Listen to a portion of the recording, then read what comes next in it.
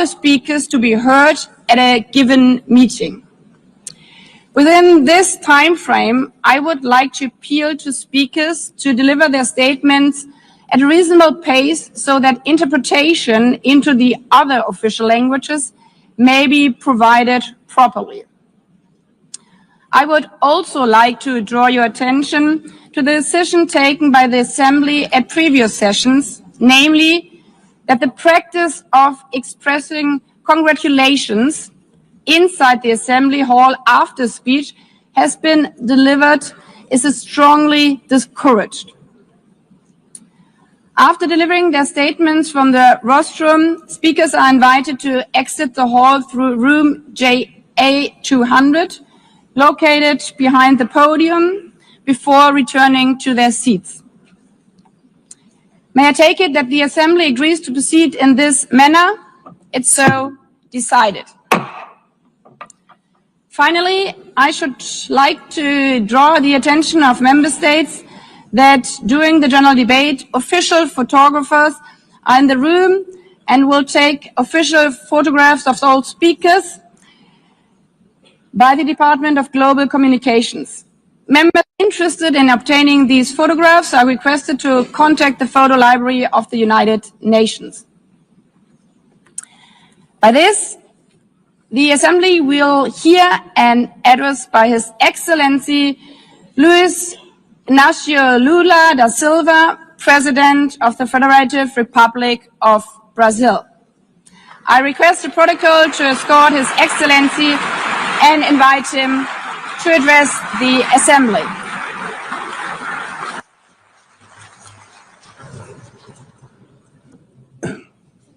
Every festival begins with light. It's a sign that the Muhurat is here. Muhurat to shine brighter, Muhurat to upgrade, and the Muhurat to dream big. Reliance Digital's Festival of Electronics, the Muhurat for celebrations.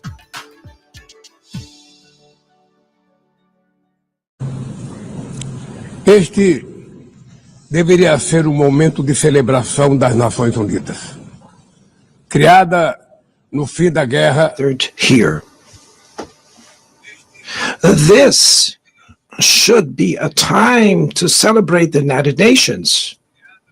Created at the end of the war, the UN symbolizes the highest expression of the aspiration for peace and prosperity. Today, however, the ideals that inspired its founders in San Francisco are under threat as never before in their history. Multilateralism is at a new crossroads. The organization's authority is in check. We are witnessing the consolidation of an international order marked by repeated concessions to power play, attacks on sovereignty, arbitrary sanctions, and unilateral interventions are becoming the rule.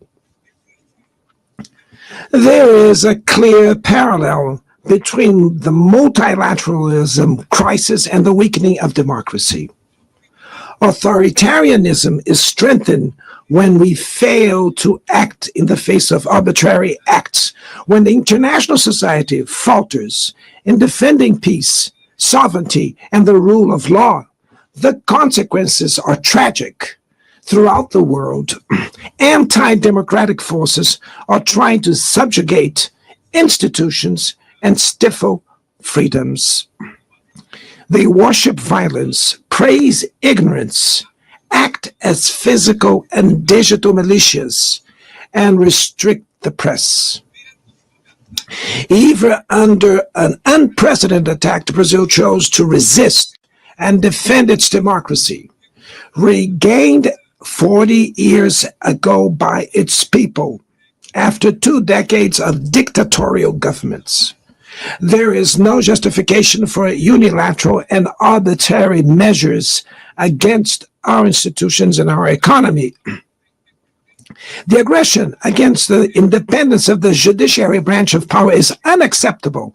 This interference in domestic affairs is aided by a subservient far right who is nostalgic of past hegemonies, false patriots, plan and publicly promote actions against Brazil. Peace cannot be achieved with impunity. A few days ago, and for the first time in 525 years of our history, a former head of state was convicted of attacking the democratic rule of law. He was investigated, indicted, trialed, and held accountable for his actions in a meticulous process. He has the right to defend himself was secured, a prerogative that dictatorships deny to their victims. Before the eyes of the world, Brazil sent a message to all aspiring autocrats and those who support them. Our democracy, our sovereignty are non-negotiable.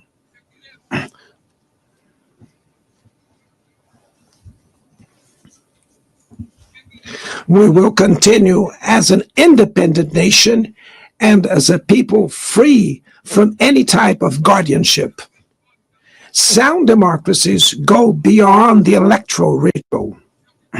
Its strength presupposes the reduction of inequalities, the guarantee of the most basic rights: food, safety, work, housing, education, and health.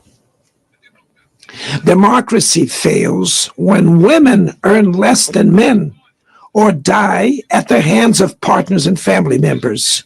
It loses when it closes its doors and blames migrants for the world's ills. Poverty is as much an enemy of democracy as extremism. Therefore, we were proud to receive confirmation from FAO that Brazil has once again left the hunger map in this year, 2025. But in the world, there are still 670 million hungry people, and about 2.3 billion face food insecurity. The only war of which everyone can emerge victorious is the one we wage against hunger and poverty. This is the goal of the global alliance we launched at the G20 and which has the support of 103 countries.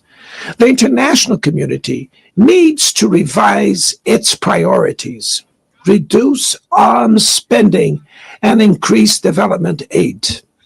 Relieve the service of the foreign debt of the poorest countries, above all African nations, and set minimum global tax standards so that the super rich pay more taxes than workers. Democracy is also measured by the ability to protect families in the childhood. Digital platforms offer possibilities for us to come together in ways we never imagined, but they have been used for sowing intolerance, misogyny, xenophobia, and misinformation. The internet cannot be a land of lawlessness. It's up to governments to protect the most vulnerable. Regulating does not mean restraining freedom of expression. It's about ensuring that what is already illegal in the real world is treated the way in the virtual environment. Attacks on regulation serve to cover up hidden interests and provide shelter for crimes such as fraud, human trafficking, pedophilia, and attacks against democracy. The Brazilian parliament was right to rush to address this issue. Last week, I proudly enacted one of the world's most advanced laws for the protection of children and adolescents in the digital environment. Also, we sent draft bills to the National Congress to foster competition in digital markets and to encourage the installation of sustainable data centers.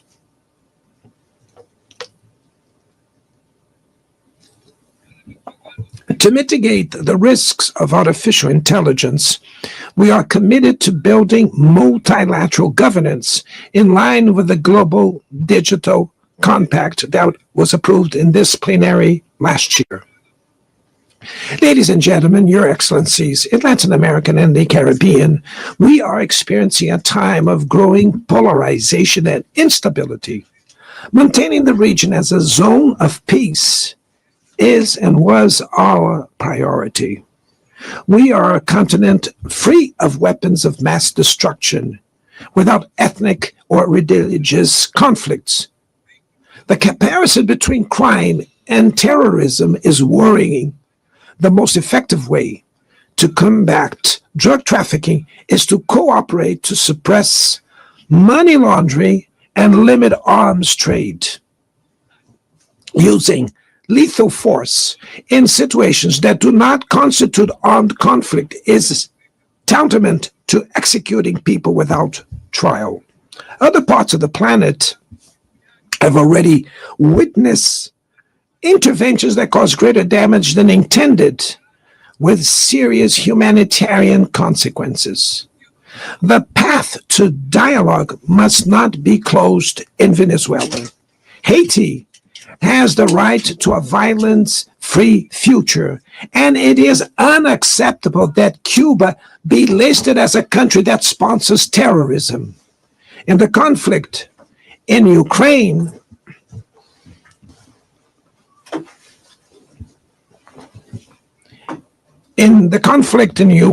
we all already know that there will be no military solution.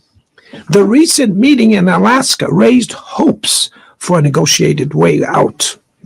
It's necessary to pave the way for a realistic solution.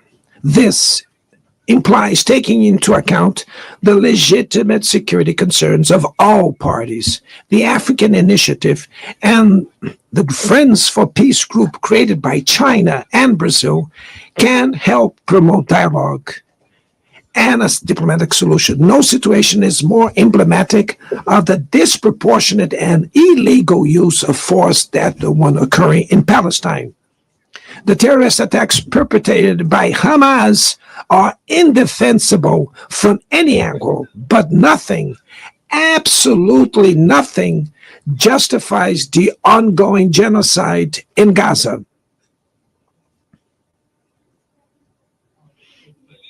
There, under tons of rubble, are buried tens of thousands of innocent women and children. There, we can see that international humanitarian law and the myth of ethical exceptionalism of the West are also being buried there. This massacre would not have happened without the complicity of those who could have prevented it. In Gaza, hunger is used as a weapon of war, and the forced displacement of populations goes on unpunished.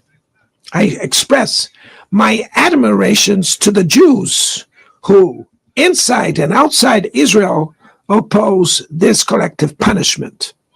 The Palestinian people are at risk of disappearing. They will only survive with an independent state integrated to the international community.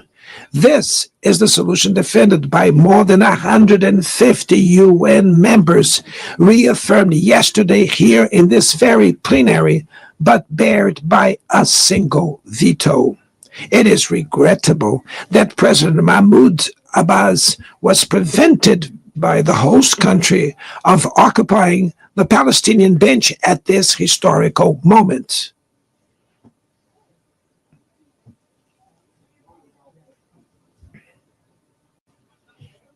The spread of this conflict to Lebanon, Syria, Iran, Qatar is fueling an unprecedented arms build-up. Madam President, bombs and nuclear weapons will not protect us from the climate crisis. The year of 24 was the warmest already registered. COP30 in the city of Belém, Brazil, will the COP of truth. It will be the time for world leaders to prove the seriousness of their commitment to the planet. Without a complete picture of the NDC's nationally determined contributions, we were walking blindfolded towards the abyss. Brazil has committed to reducing its emissions by 59 to and 67%, covering all greenhouse gases and all sectors of the economy. Developing nations face climate change while grappling with other challenges. Meanwhile, rich countries enjoy a standard of living reached at the expense of 200 years of greenhouse gas emissions, demanding greater ambition and greater access to resources and technology. It's not a matter of charity, but of justice.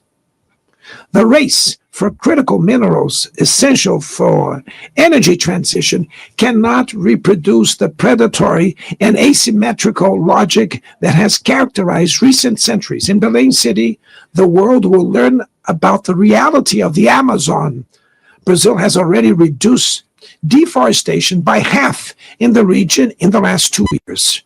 Eradicating it requires ensuring decent living conditions for its millions of inhabitants. Promoting sustainable development is the objective of the Tropical Forest Forever facility, which Brazil intends to launch to compensate countries that keep their forests standing. But the time has come to move from the negotiation phase to the implementation stage. The world owes a lot to the regime created by the Climate Convention. Climate change needs to be brought to the heart of the UN so that it gets the attention it deserves. A council linked to the General Assembly with the power and legitimacy to monitor commitments provide coherence to climate action. This is a fundamental step towards a broader reform of the organization, which would also include an expanded Security Council in the 2 member categories. Few areas have worsened as much as the multilateral trading system.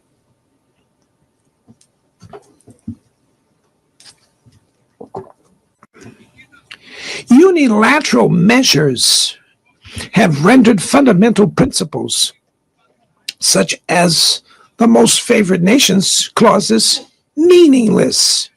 They have disrupted value chains and threw the global economy into a pernicious spiral of high prices and stagnation. It is urgent to refound the WTO based on modern and flexible foundations. Your Excellencies, ladies and gentlemen, this year, the world lost 2 exceptional public figures. Former Uruguayan President Pepe Mujica and our dear Pope Francis. Both embodied the best humanist values like no other. Their lives were intertwined with the 8 decades of the UN's existence. If they were still among us, they would use this platform to remember that authoritarianism, environmental degradation, and inequality are not relentless, that the only ones defeated are those who stand idly by, resignate, and that we can defeat the false prophets and oligarchs who exploit fear and monetize hate, and that tomorrow is made of daily choices, and it takes courage to act to transform it. In the future that Brazil envisions, there is no room for the reenactment of ideological rivalries or spheres of influence. Confrontation is not inevitable. We need leaders with clear visions who understand that the international order is not a zero-sum game. The 21st century will be increasingly multipolar. For it to remain peaceful, it cannot fall to multilateral.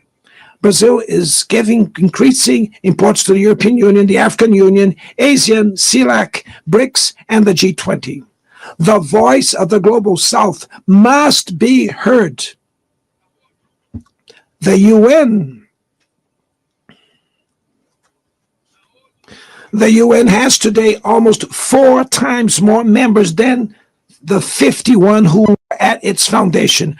Our historic mission is to make it once again a barrier of hope and a promoter of equality, peace, sustainable development, diversity, and tolerance. May God bless us all. And thank you very much.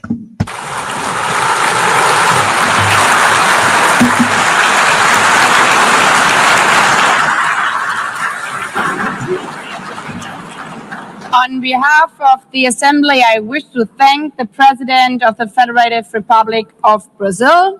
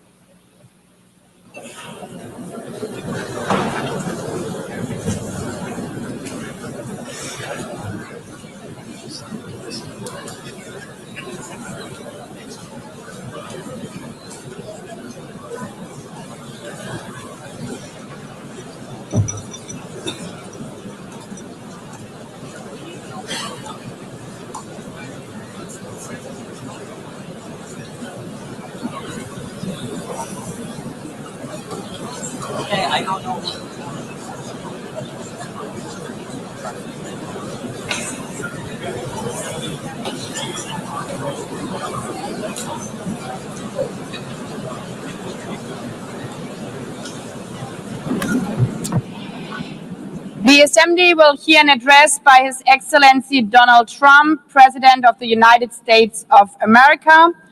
I request protocol to escort His Excellency and invite him to address the Assembly.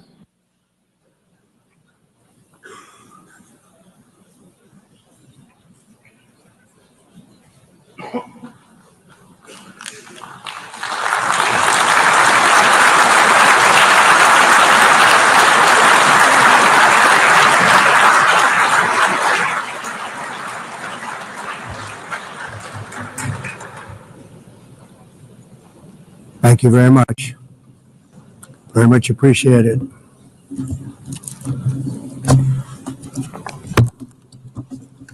And I don't mind making this speech without a teleprompter because the teleprompter is not working. I feel very happy to be up here with you nevertheless, and that way you speak more from the heart.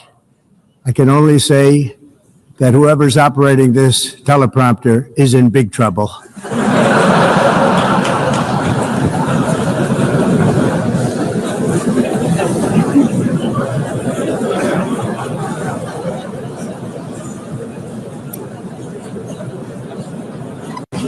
Hello, Madam First Lady.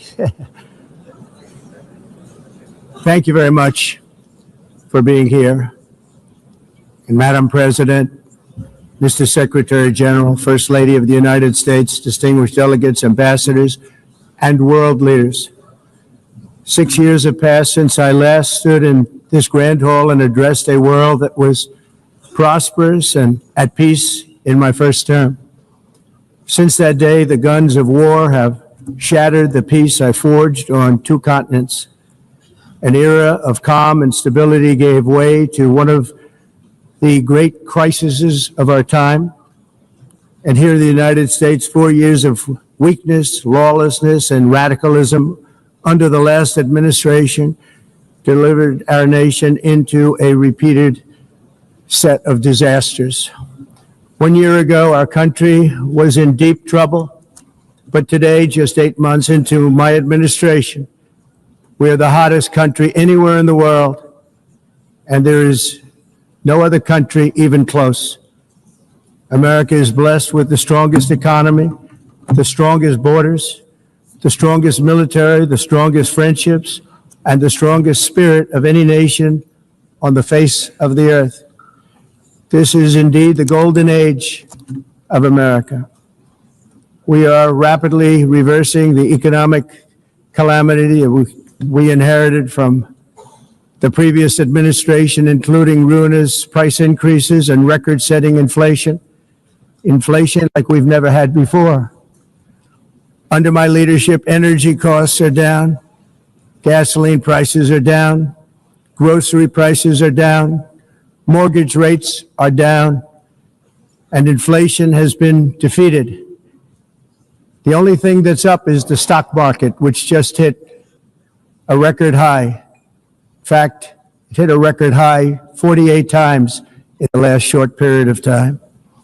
Growth is surging, manufacturing is booming. The stock market, as I said, is doing better than it's ever done. And all of you in this room benefit by that, almost everybody. And importantly, workers' wages are rising at the fastest pace in more than 60 years.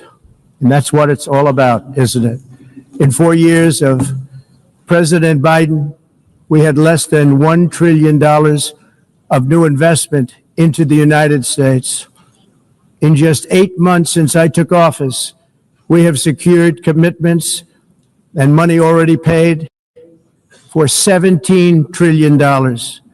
Think of it, 4 years, less than $1 trillion, 8 months, much more than $17 trillion is being invested in the United States, and it's now pouring in from all parts of the world.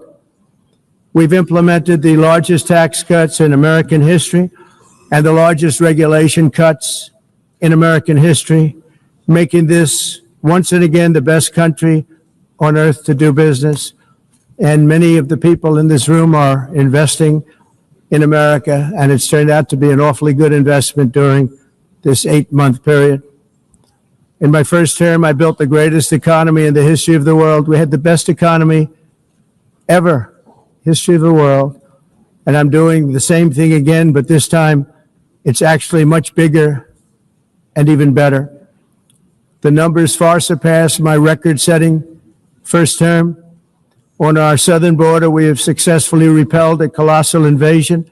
And for the last 4 months, and that's 4 months in a row, the number of illegal aliens admitted and entering our country has been 0.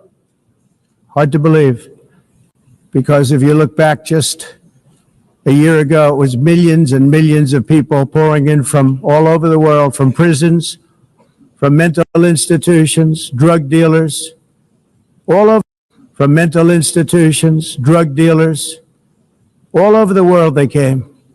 They just poured into our country with the ridiculous open border policy of the Biden administration. Our message is very simple. If you come illegally into the United States, you're going to jail, or you're going back to where you came from, or perhaps even further than that. You know what that means. I want to thank the country of El Salvador for the successful and professional job they've done in receiving and jailing so many criminals that entered our country. And it was under the previous administration that the number became record-setting, and they're all being taken out. You have no choice. And other countries have no choice, because other countries are in the exact same situation with immigration. It's destroying your country, and you have to do something about it. On the world stage, America is respected again like it has never been respected before. You think about 2 years ago, 3 years ago, 4 years ago, or 1 year ago, we were a laughingstock all over the world. At the NATO summit in June, virtually all NATO members formally committed to increase defense spending at my request from 2% to 5% of GDP, making our alliance far stronger and more powerful than it was ever before. In May, I traveled to the Middle East to visit my friends and rebuild our partnerships in the Gulf and those valued relationships with Saudi Arabia, Qatar, and the UAE and other countries are now, I believe, closer than ever before. My administration has negotiated one historic trade deal after another, including with the United Kingdom, the European Union, Japan, South Korea, Vietnam, Indonesia, the Philippines, Malaysia, and many, many others. Likewise, in a period of just 7 months, I have ended 7 unendable wars. They said they were unendable. You're never going to get them solved. Some were going for 31 years, 2 of them, 31, think of it, 31 years. One was 36 years. One was 28 years. I ended 7 wars. And in all cases, they were raging with countless thousands of people being killed. This includes Cambodia and Thailand, Kosovo and Serbia, the Congo and Rwanda, a vicious, violent war that was, Pakistan and India, Israel and Iran, Egypt and Ethiopia, and Armenia and Azerbaijan. It included all of them. No president or prime minister, and for that matter, no other country has ever done anything close to that. And I did it in just 7 months. It's never happened before. There's never been anything like that. I'm very honored to have done it. It's too bad that I had to do these things instead of the United Nations doing them. And sadly, in all cases, the United Nations did not even try to help in any of them. I ended 7 wars, dealt with the leaders of each and every one of these countries, and never even received a phone call from the United Nations offering to help in finalizing the deal. All I got from the United Nations was an escalator that on the way up stopped right in the middle. If the First Lady wasn't in great shape, she would have fallen, but she's in great shape. We're both in good shape. We both stood. And then a teleprompter that didn't work. These are the 2 things I got from the United Nations, a bad escalator and a bad teleprompter. Bad escalator and a bad teleprompter. Thank you very much. And by the way, it's working now. It just went on. Thank you. भाई अच्छा वाला hair serum लगा ले। राय देनी है तो कोई ढंग की राय दे ब्रो। हेयर लॉस एक अंदर की प्रॉब्लम है, अकेला सीरम नहीं, पूरा ट्रीटमेंट लो। Try Traya, free hair test, custom kit, 5 महीने में रिजल्ट्स, वरना पैसे वापस। I thought of it really after the fact, not during these negotiations, which were not easy. That being the case, what is the purpose of the United Nations? The UN has such tremendous potential. I've always said it. It has such tremendous, tremendous potential, but it's not even coming close to living up to that potential. For the most part, at least for now, all they seem to do is write a really strongly worded letter and then never follow that letter up. It's empty words, and empty words don't solve war. The only thing that solves war and wars is action. Now, after ending all of these wars and also earlier negotiating the Abraham Accords, which is a very big thing for which our country received no credit, never receives credit. Everyone says that I should get the Nobel Peace Prize for each one of these achievements. But for me, the real prize will be the sons and daughters who live to grow up with the mothers and fathers, because millions of people are no longer being killed in endless and unglorious wars. What I care about is not winning prizes, it's saving lives. We saved millions and millions of lives with the 7 wars. And we have others that we're working on, and you know that. Many years ago, a very successful real estate developer in New York, known as Donald J. Trump, I bid on the renovation and rebuilding of this very United Nations complex. I remember it so well. I said at the time that I would do it for $500 million, rebuilding everything. It would be beautiful. I used to talk about, I'm going to give you marble floors. They're going to give you terrazzo. I'm going to give you the best of everything. You're going to have mahogany walls. They're going to give you plastic. But they decided to go in another direction, which was much more expensive at the time, and which actually produced a far inferior product. And I realized that they did not know what they were doing when it came to construction, and that their building concepts were so wrong, and the product that they were proposing to build was so bad and so costly. It was going to cost them a fortune. And I said, and wait till you see the overruns. Well, I turned out to be right. They had massive cost overruns and spent between $2 and $4 billion on the building and did not even get the marble floors that I promised them. You walk on terrazzo. Do you notice that? As far as I'm concerned, frankly, looking at the building and getting stuck on the escalator, they still haven't finished the job. They still haven't finished. That was years ago. The project was so corrupt that Congress actually asked me to testify before them on the tremendous waste of money, because it turned out that they had no idea what it was, but they knew it was anywhere between $2 and $4 billion as opposed to 500 million with a guarantee. But they had no idea, and I said it cost much more than $5 billion. Unfortunately, many things in the United Nations are happening just like that, but on an even much bigger scale, much, much bigger. Very sad to see. Whether the UN can manage to play a productive role, I've come here today to offer the hand of American leadership and friendship to any nation in this assembly that is willing to join us in forging a safer, more prosperous world. And it's a world that we'll be much happier with. A dramatically better future is within our reach. But to get there, we must reject the failed approaches of the past and work together to confront some of the greatest threats in history. There is no more serious danger to our planet today than the most powerful and destructive weapons ever devised by man, of which the United States, as you know, has many. Just as I did in my first term, I've made containing these threats a top priority, starting with the nation of Iran. My position is very simple. The world's #1 sponsor of terror can never be allowed to possess the most dangerous weapon.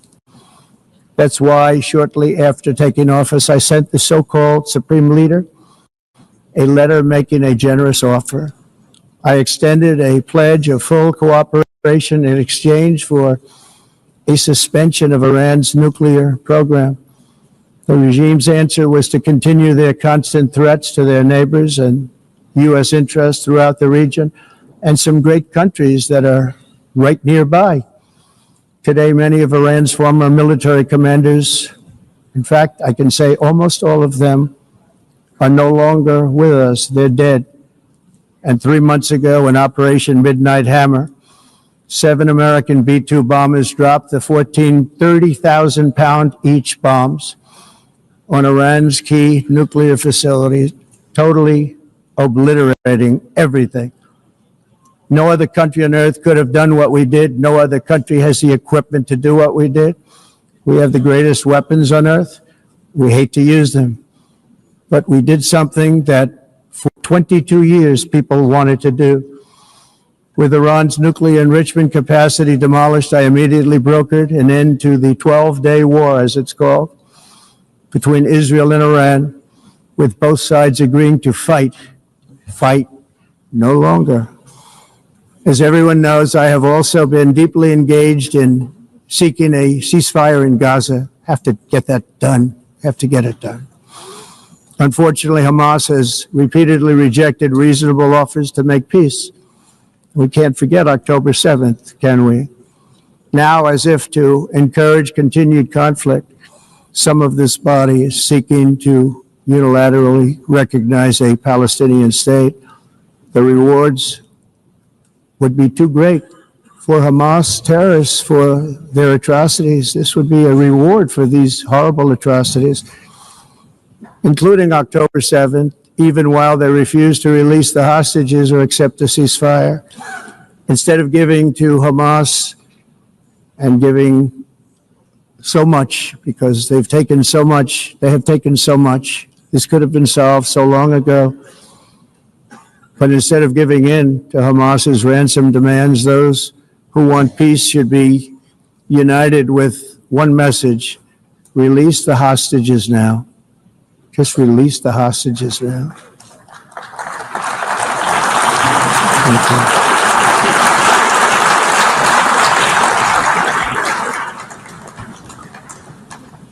Thank you. As we have got to come together, and we will come together, got to get it done. We have to stop the war in Gaza immediately. We have to stop it. We have to get it done. We have to negotiate, immediately have to negotiate peace. We got to get the hostages back. We want all 20 back. We don't want 2 and 4. As you know, I got, along with Steve Witkoff and others that helped us, Marco Rubio, we got most of them back. We were involved in all of them. But I always said the last 20 are going to be the hardest, and that's exactly what happened. We have to get them back now. We don't want to get back 2, and then another 2, and then 1, and then 3. Have this process. No, we want them all back, and we want the actually 38 dead bodies back too. Those parents came to me, and they want them back, and they want them back very quickly and very badly, as though they were alive. They want them. They want them every bit as much as if their son or daughter were alive. I've also been working relentlessly, stopping the killing in Ukraine. I thought that would be, of the 7 wars that I stopped, I thought that would be the easiest because of my relationship with President Putin, which had always been a good one. I thought that was going to be the easiest one. But you know, in war, you never know what's going to happen. There are always lots of surprises, both good and bad. Everyone thought Russia would win this war in 3 days, but it didn't work out that way.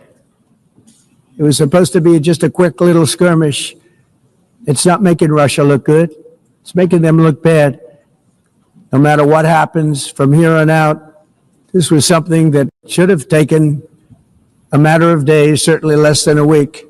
And they've been fighting for 3.5 years and killing anywhere from 5,000 to 7,000 young soldiers, mostly soldiers, on both sides, every single week, from 5,000 to 7,000 dead young people, and some in cities, much smaller numbers, where rockets are shot, where drones are dropped.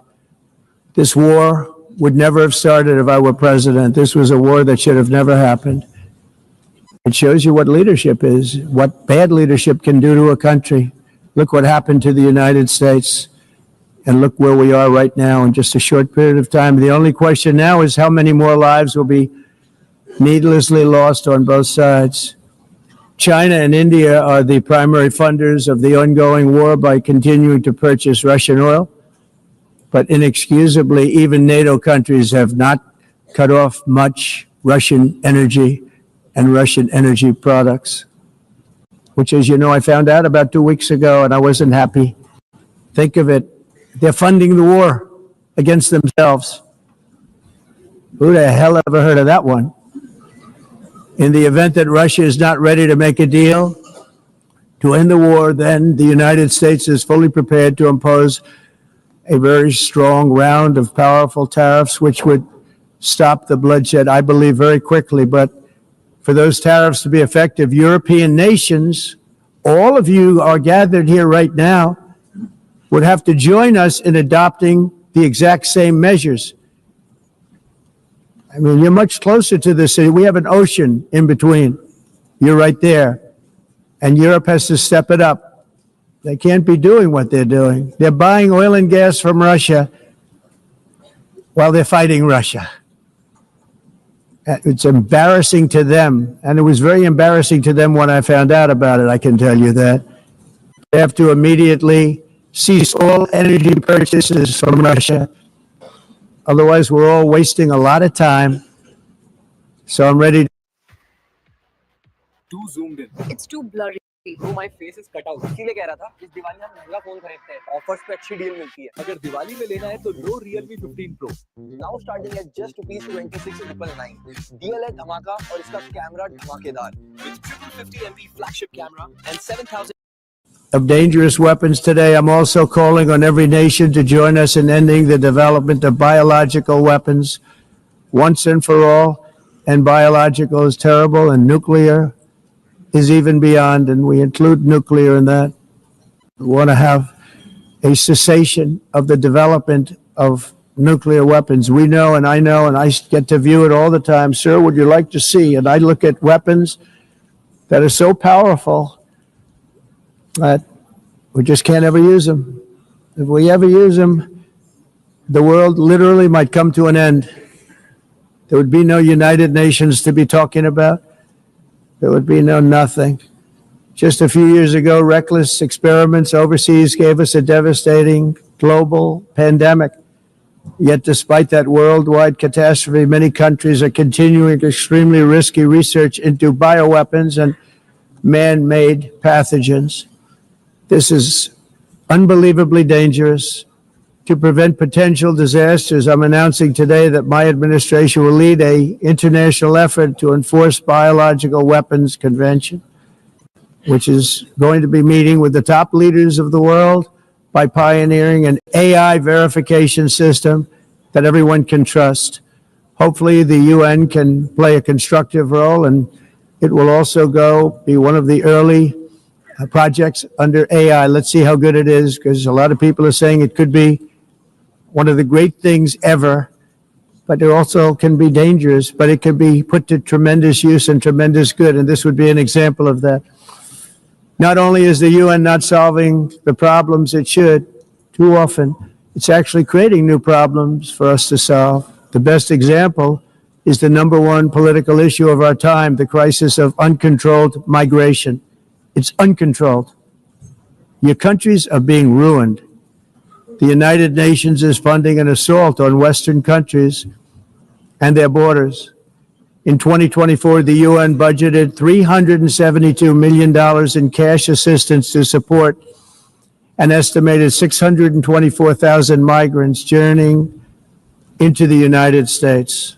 Think of that. The UN is supporting people that are illegally coming into the United States, and then we have to get them out. The UN also provided food, shelter, transportation, and debit cards to illegal aliens. Can you believe that?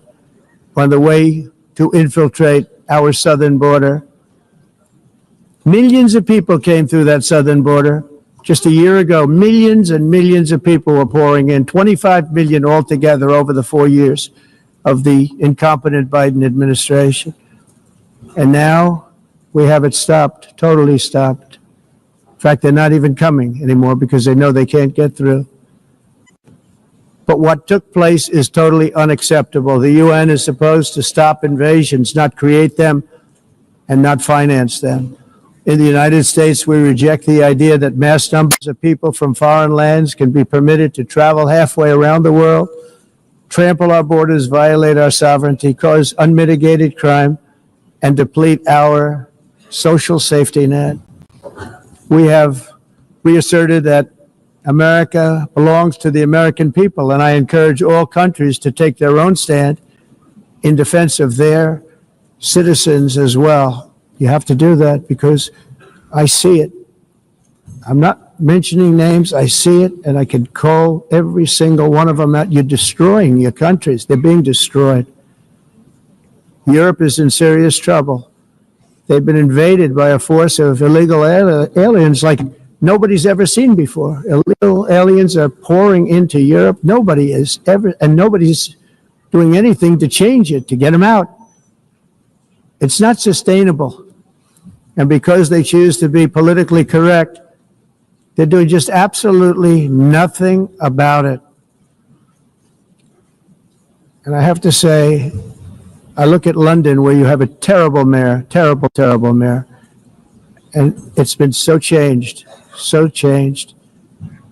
Now they want to go to Sharia law, but you're in a different country. You can't do that. Both the immigration and their suicidal energy ideas will be the death of Western Europe if something is not done immediately. This cannot be sustained. What makes the world so beautiful is that each country is unique.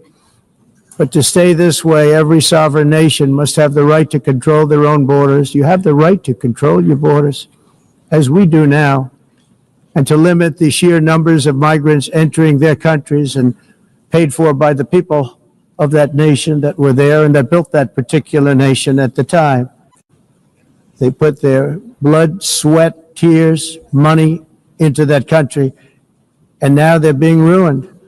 Proud nations must be allowed to protect their communities and prevent their societies from being overwhelmed by people they have never seen before, with different customs, religions, with different everything, where migrants have violated laws, lodged false asylum claims, or claimed refugee status for illegitimate reasons.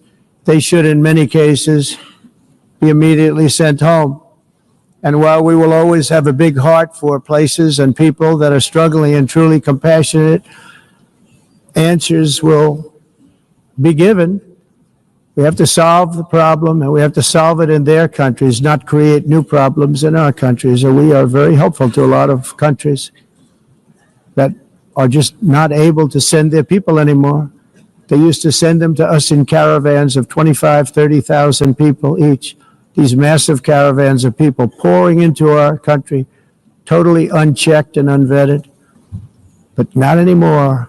According to the Council of Europe in 2024, almost 50% of inmates in German prisons were foreign nationals or migrants. In Austria, the number is 53% of the people in prisons were from places that weren't from where they are now.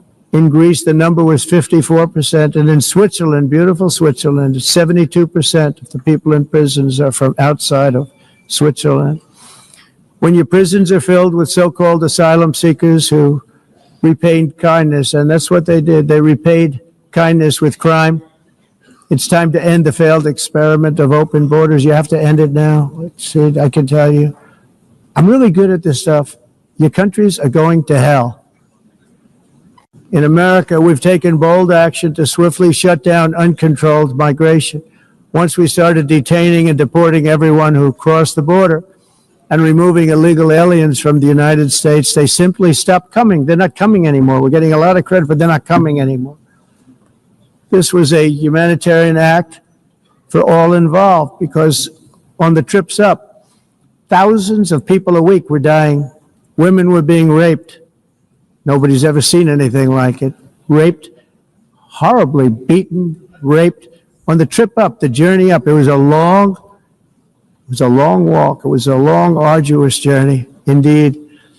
And it was also a historic victory against human trafficking throughout the region. What we did was a victory, and we saved so many lives of people that wouldn't make the journey. That journey was loaded up with death. Loaded up with death. Dead bodies all along the roads of jungles to get up. They go through jungles, they go through areas so hot you couldn't breathe. They were dying of suffocation, areas so hot that you couldn't breathe. Dead bodies all over. By them not coming, we're saving tremendous numbers of lives. My people have done a fantastic job in doing what they did, and the American public agrees with it. I mean, I was very proud to see this morning I have the highest poll numbers I've ever had. Part of it is because of what we've done on the border. I guess the other part is what we've done in the economy. Joe Biden's policies empowered murderous gangs, human smugglers, child traffickers, drug cartels, and prisoners from all over the world. The previous administration also lost nearly 300,000 children. Think of that. They lost more than 300,000 children, little children, who were trafficked into the United States on the Biden watch, many of whom have been raped, exploited, and abused, and sold. Sold. Nobody talks about that. The fake news doesn't write about it. With many others, young children who are missing or dead. And we found a lot of these children, and we're sending them back, and we've been sending them back to their parents. They said, nobody knows who they are. They said, where do you come from? And they'll give us a country, and we'll find out, and we'll figure it out, and we'll bring them back to their homes. And the mother and father rush to the door, and their tears in their eyes. They can't believe that they're seeing their son or daughter, their little son or daughter again. We've done almost 30,000 of them so far. Any system that results in the mass trafficking of children is inherently evil. Yet that is exactly what the globalist migration agenda has done, and it's what it's all about. In America, those days, as you know, are over. The Trump administration is working, and we are continuing to work to track down the villains that are causing this problem, and also, as I said, to get back the 30,000 we've already returned. Now I think we're going to have another. We're going to find a lot. You're not going to find all of them. 300, more than 300,000. They're lost or they're dead. They're lost or they're dead because of the animals that did this. To protect our citizens, I've also designated multiple savage drug cartels as far as and you see this, and you see it happening right before your eyes.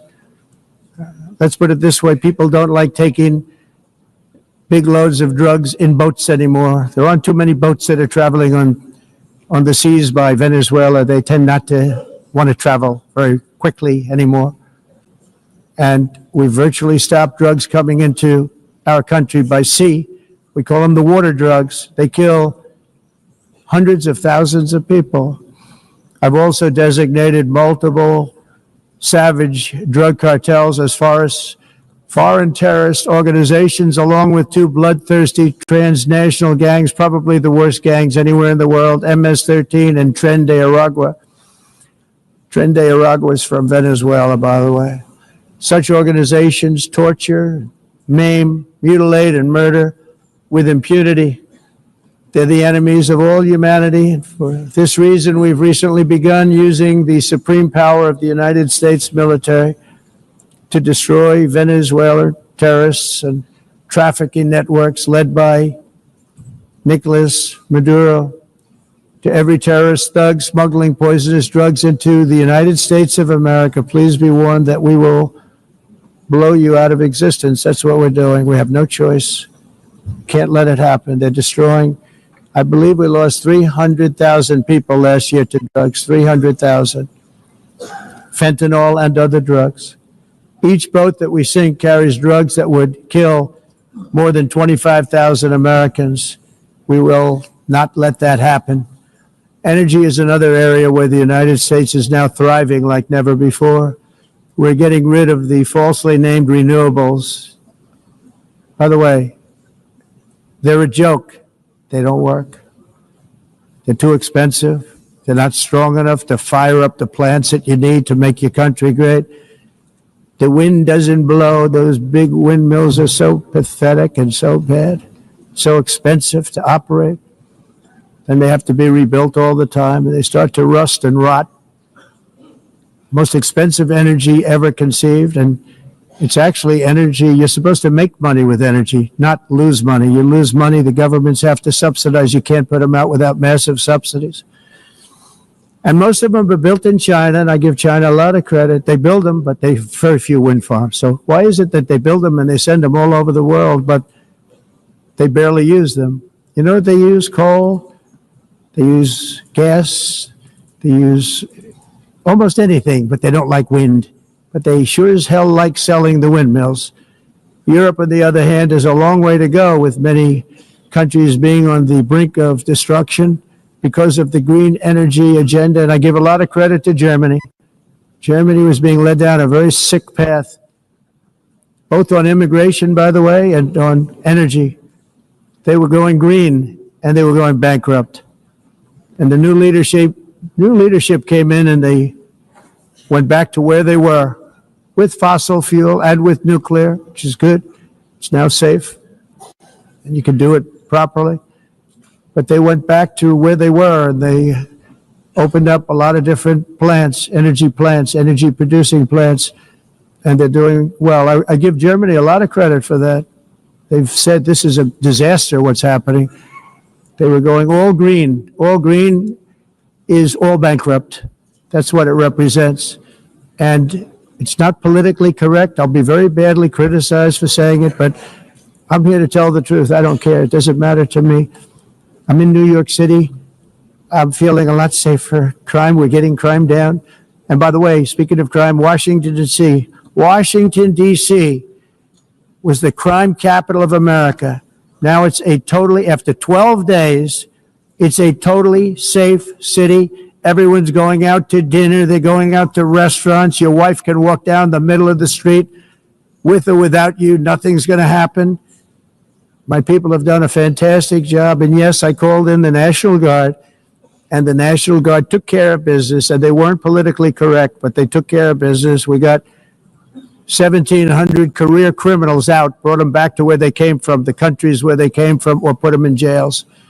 Washington, D.C. is now a totally safe city again, and I welcome you to come. In fact, we'll have dinner together at a local restaurant, and we'll be able to walk. We don't have to go by an armor-plated vehicle. We'll walk right over there from the White House. They've given up their powerful edge, a lot of the countries that we're talking about, in oil and gas, such as essentially closing the great North Sea oil. Oh, the North Sea, I know it so well. Aberdeen was the oil capital of Europe, and there's tremendous oil that hasn't been found in the North Sea. Tremendous oil. And I was with the Prime Minister I respect and like a lot, and I said, you're sitting with the greatest asset. They essentially closed it by making it so highly taxed that no developer, no oil company can go there. They have tremendous oil left, and more importantly, they have tremendous oil that hasn't even been found yet. And what a tremendous asset for the United Kingdom.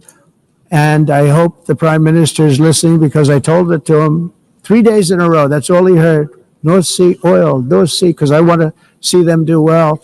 I want to stop seeing them ruining that beautiful Scottish and English countryside with windmills and massive solar panels that go 7 miles by 7 miles, taking away farmland. But we're not letting this happen in America. In 1982, the executive director of the United Nations Environmental Program predicted that by the year 2000, climate change would cause a global catastrophe. He said that it will be irreversible, as any nuclear holocaust would be. This is what they said at the United Nations. What happened? Here we are.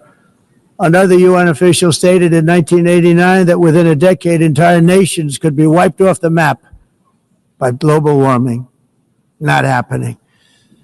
You know, it used to be global cooling. If you look back years ago in the 1920s and the 1930s, they said, global cooling will kill the world.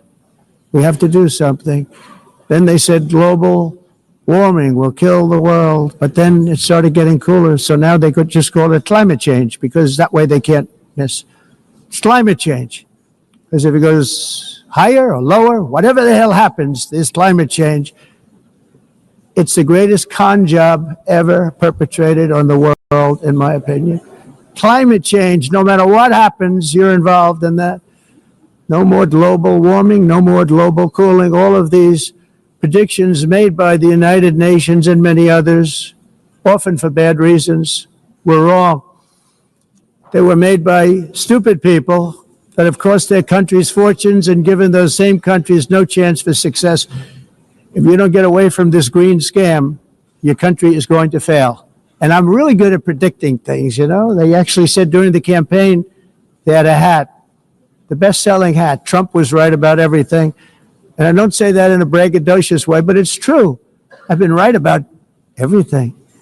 And I'm telling you that if you don't get away from the green energy scam, your country is going to fail. And if you don't stop people that you've never seen before, that you have nothing in common with, your country is going to fail. I'm the president of the United States, but I worry about Europe. I love Europe. I love the people of Europe. And I hate to see it being devastated by energy and immigration. This double-tailed monster destroys everything in its wake, and they cannot let that happen any longer. You're doing it because you want to be nice. You want to be politically correct, and you're destroying your heritage. They must take control strongly and immediately of the unmitigated immigration disaster and the fake energy catastrophe before it's too late.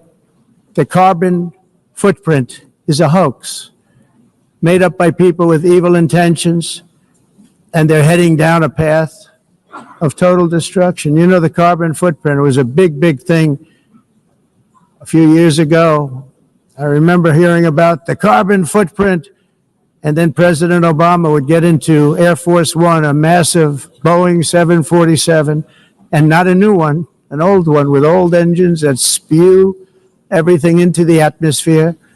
He'd talk about the carbon footprint, we must do so. Then he'd get in and he'd fly from Washington to Hawaii to play a round of golf. And then he'd get back onto that big, beautiful plane and he'd fly back and he'd talk about, again, global warming and the carbon footprint. It's a con job. At extreme cost and expense, Europe reduced its own carbon footprint by 37%. Think of that. Congratulations, Europe. Great job. You cost yourself a lot of jobs, a lot of factories closed, but you reduced the carbon footprint by 37%. However, for all of that sacrifice and much more, it's been totally wiped out and then some by a global increase of 54%. Much of it coming from China and other countries that are thriving around China, which now produces more CO2 than all the other developed nations in the world. So all of these countries are working so hard on the carbon footprint, which is nonsense, by the way. It's nonsense. You know, it's interesting. In the United States, we have still radicalized environmentalists, and they want the factories to stop. Everything should stop. No more cows. We don't want cows anymore. I guess they want to kill all the cows. They want to do things that are just unbelievable, and you have it too. But you know, we have a border, strong, and we have a shape, and that shape doesn't just go straight up. That shape is amorphous when it comes to the atmosphere. And if we had the most clean air, and I think we do, we have very clean air. We have the cleanest air we've had in many, many years. But the problem is that other countries, like China, which has air that's a little bit rough, it blows. And no matter what you're doing down here, the air up here tends to get very dirty because it comes in from other countries where their air isn't so clean. And the environmentalists refuse to acknowledge that. Same thing with garbage. In Asia, they dump much of their garbage right into the ocean. And over about a 1 week and 2 week journey, it flows right past Los Angeles. You've seen it. Massive amounts of garbage, almost too much to do anything about, flowing past Los Angeles, past San Francisco. And then somebody will get in trouble because he dropped a cigarette on the beach. The whole thing is crazy. The primary effect of these brutal green energy policies has not been to help the environment, but to redistribute manufacturing and industrial activity from developed countries that follow the insane rules that are put down to polluting countries that break the rules and are making a fortune. They're making a fortune. European electricity bills are now 4 to 5 times more expensive than those in China, and 2 to 3 times higher than the United States. And our bills are coming way down. You probably see that our gasoline prices are way down. You know, we have an expression, drill. Nós reduzimos os custos de energia porque nós faremos, como a expressão, vamos fazer tudo isso, reduzir os custos de energia, e os custos diminuíram nos Estados Unidos. Common to see one. Por exemplo, se você olhar Electric costs nos países em approximately faturas de energia, 100 heat-related deaths. nós não mas nós nos Estados Unidos conseguimos usar eles e evitar aumento da temperatura, porque é muito caro também usar nada e ninguém usa. Pretending to stop the global Tudo isso hoax. a Of asking mudança. industrialized nations, Esse agenda mundialista não tem nenhum sentido. entire societies must be rejected País and it must be immediate. That's why in America I withdrew from the fake Paris Climate Accord, where, by the way, America was paying so much more than every country. Others weren't paying. China didn't have to pay until 2030. Russia was given an old standard that was easy to meet. 1990 standard. For the United States, we're supposed to pay like $1 trillion. And I said, this is another scam. The fact is, the United States has been taken advantage of by the world for many, many years, but not any longer, as you probably noticed. I unleashed massive energy production and signed historic executive orders to hunt for oil, but we don't have to do much hunting because we have the most oil of any nation anywhere, oil and gas in the world. And if you add coal, we have the most of any nation in the world. Clean, I call it clean, beautiful coal. You can do things today with coal that you couldn't have done 10 years ago, 15 years. So I have a little standing order in the White House. Never use the word coal, only use the words clean, beautiful coal. Sounds much better, doesn't it? But we stand ready to provide any country with abundant, affordable energy supplies if you need them, when most of you do. We're proudly exporting energy all over the world. We're now the largest exporter. In the United States, we want trade and robust commerce with all nations, everybody. We want to help nations. We're going to help nations. But it must also be fair and reciprocal.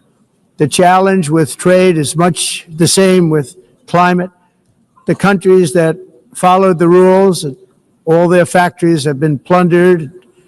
It's really sad to watch. They've been broken. They've been broken by countries that broke the rules.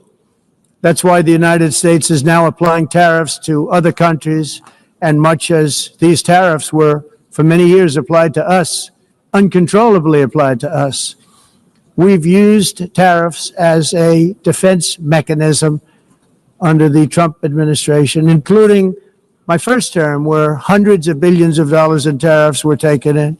And by the way, we had the lowest inflation, and now we have very low inflation. The only thing different is that we have hundreds of billions of dollars flowing into our country. But this is how we will ensure that the system works for everyone and is sustainable into the future. We're also using tariffs to defend our sovereignty and security throughout the world, including against nations that have taken advantage of former U.S. administrations for decades, including the most corrupt, incompetent administration in history, the sleepy Joe Biden administration. Brazil now faces major tariffs in response to its unprecedented efforts to interfere in the rights and freedoms of our American citizens and others, with censorship, repression, weaponization, judicial corruption, and targeting of political critics in the United States. I have a little problem saying this because I must tell you, I was walking in and the leader of Brazil was walking out. We saw him and I saw him, he saw me, and we embraced. And then I'm saying, can you believe I'm going to be saying this in just 2 minutes? We actually agreed that we would meet next week. We didn't have much time to talk, like about 20 seconds. They were in retrospect, I'm glad I waited because this thing didn't work out too well. But we did talk. We had a good talk, and we agreed to meet next week, if that's of interest. But he seemed like a very nice man, actually. He liked me, I liked him. But if you, and I only do business with people I like. When I don't like them, I don't like them. But we had, at least for about 39 seconds, we had excellent chemistry. It's a good sign. But also in the past, Brazil, can you believe this, unfairly tariffed our nation, but now because of our tariffs, we are hitting them back, and we're hitting them back very hard. As president, I will always defend our national sovereignty and the rights of American citizens. So I'm very sorry to say this, that Brazil is doing poorly and will continue to do poorly. They can only do well when they're working with us. Without us, they will fail, just as others have failed. It's true. Next year, the United States will celebrate the 250th anniversary of our glorious independence, a testament to enduring power and American freedom and spirit. We will also be proudly hosting the 2026 FIFA World Cup, and shortly thereafter, the 2028 Olympics, which is going to be very exciting. I hope you all come. I hope that countless people from all over the globe will take part of these these will be great celebrations of liberty and human achievement, and that together we all can rejoice in the miracles of history that began in July 4th, 1776, when we founded the light to all nations. And it's something really that an amazing thing came out of that date. It's called the United States of America. In honor of this momentous anniversary, I hope that all countries who find inspiration in our example will join us in renewing our commitment, values, and those values really that we hold so dear. Together, let us defend free speech and free expression. Let us protect religious liberty, including for the most persecuted religion on the planet today. It's called Christianity. And let us safeguard our sovereignty and cherish qualities that have made each of our nations so special, incredible, and extraordinary. In closing, I just want to repeat that immigration and the high cost of so-called green renewable energy is destroying a large part of the free world and a large part of our planet. Countries that cherish freedom are fading fast because of their policies on these two subjects. You need strong borders and traditional energy sources if you are going to be great again. Whether you have come from north or south, east or west, near or far, every leader in this beautiful hall today represents a rich culture, a noble history, and a proud heritage that makes each nation majestic and unique, unlike anything else in human history or any other place on the face of the earth. From London to Lima, from Rome to Athens, from Paris to Seoul, from Cairo to Tokyo and Amsterdam to right here in New York City, we stand on the shoulders of the leaders and legends, generals and giants, heroes and titans who won and built our beloved nations, all of our nations, with their own courage, strength, spirit, and skill. Our ancestors climbed mountains, conquered oceans, crossed deserts, and trekked over wide open plains. They charged into thunderous battles, plunged into grave dangers, and they were soldiers and farmers and workers and warriors and explorers and patriots. They built towns into cities, tribes into kingdoms, ideas into industries, and small islands into mighty empires. You're a part of all of that. They were champions for their people who never gave up and who never, ever gave in. Their values defined our national identities. Their visions forged our magnificent destiny. Everybody in this room is a part of it in your own way. Each of us inherits the deeds and the myths, the triumphs, the legacies of our own heroes and founders who so bravely showed us the way. Our ancestors gave everything for homelands that they defended with pride, with sweat, with blood, with life, and with death. Now the righteous task of protecting the nations that they built belongs to each and every one of us. So together let us uphold our sacred duty to our people and to our citizens. Let us protect their borders, ensure their safety, preserve their cultures, treasure, and traditions, and fight for their precious dreams and their cherished freedoms. And in friendship and really a beautiful vision, let us all work together to build a bright, beautiful planet, a planet that we all share, a planet of peace and a world that is richer, better, and more beautiful than ever before. That can happen. It will happen. It will happen, and I hope it can happen and start right now, right at this moment. We'll turn it around. We're going to make our countries better, safer, more beautiful. We're going to take care of our people. Thank you very much. It's been an honor. God bless the nations of the world. Thank you very much. Bye.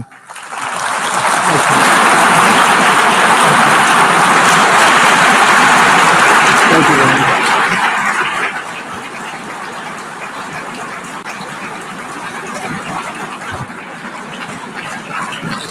On behalf of the Assembly, I wish to thank the President of the United States.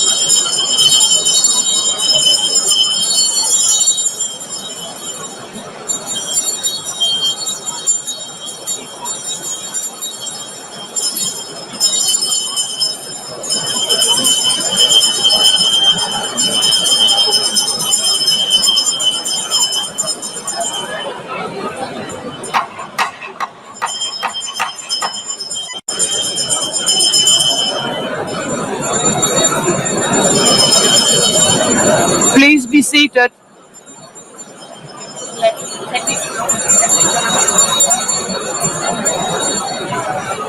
Please be seated.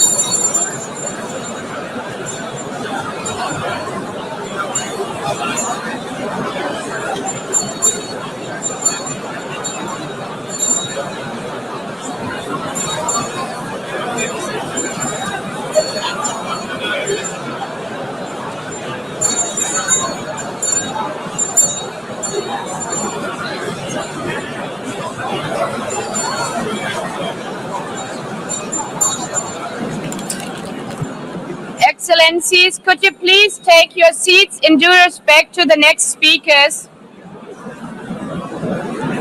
The second row, could you please take your seat right now?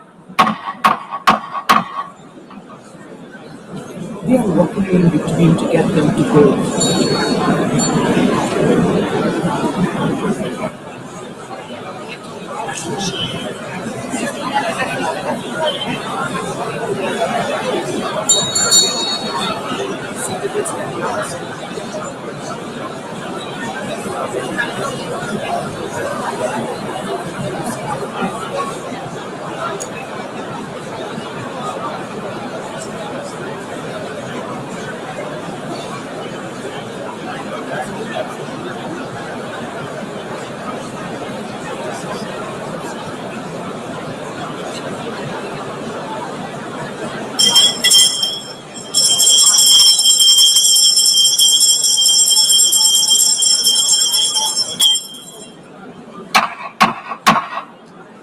Please take a seat now.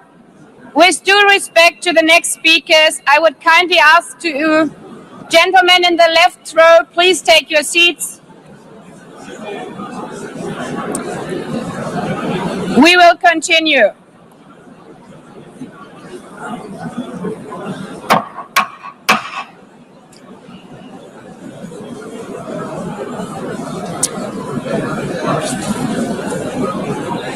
Excellencies, as we are receiving queries, I would like to assure you that don't worry, the UN teleprompters are working perfectly. And by this technical note, I would like to call on the next speaker. The Assembly will hear an address by His Excellency Prabowo Subianto, President of the Republic of Indonesia. I request protocol to escort His Excellency and invite him to address the Assembly.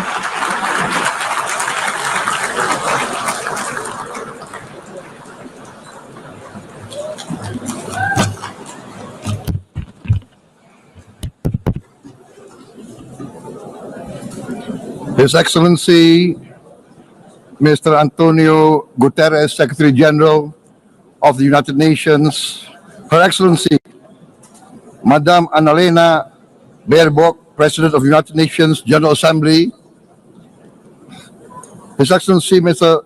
Moses Abelian, Under-Secretary General for General Assembly and Management, Excellencies, Heads of States, Heads of Governments, distinguished delegates, ladies and gentlemen. It is indeed a great honor for me to stand in this August General Assembly Hall among leaders and representatives who represent almost all of humanity. We differ in race, religion, and nationality, yet we gather together today as one human family. We are here first and foremost as fellow human beings, each created equal, endowed with unalienable rights to life, liberty, and the pursuit of happiness. The words of the United Nations Declaration of Independence have inspired democratic movements across continents, including the French Revolution, the Russian Revolution, the Mexican Revolution, the Chinese Revolution, and Indonesia's own struggle and journey to freedom. It also gave birth to the Universal Declaration of Human Rights, adopted by the United Nations in 1948. All men are created equal was the creed that opened the way to unprecedented global prosperity and dignity. And yet, in our own era of scientific and technological triumphs, an era capable of ending hunger, poverty, and environmental ruin, we also continue to face today grave dangers, challenges, and uncertainties. Human folly, fueled by fear, racism, hatred, oppression, and apartheid, threatens our common future.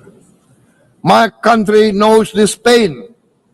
For centuries, Indonesians lived under colonial domination, oppression, and slavery. We were treated less than dogs in our own homeland. We Indonesians know what it means to be denied justice and what it means to live in apartheid, to live in poverty, and to be denied equal opportunity. We also knew what solidarity can do in our struggle for independence, in our fight to overcome hunger, disease, and poverty. The United Nations stood with Indonesia and gave us vital assistance. Decisions made here based on human solidarity by the Security Council and this Assembly gave Indonesia independence, international legitimacy, opened doors, and supported our early development through the efforts of the United Nations Children Fund, the United Nations Food and Agriculture Organization, the FAO, the World Health Organization, and many, many other United Nations institutions. And because of that, Indonesia today stands on the cusp of shared prosperity and greater equality and dignity. Madam President, Excellencies, our world today is driven by conflict, injustice, and deepening uncertainty. Every day we witness suffering, genocide, and blatant disregard for international law and human decency. In the face of these challenges, we must not give up. As the United Nations Secretary General said, we cannot give up. We cannot surrender our hopes or our ideals. We must draw closer, not drift apart. Together we must strive to achieve our hopes, our dreams. The United Nations was born from the ashes of the Second World War that claimed scores of millions of lives. It was created to secure peace, security, justice, and freedom for all.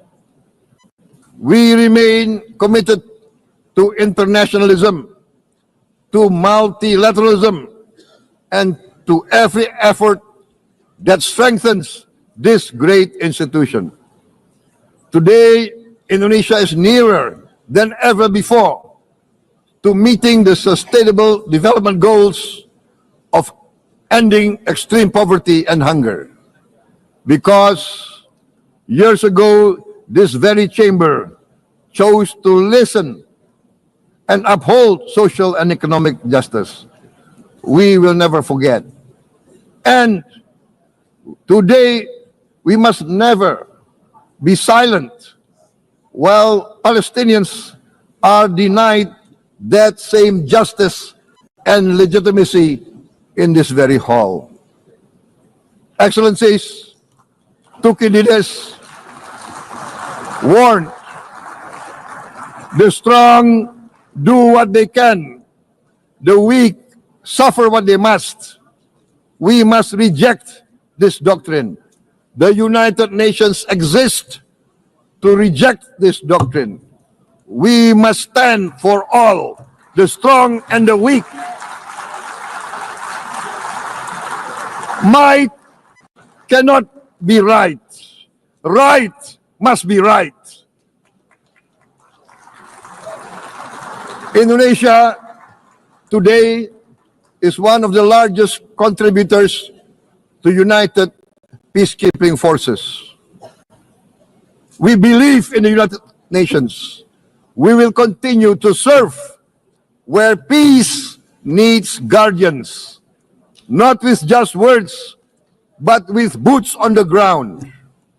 If and when the United Nations Security Council and this great assembly decide Indonesia is prepared to deploy 20,000 or even more of our sons and daughters to help secure peace in Gaza or elsewhere,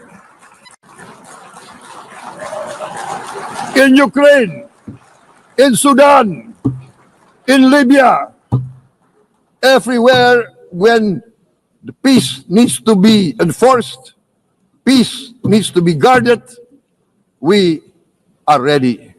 We will take our share of the burden, not only with our sons and daughters, we are also willing to contribute financially to support the great mission to achieve peace by the United Nations. Madam President, Excellencies, I propose to this Assembly a message of hope and optimism, grounded in action and execution. Today, we heard the speech of Madam President, the President of the United Nations General Assembly. Yes, it is true what she said. Without the International Civil Aviation Organization, will we be here today? Will we sit in this great hall? Without the United Nations, we cannot be safe. No country can feel secure. We need the United Nations, and Indonesia will continue to support the United Nations, even though we still struggle, but we know the world needs a strong United Nations. The world's population is growing. Our planet is under strain. Food, energy, and water insecurity haunt many nations. We choose to answer these challenges directly at home and to help abroad wherever we can. This year, Indonesia recorded the highest rice production and grain reserves in our history. We are now self-sufficient in rice, and we are starting now to export rice to other nations in need, including providing rice for Palestine. We are building resilient food supply chains, strengthening farmer productivity, investing in climate-smart agriculture to ensure food security for our children and for the children of the world. We are confident in a few years' time, Indonesia will be the granary of the world.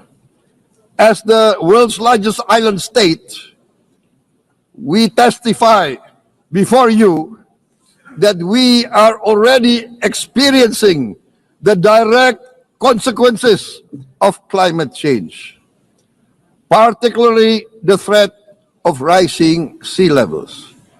The sea level on the north coast of our capital city is increasing by 5 centimeters every year.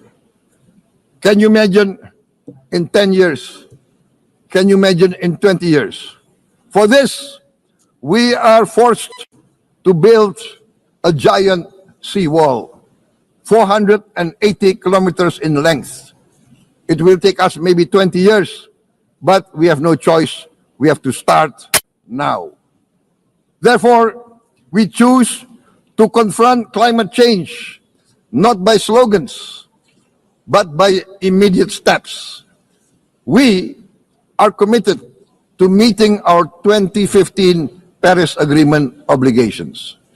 We aim to achieve net zero emission by 2060, and we are very confident we can achieve net zero emission much earlier. We aim to reforest more than 12 million hectares of degraded forest, to reduce forest degradation, to empower local communities with quality green jobs for the future.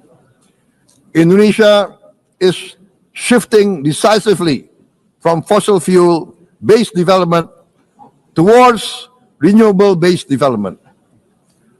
From next year, most of our additional power generation capacity will come from renewables.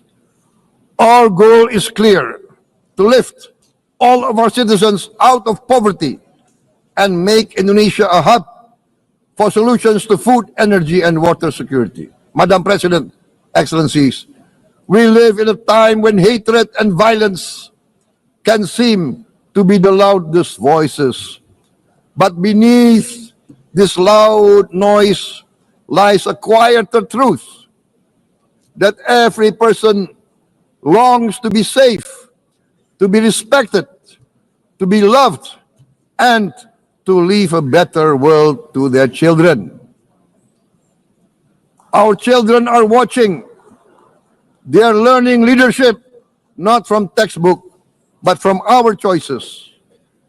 Today, still, a catastrophic situation in Gaza is unfolding before our eyes.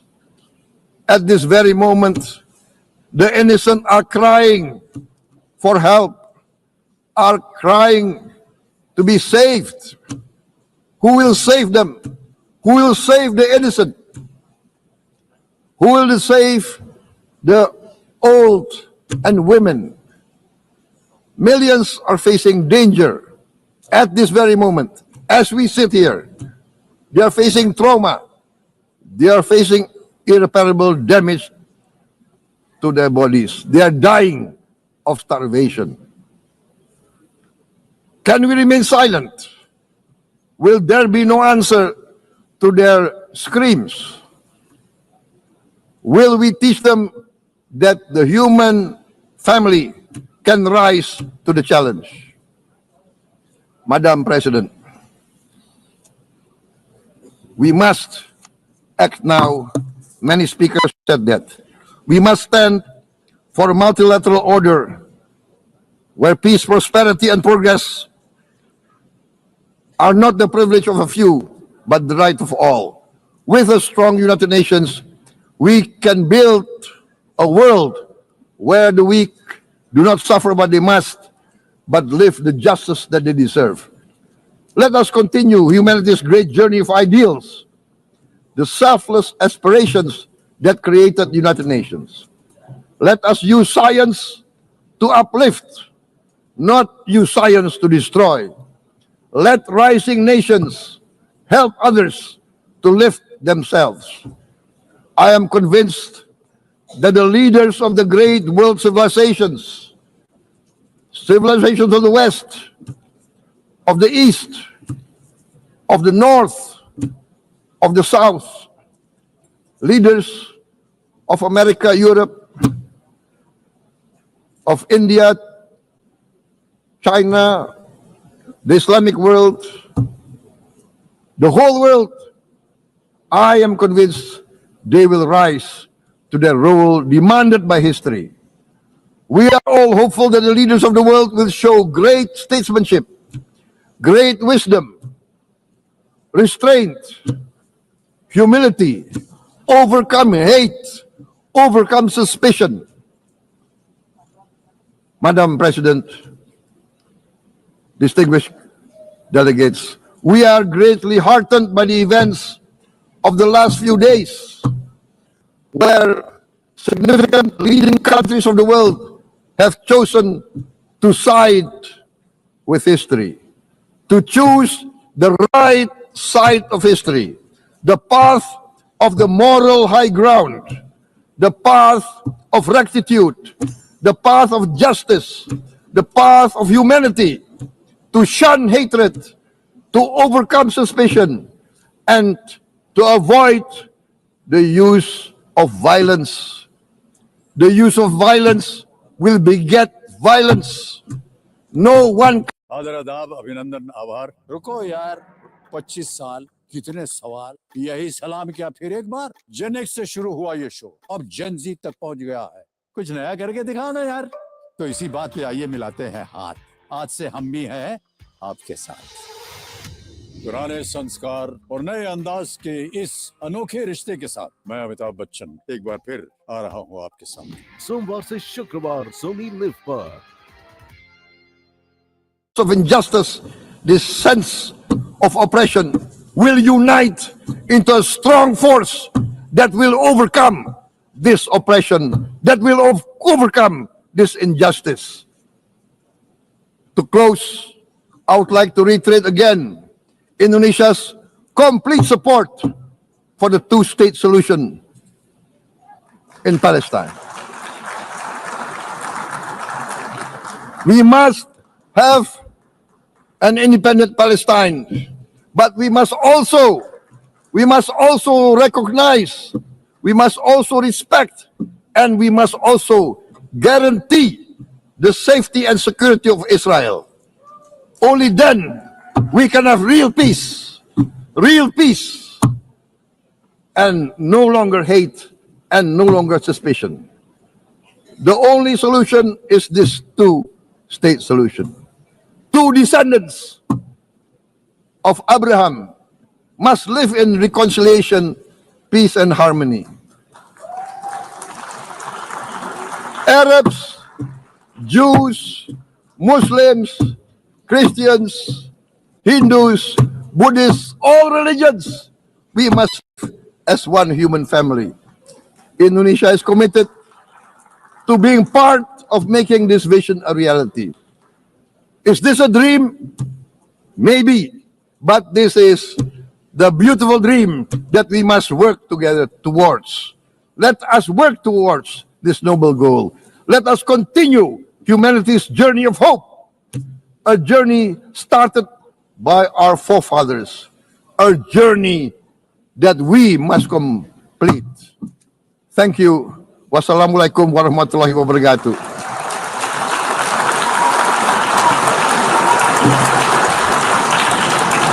Shalom. Om Santi, Santi, Santi Om. Namo Buddhaya. Thank you very much. May God bless us all. May peace be upon us. Thank you very much. Thank you. On behalf of the Assembly, I wish to thank the President of the Republic of Indonesia.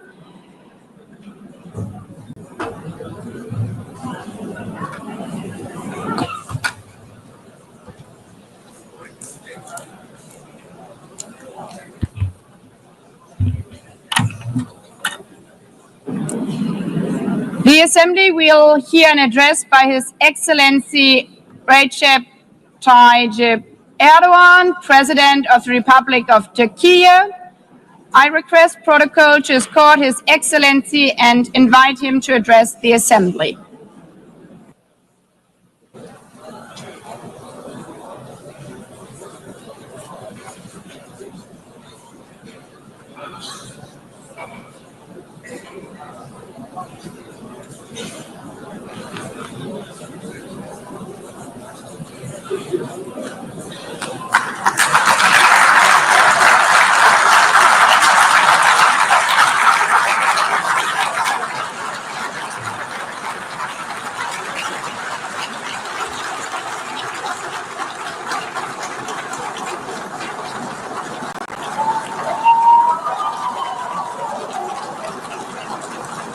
Sayın Başkan, Excellency President of UNGA, Excellencies Heads of State and Government, Distinguished Secretary General, distinguished delegation members, on behalf of myself and my nation, I greet you all with most heartfelt feelings.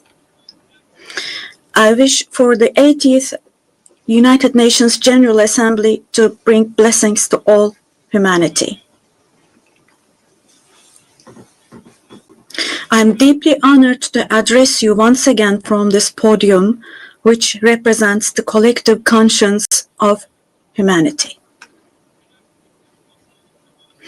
I congratulate Mr. Young, who has completed his term as President of the General Assembly, and I wish success to Ms. Baerbock, who has taken over this position. At the outset of my speech, I would like to first express my regret at the absence today of the President of the State of Palestine, Mahmoud Abbas, at a time when Palestine is being recognized by an increasing number of countries. Today, we stand here on this podium. I stand here on this podium alongside my 86 million citizens, also for our Palestinian brothers and sisters whose voices are being silenced. I'd like to thank all the countries who announced that they recognize the state of Palestine, and I call on all the other countries who have not done so yet to do so, to recognize the state of Palestine as soon as possible.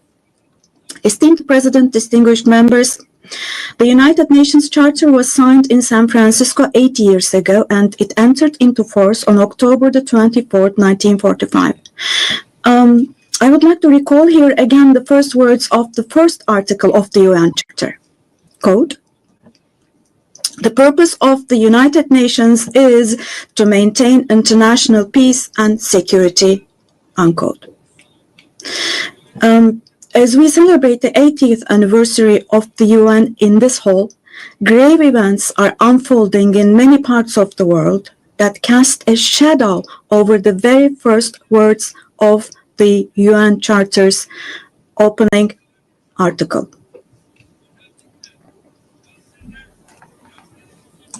Particularly in Gaza, right before our very eyes, genocide has been going on for over 700 days now. Even as we gather here, as we speak now, Israel is currently massacring civilians in Gaza.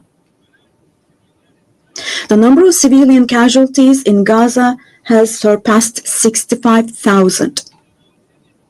Unfortunately, the number of people who are still trapped under the rubble is not yet known, and more than 20,000 of those who died were children.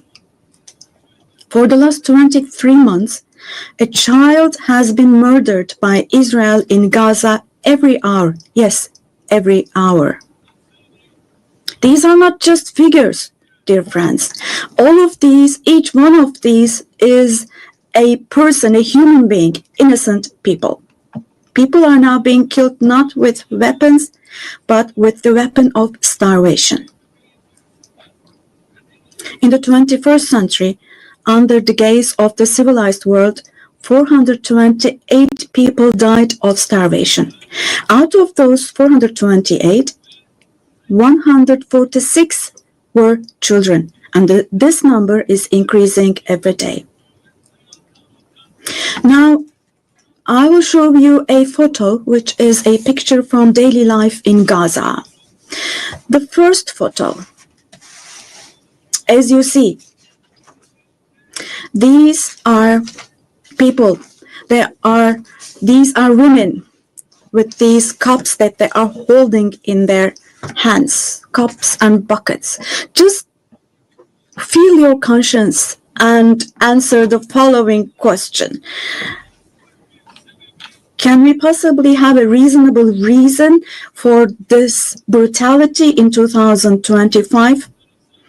But this shameful picture in Gaza has been unfolding and is being repeated every day for 23 months now. And there are 2.5 million Gazans who live in 365 square kilometers. And every day, what happens is they are being dragged from one place to another.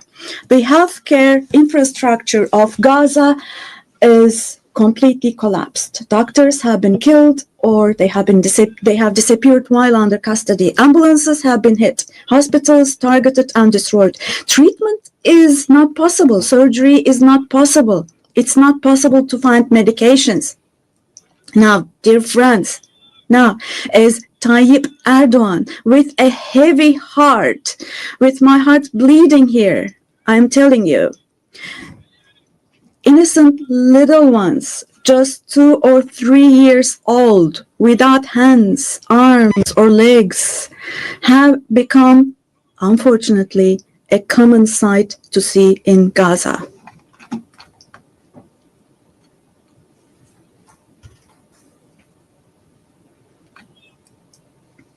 This one. What kind of a human conscience can possibly bear this? Possibly. How can one stay silent vis-a-vis this? In a world where children are dying of starvation and lack of medication, can we possibly have calm and peace? We all are parents. We have children or grandchildren who we dearly cherish. Here, say in America or in Europe, anywhere in the world, when a small rose thorn hurts a child's hand, the hearts of parents break. But in Gaza, children's hands, arms, and legs are being amputated without anesthesia. Now, I'm extremely sorry to say, but this represents the lowest point of humanity. Human history has not witnessed such bloodshed within the last century. All of this is happening before our very eyes. The genocide in Gaza is being broadcast live every moment through the media and social media. So far, Israel has deliberately killed 250 journalists working in national and international media in Gaza.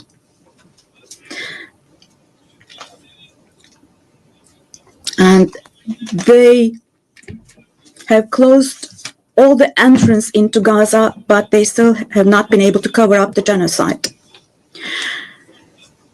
I wholeheartedly support Secretary General Guterres because he consistently draws attention to the ongoing genocide in Palestinian territories, and I would like to once again congratulate him for his courage.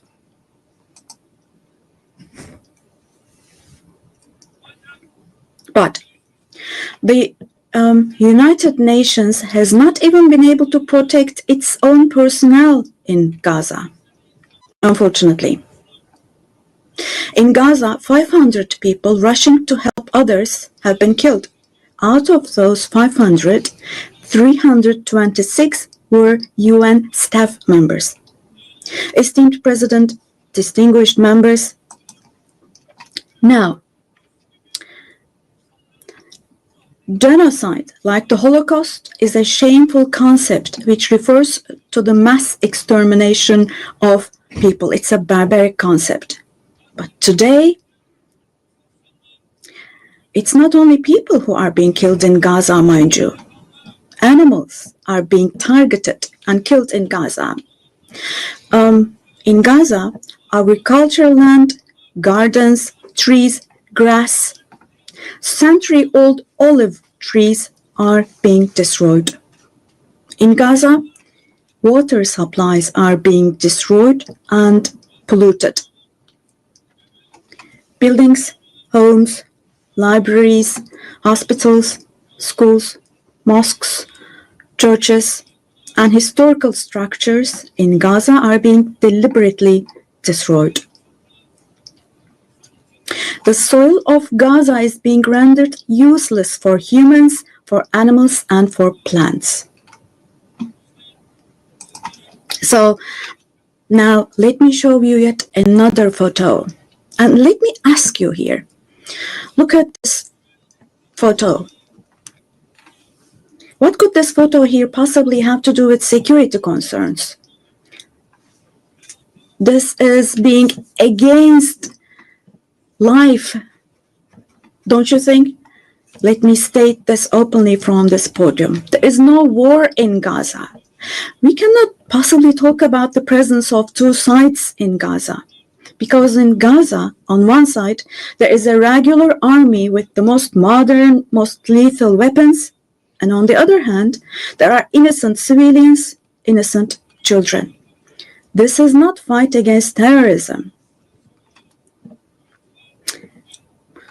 This is an occupation, deportation, exile, genocide, and life destruction, mass destruction policy carried out by invoking the events of October the 7th.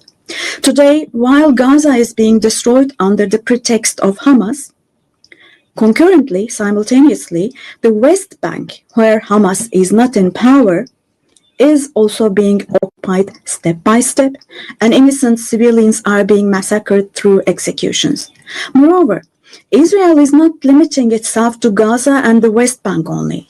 By launching attacks on Syria, on Iran, Yemen, and Lebanon, Israel is also threatening regional peace. Just recently, an Israeli attack took place against a delegation meeting in Qatar for ceasefire negotiations. The attack on Qatar has also shown that the Israeli leadership is now completely out of control. Netanyahu is not obviously interested in forging peace or releasing the hostages. Not only Israel's neighbors, but all countries in the Middle East are subject to the Israeli government's reckless threats. And we must realize the following. Due to the increasing aggression of Israel, in Europe and the West in general, the values that emerged after the Second World War have been eroded.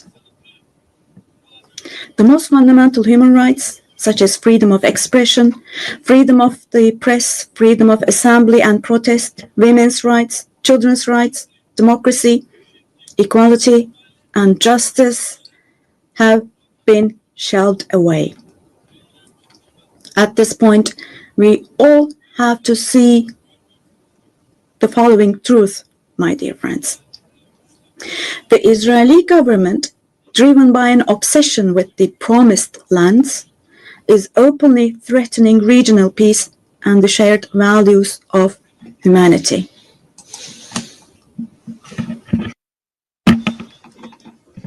Three celestial religions. Jerusalem hosts all three celestial religions and a common inherited holy place, Al-Quds, is holy for all three religions. This madness disturbs conscientious Jews. It fuels anti-Semitism around the world. We cannot continue with this madness anymore.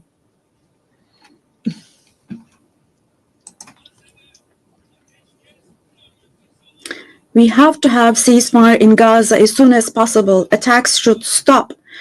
Humanitarian aid should be able to enter with no obstacles. The genocide team should be held accountable vis-à-vis international law. And God willing, this will definitely happen.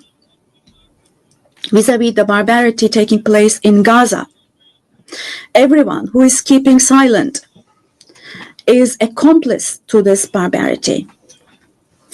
From here, I would like to call on all the heads of state and government. Today is the day.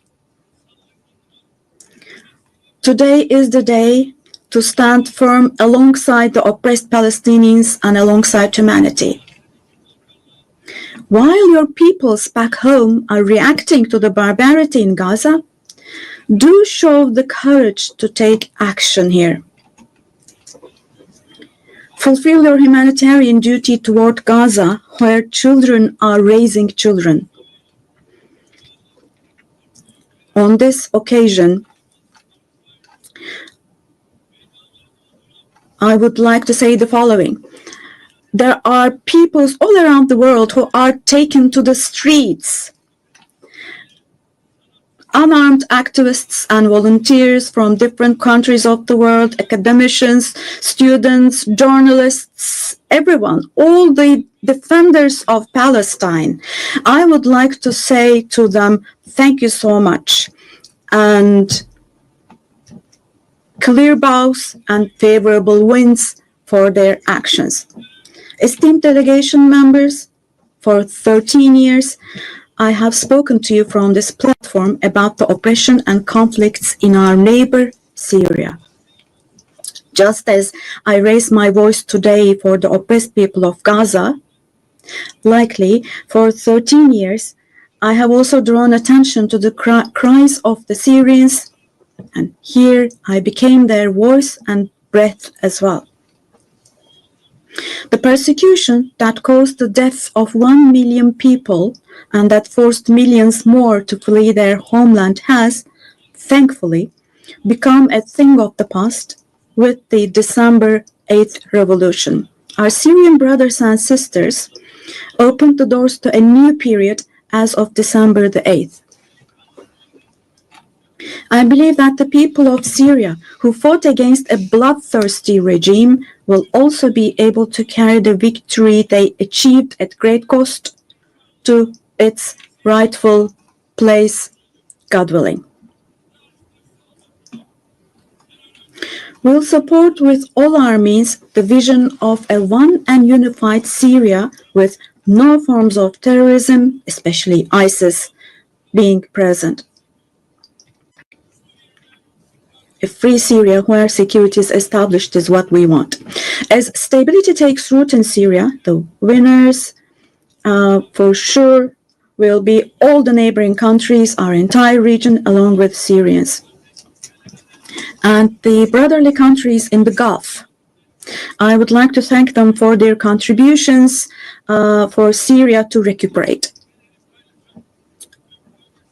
All the regional and international actors who share the same principles with us, God willing, we will continue with our cooperation with all those actors in the same manner. Esteemed friends, we hope that the nuclear issue with our neighbor Iran will be resolved through diplomacy as soon as possible. It should not be forgotten that our region cannot tolerate yet another crisis. Meanwhile, the stability, security, and prosperity of our neighbor Iraq are extremely important for the well-being of our region. In this regard, we attach great importance to strategic moves based on stability and prosperity, such as the Development Path Project.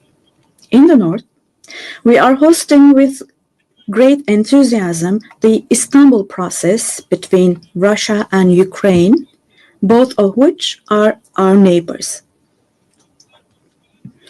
Through direct talks, we facilitated the exchange of several prisoners and corpses, and we worked to identify the modalities of peace negotiations between the parties. Don't forget, there is no winner of war and no losers of a just peace. So with this motto in mind, in the coming days also, we will continue to work hard for a peaceful ceasefire. Meanwhile, we have encouraged the parties from the very beginning to establish peace between Azerbaijan and Armenia. We are pleased that steps were taken on August the 8th, steps that will enable the establishment of lasting peace between the two countries. I would like to once again congratulate the President of Azerbaijan, Ilham Aliyev, the Prime Minister of Armenia, Nikol Pashinyan, and the American President Donald Trump, who contributed to this process, and I would like to congratulate them. On this occasion, I would also like to state that the normalization process between our country and Armenia is progressing as planned. Within the scope of the Ankara process, which is another of our mediation activities, we continue our efforts to resolve the conflict between Somalia and Ethiopia. I hope that the parties will successfully conclude this genuine initiative as soon as possible. Distinguished delegation members, we have been implementing the Montreux Convention, which guarantees security in the Black Sea. And we have been implementing this convention impartially and to the letter for exactly 89 years now. We want to see the Aegean Sea and the Eastern Mediterranean as a basin of stability and prosperity where the legitimate interests of all parties involved are respected. We are ready for constructive cooperation on all issues, particularly on energy and the environment, and we expect the same approach from our neighbors. On this occasion, I would like to particularly underline that projects which exclude Turkey and the Turkish Republic of Northern Cyprus in the Eastern Mediterranean, such projects which exclude us will not be successful.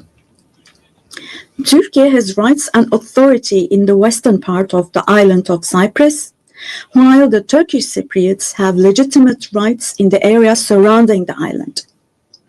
An Eastern Mediterranean Conference, which we have proposed before, would contribute to finding common ground.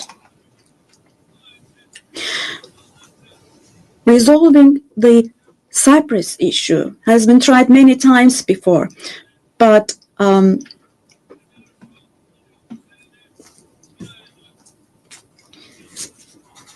due to the rigid stance of the Greek Cypriot side, no resolution has been found. We cannot possibly have this as a foundation for a resolution of the issue. There are two separate states and two separate peoples on the island of Cyprus. Turkish Cypriots are equal owners of the island, and they will not accept being a minority.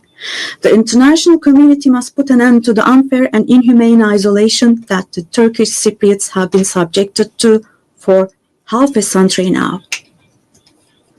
I reiterate the call I made at the last 3 UN General Assemblies. Let me repeat. I call on the international community to recognize the Turkish Republic of Northern Cyprus and to establish diplomatic, political, and economic relations with it. Esteemed President,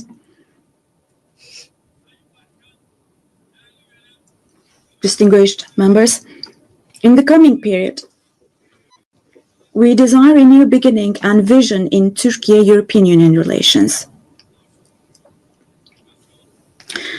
This should not be a vision that just saves the day, but rather a vision that redefines the horizon and shapes our shared future.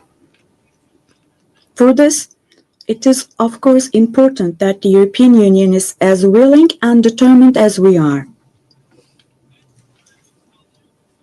As a net security provider, we continue to contribute to the operations and missions of the United Nations, NATO, OSCE, and the European Union. The annual NATO summit next year will be held in Turkey, in Ankara. The USA, who is our NATO ally, our relations with them are continuing on trade, investments, energy, defense industry, in addition to other many areas, and we're strengthening our relations with them. Meanwhile, we attach great importance to the peace, stability, and prosperity of our brotherly countries in Central Asia, which is our ancestral homeland. Our Organization of Turkic States is moving forward with confidence on the path to becoming a global actor, going beyond being merely a regional umbrella. We are making intensive efforts to ensure the continuation of peace and stability in the Balkans, where we have strong historical, cultural, and people ties. The Balkan Peace Platform, which we established in July, is the newest and most concrete manifestation of our efforts in this direction. And this October, we'll once again assume the command of KFOR forces. In Afghanistan, our fundamental desire is that the current administration demonstrates an approach that embraces the society and that takes human values into consideration. In this process, it is essential that the international community does not leave Afghan people alone, and as Turkey and as the Turkish nation will stand by the Afghan people at all times. Esteemed friends, in South Asia, we consider the preservation of peace and stability to be of utmost importance. We are pleased with the ceasefire achieved following the tensions last April between Pakistan and India, the tension which had escalated into a conflict. It is important to see a cooperation between the two countries when it comes to counterterrorism. The issue of Kashmir should be resolved on the basis of resolutions of the UN for the best for our brothers and sisters in Kashmir through dialogue, we hope.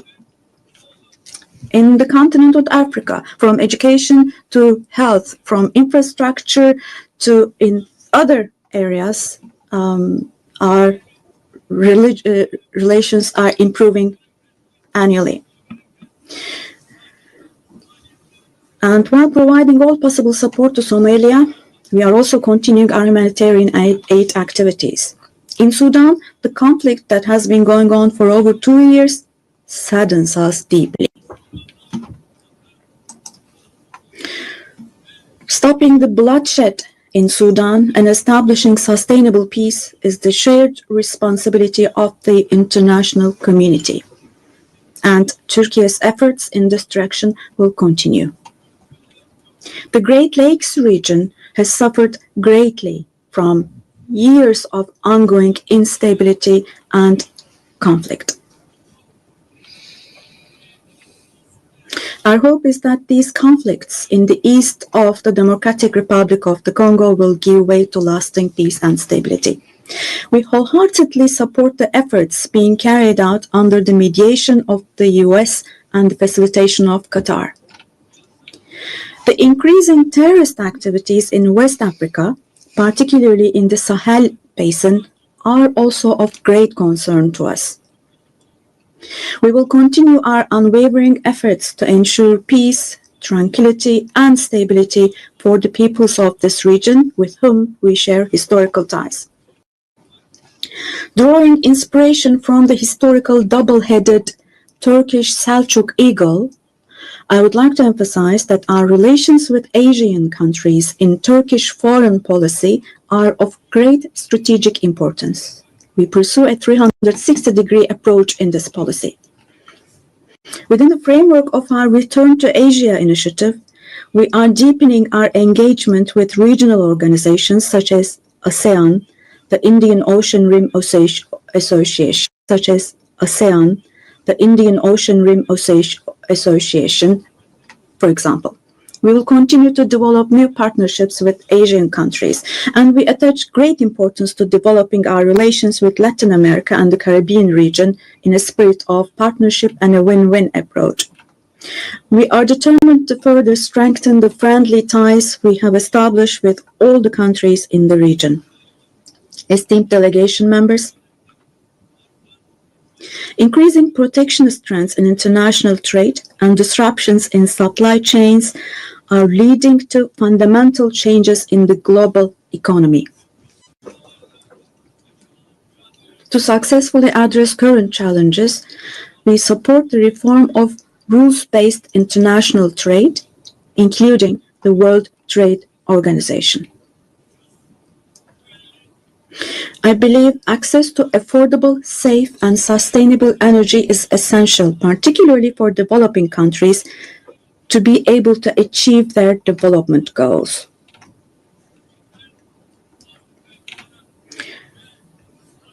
We are resolutely advancing the strategically important Trans-Caspian East-West Middle Corridor project, which extends from China to Europe.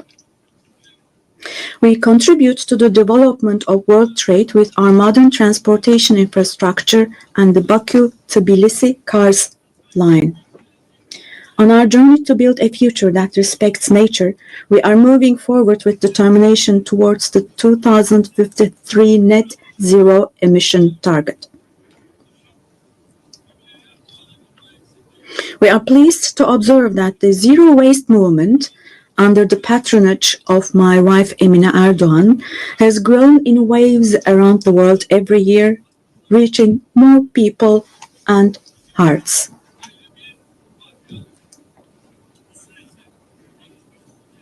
In this process, it is no longer a choice for developed countries to fulfill their responsibilities. It has now become an obligation for them. As one of the countries providing the most development aid in the world, we are striving to achieve the UN Sustainable Development Goals.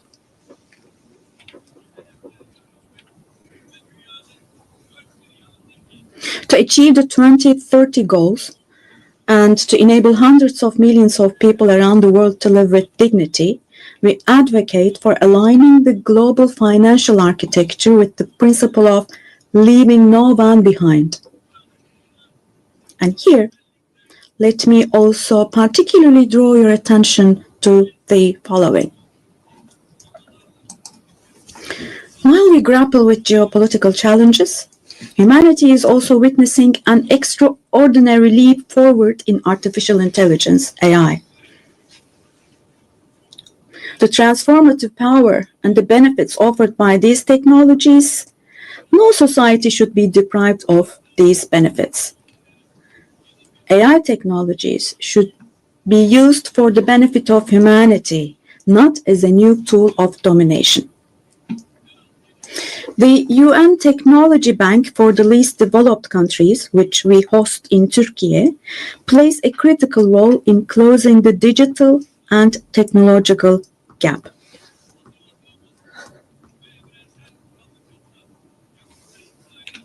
We have prepared a children's rights convention in the digital world, and we will soon open this up for ratification. I'm sure this will create a lot of awareness in this area, and we expect your support for this.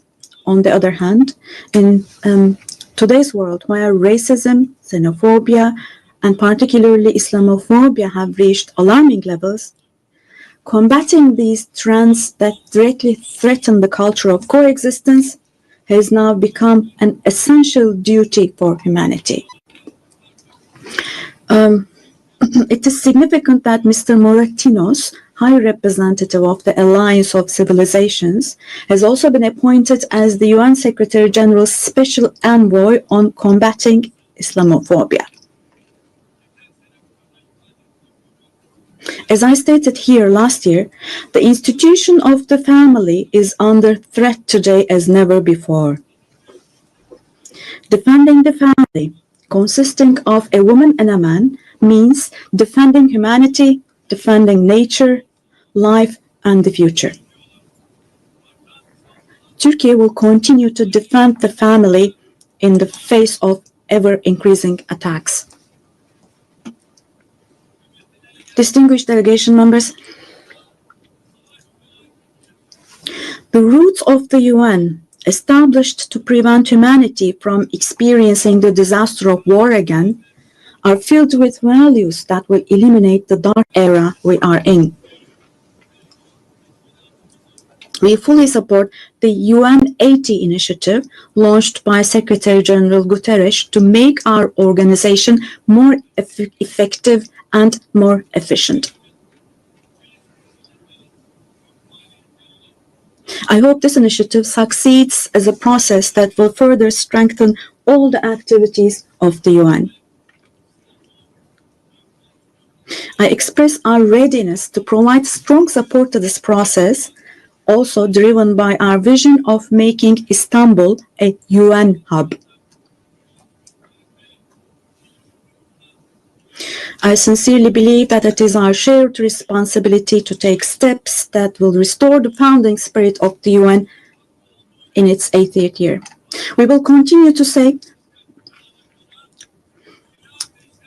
the world is bigger than five until a system is established where the righteous are powerful, not the powerful are righteous. Our duty is not to abandon the system, but rather to repair it and to make it work again. Without a doubt, a more just, a fairer world is possible.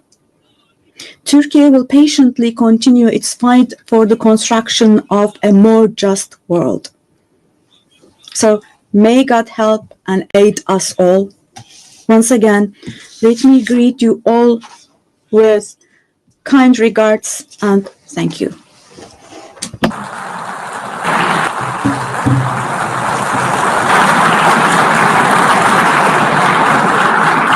On behalf of the Assembly, I wish to thank the President of the Republic of Turkey.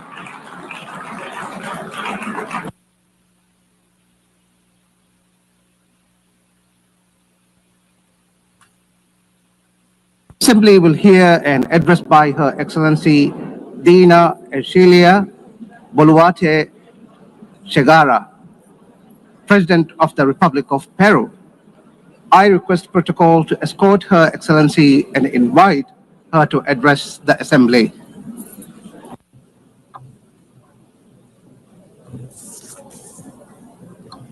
Señora. Madam President of the General Assembly, Annalena Baerbock. Secretary General of the United Nations, Antonio Guterres. Ladies and gentlemen, heads of state, ladies and gentlemen present here in this august forum. Peru is the center and cradle of great millennial civilizations, the last of which was the Inca Empire, which left us a legacy of greatness. We are also heirs of the Viceroyalty of Peru, which encompassed 2/3 of South America. We are a mestizo nation, a fundamental mix between Hispanic and Andean peoples, proud to be the heirs of the two greatest empires of Europe and America of the 16th century. The Peruvian people today are resilient, entrepreneurial, supportive, and lovers of peace, freedom, and democracy. Our great writers, Mario Vargas Llosa and José María Arguedas, shared the idea that Peru is a country of all bloods. Our identity creatively expresses that we are the unity of the diverse, united under the same red and white Peruvian flag. In our country, native peoples and peoples of the world live together in peace and unity as a great synthesis of Peru, the country in which Pope Leo XIV lived and worked in for 40 years, a naturalized Peruvian because of his deep love for our people, both for his supportive as well as his peaceful disposition and his Catholic and Christian faith. All studies indicate that we are the most entrepreneurial country in the world, which is why after the COVID-19 pandemic, that due to poor government administration, claimed more than 2 million lives. But we have begun to recover. And today, we look back on more than 17 months of consecutive economic growth. We have overcome the recession and inflation caused by political violence and by corruption. a failed coup d'etat, and the flight of more than $20 billion. That was between 2021 and 2023. We have regained the trust of national but also of foreign investment, and we have embraced freedom. We are a solvent and a stable country. Because of the coup attempt of December 2022, which sought to establish a dictatorship by forcing all branches of the state into submission, I had to constitutionally assume the presidency of the Republic. Since that date, a narrative was established by which the coup plotter became a victim, and the president, who constitutionally and legally assumed the presidency, was accused by some quarters of being a coup plotter and usurper. Lies turned into truth, and truth turned into lies. This is one of the issues of our time. The building of false narratives to attempt to defend anti-democratic political projects. The thinking goes that ideologies of hatred, where they're projects of failed states that grow into all-powerful states, require, in order to impose their will, a false narrative, in order to achieve their objectives through violence, and who, once in power, crush freedoms, silence the press and democratic opposition, violate human rights, and begin to control, to confiscate, and to expropriate private companies, creating a corrupt bureaucracy that destroys the economy, society, and public morality. The first step for achieving all of this is to build a narrative in order to lie, to deceive, and to manipulate. The ideology of class hatred is very skillful at distorting reality and building false narratives, because it uses the totalitarian method of repeating a lie ad infinitum, as was done in the world before the Second World War, and as is happening again today, because totalitarianism renews itself, presents itself with other faces, but it remains a serious threat to countries and to the world. The cynical narrative is reinforced by interventionism in the internal affairs of countries, supporting and spreading falsehoods to destroy democracy and eliminate freedom. In Peru, we have overcome strong, organized, and persistent political violence that sought the return of the coup plotters' government, and since 2024, progress has been made in restoring stability and confidence. And this is why the Peruvian economy managed to grow this year by 3.3%.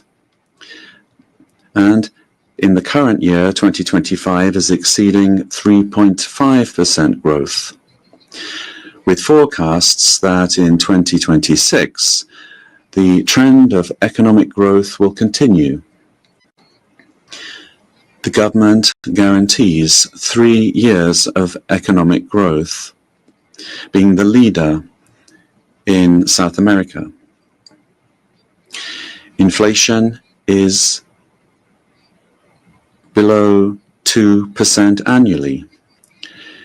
International reserves amount to more than $88 billion, and our currency remains stable and it's getting stronger every day. Our external debt is less than 32.2% of GDP, one of the lowest in the Americas and in the world. And our fiscal deficit this year will be 2.2% annually. Madam President of this magnificent General Assembly, on October 24th, the UN was created after World War II, when one of the greatest totalitarian political projects built on an ideology of hatred, leading to the most serious genocide in human history, the Holocaust, was defeated. And this is something that we must never, I say never, forget. That dreadful war caused the death of 60 million human beings. All ideologies of hate, class hatred, and its elevation as a principle and driver of history, racial hatred, nationalist hatred, religious hatred, ethnic hatred, hatred against women, amongst others, are the causes for the worst crimes committed in human history. Ideologies of hatred build narratives as absolute truths that instrumentalize people and nations. The political constitution of my homeland, Peru, affirms that the defense of the individual and their dignity is the supreme goal of society and of the state. Peru, therefore, rejects the two principal hate narratives in the world, namely class hatred and religious hatred. These are the origins of wars and inhumane violence. In Peru, we suffered for more than 20 years from a messianic, dogmatic, violent and genocidal terrorism that cost the lives of more than 70,000 Peruvians. The terrorist hates elections and the citizens' right to choose and to stand for election. When they participate, they do so to destroy democracy from within. However, the narrative that they wanted to impose is a flagrant lie. The armed forces and the police who defended the life and the freedom of Peruvians are now accused of violating human rights. Thus, the heroes who defended life, democracy, and freedom are turned into victimizers, and the terrorists are turned into victims. In this way, the heroes who defended democracy are being persecuted in trials that drag on for decades, while the terrorists are compensated and considered victims. This is the world in reverse. The UN was a fundamental milestone in the 20th century, but in the 21st century, we must be more vigilant. It is our duty to prevent the world from plunging into new genocides and new violence. It is not acceptable in a civilized world that one country invade another using a false narrative to justify a war that first and foremost attacks the civilian population. It is not acceptable to slaughter civilians, to capture hundreds of young people, women, and even children, and use them as hostages. We live under the threat of international organized crime. In Peru, international crime based on extortion uses terrorist methods such as bomb attacks to submit citizens to its will. These criminal organizations that use weapons of war have created financial mechanisms to launder blood-stained money, sending large sums back to their countries of origin. They seek to normalize this violence, which requires, in order to be defeated, recognition by the UN as terrorist organizations and new national and international legislation to stop them being a threat to the democratic system and to the development of peoples. It is also imperative that we act against drug trafficking and illegal mining that destroys the environment, pollutes rivers, and condemns peoples and individuals to slavery. International crime has subjected thousands of women taken from their home countries through violence and deception and being exploited and deprived of their freedom. Ladies and gentlemen, we are living through times that recall the darkest chapters of our modern history, and Peru is convinced that the world does not need less UN, but more and a better UN, one that is in tune with the times. In times in which ideologies of hatred that cause and cause so much damage to humanity have taken refuge in lies, in misinformation, and which have penetrated democratic societies. Peru, as a founding member, is committed to an open multilateral system based on international law and the principles of the UN Charter. And we see in the UN the pillar of the model that has brought peace and prosperity. But we have to look at what's happening around us in the world. At this time, as we're meeting here, in other parts of the world, they are killing children, girls, boys, innocent people.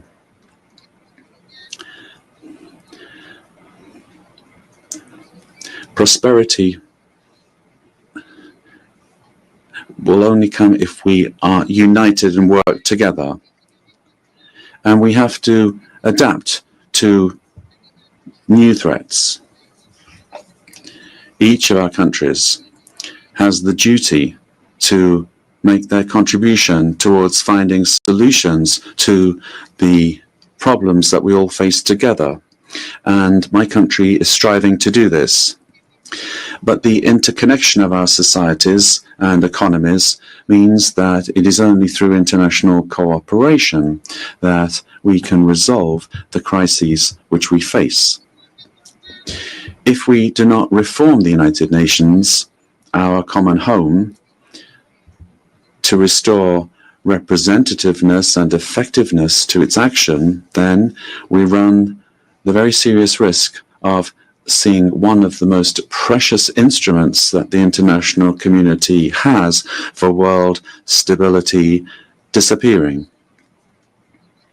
For this reason, Peru supports the work of the UN 80 initiative, launched by the Secretary General, placing particular emphasis on the need to refocus the organization on its fundamental functions, bringing it closer to the needs of peoples, and at the same time making it more efficient. UN 80 must be an opportunity to strengthen multilateralism and ensure that the organization is better prepared to achieve its essential goals. This reform can only truly become fully effective if it is complemented by a transformation in UN governance that prevents institutional stalemates when it comes to decision making, while ensuring its suitability.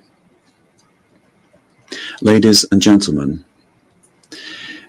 in Peru, our government is working to meet its commitments, both to our citizens as well as to the international community, facing the threat of organized crime resulting from the collapse of tyrannical governments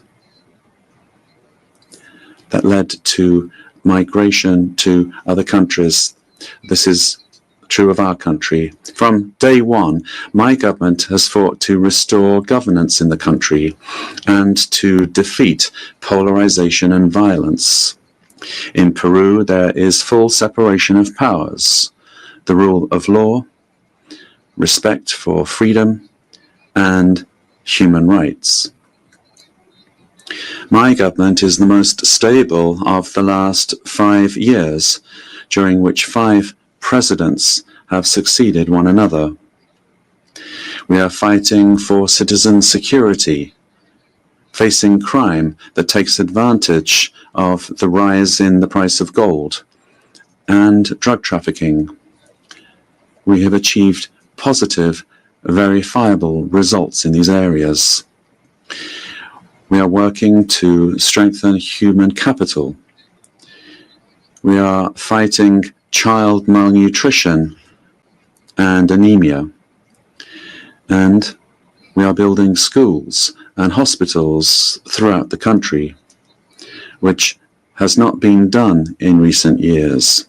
The priority is children, women, and the Peruvian family. We are modernizing the country's infrastructure, ports, airports, roads, bridges, designing an economy that is better connected to the world, as well as a firm policy for fighting corruption. Our goal is to guarantee free and impartial elections, defeating the attempt of a violent minority that seeks their failure. Ladies and gentlemen, the United Nations organization has always been present in the modern history of my country, particularly in its most difficult moments. Similarly to what is happening elsewhere in the world, and despite our efforts, Peru today finds its democratic institutions and the rule of law under attack by the polarization of politics, the cause and consequence of the return of extremist violence. We suffer from the scourge of transnational organized terrorist crime, which causes deaths, attacks, insecurity, and drug trafficking that destroys the social fabric. We face the threat of climate change that is destroying our Amazon, causing the melting of our glaciers, and putting our biodiversity at risk. We promote inclusive and sustainable growth in the context of opposing powers. But none of these problems is merely national, but global. This is why we need the United Nations to once again be a forum for dialogue and cooperation. I wish to recall the legacy of Ambassador Javier Pérez de Cuellar, who managed to do relevant work in the organization despite the Cold War. With that example in mind, and in view of our region's adherence to the purposes of the Charter, and in order to ensure better representation, we believe it is time for the next Secretary General to come from Latin America. Ladies and gentlemen, Peru is committed to ensuring that this General Assembly this year is not a mere commemoration, but the reaffirmation of our commitment to collective action that will revitalize the United Nations as a tool that supports peace and global unity, as well as development. We must stand firm in the truth in the face of narratives that try to conceal it, pervert it, or openly lie in order to hide agendas that do not correspond to our time, much less to the destiny of humanity. For this reason, it is essential that we strengthen truth against narratives that are based on hatred, the lie repeated that seeks to impose itself and only leads to destruction. But despite all of these obstacles, truth will find a way, and truth will set us free. Peace and unity for Peru and for the world, for all those on the planet. Ama Yulia Kuspa, buscando el desarrollo de nuestro. Let us seek the development of our peoples, presidents of the world. Together, let us work together without hating one another. Let us work for the development of our peoples. Yes to life, no to violence, and no to war. Thank you very much.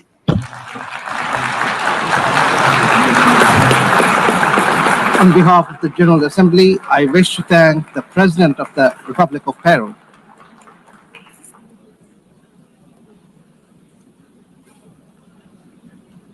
The Assembly will hear an address by His Majesty King Abdullah II Ibn al-Hussein, King of the Hashemite Kingdom of Jordan.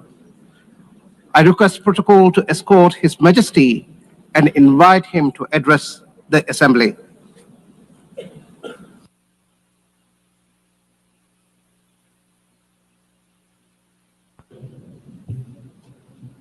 Bismillah ar-Rahman ar-Rahim. Mr. In the name of God, the compassionate, the merciful. General Assembly, at another occasion when I stand before you to address the same issue, the conflict in the Middle East. And not for the first time, developments on the ground have made me question the worth and utility of words in capturing the magnitude of the crisis. Yet not speaking about it would signal acceptance of the situation and abandonment of our humanity. And that I will not do. Our UN General Assembly was born 80 years ago, pledging to learn from, not repeat, history. The world bowed never again. However, for almost as long, Palestinians have been living through a cruel cycle of yet again, bombed indiscriminately, yet again, killed, injured, and maimed, yet again, displaced and dispossessed, yet again, denied rights, dignity, their basic humanity, yet again. So I must ask, how long? How long will it be before we find a resolution to this conflict? One that safeguards the rights of all sides and allows a level of normalcy in the lives of the families at its core. How long will it be before I stand before you and speak not of suffering and devastation in my region, but of prospect, prosperity, and potential? Sadly, this is not the only conflict in our world. And some may say that other wars are also devastating. But the Palestinian-Israeli conflict remains unique. It is the longest standing conflict in the world. An illegal occupation of a helpless population by a self-declared democratic nation, and a flagrant violation of repeated UN resolutions, international law, and human rights conventions.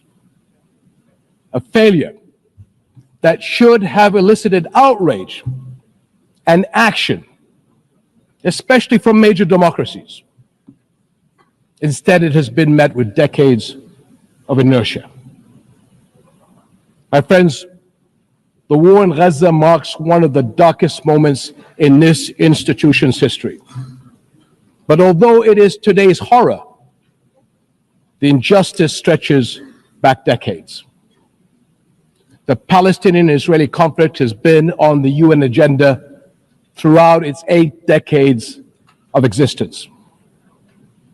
How long will we be satisfied with condemnation after condemnation without concrete action? When it comes to the Palestinian-Israeli conflict, it seems that what unfolds in the halls of power is theory. The struggles and suffering on the ground is reality. For decades, we have seen several attempts to achieve a solution by interim agreements and temporary stopgaps, none that delivered on the end game. In fact, many would argue these processes served as a distraction as Israel grabbed more land, expanded illegal settlements, demolished homes, and displaced entire neighborhoods. Muslim and Christian holy sites in Jerusalem have been vandalized and desecrated by those under government protection. And throughout all these years, Israeli families too have not been able to live in true security because military action cannot bring the safety they need. Nowhere is that more evident than in Gaza. More than 60,000 Palestinians killed, 50,000 children injured or killed, miles of burnt out rubble, neighborhoods, hospitals, schools, farms, even mosques and churches in ruins, widespread starvation. And what we are seeing is only a glimpse, because never in our modern history has the lenses of international media been obstructed like this from capturing the reality on the ground. Almost 2 years in, and the cruelty of this military campaign continues unabated.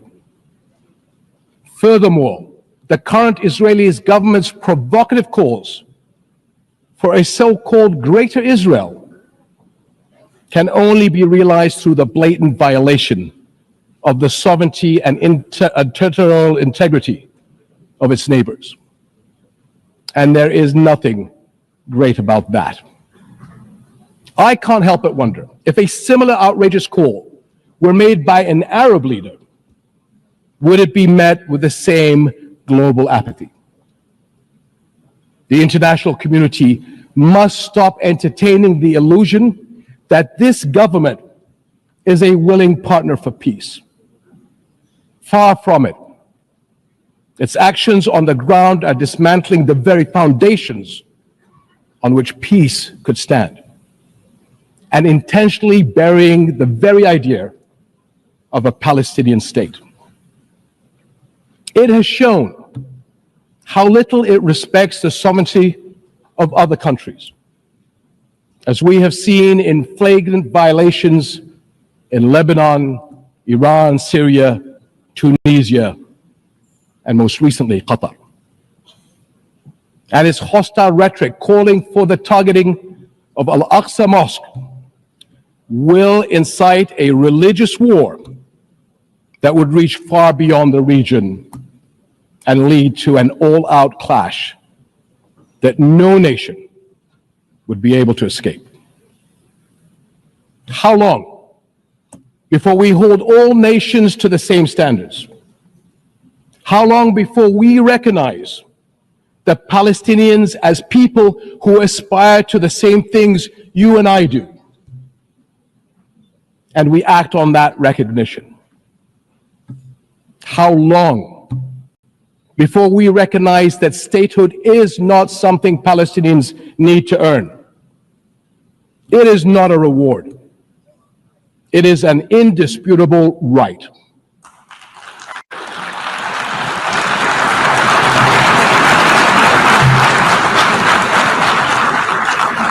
In Jordan, we are determined to work for a world in which people are secure in their homes, are safe to practice their faiths, and are able to live and thrive in dignity. As custodians of Muslim and Christian holy sites in Jerusalem, we safeguard these holy places against actions that violate the city's legal and historical status quo. Compromising the delicate balance in the holy city will turn it into a tinderbox that ignites global conflict. And Jordan is serving as the main base for international humanitarian response in Gaza, working by all possible means to provide critical supplies of aid and food.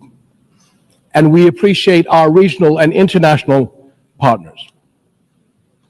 I'm also immensely proud of the many Jordanians, including men and women of Jordan Armed Forces, who are at the heart of this effort. Ground convoys, aircraft crews, doctors, nurses, and mobile medical staff who work even under fire to provide relief. These and countless others carry forward Jordan's deep heritage of compassion and generosity to people in grave need. My friends, amid such darkness, there is a glimmer on the horizon. We are seeing more nations stepping up on behalf of a permanent ceasefire in Gaza, one that ensures the release of all hostages, unhindered humanitarian aid, and support for the Palestinian people as they rebuild. We all know that force is no foundation for security. It is a prelude for greater violence. Repeated wars are teaching generations of Israelis and Palestinians that their only recourse is the gun. Security will only come when Palestine and Israel begin to coexist. Seems I have the same problem as President Trump.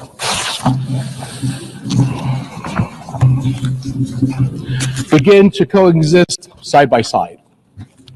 This is the two-state solution, in line with international law and UN resolutions.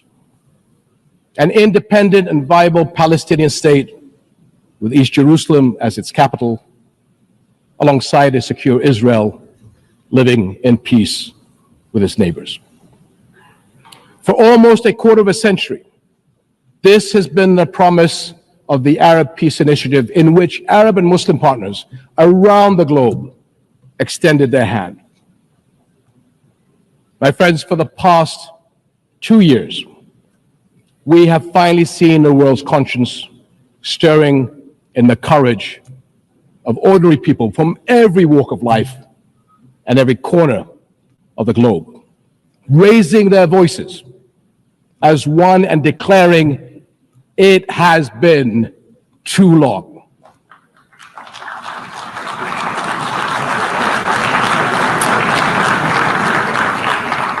This United Nations must echo that call. It has been too long, and it must act on that call until peace is a reality. Thank you.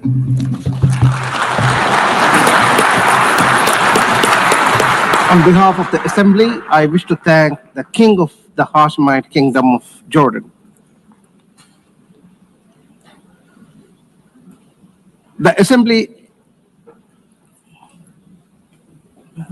The Assembly will hear an address by His Excellency Lee Jae-myung, President of the Republic of Korea. I request protocol to escort His Excellency and invite him to address the Assembly.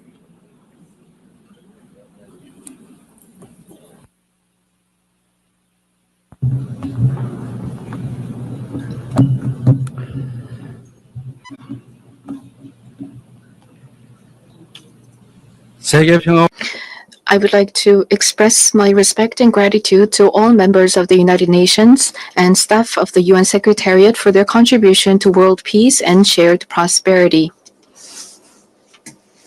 I extend my sincere congratulations to Her Excellency Annalena Baerbock on assuming the presidency of the 18th session of the UN General Assembly. I also pay tribute to Secretary General Antonio Guterres for his unwavering dedication and hard work. I hope the 18th session of the UN General Assembly will achieve even more meaningful results under their outstanding leadership. Madam President, Mr. Secretary, and distinguished delegates, this year is a meaningful year marking the 80th anniversary of the founding of the United Nations. The past 80 years of the UN have been a valuable journey of protecting the dignity and values of humanity and at seeking a path forward for future generations. If someone asks what the UN has achieved, I would confidently reply, look at the 80-year history of the Republic of Korea.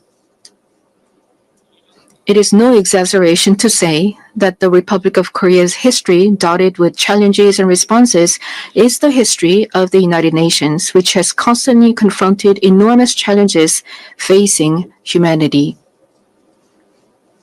Liberated from colonial rule the very year that the United Nations was founded, the Republic of Korea emerged from the scars of division and ashes of war through UN assistance, maintaining national identity while achieving industrialization and blooming into a democracy.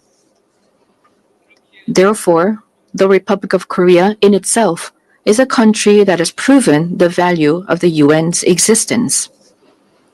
Whenever the Republic of Korea revived the hopes of lives as precious as the weight of the universe amidst horrific wars and disasters, the UN flag fluttered at the center of that intense solidarity. The United Nations has strived to provide equal rights and opportunities to everyone without discrimination, and has provided education and vaccines to make children's lives blossom. The small country in the East, which rose with the support of the UN and the international community, has become a proud UN member that is drawing the world's attention. It is raising its role and responsibility as a member of the international community more rapidly than any other country. There were times when democracy and peace were in crisis, but each time the Republic of Korea rose with indomitable strength. Even a safe coup could not break the people of the Republic of Korea's strong will, desiring democracy and peace. The revolution of light that the people of the Republic of Korea achieved against the darkness of the insurrection last winter was a historic moment that demonstrated the brilliant achievement of the UN spirit. The remarkable resilience and strength of democracy that the Republic of Korea has shown will be ours as well as that of the entire world. I need you to take my hand and guide me away from all this, away to where the light shines through, to where the flowers bloom. As the novelist Han Gang, laureate of the Nobel Prize in Literature, wrote, the Republic of Korea will be a milestone of light for all those who join the journey toward democracy. Today, at the UN General Assembly, where world peace and humanity's shared prosperity is discussed, I proudly announce that a new Republic of Korea, which will be a beacon of light for global citizens, has completely returned to the international community. Thank you. The Republic of Korea, which has grown thanks to the support and assistance of the UN, will not hesitate to take on the role of a leading nation, generously sharing its experience and history of restoring democracy. Despite ceaseless efforts from all corners of the world, the international community's determination and aspiration to maintain international peace and security 80 years ago still remains an unfinished task for everyone. 280 million people are still in a state of extreme hunger. Armed conflicts around the world, including in Ukraine and the Middle East, as well as the climate crisis, which has already become a real problem, threaten the survival of humanity. The answer lies in the wisdom of the pioneers who founded the United Nations, as well as the path that the people of the Republic of Korea demonstrated. There is only one way: more democracy. The people-centered government of the Republic of Korea, through the power of collective intelligence, is ceaselessly attempting innovations, seeking better alternatives in democracy. The way to solve common challenges facing the international community is no different. When all the countries experiencing the same problems gather here at the United Nations and continue multilateral cooperation, putting their heads together, we will all be able to move toward a bright future of peace and prosperity. I look forward to the UN 80 initiative presented by the Secretary General, taking root as a vision that achieves UN's evolution and advancement in line with the demands of our time. I also hope the UN Security Council can increase the number of seats of non-permanent members, reflecting changes in the international environment, and enhance its effectiveness and representation. As a member of the UN Security Council for the term 2024 to 2025, the Republic of Korea is making efforts so that the UN Security Council can respond proactively to threats to the international peace and security. Madam President, Mr. Secretary General, and distinguished delegates, the Republic of Korea, having restored democracy, dreams of a better future. The Republic of Korea will fulfill its responsibility as a responsible global power that steadfastly upholds the values of freedom, human rights, inclusiveness, and solidarity championed by the United Nations. We will further develop our institutions and cultures so that everyone residing in the Republic of Korea, both nationals and foreigners, can be respected as an equal member of society in all fields of life.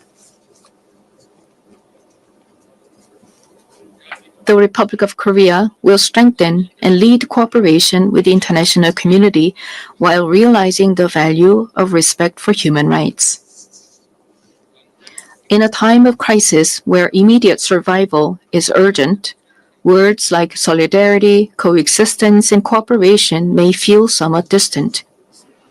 However, humanity has always dreamed of hopes as high as its deep despair, and has achieved the progress we see today through a passion for a better tomorrow.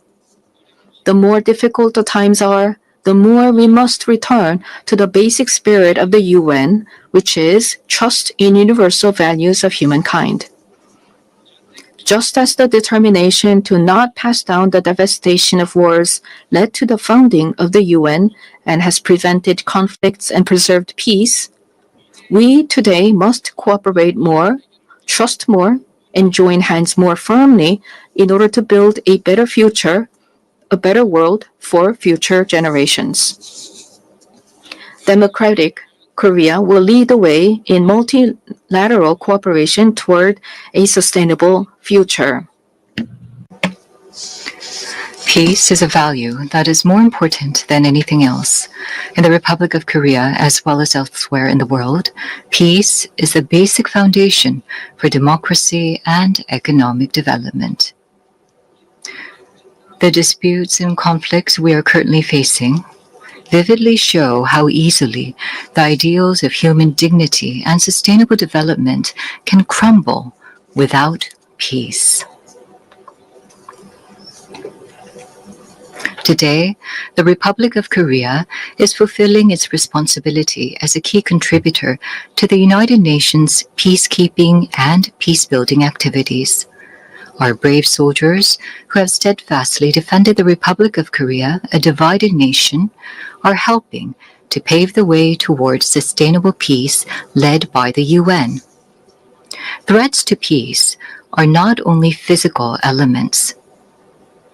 In an era where artificial intelligence technology is critical to security capabilities and cyber attacks threaten national security, we must confront not only visible enemies, but also invisible enemies.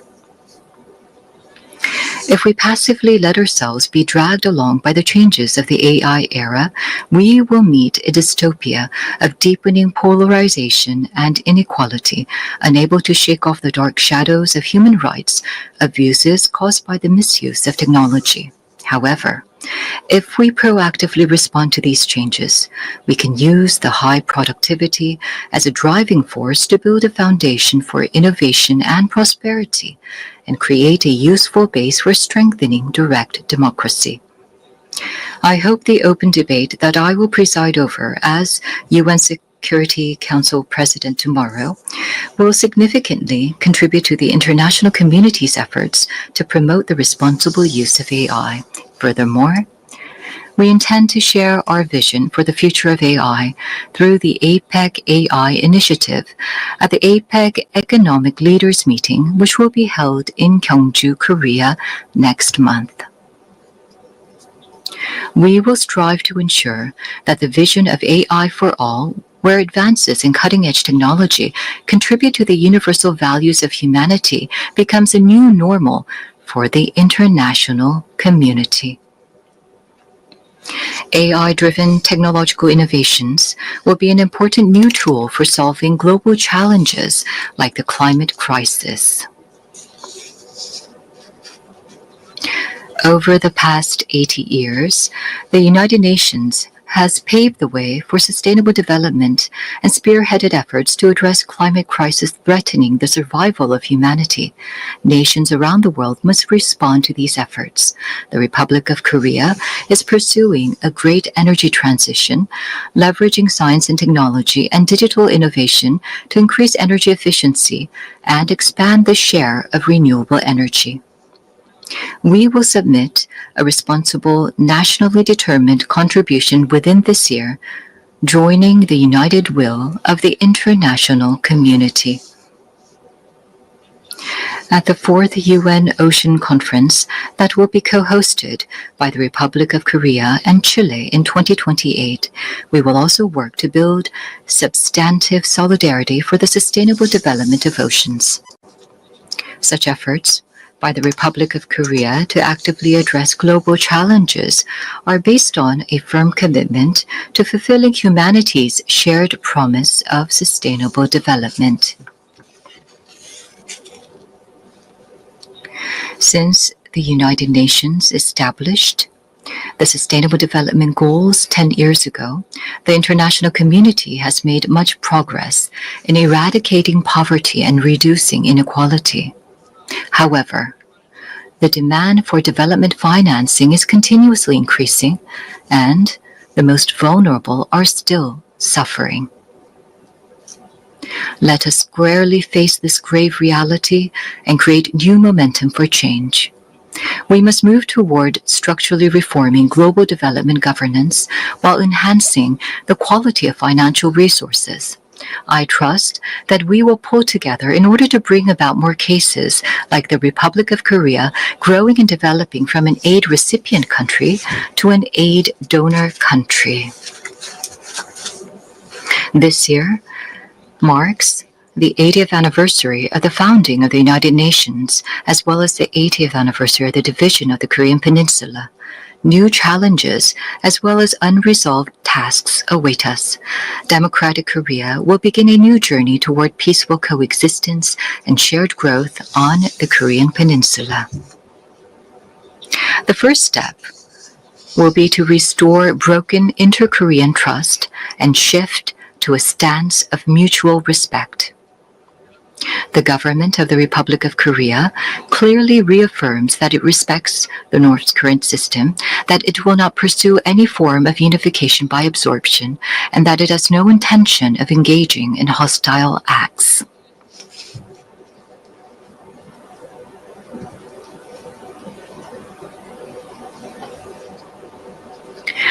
Based on these three principles, we intend to end the vicious cycle of unnecessary inter-Korean military tension and hostile acts. That is a reason why we have proactively taken measures, including halting the launch of leaflets and suspending broadcasts toward the North. Going forward, the government of the Republic of Korea will consistently seek a path to reduce military tensions and restore inter-Korean trust. The most certain peace is a state where there is no need to fight.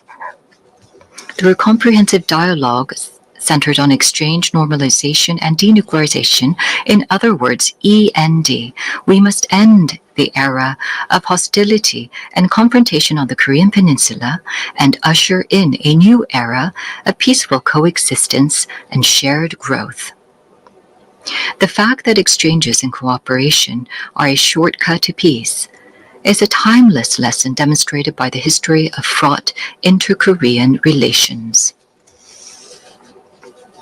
By gradually expanding inter-Korean exchanges and cooperation, we will pave the way for sustainable peace on the Korean Peninsula. It is crucial for both the ROK and the DPRK, as well as the international community, to work together to establish peace on the Korean Peninsula. While striving to advance inter-Korean relations, we will provide our active support and cooperation for efforts to normalize relations with the international community, including between the United States and the DPRK. Denuclearization is undoubtedly a grave task, but it is time to seek realistic and rational solutions based on a cool-headed perception that denuclearization cannot be achieved in the short term. The international community must gather its wisdom in a pragmatic and phased solution, beginning with a stop in the sophistication of nuclear and missile capabilities, going through a reduction process, and reaching dismantlement. Realizing lasting peace on the Korean Peninsula would present new hope and possibility to humanity suffering from conflict. The Republic of Korea will end the Cold War in the Korean Peninsula through the END initiative and fulfill its responsibility and role to contribute to world peace and prosperity. A future where people from different nations cooperate and overcome global challenges together may sound like a rosy, dream-like vision. However, this is by no means an impossible dream. Peace is not merely the absence of armed conflict, but the realization of a community where differences are respected and people coexist. As long as respect and aspiration for diversity is inside us, we can always unite and embrace one another. K-culture is connecting people all over the world beyond borders, language, and cultural differences. The success and spread of K-culture prove that universal empathy is possible, transcending differences in all backgrounds. Gathering the energy of solidarity, coexistence, and consideration, the Republic of Korea, having ushered in a new diplomatic republic, is ready to move toward a sustainable future and a new page in human history. Though a difficult journey is expected, humanity has been able to grow and come this far by not giving up on challenges, even in the face of adversity. As the people of the Republic of Korea raised colorful cheering sticks in the face of a crisis in democracy, I call on the international community and the United Nations to lift the lantern of hope that will light the future of humanity. The Republic of Korea will boldly lead the way toward a new era of peaceful coexistence and shared growth on the Korean Peninsula toward a better future together. Thank you very much for your attention. Assembly, on behalf of the Assembly, I wish to thank the President of the Republic of Korea.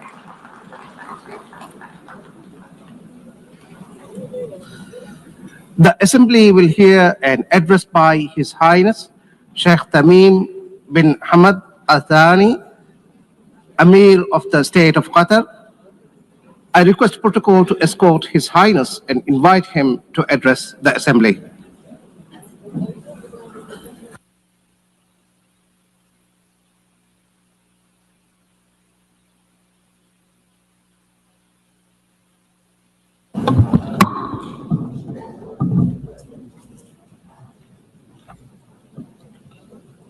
Bismillah ar-Rahman ar-Rahim. In the name of God, most compassionate, most merciful, Your Excellency, President of the General Assembly, Your Excellency, Mr. Secretary General, may the peace of God be upon you. The United Nations has been established 8 decades ago on the basis of principles that humanity has reached after 2 world wars. These rules are based on the maintenance of international peace and security and the respect for human dignity and state sovereignty and a non-interference in internal affairs, and to cooperate for the benefit of our peoples. This means if we allow violations to continue, it means allowing the rule of the jungle, where perpetrators and violators enjoy benefits just because they can. This is the political realism that we are facing that has been reduced to the ability to impose a status quo. This is a crisis. Such conduct finds that violators consider that tolerating them is a weakness. What must prioritize the discussion in the international community now is how to restore collective security as per the UN Charter, and how to restore the legitimacy of the international system. Your Excellencies, as you know, Doha on the 9th of September has suffered a treacherous attack that targeted the negotiating delegation of Hamas in a residential neighborhood that includes schools and diplomatic missions. As a result of this attack, 6 martyrs have fallen, including a Qatari national who serves in the internal security forces, and 18 people have been injured. This aggression was a violation against our sovereignty and a blatant violation that is unjustified of international law. But the whole world was shocked because of the circumstances of this heinous act, which we have classified as state terrorism. Unlike the claim of the Prime Minister of Israel, this attack is not a legitimate right to follow perpetrators of terrorism. It is an act of a diplomacy that is dedicated to political assassinations, and it undermines any diplomatic efforts aimed at ending the genocide against the people in Gaza. It is also an attempt to kill politicians who are members of a delegation that engages in negotiations with Israel while they were studying an American proposal. As you know, Qatar hosts, as a mediator during the negotiations, hosts delegations of Hamas and Israel. Qatari mediation has, in fact, achieved, in cooperation with Egypt and the USA, the release of hostages. And the last agreement was negated by Israel unilaterally, preventing an ability to reach a permanent ceasefire and the release of all hostages and the withdrawal of the occupying forces from the Gaza Strip and the humanitarian access and the release of Palestinian prisoners. They visit our country and plot to attack it. They negotiate with delegations and plot to assassinate the members of the negotiation teams. It is difficult to cooperate with such a mentality that does not respect the most minimum standards of cooperation. It is impossible. Is this not the definition of a rote government? The delegation, they consider negotiations a continuation of war in other means and a way to delude the Israeli public opinion. If the release of Israeli hostages is the end of war, the government of Israel is abandoning the notion of releasing the hostages. Their goal is to destroy Gaza so that it is unlivable and where no one can study or receive treatment. In other words, end the viability of the Gaza Strip to displace its population. Therefore, the Israeli leader wants to continue war. He believes in what is called Greater Israel. He believes that war is an opportunity to expand settlements and to change the status quo in the holy sites in Al-Quds al-Sharif. He also plots for attacks in the West Bank and expansion. This imposition is the goal of this war. This treacherous attack against the sovereignty of a Gulf state thousands of miles away has confirmed that the Israeli Prime Minister, who takes pride in changing the face of the Middle East, reveals and manifestation of Israel's ability to intervene wherever, however it desires. Arab countries and Muslim countries have warned, and that have held an emergency summit in Doha, have warned against the consequences of this delusion. Israel is not a democratic country surrounded by enemies, but in fact, it is an enemy to its surrounding neighbors, and it's engaged in a genocide.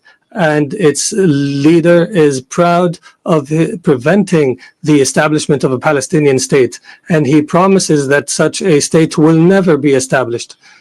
And he takes pride in preventing peace with the Palestinians, and that he will prevent such peace in the future. Israel is surrounded by states either who have signed a peace agreement or who are committed to the Arab Peace Initiative. But Israel does not make do with truces and settlements. It desires to impose its will on its surrounding Arab neighbors. And everyone who believes so is, and everyone who opposes its will is either anti-Semitic or a terrorist. Even Israel's allies realize this fact and reject it. And here we are today, where we witness an international solidarity movement that is similar to the international movement against apartheid last century. And I would be remiss not to express my appreciation with the solidarity we have received in Qatar after the attack, including the statement by the Security Council that has condemned the attack. Distinguished Excellencies,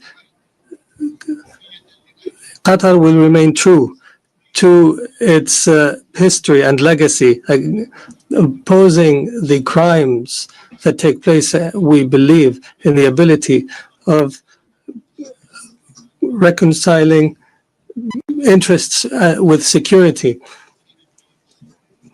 We will continue to speak truth, and we will engage in diplomacy when our enemies find it easier to use weapons.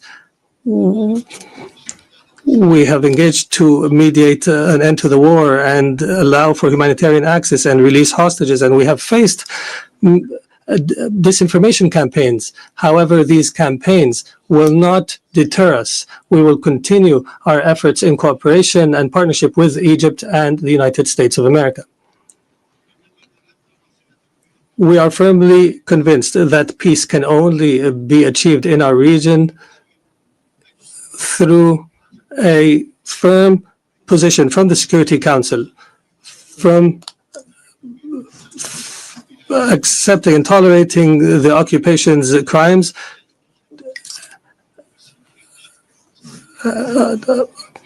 until allowing to the Palestinian people to enjoy their right to self-determination and establish their state with East Jerusalem as its capital on the borders of 1967 as per UN resolutions and the two-state solution that has been the consensus of the international community.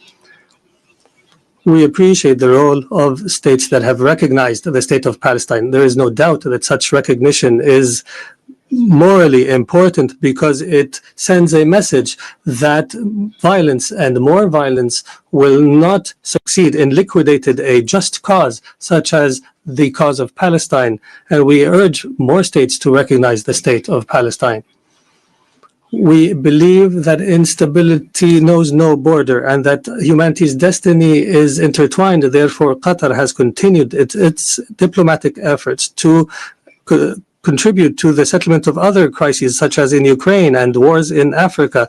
And our persistence have continued with partners in Africa in order to draft peace agreements. Most importantly was the signing of a declaration of principles in Doha between the DRC and the Congo River Alliance in March.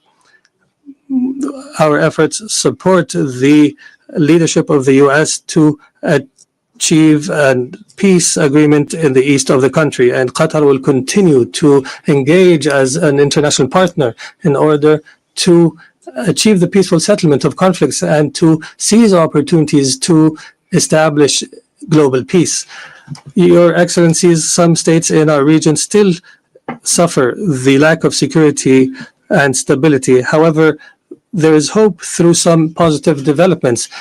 In our dear Syria, since the end of last year, is going through a new phase that we hope will be a path towards achieving the aspirations of the Syrian people towards stability, development, and the rule of law after the end of a dark phase of the country's history.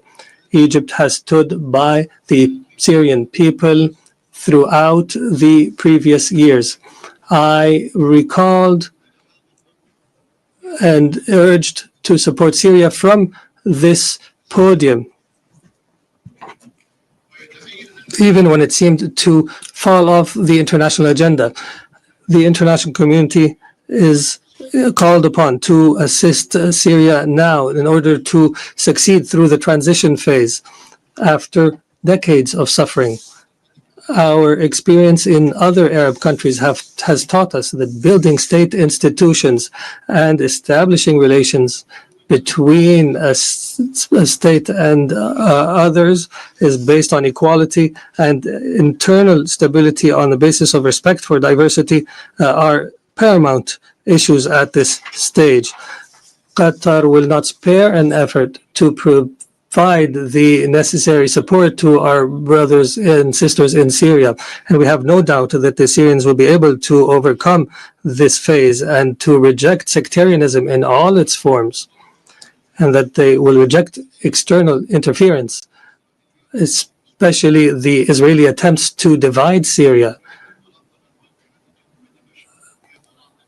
and the conduct of Israel that is as though all areas south of Damascus are areas of Israeli influence.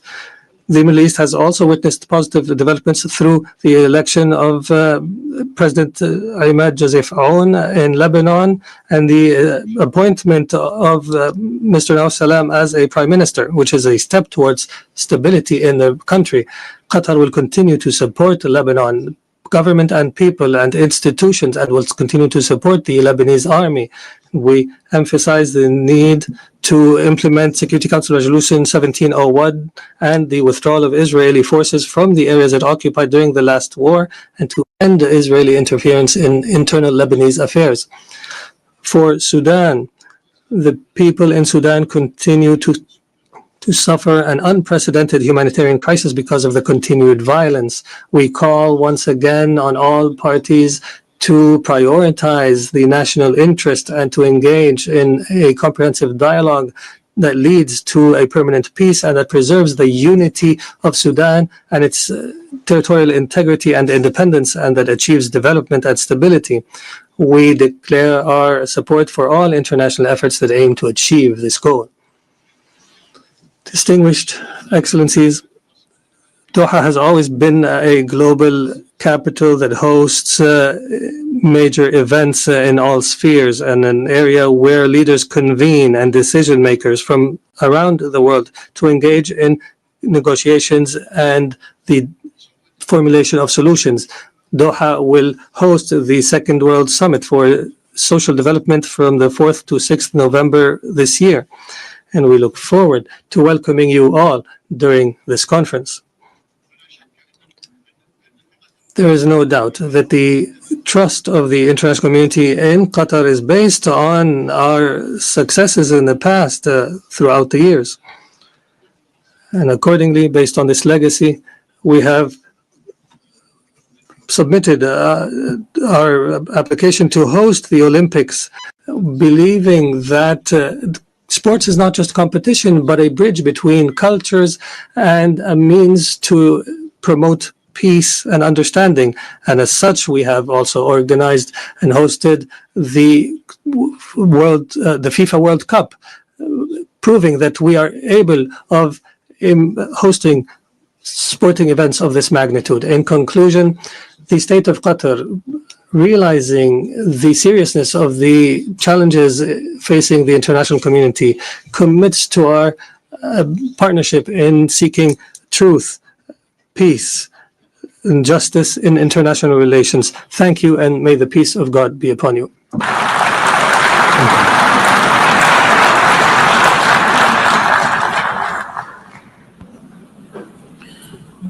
On behalf of the Assembly, I wish to thank the Emir of the State of Qatar.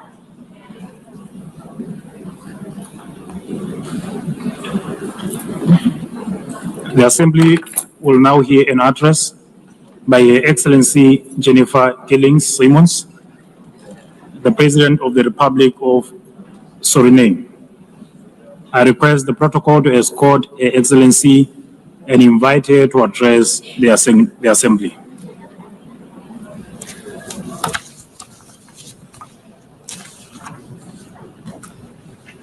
Good morning.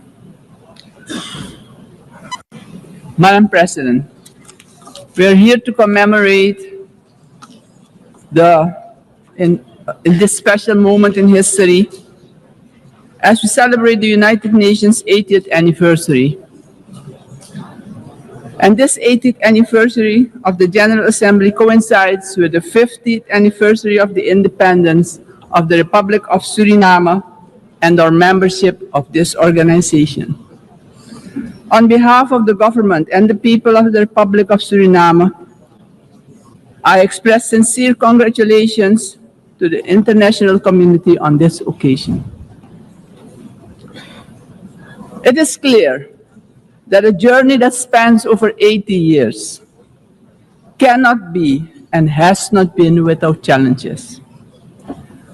The United Nations played, in some instances, an important role in ending colonial rule, worked on advancing human rights, and often provided hope and a future to the most vulnerable in our global community. This is also the organization that provided a voice to the global community and worked to establish a balanced world order aimed at adopting a framework for sustainable development agenda and contribute significantly to advancing human rights, more specifically the rights of women and children.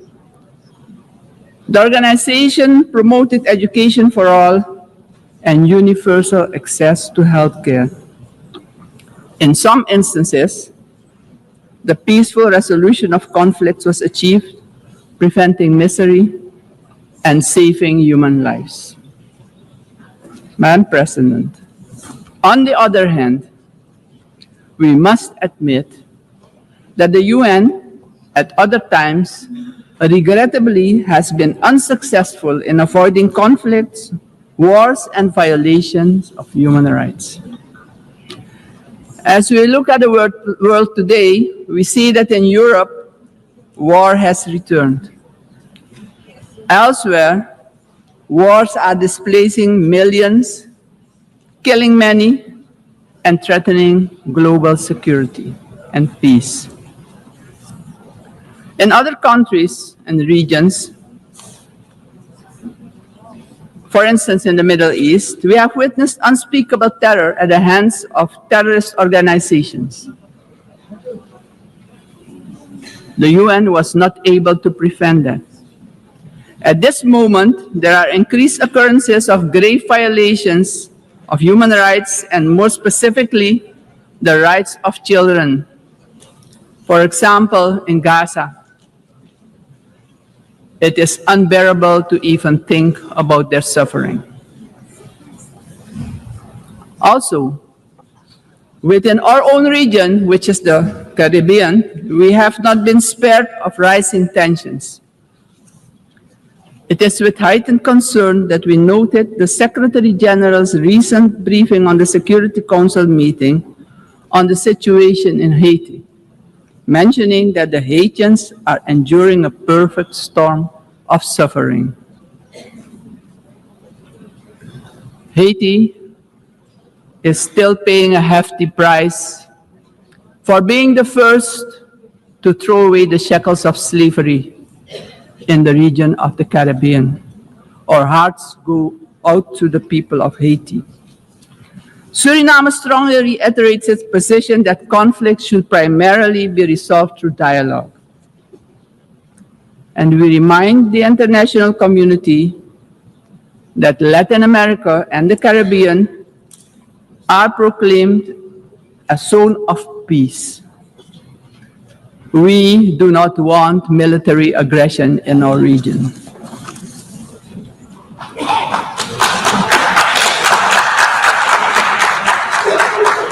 Madam President,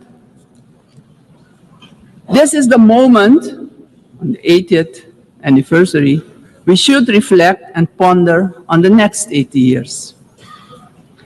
What do we have to change and what needs to be done differently? We all must underscore and repeat it ceaselessly today that the United Nations will only be successful if all nations, without exception, adhere to the resolutions we adopt.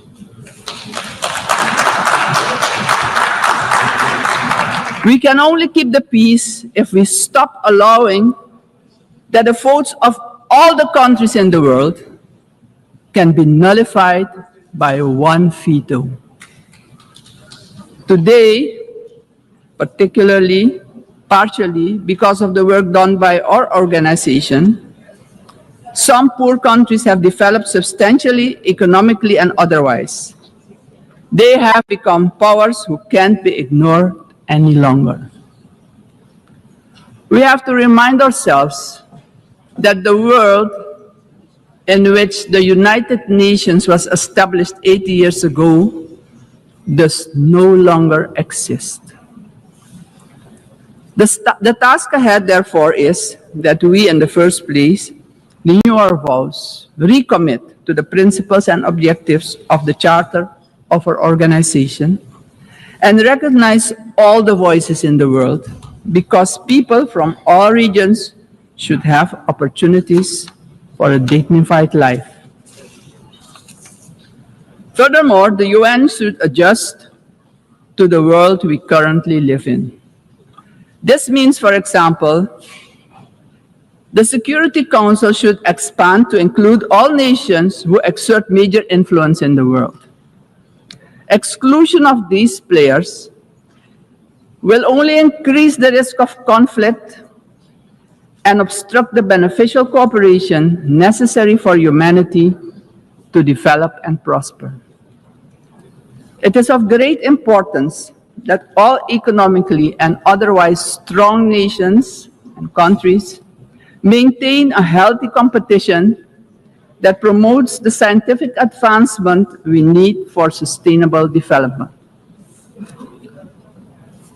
On the other hand, these countries need to work together to guarantee global peace, so crucial for the existence and growth of the developing states and for their own countries. In this context, Suriname endorses the inclusion of, amongst others, Brazil, India, and the representation of the African continent for equal membership of the Council. Equally, we support the CARICOM position for a non-permanent rotating seat for the small island developing states and low-lying coastal countries. I would also like to remind the member states that my country, Suriname, has presented its candidacy as a non-permanent member of the Council for the period 2043 to 2044. Madam President, the United Nations must be a genuine unity of nations. If our organization moving forward wants to play a crucial role in creating a prosperous future for humanity, we have no choice than to genuinely unite, all of us. Suriname stands firmly for global peace, for the rule of law, and for the equal value of every human life. Considering this, Suriname once again calls for the lifting of the long-standing unjust embargo against Cuba, bringing misery to its people. Madam President, Suriname is a country with people of indigenous, Maroon, Javanese, Hindustani, Creole, African, Chinese, and European descent. We all live together in a mosaic of cultures and faiths. The persons from Surinamese origin living abroad are part of this mosaic of our population and can contribute to the socio-economic development of the nation. We consider this diversity a great asset. Actually, Suriname does not have diversity. Suriname is diversity, and we keep working together to protect and grow our national unity for our own well-being, and as an example of harmony in this often divided world. My country also carries immense natural wealth, and it is our vision to create an economy that is resilient, sustainable, and inclusive. Together, we strive to build this more diverse economy by developing, among others, our tourism and agricultural sectors, strengthen our educational system, and work towards universal access to basic health care. Suriname has a vast tourism potential with its green and lustrous hinterland, many waterfalls, rapids, and great rivers for relaxation, as well as for unforgettable adventures, if you're inclined to that. Rich biodiversity, cultural treasures, and the UNESCO-acknowledged historical city of Paramaribo. Through cooperation in the agriculture sector with our neighbors, we aim at improving food security within Suriname and the Caribbean community. My government views energy security as a strategic priority for national development, regional stability, and economic resilience. With an investment of more than $10 billion For the development of our offshore oil and gas, the country is getting a new beginning, a new start that will contribute significantly to our economic growth. However, we know oil and gas revenues should not be the sole fundament of our economic development. Hence, we need investments in relevant sectors in our country. We are steadily advancing our energy transition. While we already source about 50% of our energy needs through hydropower, we are moving toward natural gas and other forms of renewable energy as part of our long-term vision because we know climate change is a fact. Madam President, I firmly believe that education is the foundation upon which every prosperous society is built. We are committed to invest in our education system, our teachers, our children and youth. The future of any country depends on the talent and skills of its people. My country reaffirms strongly its commitment to upholding the rights of indigenous and tribal communities, ensuring that their livelihoods, tradition, knowledge systems are respected and preserved, and the acknowledgement of their collective land rights. Strengthening our institutions is high on our agenda. Suriname has worked tirelessly on the prevention of diseases, and despite challenges, we have achieved results that we as a country can be proud of.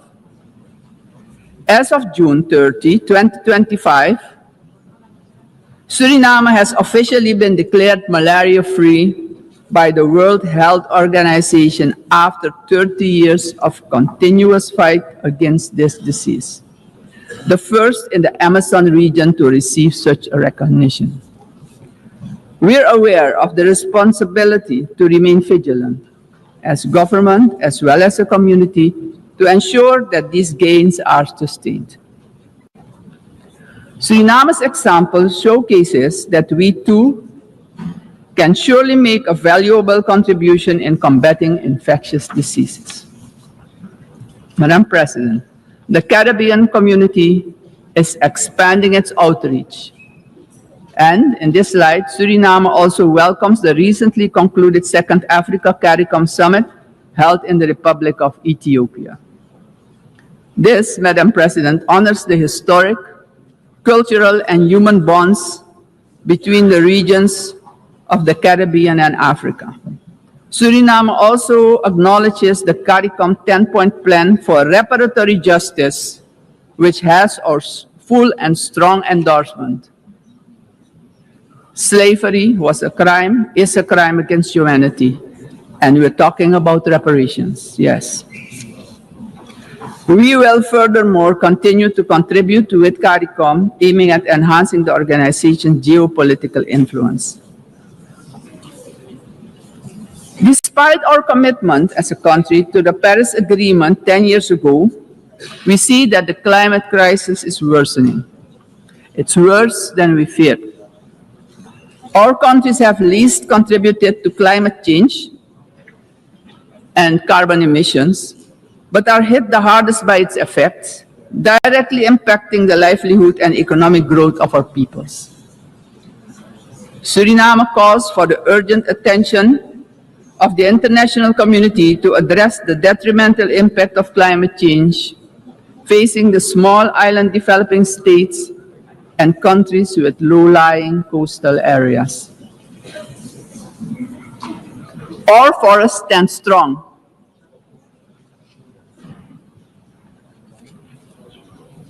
More than 90% of our land is covered by rainforest. And this makes us the most forested country in the world. Your eyes have never seen so much green. Suriname is one of the 3 carbon negative countries on Earth. Since 1992, our forest has absorbed nearly 290 million tons of carbon, and each year we capture more than we emit, and we want to keep it that way. The protection and conservation of our forests has been a priority. It doesn't stand by default, but by design. We have been logging sustainably for decades and did so with the Sustainable Tropical Rainforest Management System developed in Suriname, an ecological approach to forestry. Also, the indigenous and tribal communities protect the forest by their continued stewardship. We are proud of the way we did it, but pride alone does not pay the bills and does not develop the indigenous and tribal communities. Madam President, we must not forget that these forests, our forests, are in competition with vast resources such as gold, diamond, bauxite, and more. We will need to make difficult choices. We want to keep our forest coverage at a minimum of 90%. But we cannot do it alone. The time has come for the world's largest emitters to share this responsibility, not only with words, but with action, justice, and finance. Suriname strongly calls for global action, predictable climate finance for high forested, low deforestation countries, fair recognition of real carbon removals, and direct support for the communities who live in and protect these forests. Suriname, Madam President, therefore endorses the initiative of the COP30 presidency to launch the Tropical Forest Forever facility and calls upon the international community to contribute to its success. Suriname, as mentioned previously, takes pride in being an example of peaceful coexistence, having different cultures, religions, and the traditions to live together in respect and solidarity. This is our gift to the world. The second gift, because we also have a forest that is delivering services to the whole world. This gift proves that harmony can prevail. As stated upon our admission to the United Nations in 1975, our republic indicated our willingness to engage with the international community. My country reiterates its strong commitment to multilateralism, one of humanity's most important achievements, which needs our protection in this time of change. In closing, aggression and military force should be replaced with peaceful resolution and dialogue. Because it doesn't solve problems, it creates destruction and misery. As a matter of urgency, I call on every member state to keep the peace, protect the planet and all human rights. Suriname has shown the world that living sustainably together is possible. We are really better together. Thank you, Grand Tanye, and may God be with you.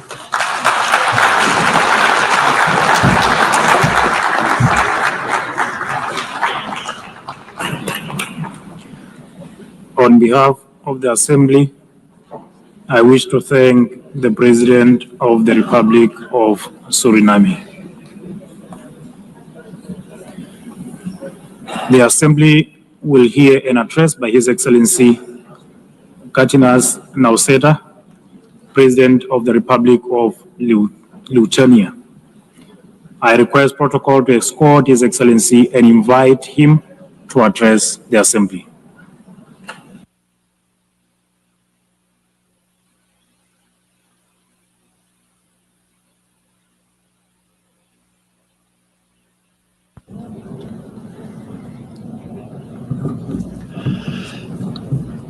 Dear Mr. Chairman, Excellencies, ladies and gentlemen. 80 years ago, humanity, emerging from the Second World War, embarked on a long road towards peace. Building on the solid foundation of the rules-based international order, our forefathers created the United Nations and its institutional system. This system was never perfect. Many nations, Lithuania included, had to struggle for decades, seeking freedom, independence, and sovereignty. Many people suffered war, famine, and premature death. And yet, it was the best international order that we have ever. The United Nations system embodied the great hope that nourishes the human soul and guides our actions for the universal good. Together we succeeded in condemning war and conquest, at least in theory, if not always in practice. To this day, even the worst aggressors feel ashamed to openly conquer, destroy, and enslave.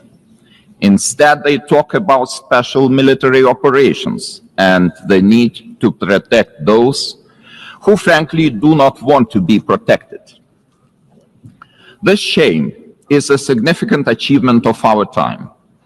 To the extent that current international norms limit the behavior of offenders, they help countless people to survive, escape torture, or even prosper.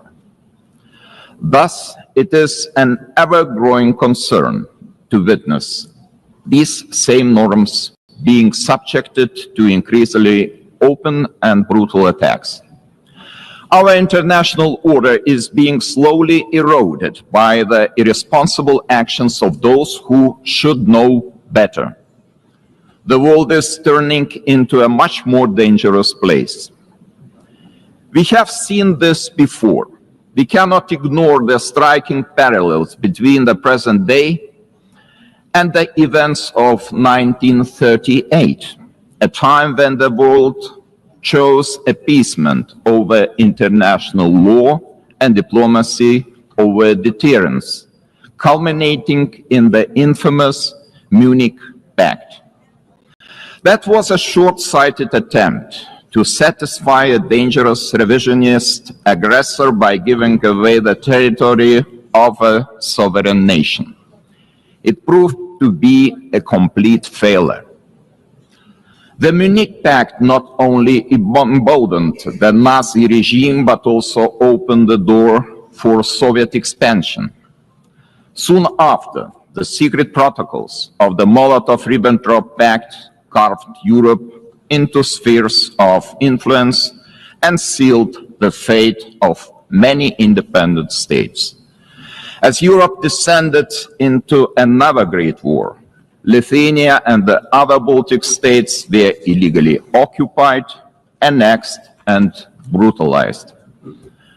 After regaining the independence 35 years ago, Lithuania feels a duty to guard the bitter memory of past mistakes. Never again will we place our hopes in appeasement. Never again will we stand aside. Never again shall Pandora's box be opened. In 1938, it was Czechoslovakia that was abandoned. Today, we cannot abandon Ukraine alone. The war in Ukraine is well into its fourth year. The international community has not done enough to stop aggressor. This is a quest that goes far beyond the usual lines that keep different nations apart. What matters is not the distinction between large and small, or between global North and global South nations, but the basic principles of the UN Charter, which guarantee peace and security across the globe. If one UN member is attacked with impunity year after year, by a permanent member of the Security Council, what does that mean for the rest of us? When power replaces law and fear silences the truth, the foundations of the global order begin to crack. And then nobody can feel safe anymore. Ladies and gentlemen, the effects of Russia's war against Ukraine are being felt across the world. This war has sparked crises in energy, migration, and food security, while also deepening global poverty, hunger, environmental damage, and climate change. It all began with the illegal occupation of Crimea in 2014 and escalated into a full-scale invasion marked by systematic war crimes. The targeted destruction of civilian infrastructure, indiscriminate missile attacks, and the forced deportation of thousands of Ukrainian children are not isolated abuses. These are calculated efforts to erase Ukraine's identity and undermine its sovereignty and territorial integrity, all in open defiance of the United Nations Charter. Let me be clear, Lithuania will never recognize Russia's illegal occupation and annexation of Ukrainian lands. Ukraine's borders are not up for negotiation. Attempts to redraw them by force are unacceptable. The United Nations Charter is not a menu to pick from. It is a binding foundation of international order. Ukraine is also not the only target. Russia continues to occupy two Georgian regions, destabilizes Moldova, and uses proxies and mercenaries to spread instability across the Sahel, the Middle East, and beyond. These are not isolated episodes. They are part of a calculated policy to undermine international norms and export chaos for strategic gain. Russia is not acting alone. The countries enabling Russia's war against Ukraine also violate international law. They prolong war and deepen unnecessary suffering. Their actions damage us all, every sovereign nation. Lithuania therefore calls on the international community to maintain strong political, military, humanitarian, and economic support for Ukraine. Having already provided more than 1 billion euros in assistance, half of which for reconstruction and long-term recovery, we are setting an example to follow. It is equally vital that the international community stop buying Russia's energy resources. Without all that oil and gas money, Moscow's war machine would finally stop. If history is any indicator, Russia will never stop using energy for its geopolitical goals. Wherever Russian energy resources flow, corruption, blackmail, and sabotage will follow. Let me remind you, this is a country that understands only the language of force. Ukraine's ability to deter aggression will be the decisive factor in the future. Moreover, peace will never be sustainable without justice. Russia's numerous war crimes, from mass killings and attacks on hospitals to the abduction, deportation, and indoctrination of children, demand accountability. My country strongly supports the Special Tribunal for the Crime of Aggression under the auspices of the Council of Europe. We call on all states to endorse this initiative. Accountability must have real consequences, legal, political, and financial. As a co-founder of Register of Damage for Ukraine, Lithuania calls on all eligible states to join this vital effort. Russia's frozen assets must eventually be used to help Ukraine defend itself and rebuild. I also cannot stress strongly enough that the return of all deported Ukrainian children and illegally detained civilians must be a global priority. We urge all states and institutions to strengthen international efforts and to ensure their safe homecoming. Ladies and gentlemen, as crucial as Russia's war of aggression against Ukraine is, it is only part of the broader global upheaval. Lithuania watches the current situation in the Middle East with deep concern. We join the international community in calling for the full and immediate implementation of the ceasefire in the Gaza Strip. To prevent starvation, humanitarian aid must be allowed to reach those in need without obstruction. At the same time, the unconditional release of all remaining Israeli hostages remains a crucial step towards ending hostilities. Lithuania is firmly committed to a just and lasting peace in the Middle East. We condemn all the actions that undermine this goal. The ongoing mediation efforts led by the United States, Qatar, and Egypt deserve our full support.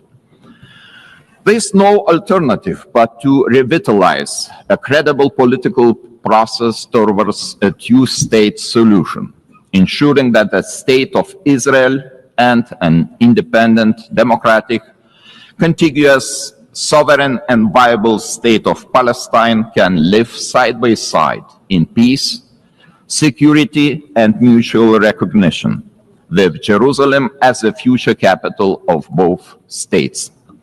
Sadly, many states remain trapped in cycles of conflict, crisis and long-term fragility.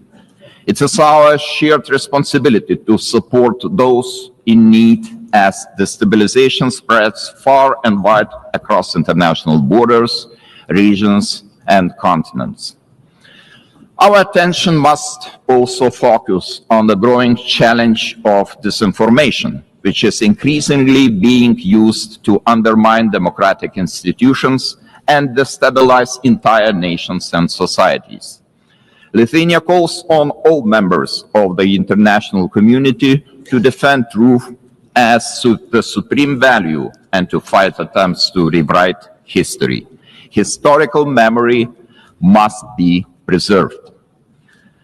Ladies and gentlemen, as we face high global uncertainty, one choice remains entirely clear. Either we will repeat the mistakes of history, or we will find the resolve to defend the core principles of the United Nations. Today, Lithuania chooses to act. We call on the international community to respond to today's challenges with unity and determination. We call on the United Nations to return to its founding purpose, to prevent the scourge of war, to protect human dignity, and to uphold the rights of nations large and small. Together, we must ensure that no permanent seat on the Security Council grants any state permanent impunity. We must support those who defend the very principles of the UN Charter. In this spirit, I welcome the Secretary General's UNAT reform agenda, a timely blueprint for adapting this institution to the realities of today's world. His call for a more inclusive, effective, and accountable United Nations deserves our broad support. Lithuania stands firmly behind these efforts to reimagine multilateralism. We call on all states to strengthen our collective ability to act across all three pillars: peace and security, human rights, and development. Our message must be simple and straightforward. Aggression cannot win, and the principles of the UN Charter must prevail. Let us rise to the demands of this moment. Thank you very much.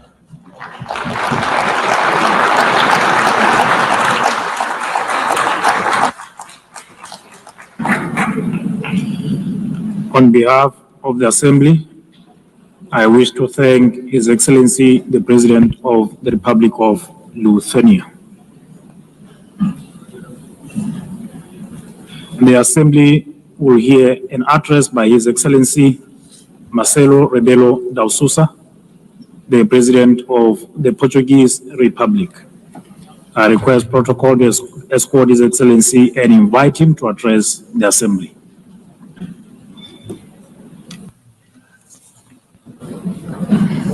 Mr. Chairman, Excellencies, symbolic moment this one for United Nations, the celebration of 80 years, and for us Portuguese, 70 years of membership. The time of judgment, of compromise, of renewal, multilateral ambition. Portugal is today what always aspired to be, an open country to the world, listening, dialoguing, building bridges, deeply multilateralist and guided by the Charter of United Nations. A world with more cooperation and respect for international law is safer, more predictable, stable, peaceful, prosperous, plural, representative, and able to respond collectively to global challenges. 70 years ago, we were living still in dictatorship. And we found in this community the space to rediscover the real values and contributing to global solutions. And even now, in the changed world, fragmented, polarized, unpredictable, this community is a key community to defend basic principles of a coexistence between nations, cultures, civilizations. And it is with this coherence and the sense of responsibility, with the conscience of the need of contributing, acting, and deciding, guided by values and principles, that will be candidates to the Security Council in 27-28, a decision we formalized in 2013. Excellencies, let me pay tribute to the former President of the General Assembly for his support to the adoption of the Pact for the Future. Let me congratulate the present President of this session, wishing the success in her term. But I would very specifically, and in Portuguese this time, say a word about the remarkable work of the Secretary-General António Guterres. O seu humanismo. His humanism, devotion to international law, the reforms he has championed. 2017, que inclui agora, now including UN 80 and the Pact for the Future, are testaments to his work and will be his legacy. É orgulho para mim, having a Portuguese as Secretary-General of the United Nations, ter português como Secretário-Geral das Nações Unidas. Someone is projecting a Portuguese way of acting in international relations. Uma forma portuguesa de estar nas relações internacionais. He will always be supported by Portugal. Contará sempre com o apoio de Portugal. And I must congratulate him for his speech. Because he said, I will never give up. I know him ever since we were teenagers. He never gave up, ever. And he's right. It's true we live at a time of multiple crises and persistent crises. Division, polarization, violations of international law, cleavage between power exercise and responsibility, technology and ethics, urgency of crisis and capacity of response and action. United Nations faces an existential moment. Without change, without renewal, United Nations will be marginalized and we could be left to the law of force. No G1, no G2, no G3, no G1+1 1+2 or 2+1 will be an alternative. No absence of multilateralism will avoid the need of multilateralism. The world is multipolar, will be multipolar. Just think of the situation in Ukraine or the situation in Middle East. In Ukraine, for years, and now for months, for 8 months, one is waiting the mediation of the most powerful in the world. Do we have a ceasefire? No, we don't. In the case of Middle East, we waited and waited and waited for the intervention of the most powerful in the world. Did we have a ceasefire? Without the multipolar, multilateral intervention of so many countries, here in New York, with the recognition of the existence of the state of Palestine, some Europeans, others non-Europeans, we won't change soon. This means we need United Nations, we need multilateralism, we need dialogue between countries from every continent. And the same for international law. We need international law. We need international law for the reform of United Nations.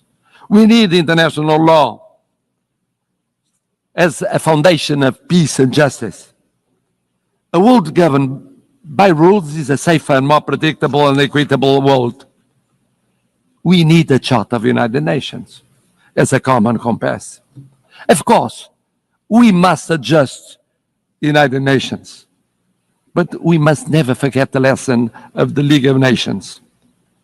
When one forgets the principles, when one abandons the principles on account of pure realpolitik, I mean the power or the powers of the moment, one forgets that no power is eternal. No personality is eternal. Empires went up and went down. We know by experience it.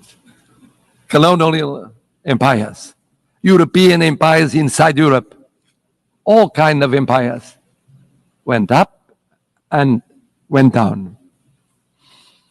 We believe that in the reform of United Nations, we have 3 pillars: prevention, partnership, and protection. Preemptive action before the conflict, not just afterwards. Mediation, preventive diplomacy, intervention of the Secretary General and of the PBC. Avoiding distraction and institution collapse.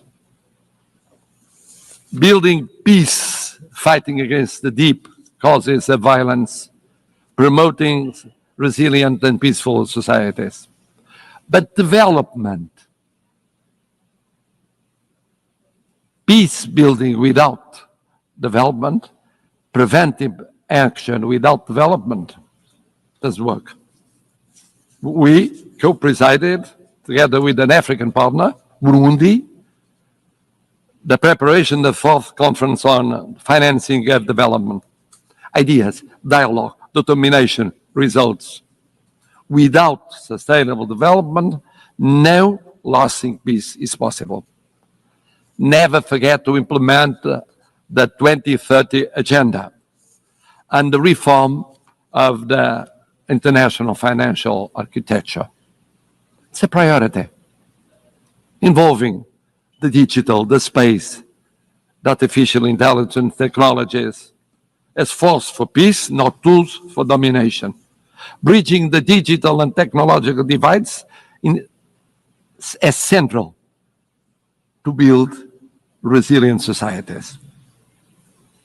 C'est aussi très fier que... And with great pride, we share in the priority of prioritizing oceans, addressing climate change. We can talk about combating climate change, but we must first and foremost admit that there is this change. That's why we prepared for UNOC 2 in Lisbon, and we were at UNOC in Nice.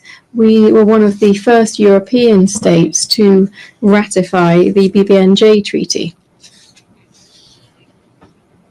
We project 27% of our marine surface area.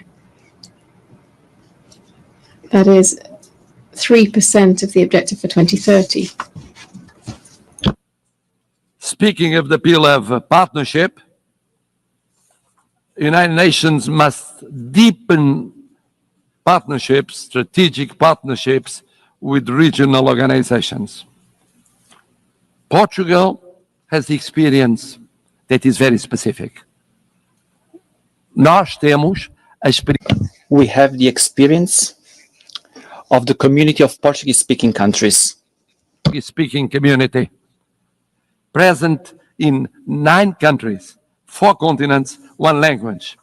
Presentes em 9 países, 4 continentes, uma língua, A language, a short platform with its own voice at the UN. We hosted the 10th Global Forum of the Alliance of Civilizations. For the Alliance of Civilizations. Also, the conference, UN Conference on Racism. Portugal hosted the first UN Conference on Racism. And we promoted the implementation of the Durban Declaration. Formamos. We are part of the Ibero-American community.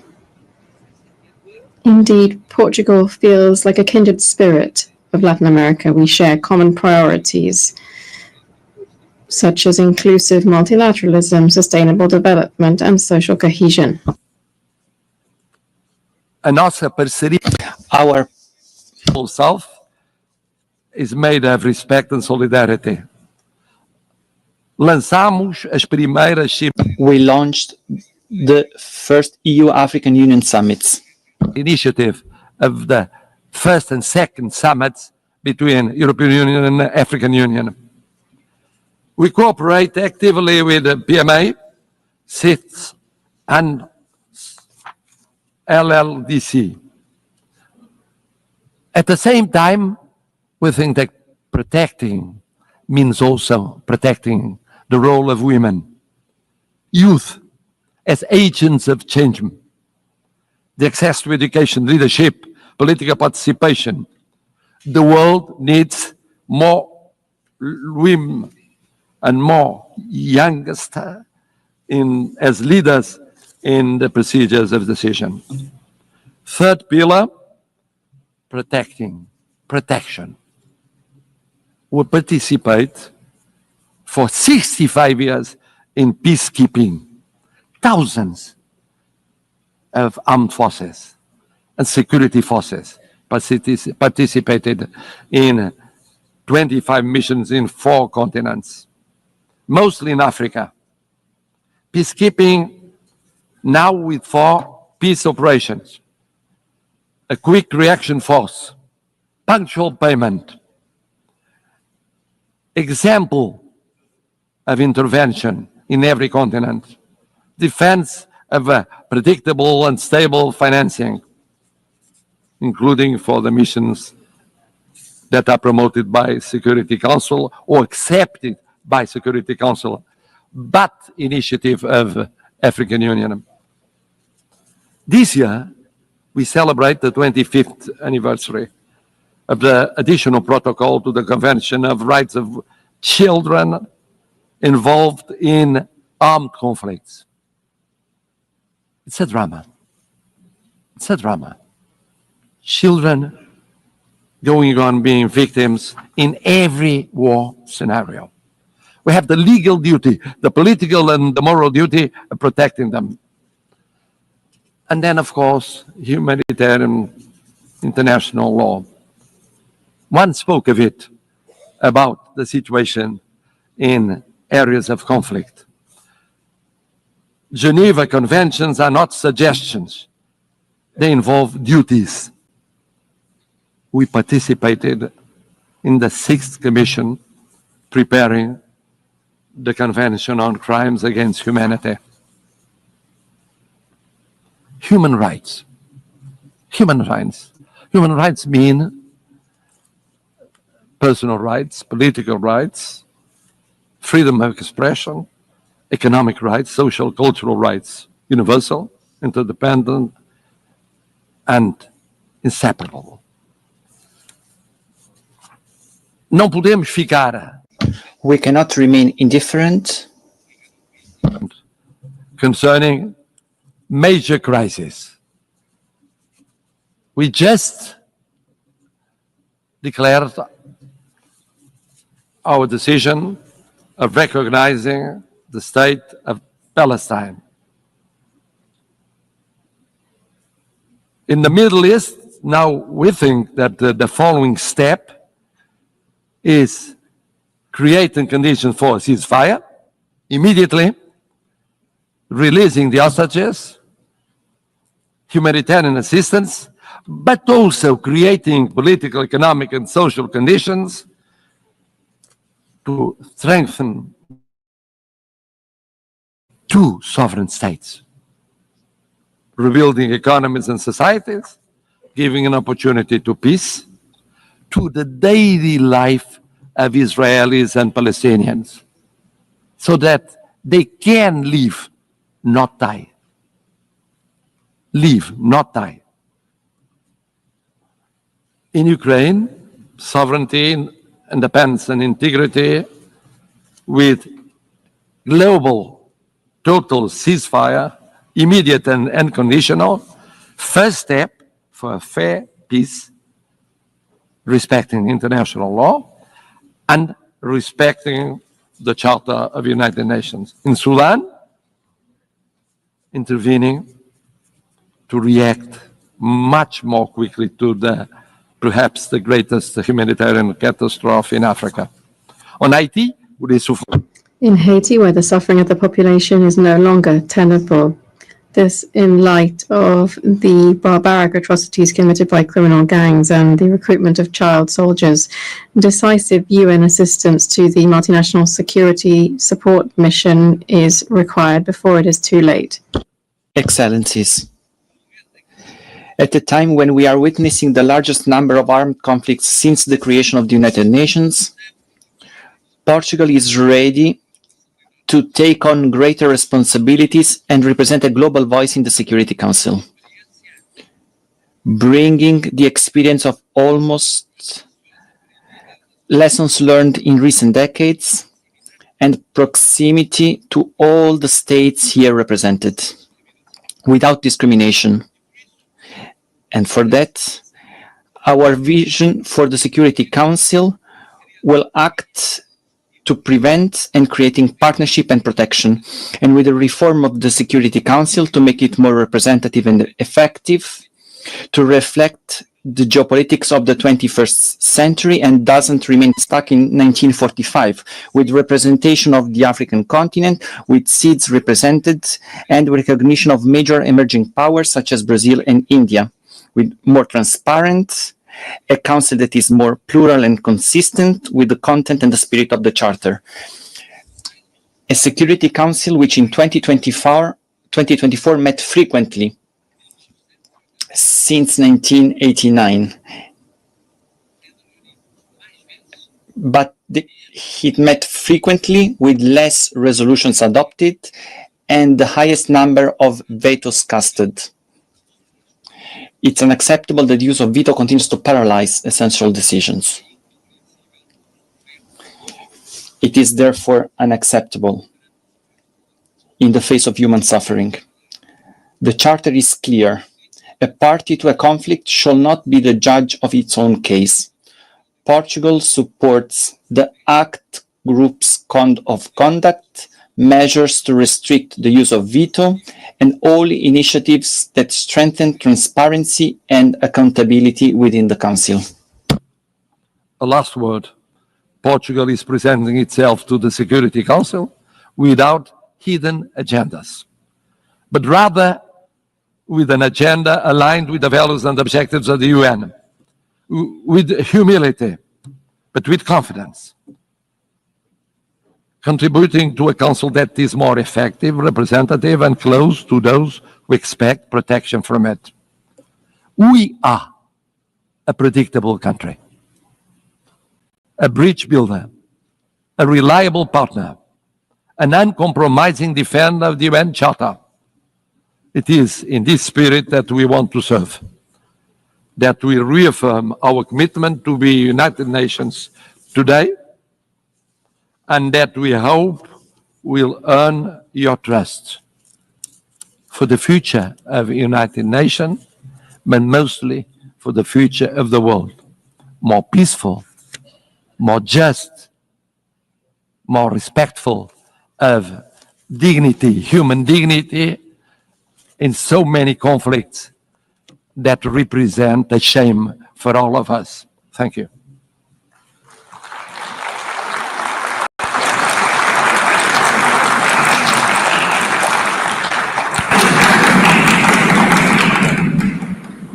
On behalf of the Assembly, I wish to thank His Excellency, the President of the Portuguese Republic. The Assembly will hear an address by His Excellency Yomandu Usi, President of the Eastern Republic of Uruguay. I request protocol to escort His Excellency and invite him to address the Assembly.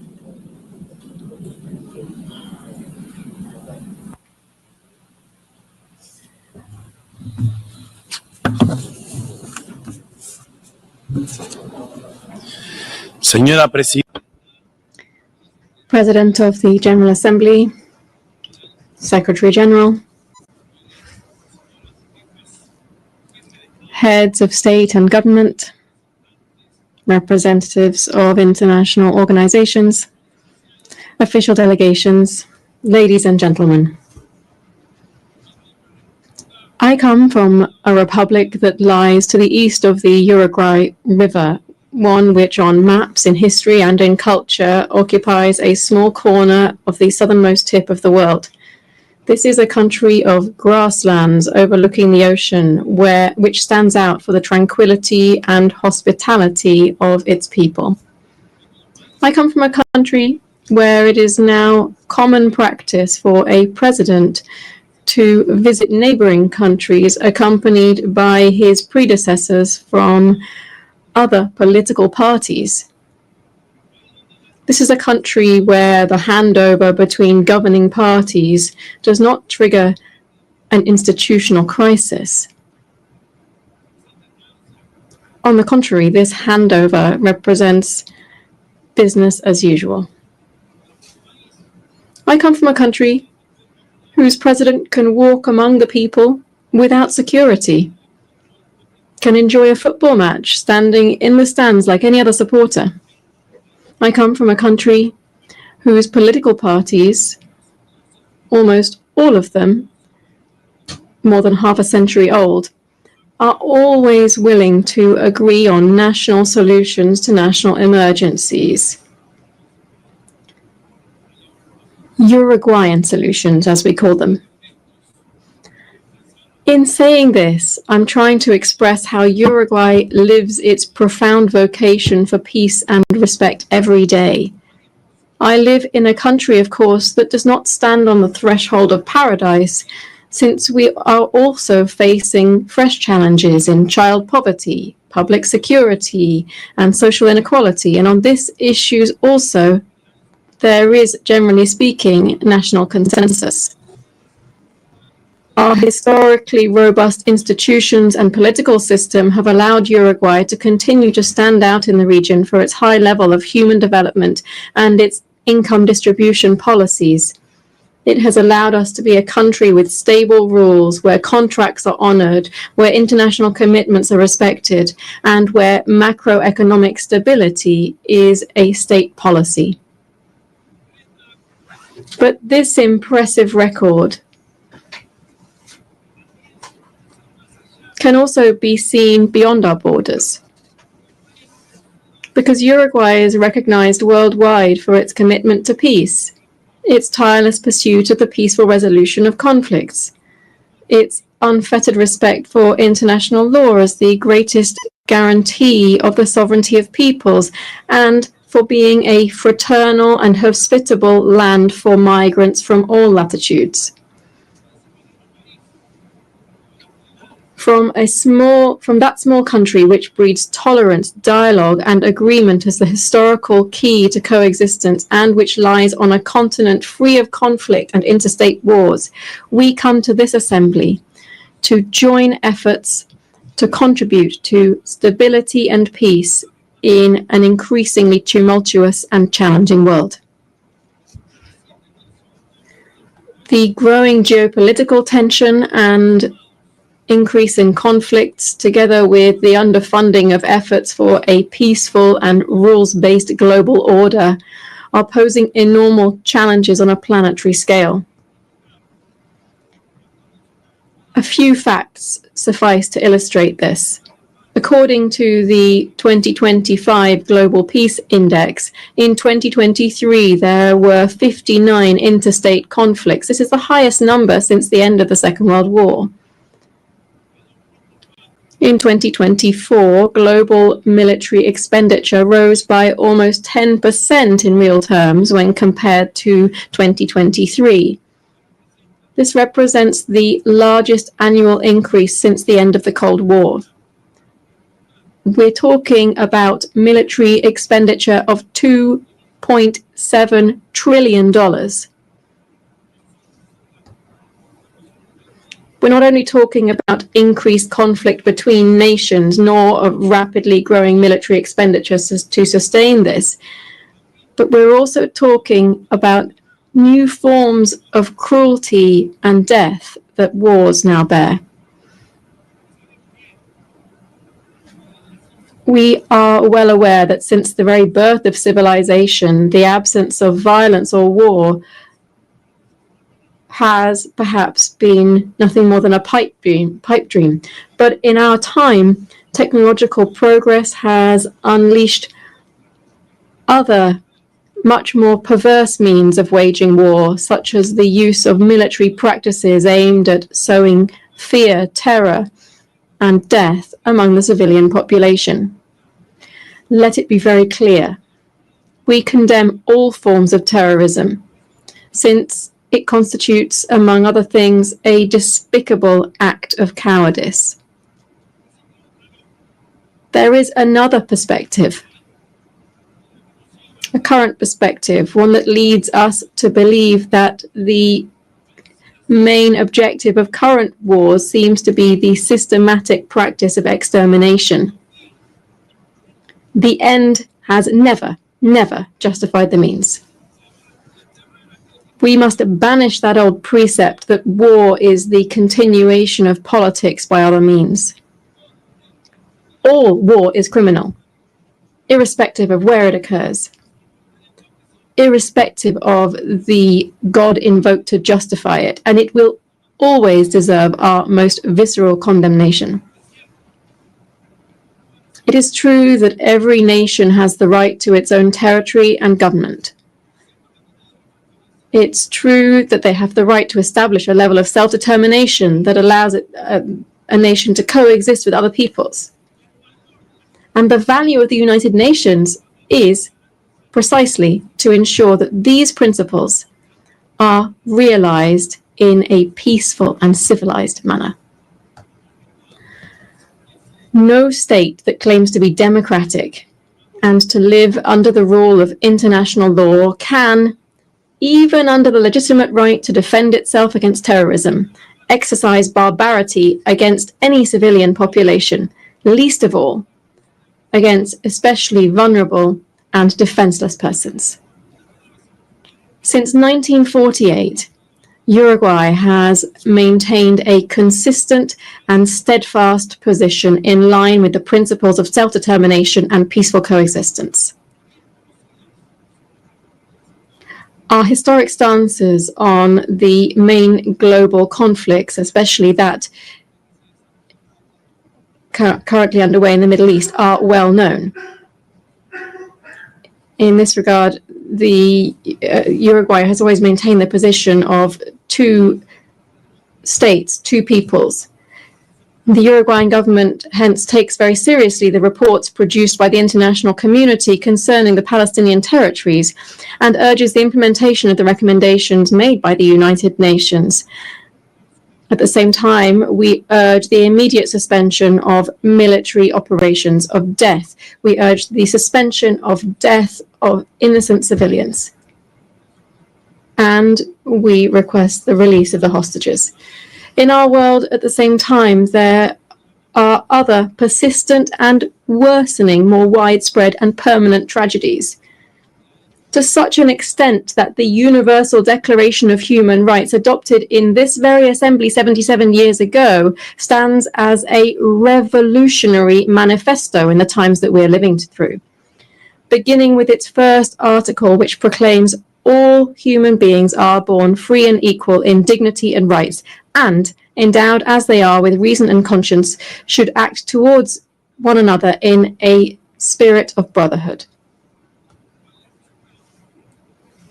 How far we are from our own principles and commitments when we see that the gap between those who have the most and those who suffer the most is ever greater. How far we are when we see that the principles of freedom and equality are increasingly estranged, and we hear much more talk of a supposedly free individual than of egalitarian societies in terms of income or the enjoyment of rights. How far we are from human sensibility when we forget that our main calling must be to stand with the majority, listening to every problem or anguish of our people and understanding even and fundamentally those who think differently. Madam President, I come from a country with a long, faithfully documented tradition in international politics. This tradition includes staunch support for multilateralism in all of its facets, political, economic, cultural, as the best and only way to face the challenges to which I have referred.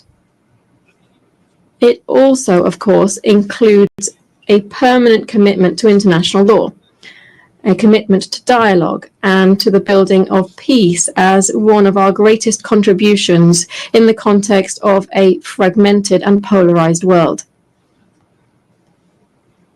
My country's entire political system is proud to contribute decisively to global tasks such as the maintenance of international peace and security, the consolidation and development of international law through participation in normative bodies and in international courts, through our support for disarmament, food security, global health, and commitment to addressing climate change.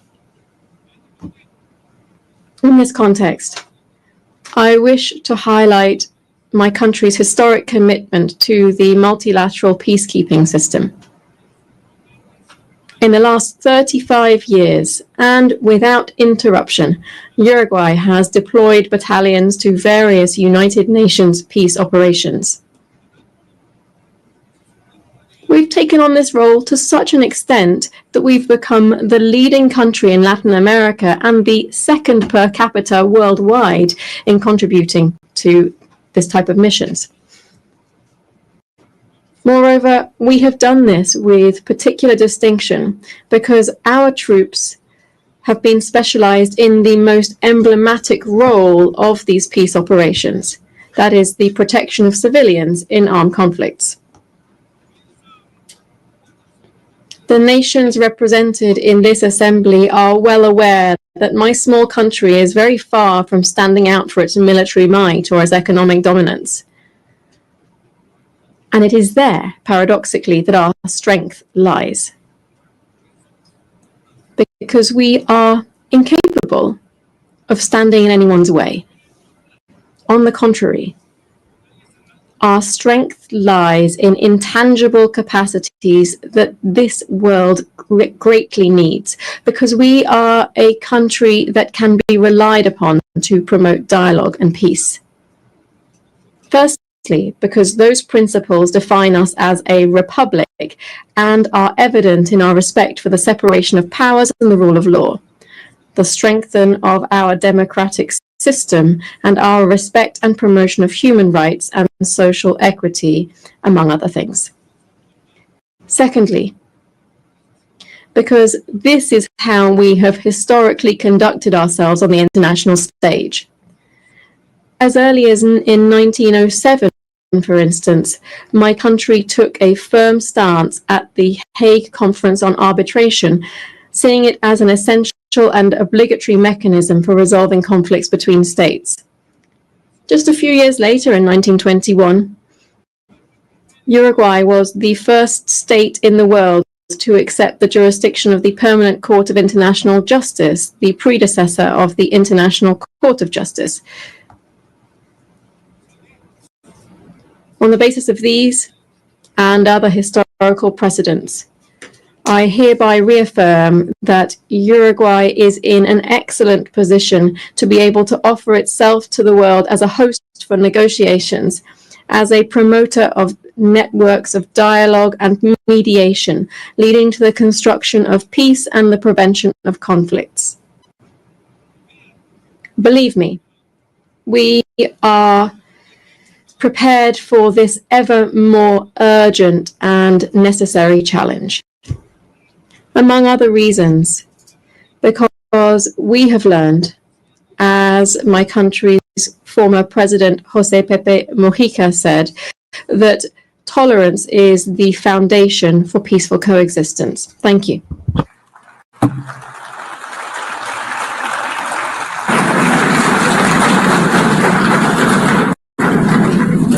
On behalf of the Assembly, I wish to thank the President of the Eastern Republic of Uruguay.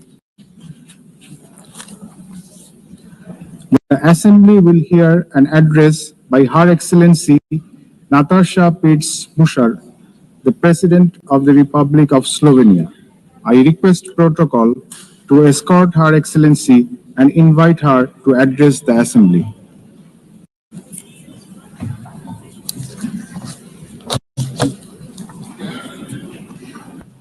Madam President, please accept my warmest congratulations on your election at this historic 80th anniversary of the United Nations. Your election underscores the vital importance of including women in the decision-making process. Ladies and gentlemen, Excellencies, in 1945, the end of the Second World War was greeted with celebrations, and hopes were placed in a new era of peace and cooperation, embodied by the creation of the United Nations. However, those hopes were soon overshadowed by the onset of the Cold War. When it ended in 1991, we once again dared to believe that this would pave the way to the vision of lasting peace, security, and cooperation as enshrined in the UN Charter. Sadly, that vision has not materialized. In fact, the situation has worsened, and here is why. Firstly, the Security Council, envisioned as the very pillar of collective security, is failing to meet the expectations of the world, if it ever has. The Permanent Five were supposed to be role models for the rest of the world working for peace. Some work in their own interests instead. Secondly, the promise of the Sustainable Development Goals is faltering. Progress is lagging, and with cuts in development assistance, millions of the world's poorest are pushed further away from the access to even the most basic services. Thirdly, international law appears to stand at the precipice of irrelevance. The independence of elected international judges, the integrity of human rights institutions, personal security of human rights defenders, and the authority of this organization are under siege. Fourthly, the Genocide Convention risks becoming a relic of the past.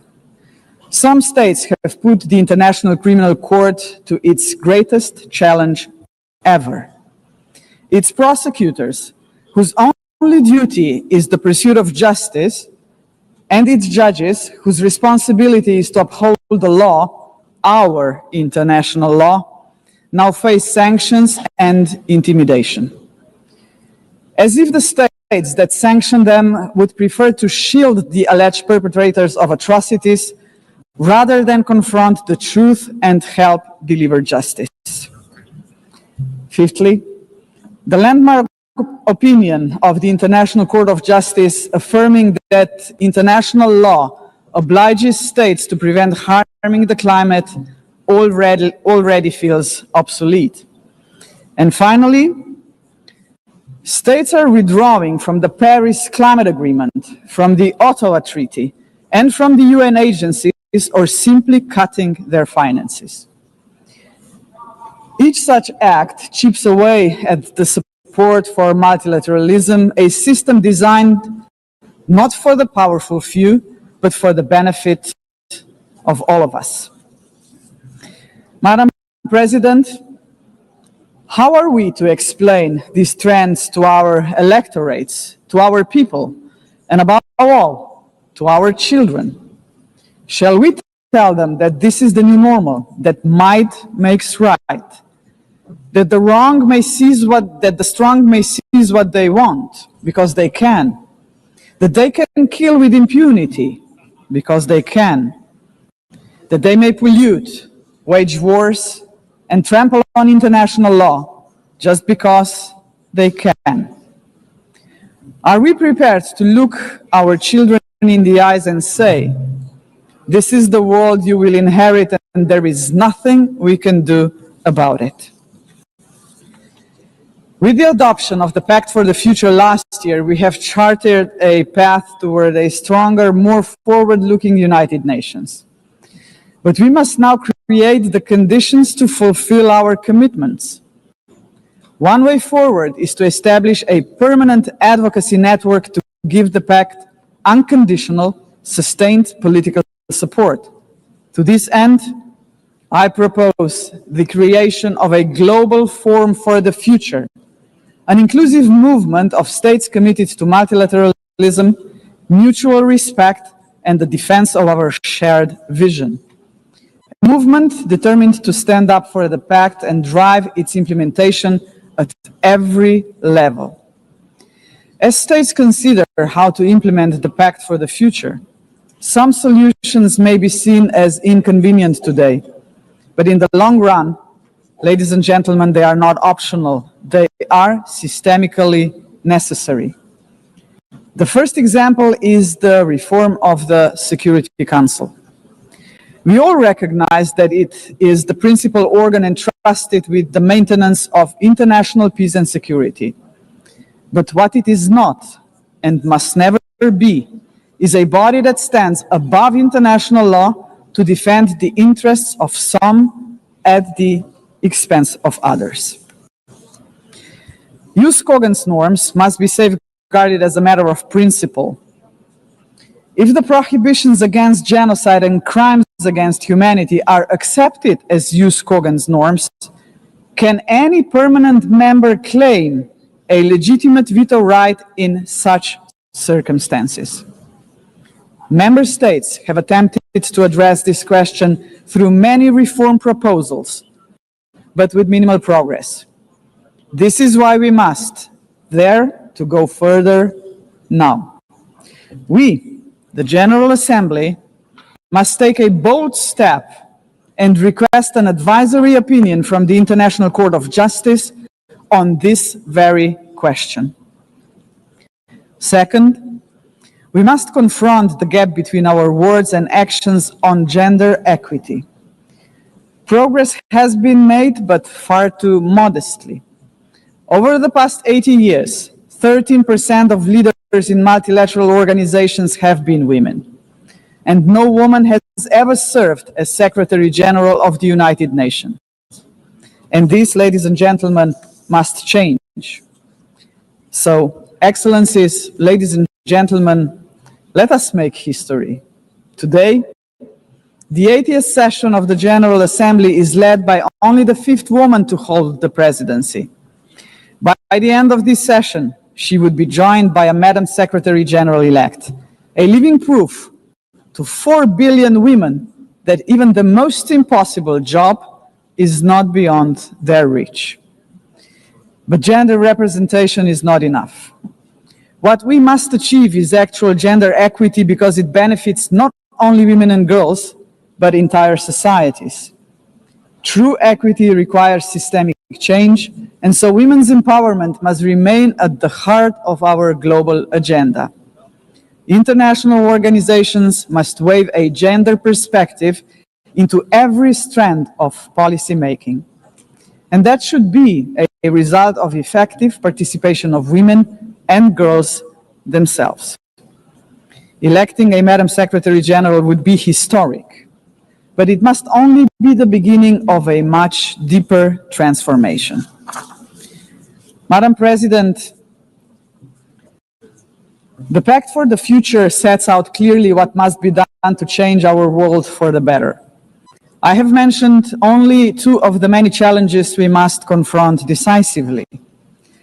But we can only succeed as a community if we accept that there is no future for humanity without a fundamental change.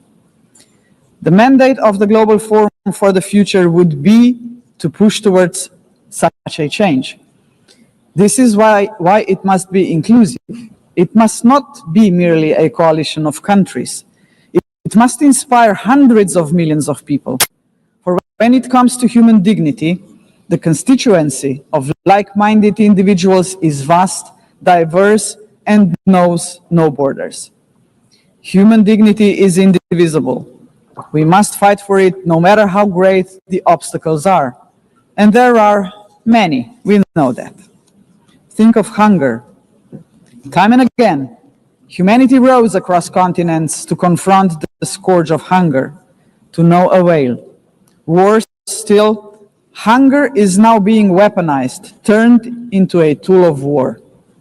We receive reports on a daily basis of how women and children are starved because they are marked as legitimate targets, as enemies.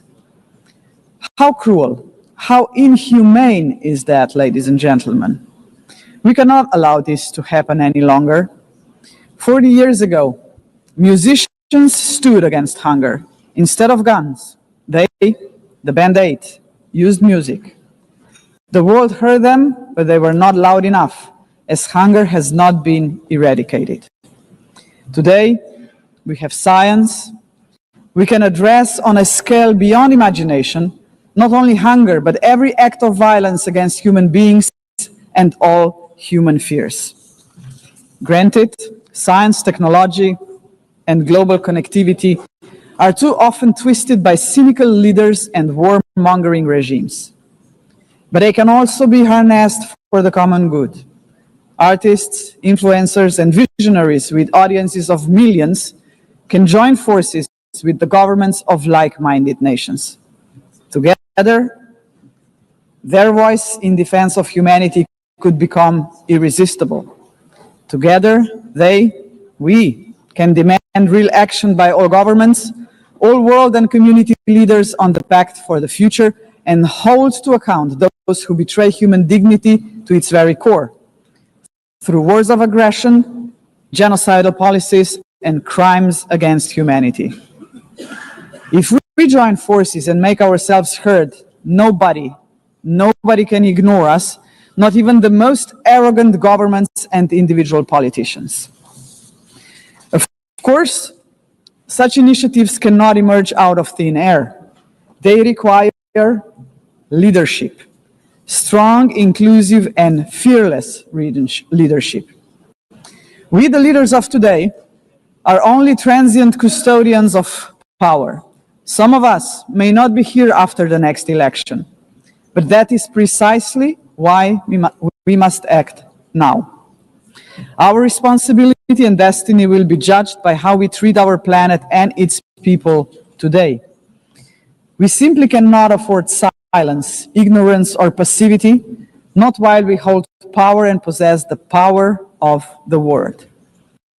Hesitation is not an option, Madam President. For most of us, members of the UN, is not might that makes right. It is the opposite.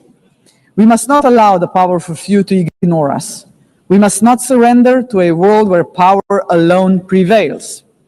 We, the majority of United Nations members, must be role models. We must work for a different world. The Global Forum for the Future can be a platform for the much-needed transformation in which partnerships with non-state actors and companies are indispensable.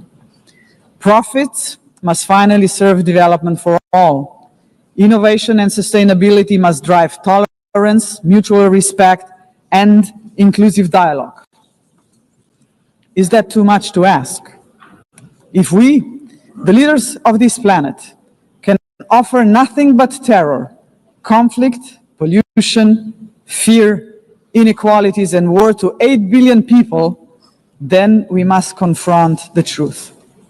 We are complicit in crimes against our civilization and our planet. And not just us, heads of states, but leaders of international institutions, CEOs, and every individual with the power to make a difference share this responsibility. None of us can claim ignorance of what is at stake. If we believe in human dignity for all, we must deliver more. A world that fulfills lives, not threatens them. We must say yes to inclusive multilateralism and a resounding no to multipolarism. Let us show that this General Assembly can and will make a difference, as it has often done before. Let us demonstrate that we reject arrogance, hatred, and willful blindness to a lack of equality and justice, to wars of aggression, crimes against humanity, and genocide, because they tear us apart for generations.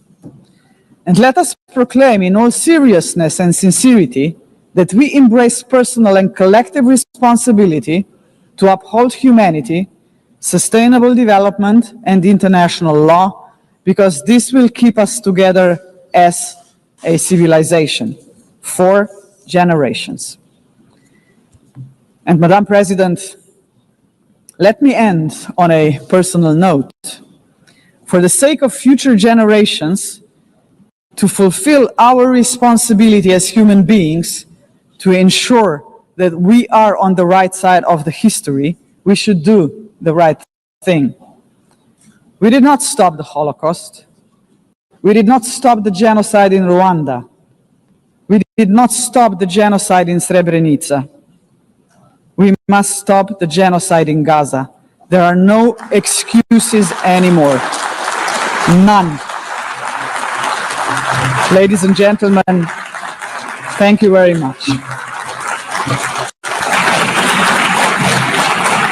On behalf of the Assembly, I wish to thank the President of the Republic of Slovenia.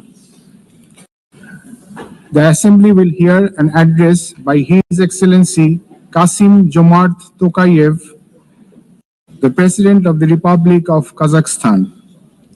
I request protocol to escort His Excellency and invite him to address the Assembly.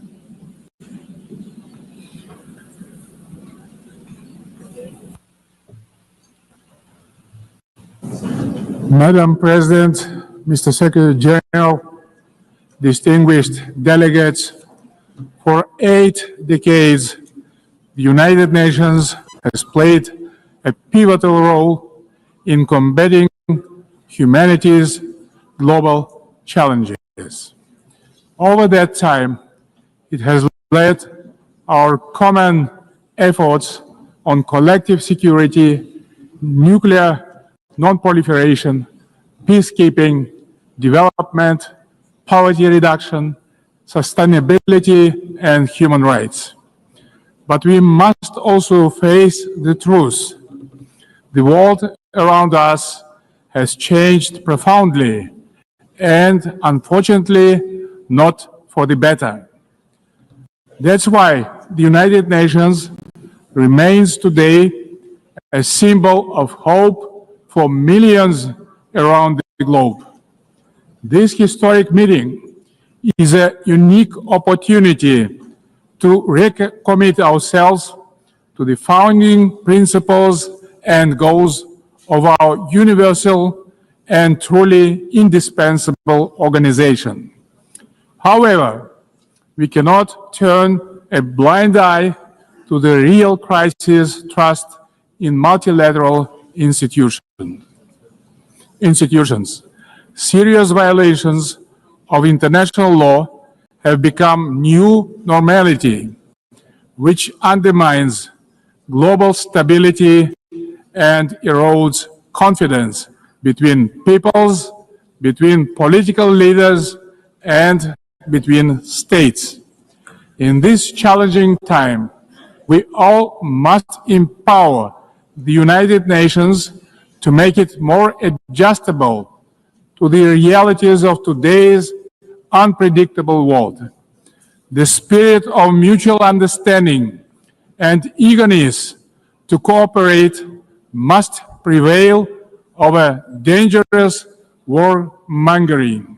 State leaders have a responsibility to move toward making peace. A failure of the current generation of leaders to act is not an option, because future generations will pay a much greater price.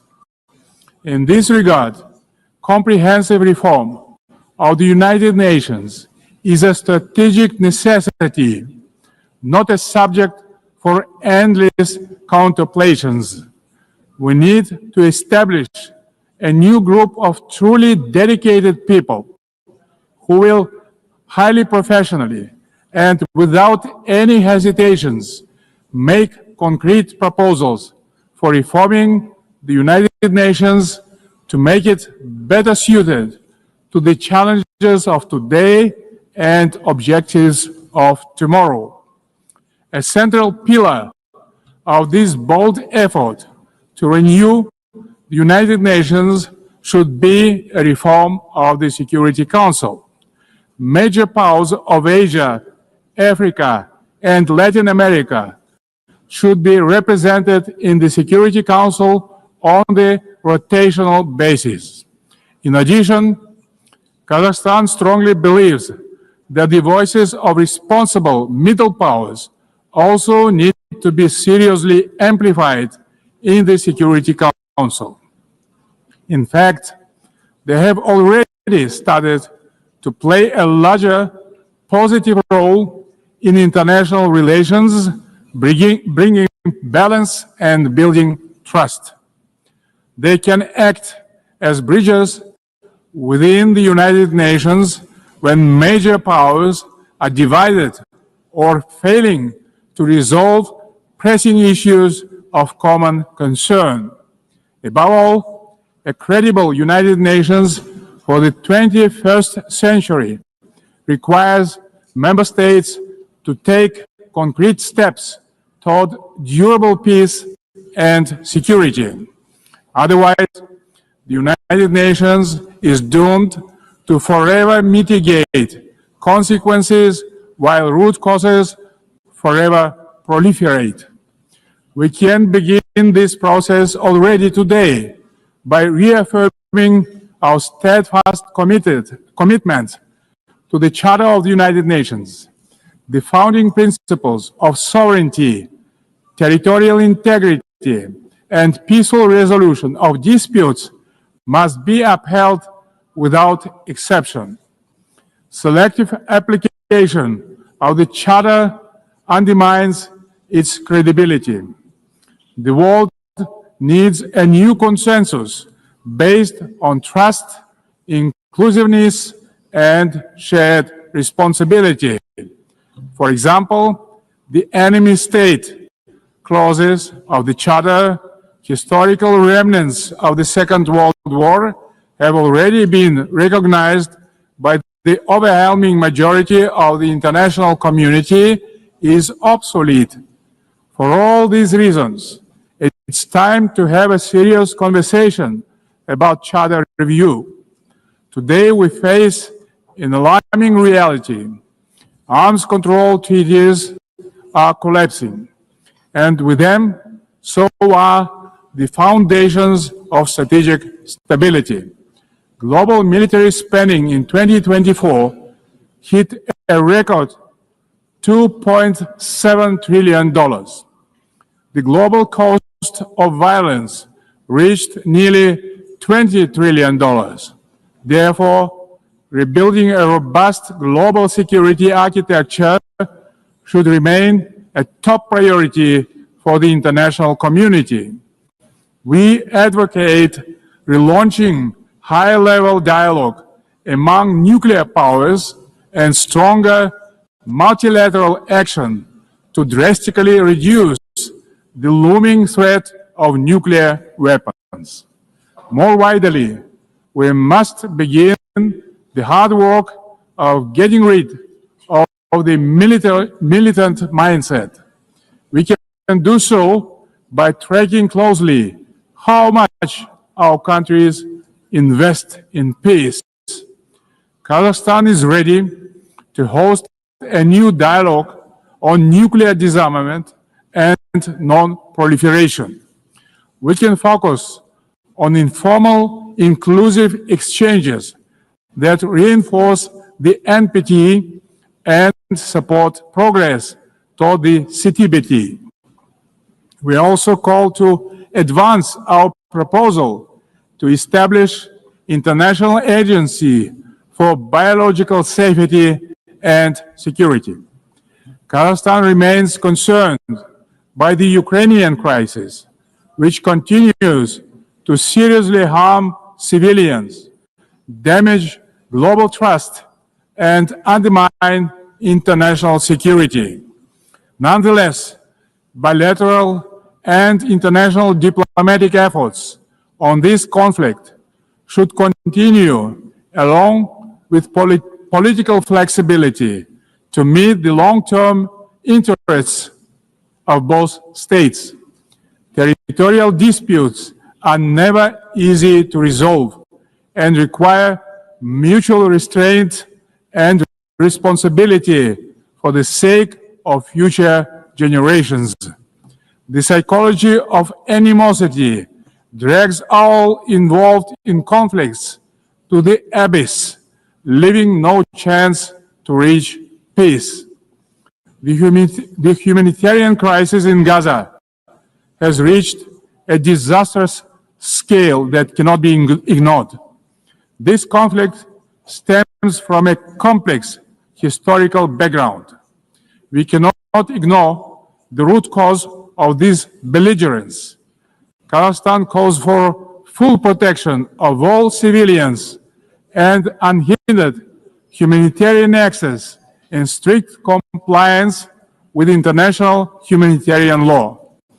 We reaffirm our support of the two-state solution, with the United Nations playing a central role. Kazakhstan acknowledges diplomatic initiatives aimed at regional reconciliation in the Middle East, including the Arab Peace Initiative, the New York Declaration, and the Abraham Accords, and others. They demonstrate that leadership and political will can turn division into cooperation and shared benefit. We also welcome the normalization of relations between Azerbaijan and Armenia under the mediation of the United States President. It shows that even entrenched conflicts can be settled through diplomacy and common sense. Guided by this principle, Kazakhstan consistently favors diplomacy over escalation and dialogue over force. Current geopolitical tensions sometimes tempt some leaders to claim that a clash of civilizations is inevitable. Yet, these divisions are not fact or fate. They are political choices Global public goods such as science, medicine, sports, religion, and culture should not become subjects of geopolitical divisions and sanctions. These spheres of human activity bind us together under a humanitarian umbrella. When political leaders make irresponsible statements or take reckless decisions, manipulating religion and identity for political gain, they in fact seriously damage the trust and goodwill in striving for peace. Political leadership must be rooted in mutual understanding and respect, not mutual suspicion and arrogance. Tolerance and wisdom are the foundation of lasting peace and must be upheld through the rule of law. Dear friends and colleagues, we observe a growing fragmentation and political bias of investment flows. As a result, global FDI fell to $1.5 trillion last year. Kazakhstan strongly advocates for greater international investment cooperation. More than $400 billion have been attracted to our economy within 30 years of independence. Our commitment to open market principles is absolutely firm and will remain a cornerstone of our state policy. Located in the very center of Eurasia, Kazakhstan is poised to play a crucial role as a logistic hub, handling 80% of all overland transit between Asia and Europe. We are investing tens of billions of dollars in our transport and transit infrastructure, including the Belt and Road Initiative, the North-South and Trans-Caspian transit corridors.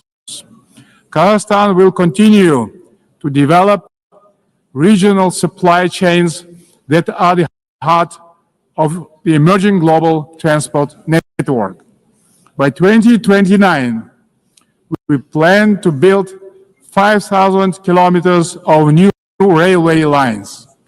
Kazakhstan has made the Sustainable Development Goals a core pillar of its national agenda, integrating their targets into state planning and budgeting. With the support of the United Nations Secretary General and partner states, Kazakhstan now hosts the new United Nations Regional Center for SDGs for Central Asia and Afghanistan in Almaty.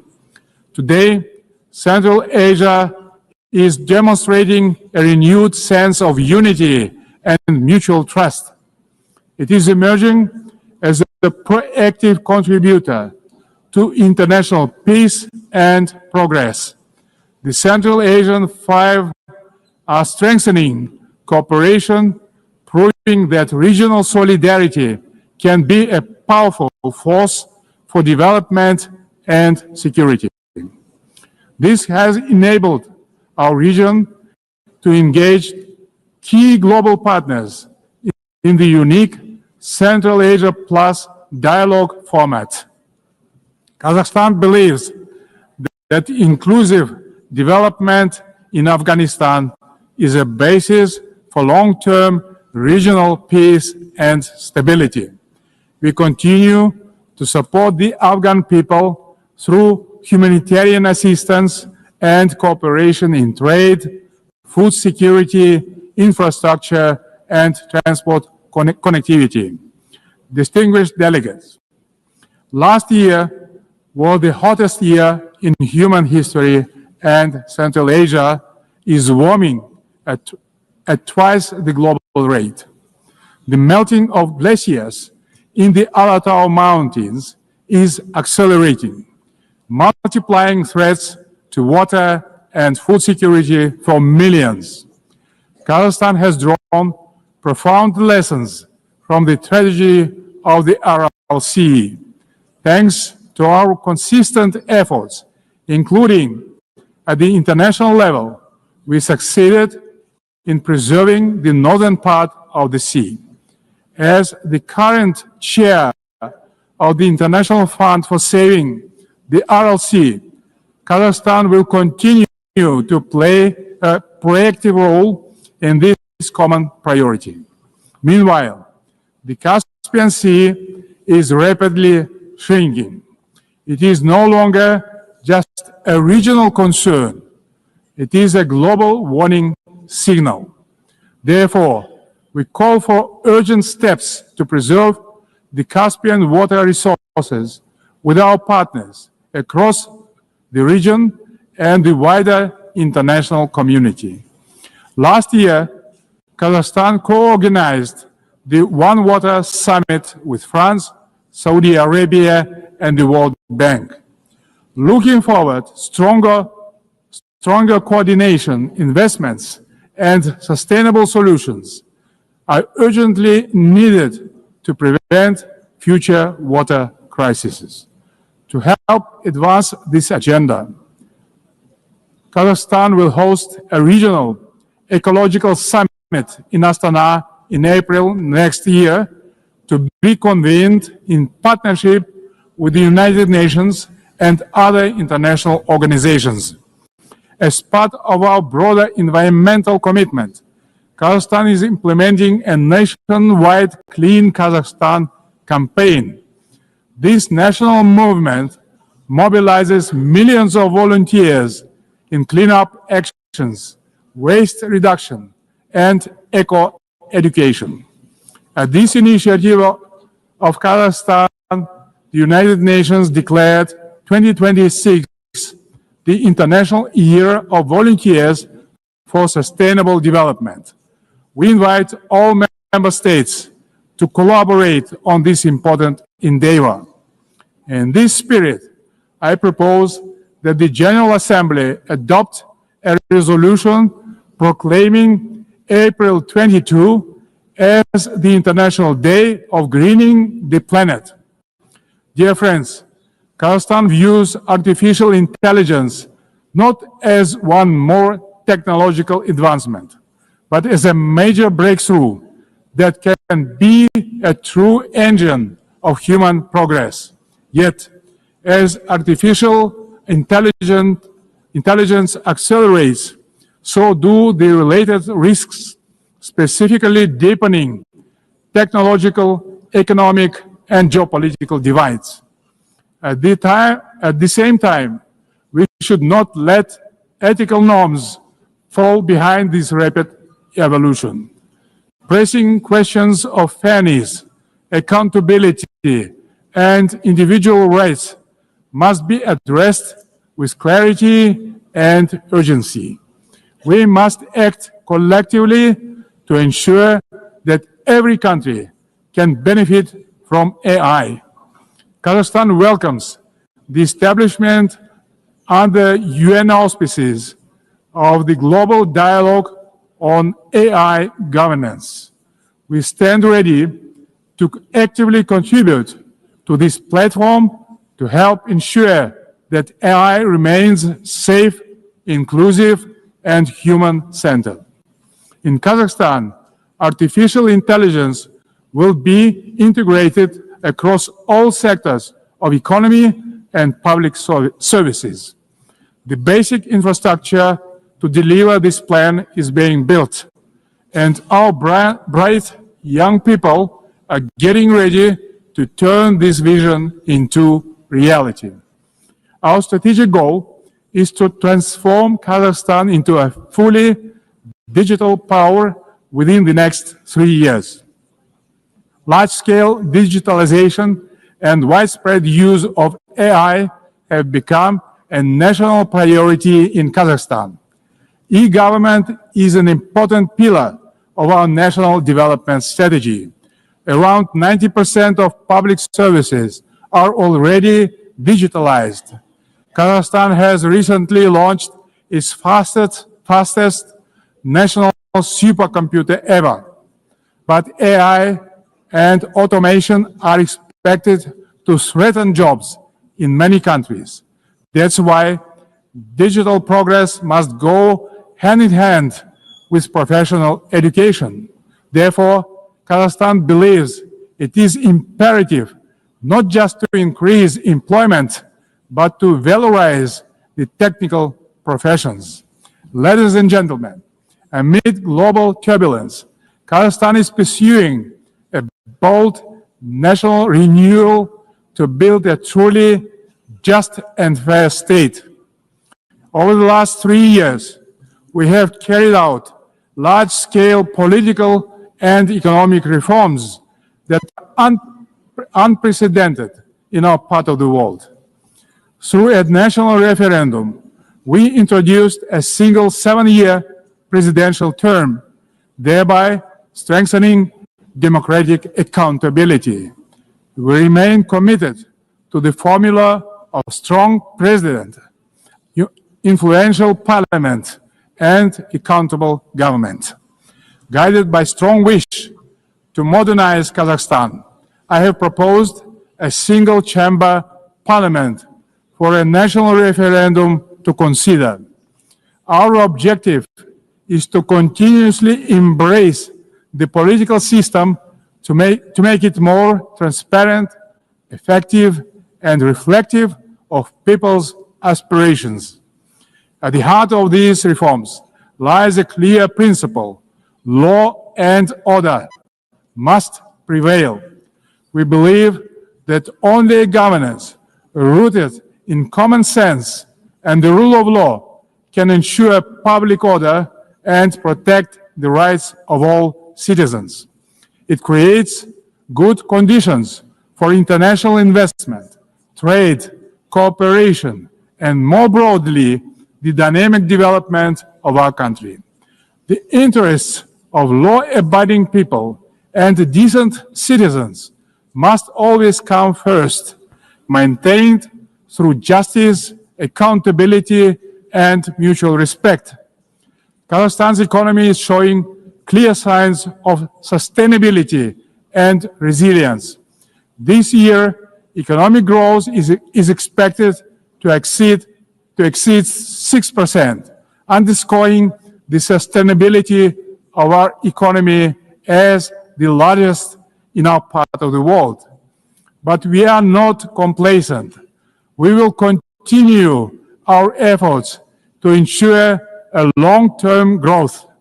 Kazakhstan's energy strategy is based on 4 pillars: oil and gas, coal, uranium, and critical minerals. These precious assets are the basis of reliable energy partnerships.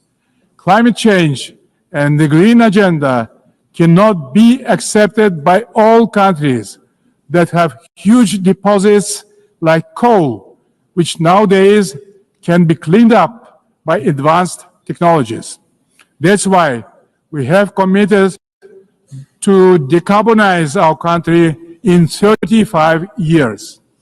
Renewable energy is not the single solution to all energy problems. Agriculture is another driver of our development with huge potential for global markets. Kazakhstan's grain export capacity has amounted to 12 million tons, reaching a great number of international markets, creating new opportunities for trade expansion using enhanced transport connectivity. We will continue our cooperation with all major international partners and regional stakeholders to further diversify our external trade and economy, making it more inclusive and resilient. Excellencies, we will remain firmly on this path, deepening governance reforms at home while supporting global governance abroad. Kazakhstan will continue to serve as a bridge builder and peacemaker. It will also continue to choose balance over domination, cooperation over confrontation, and peace over war. We stand ready in cooperation with other players, stakeholders in the international community to renew the promise of the United Nations as a beacon of peace, justice, and cooperation. Thank you very much. On behalf of the Assembly, I wish to thank the President of the Republic of Kazakhstan. The Assembly will hear an address by His Excellency Matamela Cyril Ramaphosa, President of the Republic of South Africa. I request protocol to escort His Excellency and invite him to address the Assembly.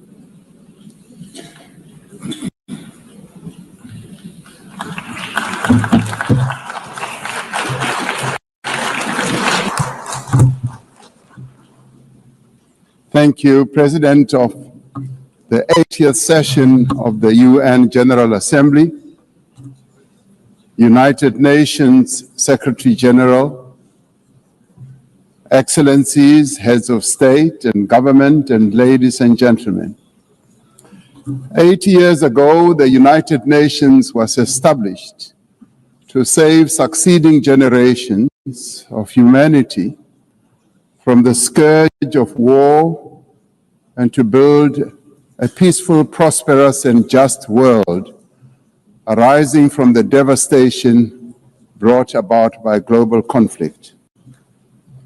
Through the UN Charter, the nations of the world pledged to uphold peace, development, and human rights, which would be underpinned by international law.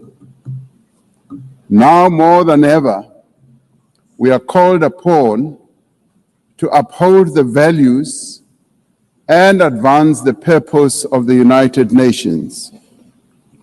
We are also called upon to advance cooperation and solidarity between nations. We are called upon to promote multilateralism and safeguard the institutions that enable it. South Africa's engagement in the international sphere echoes our domestic imperatives of eradicating poverty, reducing unemployment, and addressing the root causes of inequality. Our foreign policy is guided not only by the needs of our people, but also those of the continent of Africa and the global South. Inspired by our own history, South Africa strives to maintain world peace and also the settlement of all international disputes through negotiation and dialogue and not through war.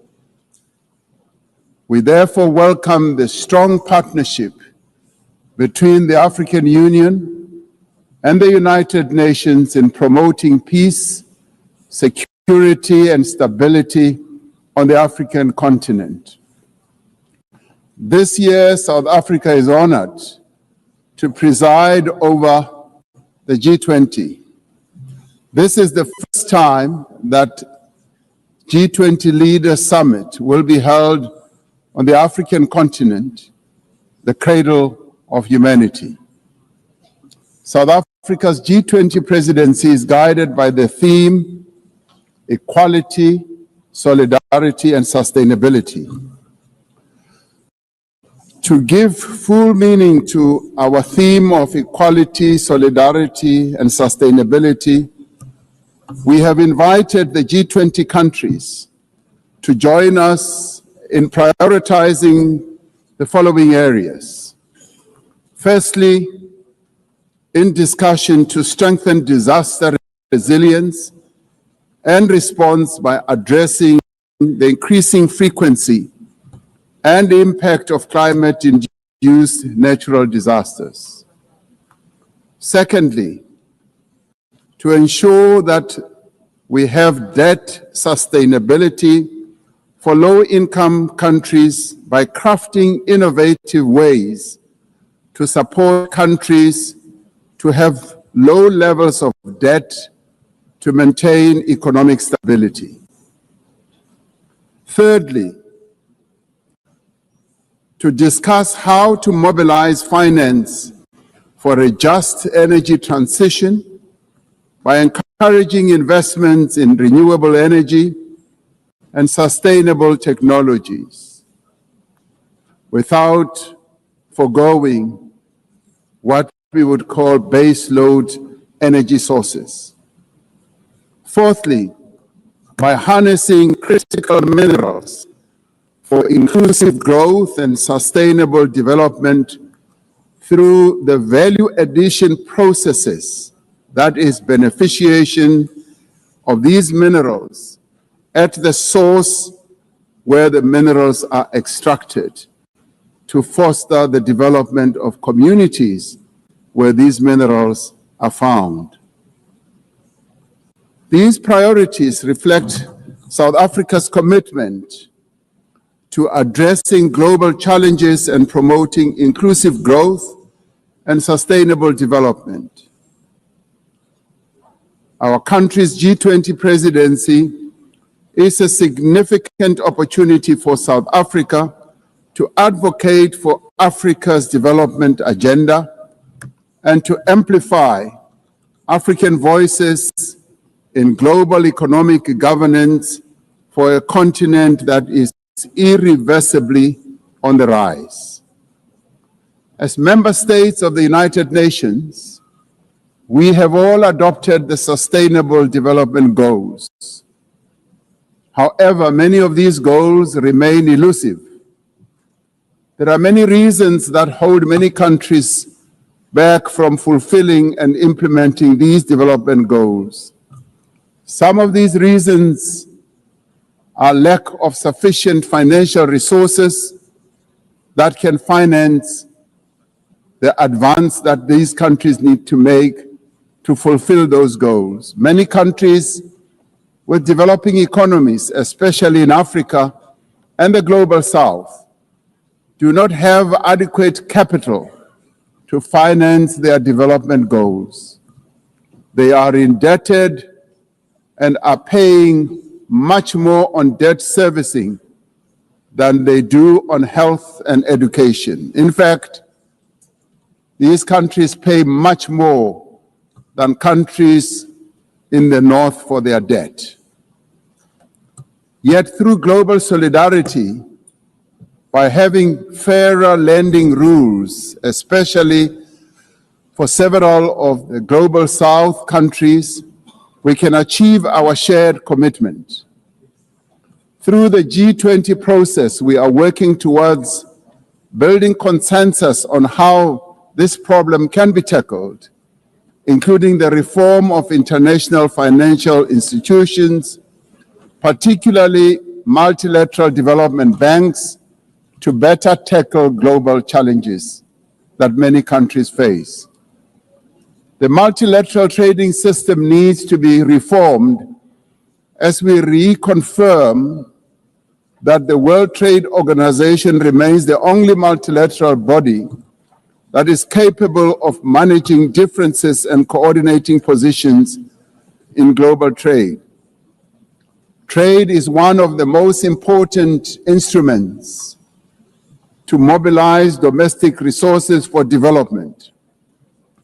It is concerning that geopolitical shocks and unprecedented trade policy volatility are destabilizing the global economy and jeopardizing a critical source of development finance. In fact, trade is now being used as a weapon against a number of countries in the world.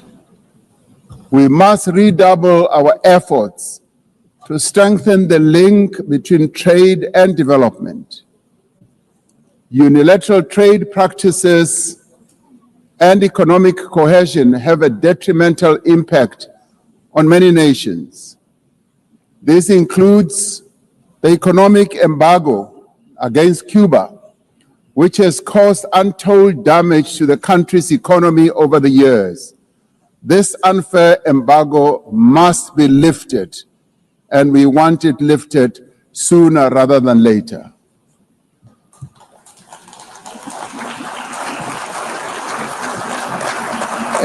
In the midst of global trade uncertainty, the African continent is providing a pragmatic example of constructive collaboration and cooperation by using the African Continental Free Trade Area as an engine for sustainable growth and development. This will, with commitment, become the central pillar of economic cooperation and integration for our continent. As part of the effort to build more inclusive economies, South Africa's G20 presidency has launched an extraordinary committee of independent experts on global wealth inequality. This committee, chaired by Professor Joseph Stiglitz, a Nobel laureate, will deliver the first ever report on global inequality to G20 leaders when they meet in November in Johannesburg in South Africa. Climate change is an existential threat. We are failing future generations by our inability to reduce global warming. Climate change is reversing economic growth and development gains in many countries, especially in the global south. Although Africa carries the least responsibility for climate change, many countries on the continent of Africa experience much of its harshest effects. Extreme weather events like floods and droughts are driving food insecurity, displacing populations, causing damage to infrastructure, and leading to the unnecessary loss of livelihoods. Member states must honor their undertakings and commitments in line with the guiding principle of common but differentiated responsibilities and respective capabilities. The Secretary General recently reported that global military expenditure has reached historic highs, just as the world is falling behind on its core development promises. We are building weapons when we should be building social infrastructure that advance the lives of our people. We are fighting wars that cause death and destruction when we should be fighting poverty and developing the livelihoods of vulnerable people.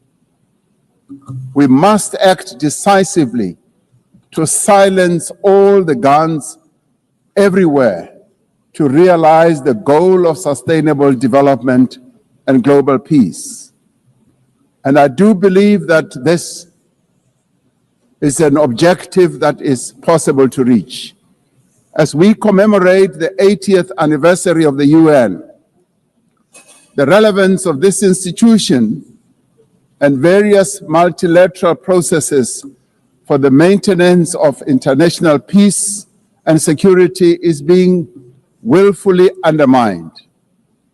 There is an increasing reliance on unilateral military action in contravention of international law.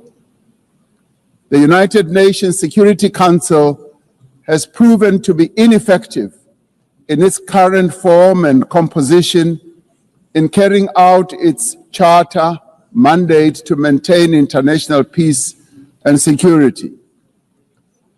South Africa remains deeply concerned by the erosion of the credibility of the Security Council and its failures to ensure accountability and uphold international law.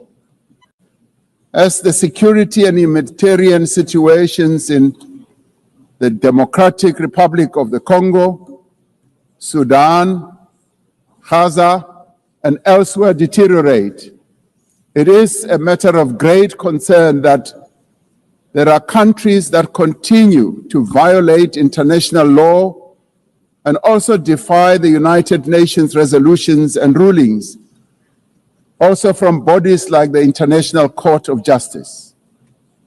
The establishment of the Hague Group and the Madrid Group aim to reaffirm the primacy of international law, promoting accountability and ensuring support for a just peace. We cannot and should not accept that members of this organization continue willfully to violate without consequence the charter that we have all agreed to uphold.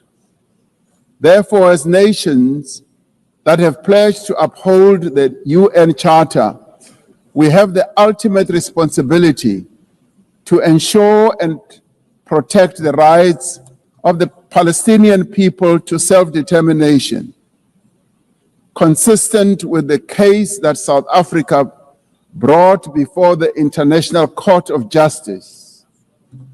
There is growing global consensus.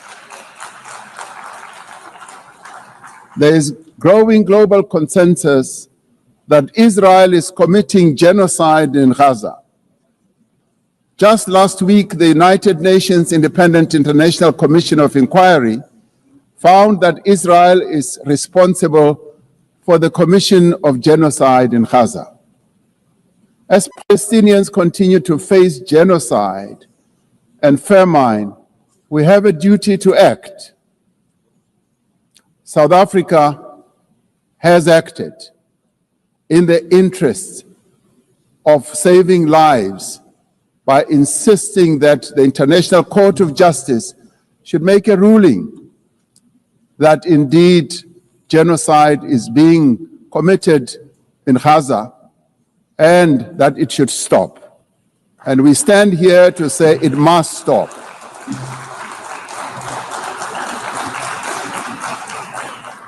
We welcome the historic high-level meeting held yesterday on the two-state solution yesterday in this very chamber. This reflects the determination of the global majority, a global majority that now stands at 142 and more countries, that Palestinians deserve a peaceful state alongside a peaceful Israel. Many nations in the world are calling for that, and that is the voice that we believe that Israel should heed, and those powerful nations that can make a two-state solution viable and possible and implementable should act in that regard. The long overdue announcement by increasing number of countries to recognize the state of Palestine is testament to this determination. We have a responsibility as the member states of the United Nations to reaffirm the right also of self-determination of the people of Western Sahara.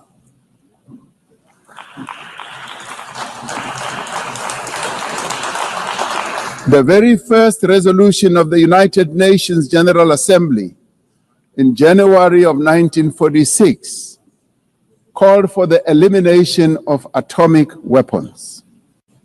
The resolution was passed shortly after the catastrophic use of atomic bombs on Hiroshima and Nagasaki that killed thousands of people.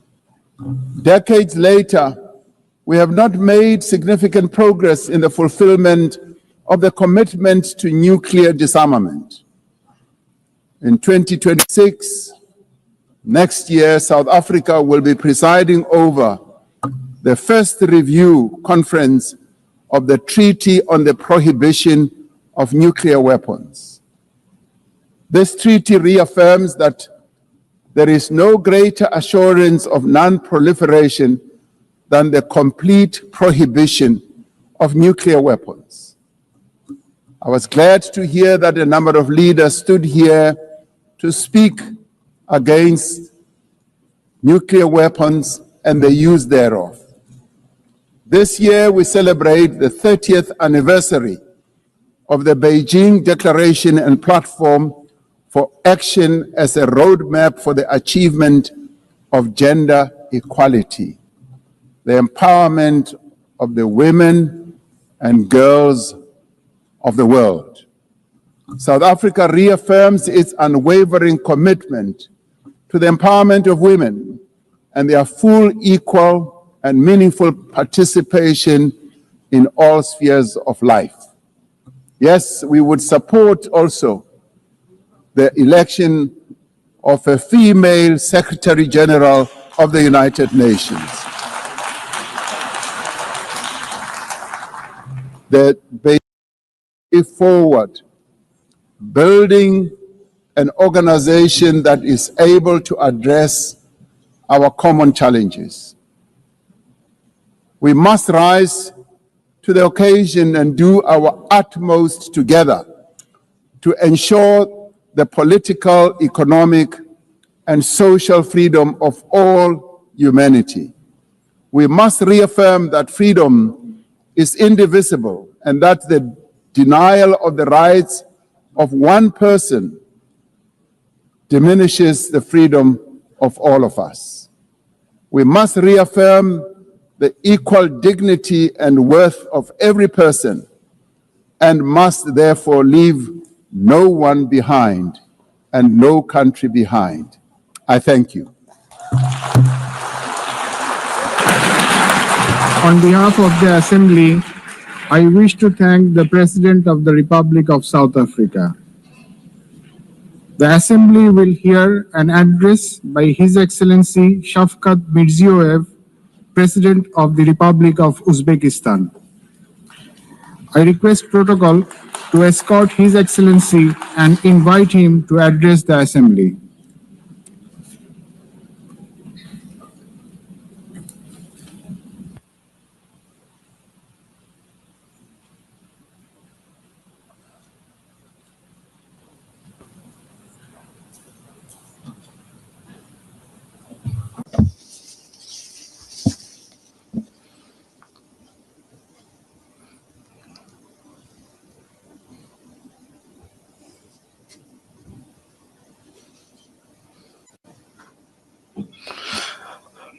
Distinguished Madam President, distinguished Secretary General, heads of delegations, ladies and gentlemen. I am truly delighted to extend my congratulations to you with the 80th anniversary session of the United Nations General Assembly. Our meeting today is taking place in a complex, rapidly changing global situation that calls for new approaches to the work of our organization and its future. Today, across the world, the role and place of international institutions are weakening. Confrontations, conflicts, and wars are intensifying. Technological and social inequality is increasing. An economic and humanitarian crisis are deepening. All of this is creating an entirely new and unsettling geopolitical reality. We highly commend the efforts of His Excellency Secretary General Antonio Guterres aimed at maintaining our organization as a main platform for the peaceful resolution of the most difficult and pressing global issues. In this regard, we fully support the UNAT initiative and reaffirm our strong commitment to the Pact for the Future. We support the transformation of the United Nations Security Council and the expansion of its membership in order to effectively address current threats and challenges and protect the interests of the developing countries. Distinguished participants of the session,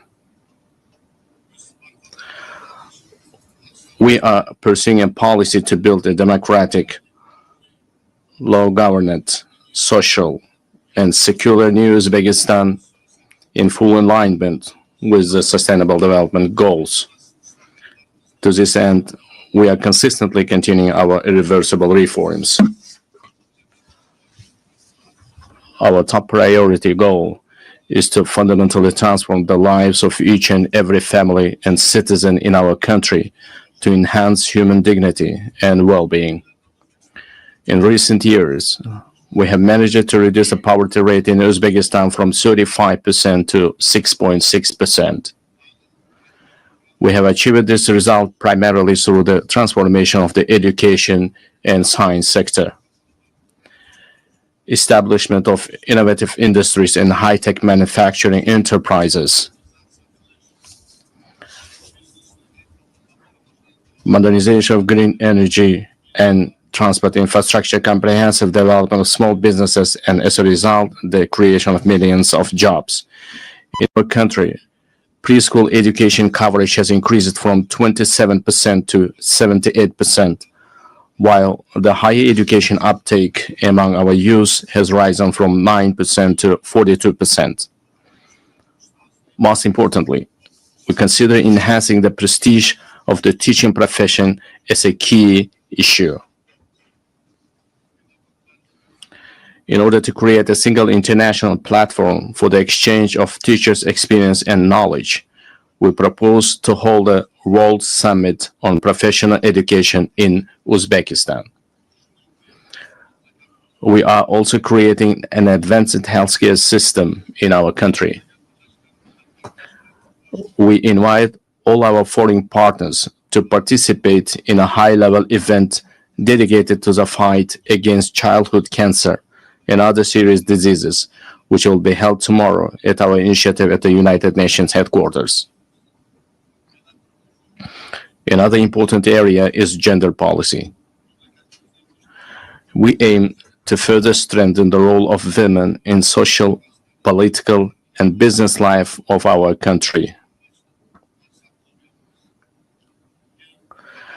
We advocate for holding the Asian Women's Forum on a regular basis in our region, turning it into a permanent platform.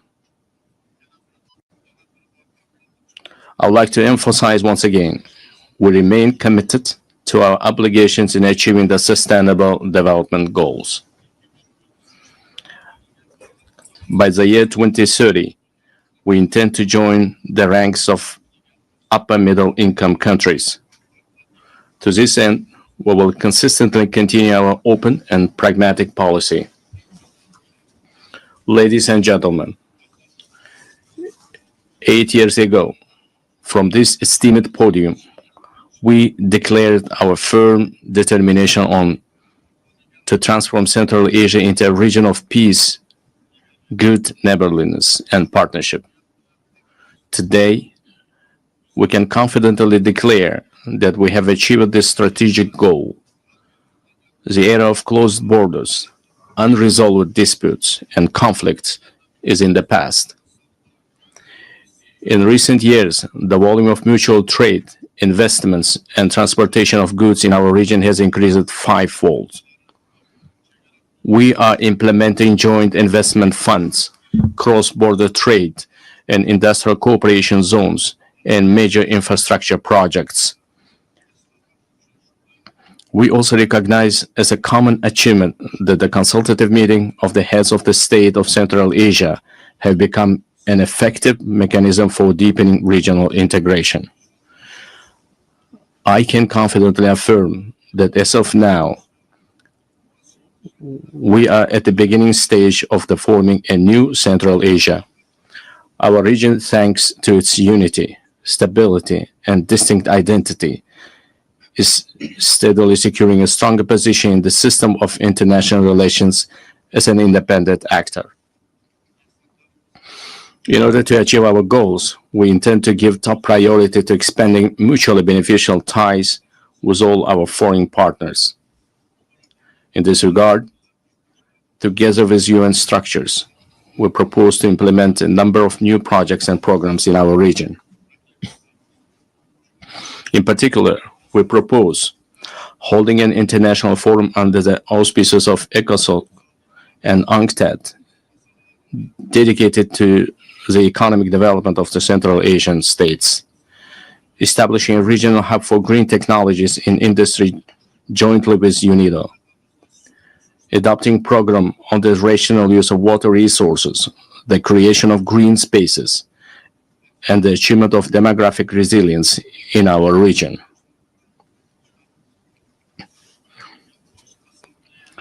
In addition, we propose the adoption of UN General Assembly resolution supporting the efforts of the Central Asian countries aimed at deepening regional partnership and economic integration.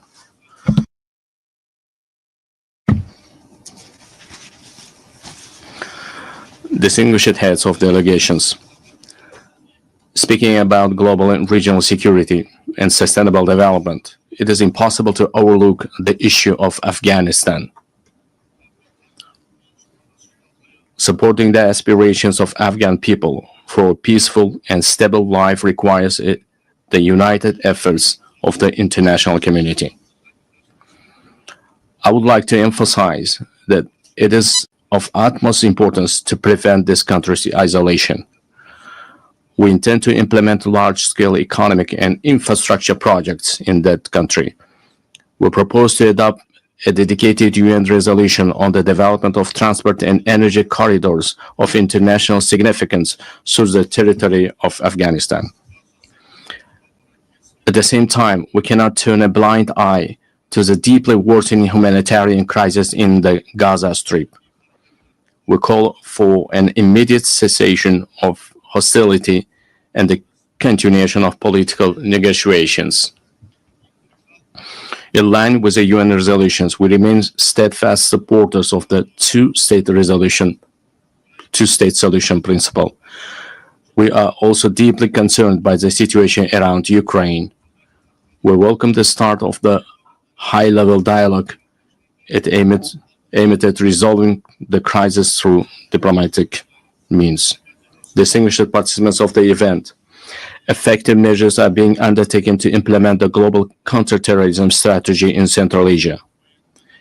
In cooperation with the UN Office of Counterterrorism, a regional council on rehabilitation and reintegration was established.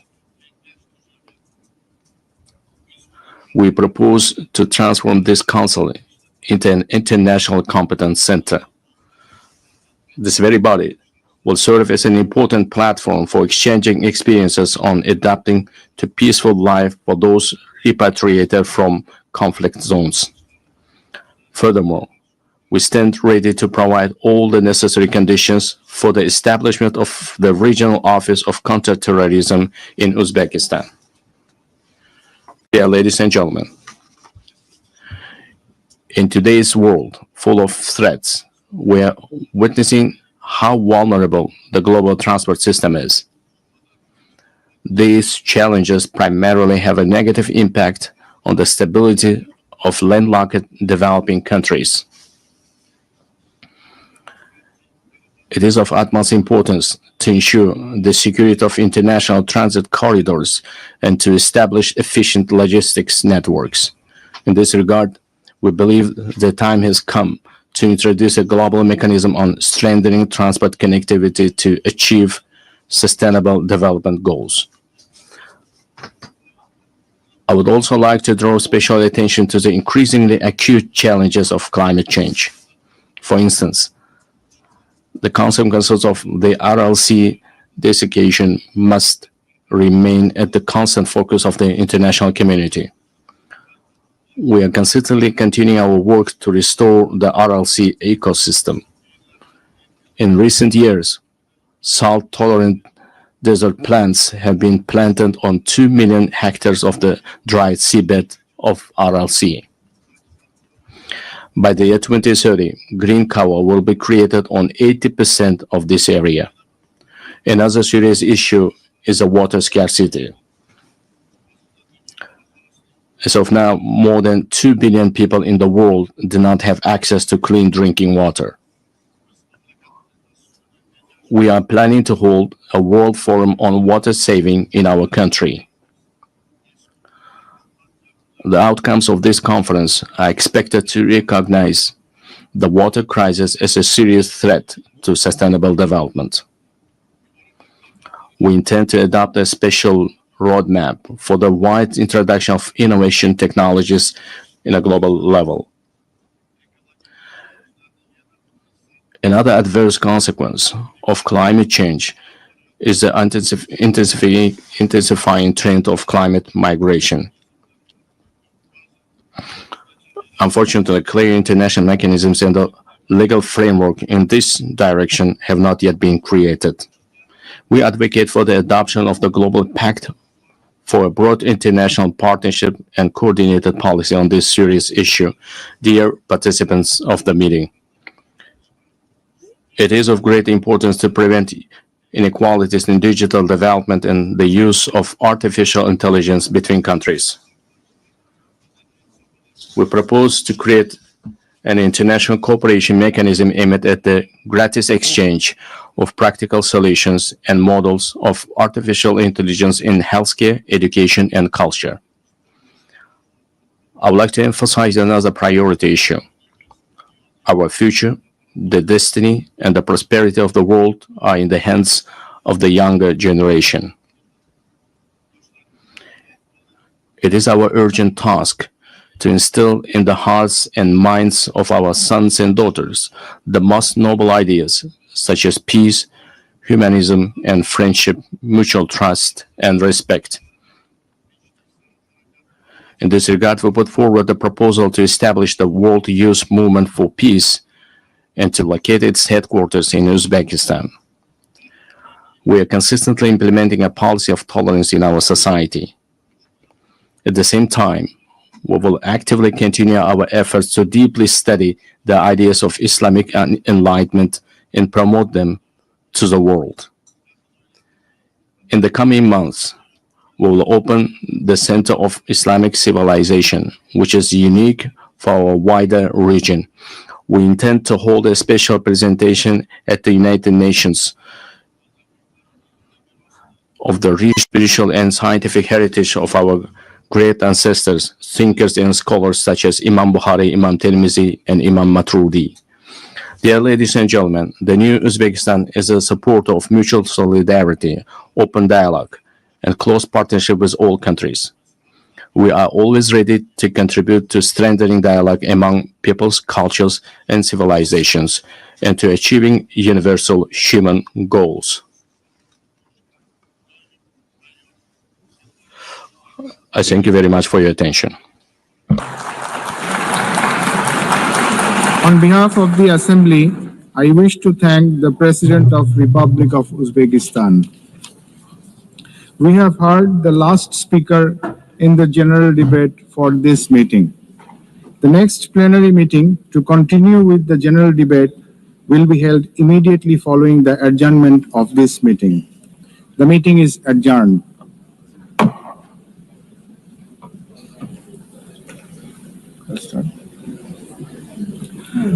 The fifth plenary meeting of the General Assembly is called to order. The Assembly will hear an address by His Excellency Hurel Suk Ukna, President of Mongolia. I request protocol to escort His Excellency and invite him to address the Assembly.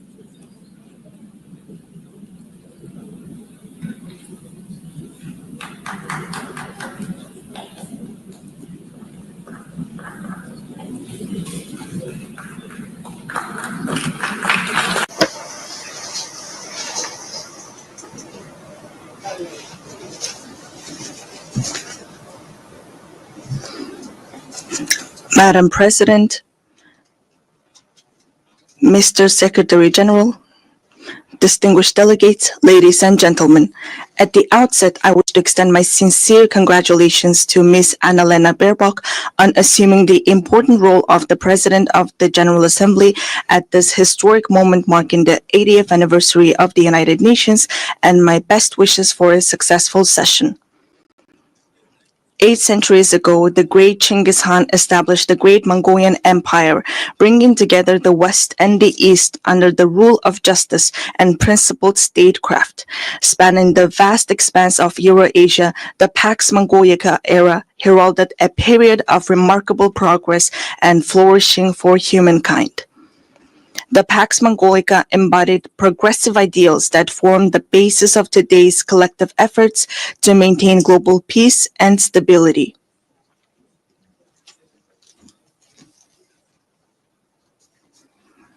Then, 8 decades ago, when the dust and ashes of the World War had not cleared yet and humanity had not healed yet from fear and anxiety, the United Nations, a great family of nations, rose to prominence as a guarantor of world peace and security and a sanctuary of hope and trust. Since its establishment, the United Nations has illuminated humanity's path, serving as a steadfast beacon of hope and trust for nations to maintain peaceful coexistence and share a prosperous future. In today's volatile and challenging international environment, we welcome Better Together, 80 years and more for peace, development, and human rights as the theme for the 80th session of the General Assembly and the general debate.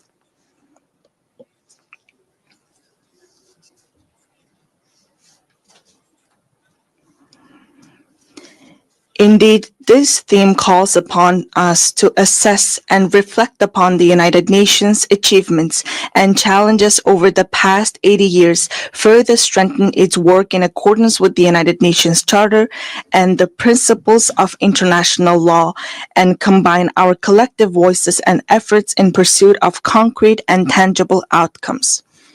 Distinguished delegates, Mongolia has consistently upheld the United Nations Charter and universally recognized principles and norms of international law, respecting the independence, sovereignty, and territorial integrity of all states, resolving disputes by peaceful means, respecting human rights and freedoms, and fostering equal and mutually beneficial cooperation.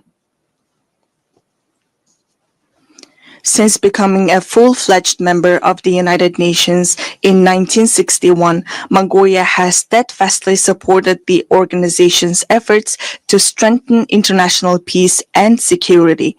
It has demonstrated its enduring commitments to disarmament and non-proliferation and declared its territories nuclear weapon-free status. Furthermore, Mongolia has actively collaborated with the United Nations at all levels, including establishing a dialogue mechanism in Northeast Asia, participating in the United Nations peacekeeping operations, and putting forward various proposals and initiatives in the areas of socioeconomic development, environment, and climate change to advance the implementation of development policy and goals. During his visit to Mongolia in 2022, United Nations Secretary General Mr. Antonio Guterres described our nation as a symbol of peace in a troubled world. It is a profound recognition of Mongolia's humble contributions and dedication to the work of the United Nations and its enduring commitment to the cause of peace. Over the past 23 years, Mongolia has continuously deployed personnel from its armed forces to United Nations peacekeeping operations, making a meaningful contribution to global and regional peace and security. During this period, Mongolia has deployed more than 23,000 peacekeepers to 16 United Nations peacekeeping missions and consistently ranked among the top 20 troop and police contributing countries out of more than 120 member states.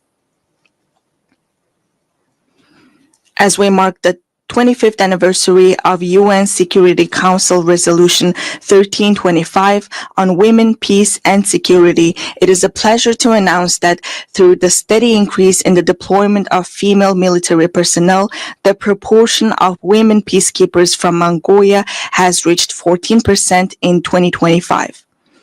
Mongolia will continue to extend its unwavering support to the United Nations in its efforts to maintain international peace and security, and it remains committed to contributing to peacekeeping operations. Distinguished delegates, at this critical juncture, with only 5 years remaining until the 2030 agenda deadline, global progress toward achieving the Sustainable Development Goals stands at a mere 17%. According to the Sustainable Development Report 2025, Mongolia's implementation of the SDGs has reached 66.7%, ranking it 14th in the United Nations Multilateralism Index. This is a testament to our decades-long efforts and a worthy achievement. I want to acknowledge the tremendous efforts of the international community and all member states in advancing the implementation of the Sustainable Development Goals. We welcome the outcomes of the 4th International Conference on Financing for Development, held recently in Seville, Spain, where broad consensus was reached on the crucial role of financing in achieving the Sustainable Development Goals. We also appreciate that the conference agreed to increase the engagement of developing countries and take comprehensive actions aimed at reforming the current international financial architecture. Within the framework of implementing the Seville commitment adopted at the conference, it is essential to direct international development cooperation towards supporting the most vulnerable groups and addressing their challenges.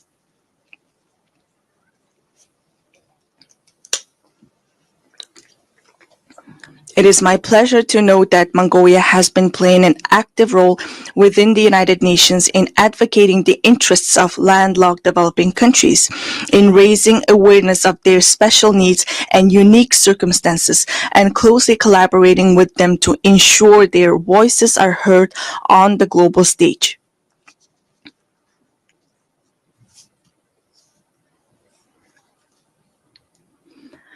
The 3rd United Nations Conference on Landlocked Developing Countries convened in August in Turkmenistan and adopted the Avaza Program of Action for 2024 and 2034. Landlocked developing countries have long faced trade and economic development challenges due to their geographic location.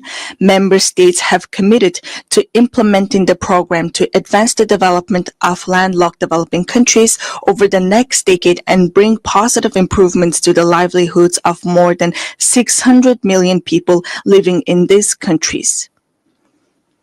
To ensure the effective implementation of the Avaza Program of Action, it is crucial for landlocked developing countries to align their national development plans with the program while mobilizing all available resources to strengthen regional integration and cooperation. Furthermore, we call upon the international community, financial institutions, and development partners to provide concrete support and cooperation with landlocked developing countries. Distinguished delegates, Mother Earth is our one and only home.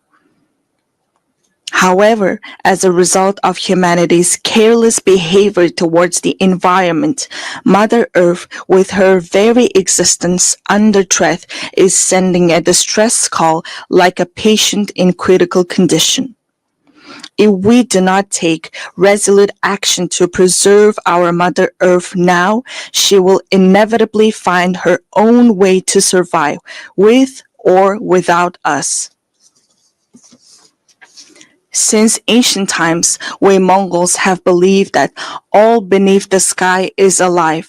We have revered mountains, rivers, plants, and animals, understanding that the harmony of the earth and the living world is inseparably intertwined with humanity's inner life and conscious actions.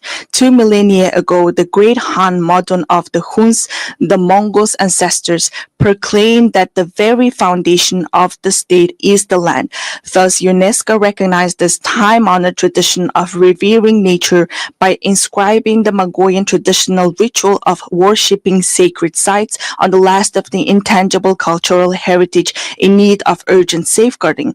We Mongols are a people blessed with the beautiful tradition of living in harmony with Mother Nature, preserving her pristine purity, and nurturing our children from an early age with the mindset and spirit to cherish her. Accordingly, the United Nations General Assembly resolution entitled 800 Years of Mongolian Statehood, adopted in 2005, highly appreciated the contribution of Mongols to humankind's history and recognized the ever-increasing significance and relevance of a culture of living in harmony with nature, which is inherent in nomadic civilization in today's world.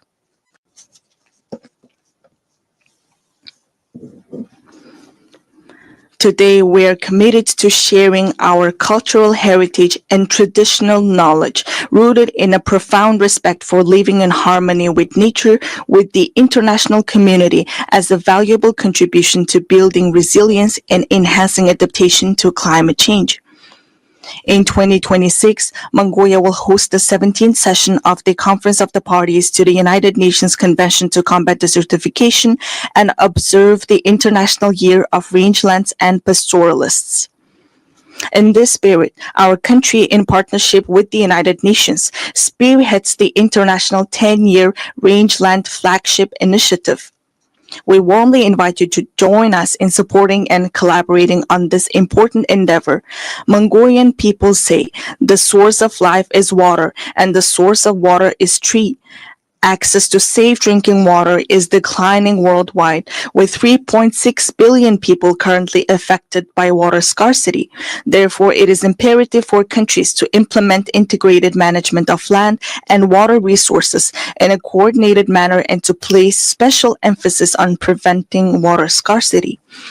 I cordially invite you all to participate at the highest level with broad participation in the 17th session of the Conference of the Party to the United Nations Convention to Combat Desertification, scheduled from August 17 to 28, 2026 in Ulaanbaatar. This conference seeks comprehensive solutions to adapt to climate change, protect and enhance water resources, and combat desertification and land degradation.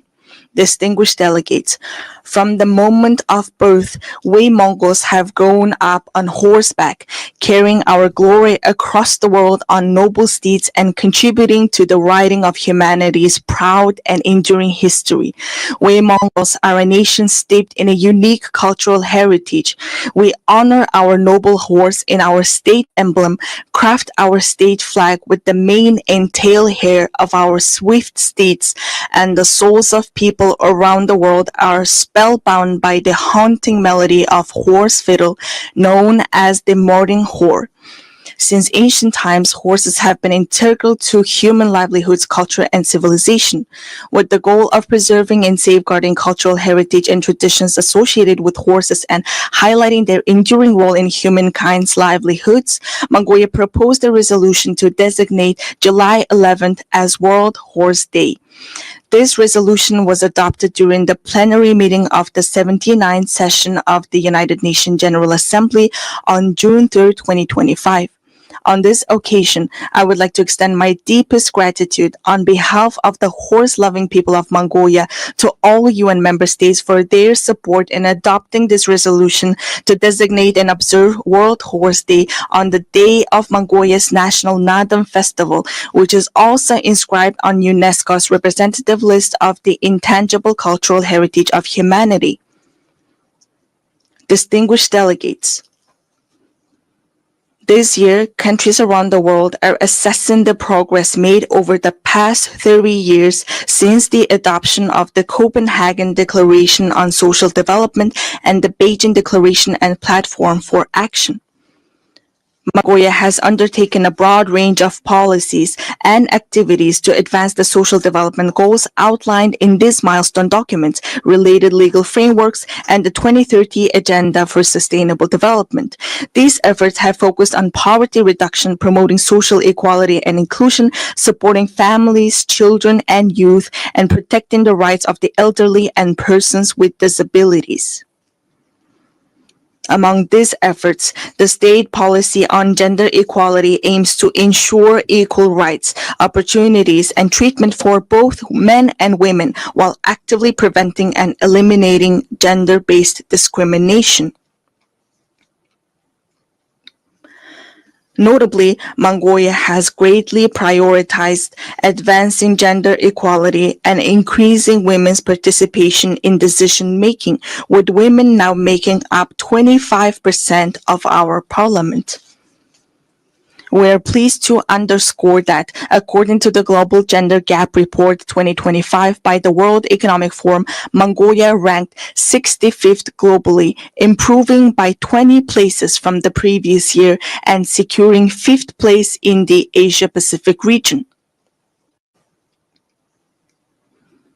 In recent years, Mongolia has regularly hosted international events dedicated to women and gender equality, including the International Conference on Strengthening the Role of Women in Peacekeeping in 2022, the Female Foreign Ministers Meeting in 2023, and the World Women's Forum in 2024 in cooperation with the United Nations. Last month, we successfully hosted the World Women Entrepreneurs Forum under the theme Inspire, Impact, Invest in Ulaanbaatar. I wish to extend my heartfelt gratitude to all countries that supported and participated in the forum. Mongolia will continue to serve as a strong bridge of partnership, cooperation, and solidarity in advancing women's leadership and participation at all levels of social and political life. Distinguished delegates, the ancient Greek philosopher Heraclitus once said, "The only constant in life is change." Supported by its member states, successive UN leadership have consistently pursued reforms to refine the organization's structure and operations across all aspects. In this context, Mongolia welcomes and supports the UN 80 initiative that the United Nations Secretary-General Antonio Guterres presented. We are confident that ensuring gender equality in senior leadership positions within the United Nations will undoubtedly have a positive impact on fostering more transparent, balanced, and inclusive decision-making processes. Therefore, we support initiatives to nominate women candidates for the UN Secretary-General and the Rotation for Equality initiative, which calls for gender rotation in the UN General Assembly President's position. Furthermore, Mongolia upholds and implements the principles of the UN Charter and universally recognized norms of international law, actively contributing to strengthening the UN-centered multilateral system. Mongolia reaffirms its commitment to the UN reform, particularly of the Security Council, to ensure it reflects current realities and embodies equitable and fair representation, inclusivity, transparency, effectiveness, democracy, and accountability. In an era defined by escalating conflicts, rising walls of distrust, and deepening divisions, it is more vital than ever to foster international relations grounded not merely in multipolarity, but on multi-pillar principles that honor each nation's history, culture, civilization, national interests, and unique development paths.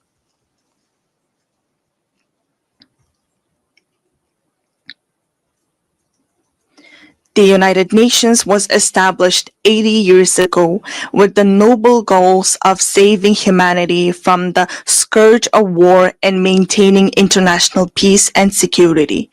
The United Nations, the cornerstone for the peaceful and harmonious coexistence among nations, must be reinforced and empowered through strong multi-pillar principles that ensure equal rights and balanced influence. Therefore, let us reflect solemnly on whether the mission entrusted to the United Nations 8 decades ago has been fully realized, and let all member states join hands in a shared commitment to revitalize the organization into a powerful institution strong enough to usher in Pax Globalica, a lasting world peace, by embodying the ideals of the Pax Mongolica, which laid the foundation for peaceful coexistence among nations and human progress 8 centuries ago. At this pivotal moment, as we commemorate the historic 80th anniversary of the United Nations, I would like to emphasize the growing importance of its role in fostering mutual understanding, trust, and respect among nations, as well as in advancing peace, stability, development, and the vision of a world free from war.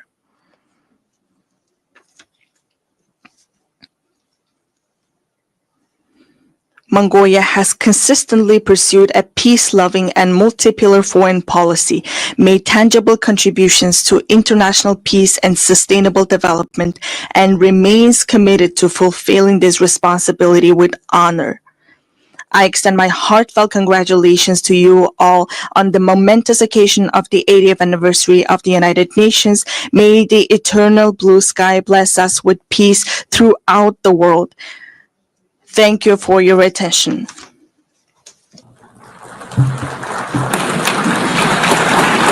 On behalf of the Assembly, I wish to thank the President of Mongolia. The Assembly will hear an address by His Excellency Sardar Bardi Muhammadov, President of Turkmenistan. I request protocol to escort His Excellency and invite him to address the Assembly.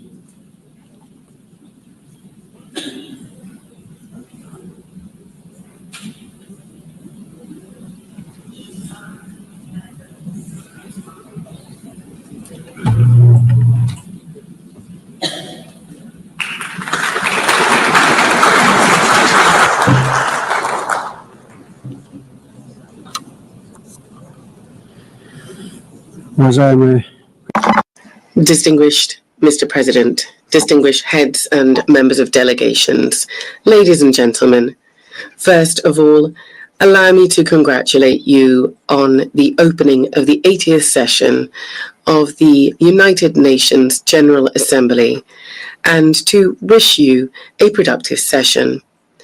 I would like to congratulate Ms. Annalena Baerbock on her election as President of the General Assembly and wish her every success. I would also like to express my sincere appreciation to Ambassador Philemon Yang for his skillful and effective leadership of the General Assembly during the previous session. Distinguished participants, the current state of global affairs, as well as the nature and trends of political, economic, and social processes, objectively require a decisive shift towards coordinated interaction among states and international organizations in order to achieve our shared overarching goal, the maintenance of peace and security, the creation of conditions for further progressive development, and the preservation of the legal foundations underpinning the modern world order.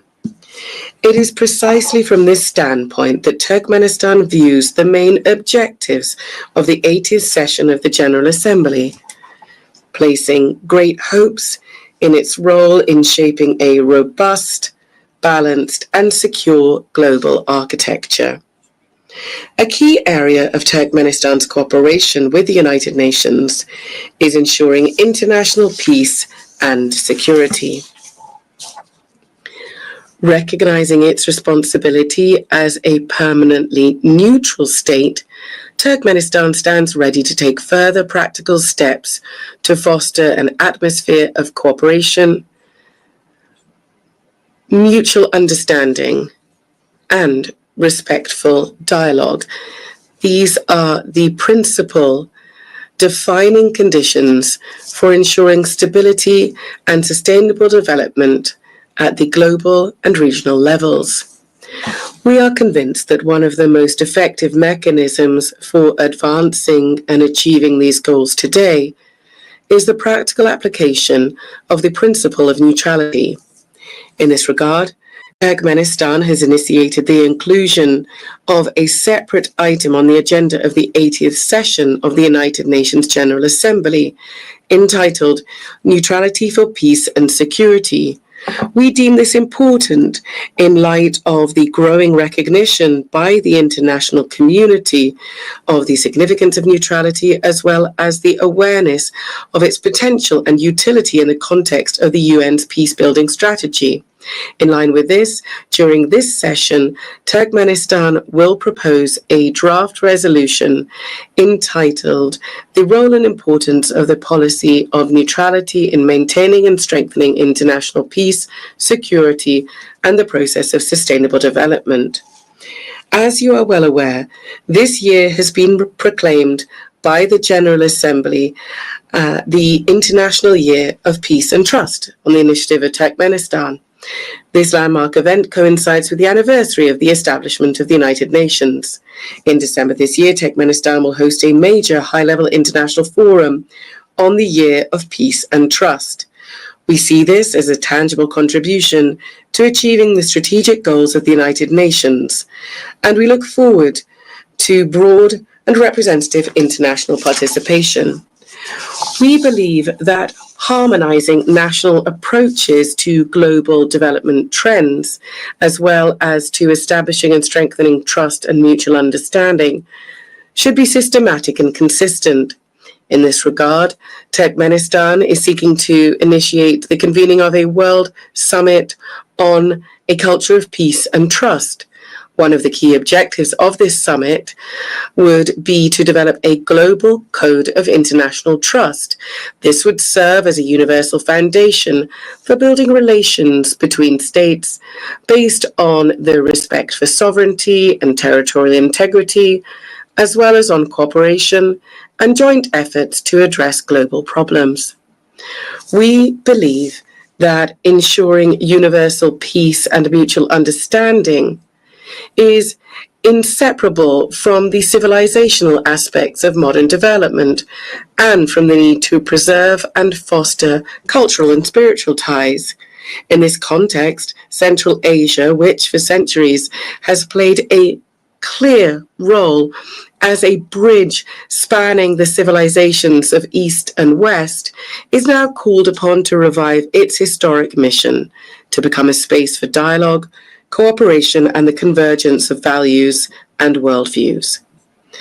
Therefore, during this session, Turkmenistan will propose, in cooperation with the United Nations, an international forum to be held entitled Central Asia, a Space of Peaceful Coexistence. Countries of the region will participate, as well as other interested states and international institutions. Turkmenistan will also submit a draft resolution to the General Assembly on proclaiming an International Day of Mediation. This would emphasize the importance of diplomacy and neutral platforms in preventing and resolving conflicts. One of our country's priorities remains our active involvement in implementing the Sustainable Development Goals and in strengthening cooperation in key areas such as transport and energy. As Turkmenistan is one of the centers of multilateral dialogue on these issues, we will continue to contribute to establishing a fair, balanced, and inclusive international development system.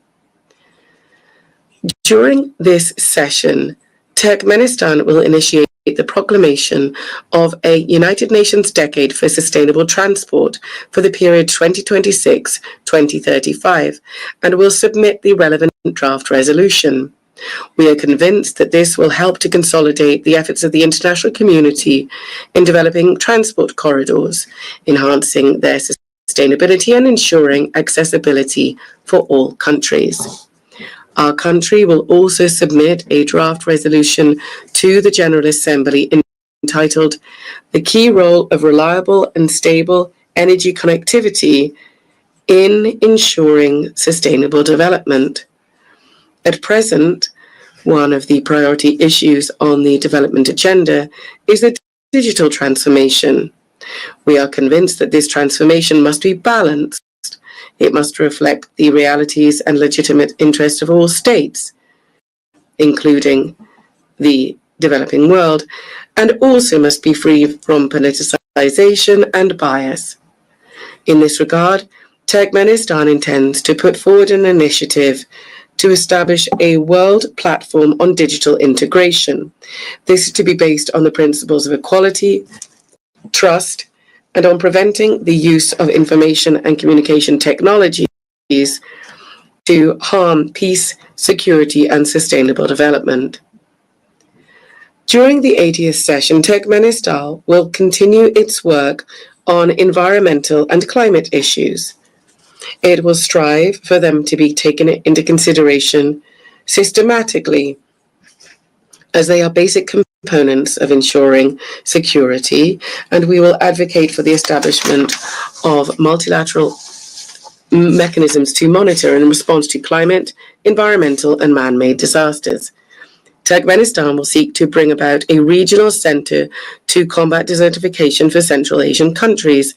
It is our belief that the establishment of such a center would contribute to building regional capacity, to strengthening cooperation in the field of environmental protection, and would also make a significant contribution to achieving the Sustainable Development Goals, particularly in combating climate change and protecting land-based ecosystems.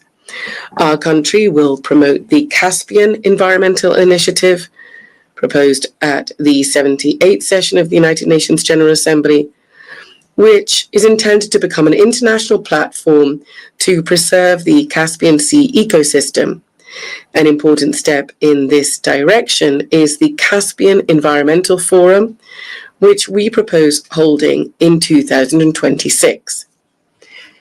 We are convinced that now it is especially important to strengthen the role of the UN in fostering broad humanitarian cooperation, in promoting rapprochement and mutual understanding among peoples, and in overcoming value and spiritual barriers, as well as engaging effective channels of cultural diplomacy. To develop intercultural dialogue and to lend practical support to General Assembly resolutions on multilingualism in international relations, we are proposing proclaiming an International Day of Multilingual Diplomacy as well. Distinguished heads and members of delegations, all of Turkmenistan's international initiatives and actions are always measured against and aligned with the UN Charter and its founding documents, as well as with its long-term goals. It is no coincidence that we always emphasize that cooperation with the UN is a strategic priority for Turkmenistan. We say this with a conviction that the UN is the only international organization endowed with universal legitimacy. In this regard, it must remain the guarantor of peace and development, and be the backbone of global security and stability. Turkmenistan will continue to advocate consistently for strengthening the central role of the UN in international affairs. We consider strengthening the primacy of international law and in improving the international legal framework and increasing the effectiveness of the implementation of UN conventions, treaties, agreements, and other multilateral documents as key factors in this regard. In this context, Turkmenistan is initiating the proclamation of the Year of International Law in 2028. This will become an important step in strengthening the international legal foundations of peace and cooperation. Ladies and gentlemen, this session holds special significance for Turkmenistan. 30 years ago, within these very walls, the United Nations General Assembly unanimously adopted the resolution on the permanent neutrality of Turkmenistan. For our country, this was a momentous, historic event. In essence, it determined the entire subsequent course of Turkmenistan's foreign and international policy. International recognition of our neutrality also contributed to boosting the country's domestic development by providing favorable external conditions for this. I would like to take this opportunity on behalf of the people of Turkmenistan to express my gratitude to the United Nations member states and the entire international community for the decision adopted in December 1995 to recognize the permanent neutrality of Turkmenistan, a decision reaffirmed by 2 subsequent UN General Assembly resolutions. Turkmenistan will always remember the trust placed in it and will steadfastly and unswervingly uphold its international commitments. Once again, I would like to congratulate all delegations on the opening of the 80th anniversary session of the United Nations General Assembly and wish you every success in strengthening our cooperation and mutual understanding. Thank you very much indeed.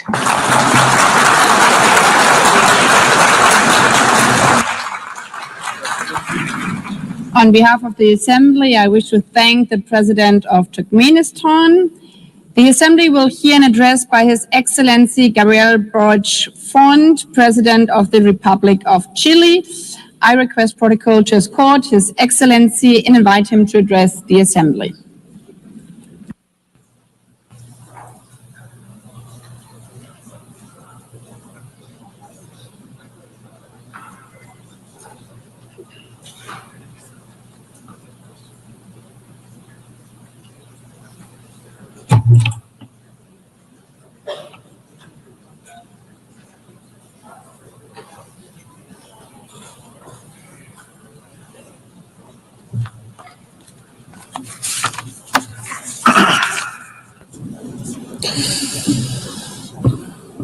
Estimada Presidenta, Distinguished President, members of the United Nations General Assembly, guests, peoples of the world, residents of New York.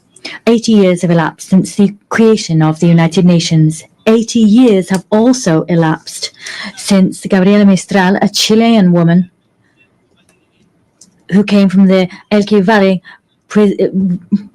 won the Nobel Literature Prize. Her voice as a poet, a teacher, as a diplomat continues to ring out in our homeland and across the world. And it was precisely here in New York in 1955 that the Chilean ambassador, Jose Massa, conveyed a message about human rights that was written by Gabriela Mistral. That message said, "I would be happy if our noble strength, our noble struggle to obtain human rights was taken up faithfully and loyally by all nations of the world. This triumph would be the greatest we could achieve in our time."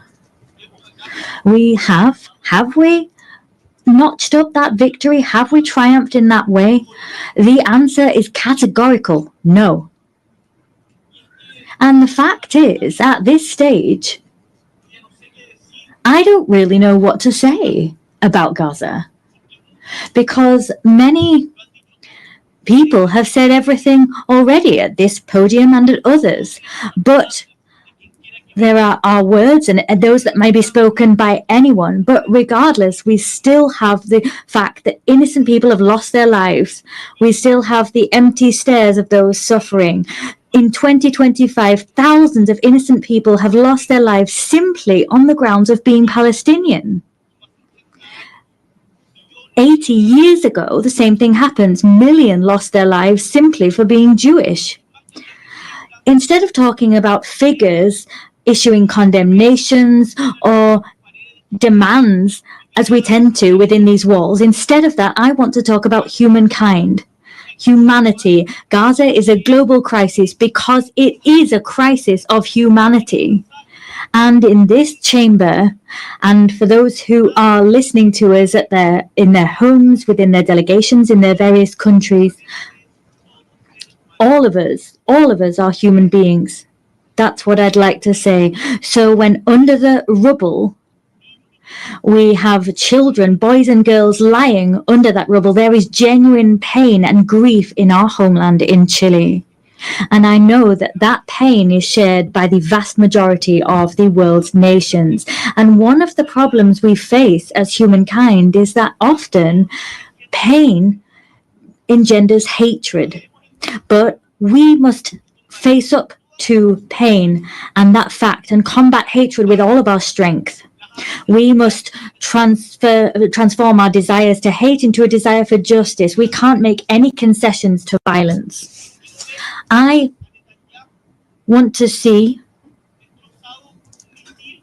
don't want to see, rather, Netanyahu destroyed by a missile side by side with his family. I want to see Netanyahu and those responsible for the genocide against the Palestinian people brought to the ICJ and other international courts. In another context, looking elsewhere, the war in Ukraine is also an affront to us. It causes us pain. But some people might ask themselves, what's that got to do with Chile? What's happening in Ukraine got to do with Chile? They're so far apart, we don't understand their language. Some people level those arguments against us and our homelands. We say back to them that we have to see ourselves in the people in Palestine that are searching for food. We have to identify and stand in the shoes of the kidnapped children that have been taken away by Russia. We're all human beings. And one of the reasons we come here and meet today together is that we perhaps continue to have faith in humankind. That's principally what brings us here. Our hearts cannot cease to be moved by pain, and we cannot cease to be moved by the needs of others like ourselves. It's for that reason that we have set down rules which are steps forward for civilizations, and they come from the lessons we've learned from the major challenges we've affronted as humankind. And these rules, we should say this loud and clear from this rostrum and take action here. These principles, these values are not being respected. Let's say that loud and clear. It's not okay to invite people to negotiate, to invite a neutral country to negotiate and then assassinate someone that's helping negotiations. That's what happens with Qatar. We can't bomb the nuclear facilities of another country. We can't invade countries like Iraq, saying that there are weapons of mass destruction that don't exist. That's not okay. It's not okay to invade a sovereign country like Ukraine and then impose negotiations on those people. And we all seem to resign ourselves to the fact that that's going on, as was recalled by the French writer Albert Camus when he talked about the experience of the Second World War. If we don't believe in anything, if nothing makes sense, and we can't invoke any values, well, in that case, everything is allowed. There's no good, no evil, and nothing is important. So, if we were to accept that reasoning, we'd have to admit that reason stands on the side of the successful party and no one else. And the rule which we use to assess humankind, the yardstick, would simply be effectiveness. So, in other words, the law of might is right. I want to say to you that ultimately this way of reasoning is the justification of killing.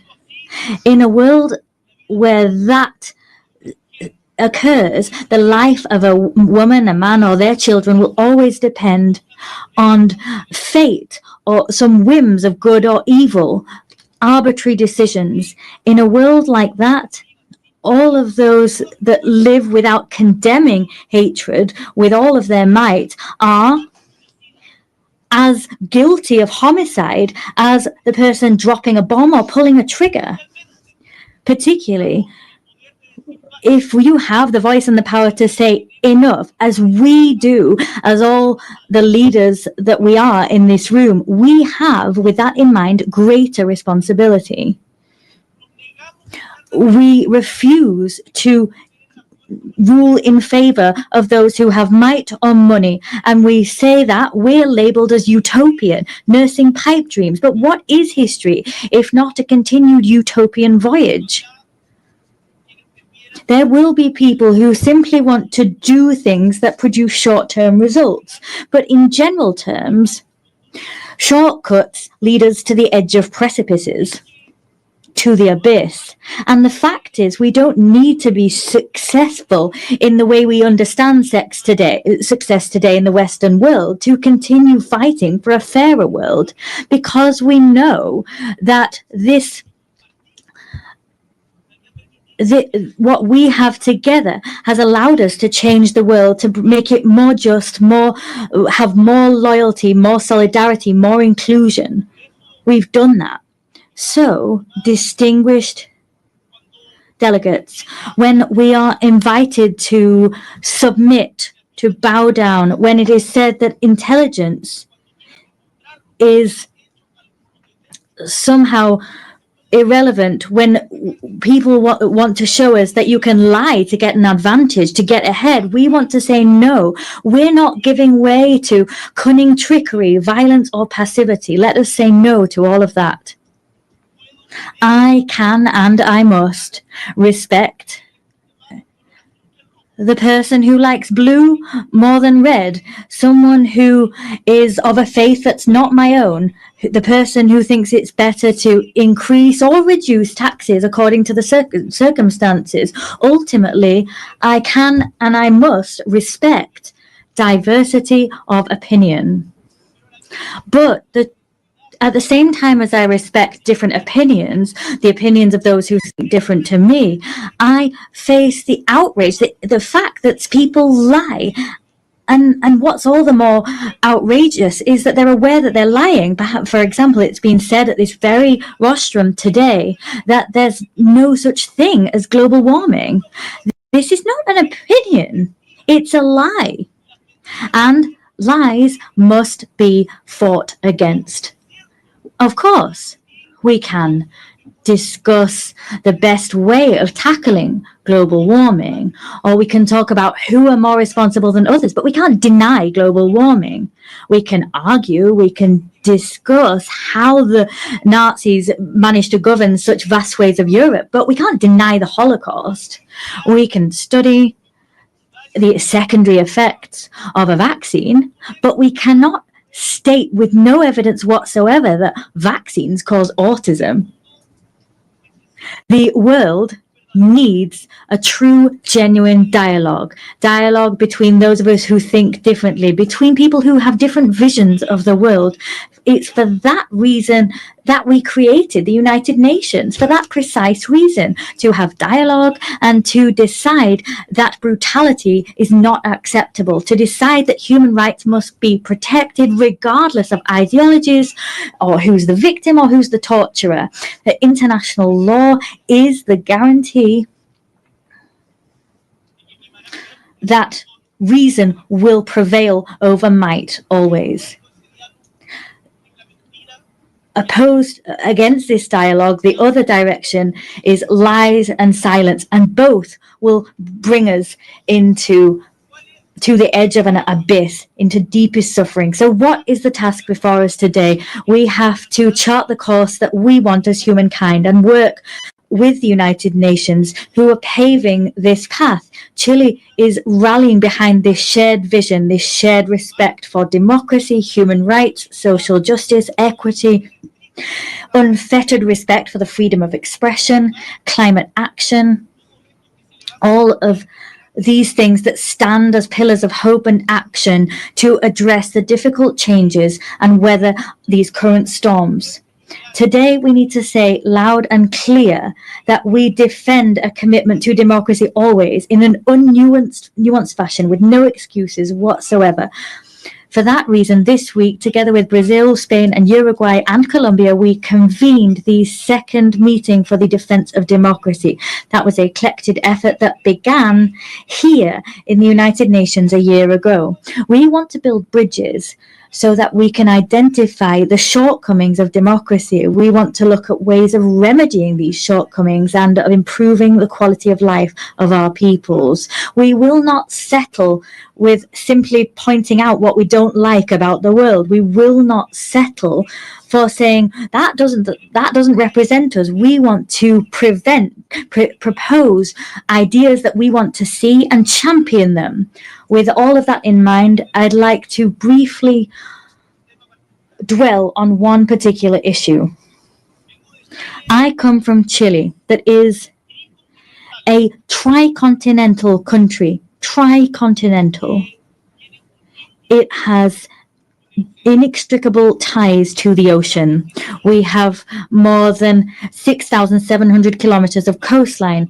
We are a country that looks at the ocean, and as such, we are proud of having been the first country in America and the second in the world to have ratified the BBNJ agreement to extend governed ocean areas beyond areas of national jurisdiction. In recent weeks, we saw the 60th ratification necessary for it to enter into force. As such, the first COP of that agreement will be held next year. We do hope it will be held early next year. Here, I wish to reiterate the fact that we are ready and willing to have its secretariat established in our Pearl of the Pacific in the city of Valparaiso, because we believe that this agreement is an opportunity to make ocean governance closer to the global south. Chile is always also a country that looks towards and has an Antarctic vocation. Our leadership in scientific research is clear. We provide logistical support for research, and we have campaigns for the protection of this area. When you've gone to Antarctica, you will have done so through Chile. In 2 weeks, we'll have another meeting of the Commission for the Preservation of Marine Antarctic Resources. So I call upon states parties now to approve the proposal of the marine protected area for Dominion 1. That was the proposal established by Chile and Argentina. We cannot simply exploit resources if we don't adopt appropriate preservation measures, because ultimately we'll see the destruction of marine life, which we also depend on. Let us not forget that we are part of one single ecosystem. Maintaining biodiversity and sustaining life on Earth is something we must urgently grapple with, and we need to do so with a sense of responsibility towards our ancestors, towards those we share the planet with today, and with a sense of responsibility to future generations. Distinguished delegates, as we have a situation of climate crisis, protracted conflicts, and humanitarian crisis, against that backdrop, the selection and appointment process for the next Secretary General of the United Nations takes on particular significance. I come to this assembly convinced of the fact that always, even in the most difficult circumstances, there is room to take clear-sighted action as a collective body, action which is transformative and imbued with humanity. Human tragedy is never a foregone conclusion. We will not give up on the hope that there will be good in the world and that the United Nations we need can be built, because that conclusion depends on what we do. I want to say to you that regional balance must be respected in the Secretary General appointment process. It's time for Latin America and the Caribbean to have their moment. We are a war-free region with a rich diplomatic tradition. We forge consensus. We are unwaveringly committed to the UN Charter and have been since its very inception. Tackling the historic gender imbalance within the United Nations is important. We've never had a woman Secretary General, and that is something we must remedy. 80 years of history without a woman having been appointed Secretary General. The UN must reflect the progress made by the world and recognize that a woman at the helm is not just a symbol of equity, but also represents and reflects the fact that women are half of the population, and appointing a woman as Secretary General will send out the clear signal that women can occupy all parts of the world and nothing's closed off to them. Chile wants to actively contribute to that collective effort, and for that reason it is for me a great honor to announce from this rostrum that Chile will nominate our former president, Michelle Bachelet as candidate to the post of Secretary General of the United Nations. Que además nos está acompañando. She is here with us at this session. Michelle Bachelet is not only someone known to all of you on the global stage, she is a woman whose own trajectory is fully in line with the values that inspired this organization. She was head of state of Chile twice. Incidentally, she was also the first female head of state. She was also the Minister for Health and Defense. She was the Executive Director of UN Women and also High Commissioner for Human Rights at the United Nations. Michelle Bachelet has governed, has negotiated, has solved problems, and has listened. Her trajectory, what she's done throughout her life, combines empathy with strength and resolve, experience with openness. And she combines all of these with a proven ability to make decisions and to take action. In times of mistrust and fragmentation, I firmly believe, and I know that this conviction is shared by my nation, that Michelle Bachelet is someone able to build bridges between the north and the south, between the east and the west, between urgent needs to find solutions and the urgent need to defend principles. With her leadership, the United Nations will be able to restore credibility, effectiveness, and a sense of purpose in the face of current challenges. She will build on the legacy of Antonio Guterres that I can say has given the best of himself from the good of humankind within this institution. With humility and a sense of conviction, Chile presents this candidacy with the conviction, the certainty that Michelle Bachelet will be able to make a decisive contribution to making the United Nations once more a place for meetings, place for solutions, and active hope for the world as a whole. Distinguished delegates, 80 years.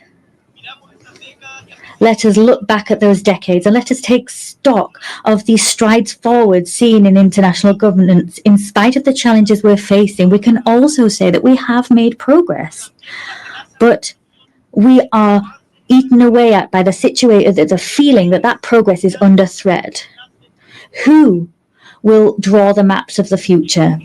We want to believe that those cartographers will not be those waging assaults on multilateral institutions and eroding their credibility. We don't want them to be those who humiliate the weak. We want all peoples together to draw the maps of the future. Together we represent all of those people, and together we will trace out clear maps so that we have not only a possible and viable future, but one that is full of dignity for everyone and respects them. And to achieve that goal, this organization, let us remember the organization that was built on the ashes of the Second World War, after the failure of the League of Nations, this organization is crucial. And renewing it, changing it, reforming it is an urgent need. So, as a renewed organization, but one with the same purpose, it will be an organization that everyone works together in. The words of Victor Jara, that great Chilean great Chilean artist, he talked about this great love of earth which has helped us to live. He loved peace, to enjoy life, love and freedom for everybody. He talked about those things so that his children could exist, his city could exist, and his people could exist. Let us, distinguished colleagues, move together, free and equal, similar and different. Let us walk along this shared path of seeking truth, justice, happiness, and justice. I thank you.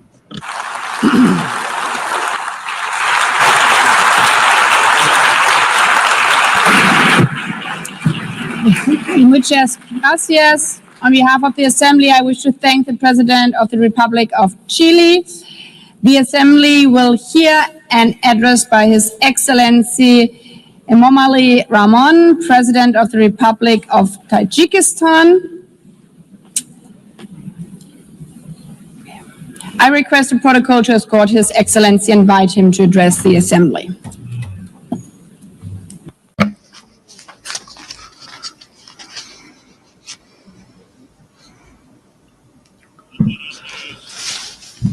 Your Excellency, Madam President, Excellency, ladies and gentlemen.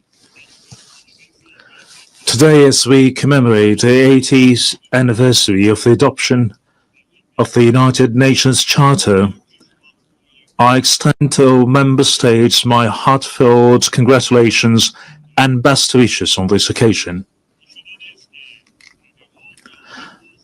The contemporary world is undeniably experiencing a period of instability, turbulence, unpredictability, and escalating complexity. Geopolitical tensions, efforts to reshape a framework of international relations, conflicts and confrontations in different parts of the world, along with series of security threats and challenges, have posed significant risks to lasting peace and safety. At the same time, the consequences of climate change and growing social inequality impose restrictions on the process of sustainable development and sustainable global development. And in such a complex and turbulent circumstances, the role of the United Nations as a platform for inclusive dialogue, cooperation and the promotion of peace and security worldwide becomes more important than ever. In this regard, our countries should make joint and consistent efforts in international practice to protect this principle and return to full compliance with international law. In this process, strengthening equal cooperation among small and large states is also considered to be an important and timely step. Madam President, Tajikistan's National Development Strategy 2030 is fully aligned with the Sustainable Development Goals, and we support a full and timely implementation of this item of global agenda. Unfortunately, developing countries, particularly those mountainous and landlocked, face multiple challenges and difficulties in achieving these goals. Particularly vulnerable countries feel the need to take serious measures to ensure sustainable development, financing, and improve access to financial resources. Despite significant attempts in this field, the amount of funding for sustainable development offered by the international community continues to be insufficient to address their current need. This situation necessitates timely response, the allocation of additional funds, and a review of approach to the international financial architecture and system. Tajikistan advocates for effective and fair reforms of international financial instruments.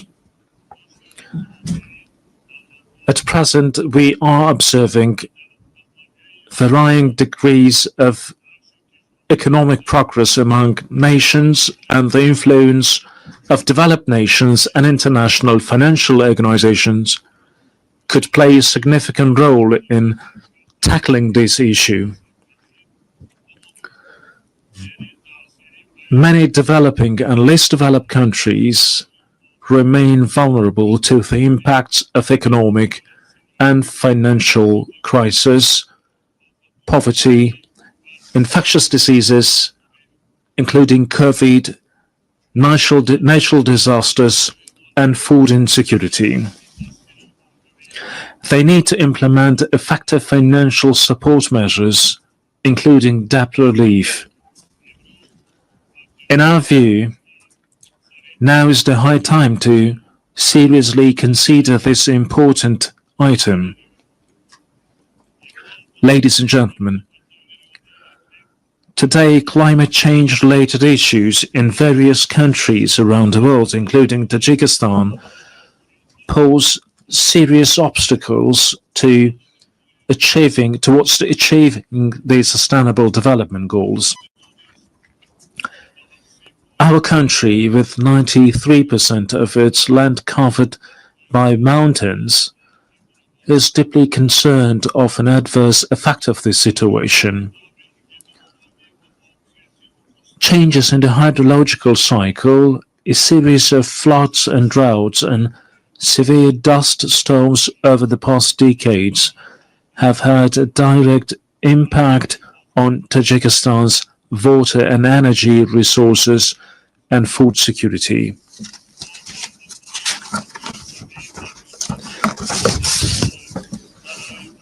Every year, we suffer tremendous material and financial losses due to water-related natural disasters. Regrettably, these phenomena often result in loss of life and the destruction of vital infrastructure. The impacts of climate change and rising temperatures have led to accelerated melting of glaciers and the deterioration of marine and ocean ecosystems. I would like to recall that Tajikistan hosted the high-level international conference on glaciers preservation this summer in Dushanbe. This meeting brought the international community together to intensely deliberate on issues related to the cryosphere. It is worth noting that of Tajikistan's 14,000 glaciers, which are one of the region's main sources of drinking water, more than 1,300 have completely melted, and the rate of melting of these ices is accelerating. This is even though Tajikistan's glaciers and other water sources account for up to 60% of Central Asia's water resources. We must not remain indifferent to the matter of addressing issues related to the source of human life, water. Distinguished delegates, ladies and gentlemen, Tajikistan plays a proactive role in water diplomacy. Our country is taking practical steps in cooperation with its international partners as a part of its latest initiative, the International Decade for Action Water for Sustainable Development 2018-2028.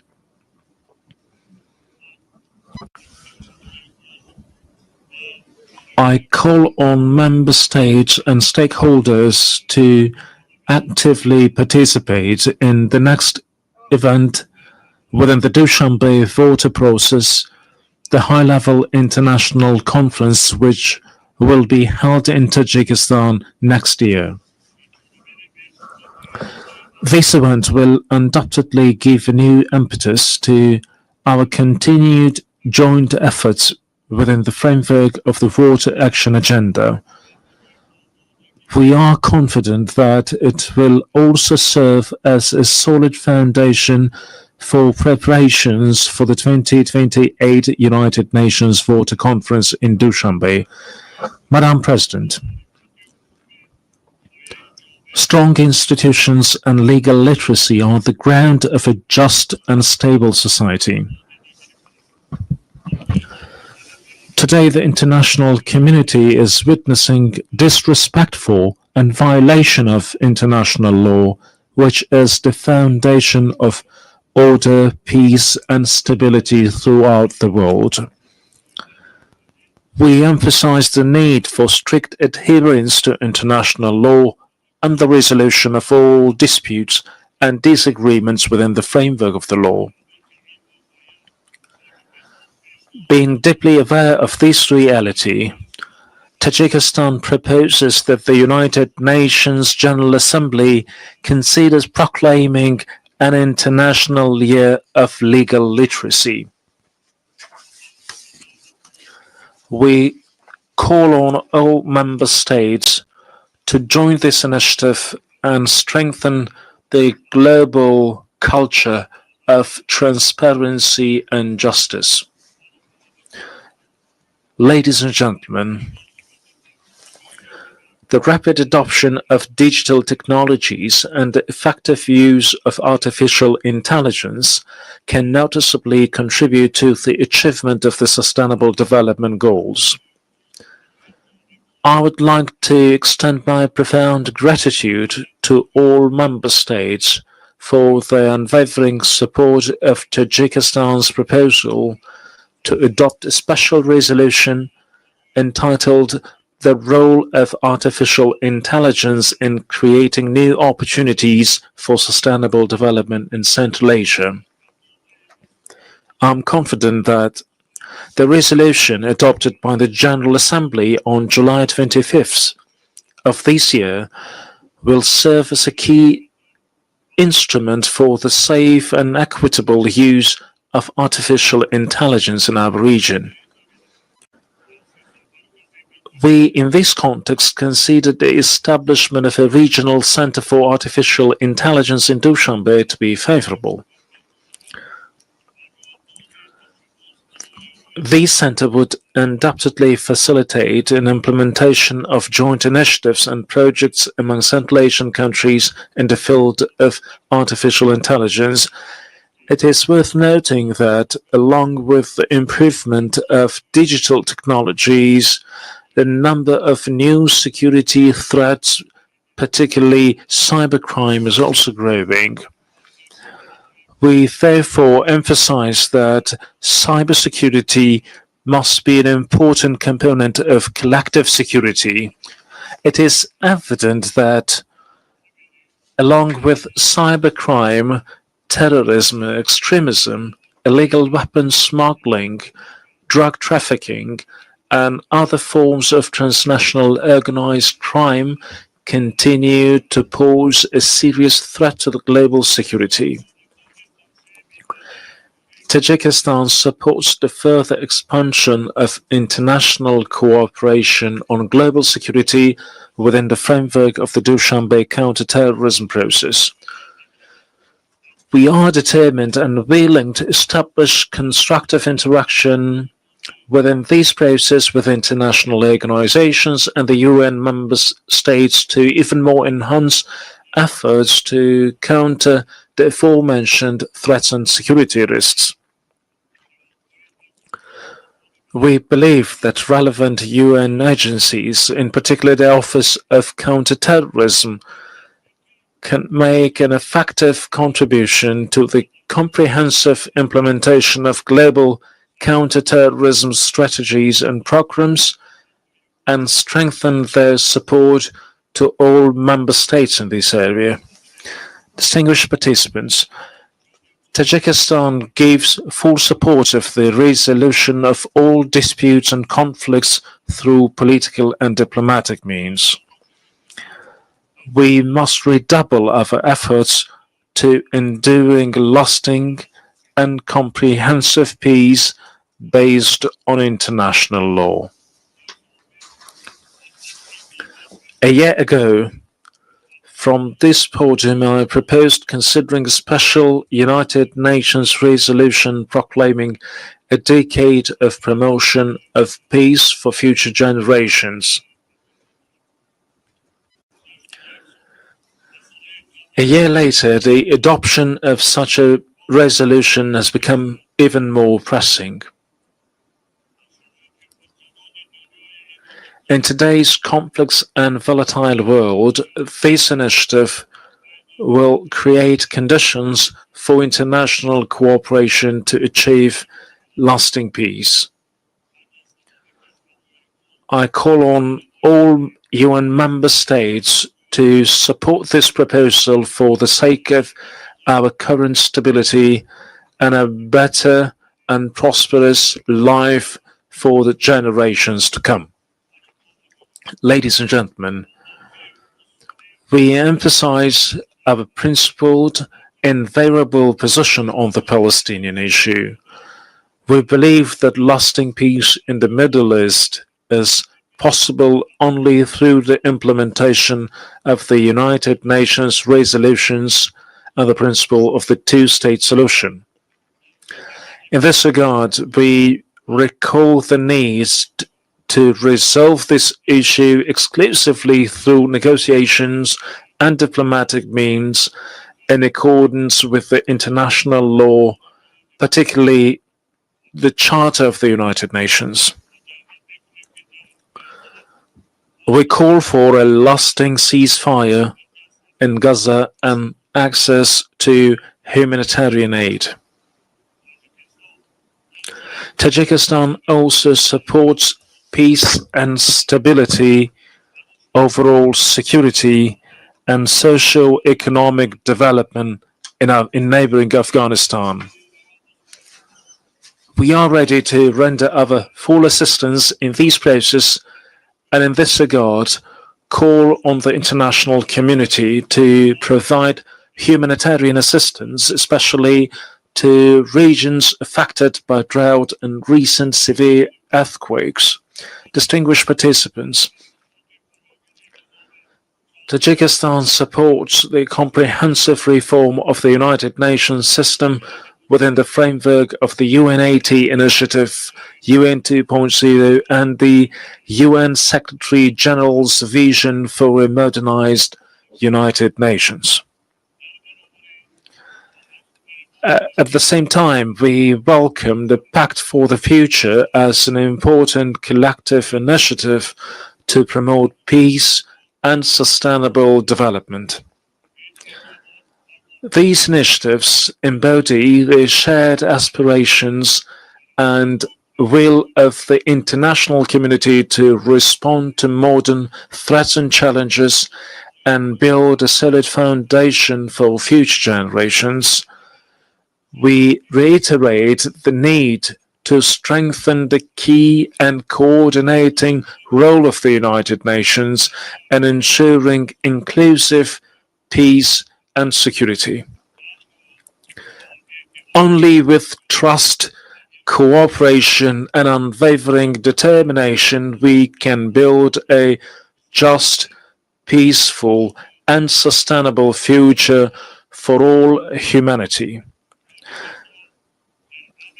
Tajikistan stands ready to cooperate with partner countries and all United Nations member states in achieving these noble goals and addressing other pressing issues on the global agenda. I thank you for your attention.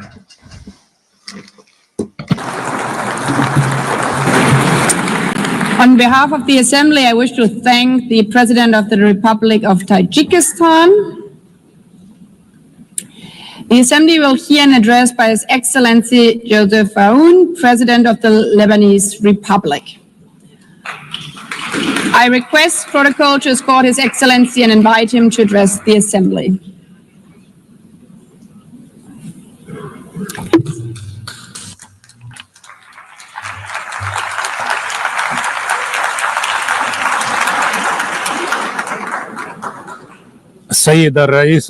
Madam President, Mr. Secretary General, fellow colleagues, heads of state and delegation, I stand before you today to talk about peace, development, and human rights. At a time when some of my fellow citizens are facing death, parts of my country are under occupation, and while my homeland and my people live in uncertainty. This situation takes me back some 77 years ago to the drafting committee of the Universal Declaration of Human Rights in 1948. During one of the debates, the late, great Eleanor Roosevelt stepped in to support one member's opinion so that he is not left alone, as she said to those in attendance. The dissenting member respectfully responded, "Honorable lady, my concern is not to side with the majority or the minority, but to align with the truth." The author of these words was no other than Charles Malik, the Lebanese philosopher who worked alongside other great minds of the time to give humanity this eternal declaration. He was also granted the honor of presiding over this august assembly from 1958 to 1959 to represent my country, Lebanon. Madam President, Mr. Secretary General, colleagues, ladies and gentlemen, I recall this incident today, first, to express my profound sense of pride and my heightened sense of responsibility as I stand before you today for the first time in my capacity as President of Lebanon on the 80th anniversary of this great organization. Second, because our session focuses on examining the inherent relationship between three human virtues: peace, development, and human rights, and between these three virtues and my country, Lebanon. The Lebanese experience, alongside lessons from our region and the world, have shown that there can be no development without peace, for growth cannot take place within chaos, and prosperity cannot be achieved amid conflicts and wars. Peace is the only foundation for development. Experience has taught us that just as there is no development without peace, there can be no peace without justice, and no justice without human rights, particularly the right to live in dignity. Without dignity, peace becomes an illusion, and the only growth will be in poverty, underdevelopment, violence, and bloodshed. Since the establishment of this great organization, its charter stipulated the need to save succeeding generations from the scourge of war, to live together in peace with one another as good neighbors, and to employ international machinery for the promotion of the economic and social advancement of all peoples. These noble principles remained on paper for 80 years, as the blood of our people was spilled on the ground. The reasons might be numerous. One can attribute them to the authoritarian nature of man, the nature of relations between countries based on power struggle, hegemony, and the race for absolute dominance in all fields. However, another reason has stirred this tragedy. At least 30 years ago, since talk began in this very chamber about a new world order. The reason is related to the issue of identity and plurality within any society or within societies and countries, especially in the era of globalization. On the one hand, people need one another. On the other hand, they fear for their identity. This led to an emerging issue that drove humanity back to the path of conflict. Let us acknowledge here that religion remains a primary factor in defining the identities of human groups.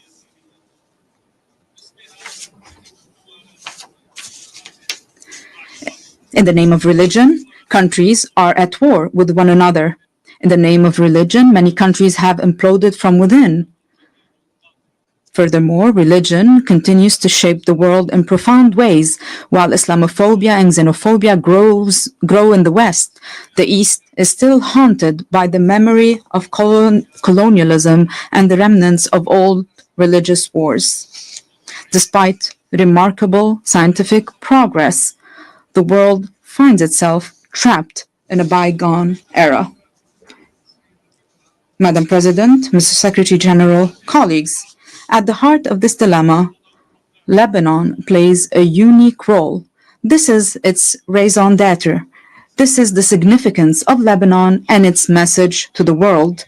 Amid the global clash over religious identities, Lebanon stands out as a nation where Christians and Muslims coexist as equals under a constitution that guarantees equitable representation to both communities in the Parliament and the Council of Ministers, with full citizenship for all individuals. This model is open for progress. This model was criticized by some. However, it offers a unique, evolving approach, as the late Pope John Paul II observed. Lebanon is more than a country. It is a message of freedom and plurality for the East and the West. End of the quote. I reiterate and emphasize a message of freedom and plurality. In a region where people are killed or kill over their religious belief, or even for displaying a symbol of faith. In a weary world torn between those who want to impose religious attire and others intent on banning it, Lebanon offers a unique, unmatched, and irreplaceable model. A model that deserves to live, that must exist for the region and for the world. A model that allowed me, as an Arab Lebanese, to serve as the only Christian head of state from East Asia to the coast of Europe. My country, Lebanon, the land of human secularism with profound faith, without any imposition or prohibition of any kind. A model that requires all those who are committed to a better future for humanity to ask the following two questions.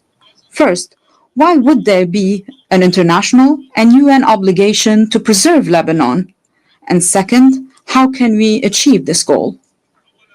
First, indeed, there is a human obligation to preserve Lebanon.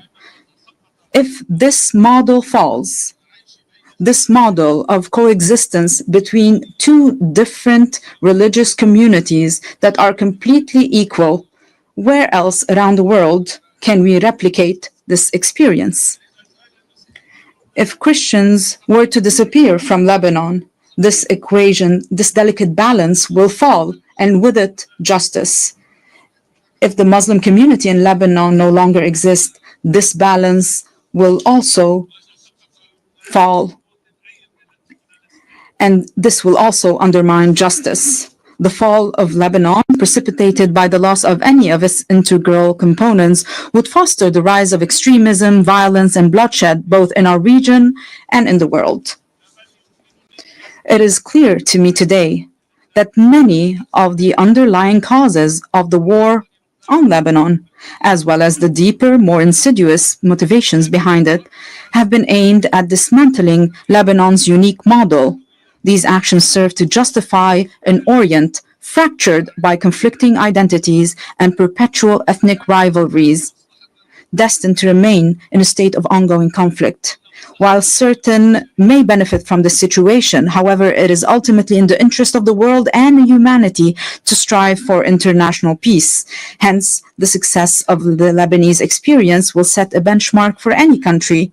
This model today is a vibrant, steadfast, and energetic country determined to live, resolutely refusing to succumb to adversity. What it takes to save it? Simply a clear and firm stand in words and action aimed at liberating all the Lebanese territory and securing the exclusive sovereignty of the Lebanese state, enforced solely by its legitimate and legal armed forces over its land. This is the unanimous will of the Lebanese people since the declaration of November 27, 2024, which was adopted with the support of the United States and France and this very organization as a mechanism to enforce UN Security Council Resolution 1701. I reaffirmed this commitment in my inaugural address following my election as president in January 2024, and it was also approved by the government in its ministerial statement of February 2024. Throughout our negotiations with President Trump's envoy, Ambassador Tom Barak, we worked on drafting a paper to guarantee full stability on our land, to which we are still bound and still await the same commitment by other concerned parties on our borders as well. This is what Lebanon seeks. Let me be more frank. Allow me to feel some pride for my country and my people, for they do deserve it. Ladies and gentlemen, we are truly an exceptional country by all measures. We are a country that each year receives people from the Lebanese diaspora, the equivalent of a third of the country's residents. This underlines the unwavering connection between the Lebanese people and their homeland. There is hardly a major project in our region that does not bear the signature of a Lebanese person, nor a cultural or artistic event that lacks a Lebanese imprint. In fact, it is almost certain that Lebanese contributions can be found in every significant endeavor. Among the member states of this distinguished organization, one could scarcely find a nation that does not have within its borders a member of the Lebanese diaspora who is engaged, productive, and creative. These individuals integrate harmoniously with their host societies.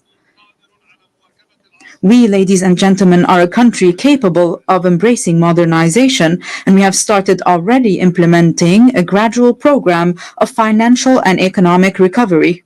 Together with an independent financial audit, a fair restructuring of the banking sector, and the modernization of the administration, we have also taken on the fight against corruption and organized crime to rebuild the trust of the Lebanese people in their state and the world's confidence in Lebanon. Simultaneously, we have launched legislative and institutional reforms consecrating the independence of the regulatory bodies of the state's productive sectors and enhanced the independence of the judiciary aligned with international standards in the fight against money laundering and the financing of terrorism. Our government has also recently joined the United Nations Convention on Biological Diversity, in line with our history of commitment to the principles of international legitimacy. We are also set on advancing public freedom, combating hate speech, and empowering young men and women in the decision-making process. We can only be prosperous if all our citizens live in dignity. Ladies and gentlemen, our country is dedicated to investing in quality education, and we are expanding today this investment to encompass a knowledge economy. Lebanon is also an essential crossroad for global trade corridors.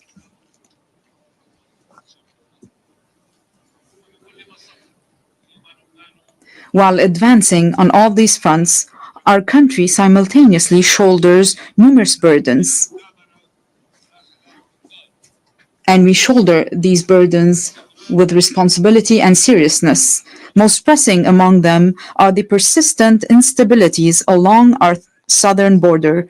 We call for the immediate cessation of Israeli aggression, the full withdrawal of its occupying forces from all Lebanese territory, and the release of our hostages that we shall not forget nor leave behind. And we insist on the complete implementation of UN Security Council Resolution 1701. This will be achieved with the help of the mandate given to UNIFIL, working in coordination with the Lebanese army over a transitional period to achieve peace and stability. In this context, allow me to extend my gratitude to the members of the Security Council who adopted the resolution to renew UNIFIL's mandate to help us achieve lasting peace and stability. However, the deep underlying causes of our crises extend beyond our immediate borders. This is why it is our moral, human, and political obligation to call for an immediate end to the devastation taking place in Gaza. we urge the revival of a new political track aimed at finding a just and permanent solution to the Palestinian question based on the resolutions of international legitimacy, the principle of the two-state solution, ensuring the right of both states to a secure and dignified existence, as ratified by your General Assembly with a majority of 142 states out of 164 states in the New York Declaration. The second major burden Lebanon is carrying now is the unprecedented displacement situation taking place on its soil, which, measured by capita, stands as the largest in history. Lebanon looks to the United Nations and its specialized agencies, as well as to the Syrian authorities, to address this critical issue. Through direct negotiations and with the support of the Kingdom of Saudi Arabia, we aim to reach comprehensive understandings and agreements across different aspects of our bilateral relations, the goal being the dignified and safe return of the displaced Syrian citizens, as well as the restoration of the special relations between Lebanon and Syria in good neighborliness and close cooperation in various fields, overcoming the misunderstandings of the past. The third burden crippling us today is the reconstruction of Lebanon following the Israeli aggression on our soil, especially with respect to the infrastructure necessary for the return of the Lebanese Authority to the Lebanese border towns and to the rebuilding of homes and villages bulldozed and demolished by the aggression. For there will be no stability if it is not rebuilt and its beauty restored. Furthermore, there's the issue of providing the necessary means to our legal armed forces so that they may take on the task of defending and safekeeping our national integrity. We remain hopeful about the public initiatives to organize international conferences dedicated to that purpose. Ladies and gentlemen, Lebanon does not seek special privileges or favors. Indeed, it calls upon the international community to act with responsibility, fairness, and equality, thereby enabling Lebanon to reclaim its role as a land of freedom and plurality. This very spirit underpinned the Distinguished Assembly's resolution on August 16, 2019, to grant Lebanon's request to establish the Human Academy for Dialogue and Conversions within its borders, a resolution that was for a time overshadowed by the many crises Lebanon has faced in recent years. Today, Lebanon is intent on reviving this vital initiative. Our intention is both to reassure ourselves and to send a message to the world. Lebanon is returning to its rightful place, both within the international community and among the nations gathered at the United Nations, a true platform for human values and the advancement of humanity. In closing, I reiterate the opening theme of my message.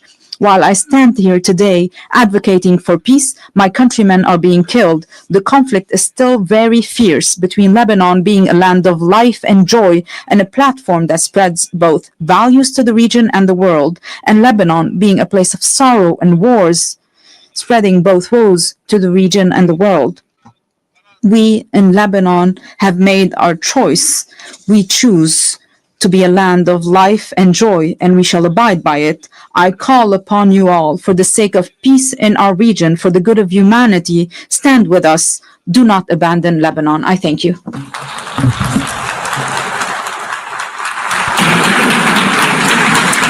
On behalf of the Assembly, I wish to thank the President of the Lebanese Republic. The Assembly will hear an address by His Excellency Emmanuel Macron, President of the French Republic. I request protocol to escort His Excellency and invite him to address the Assembly.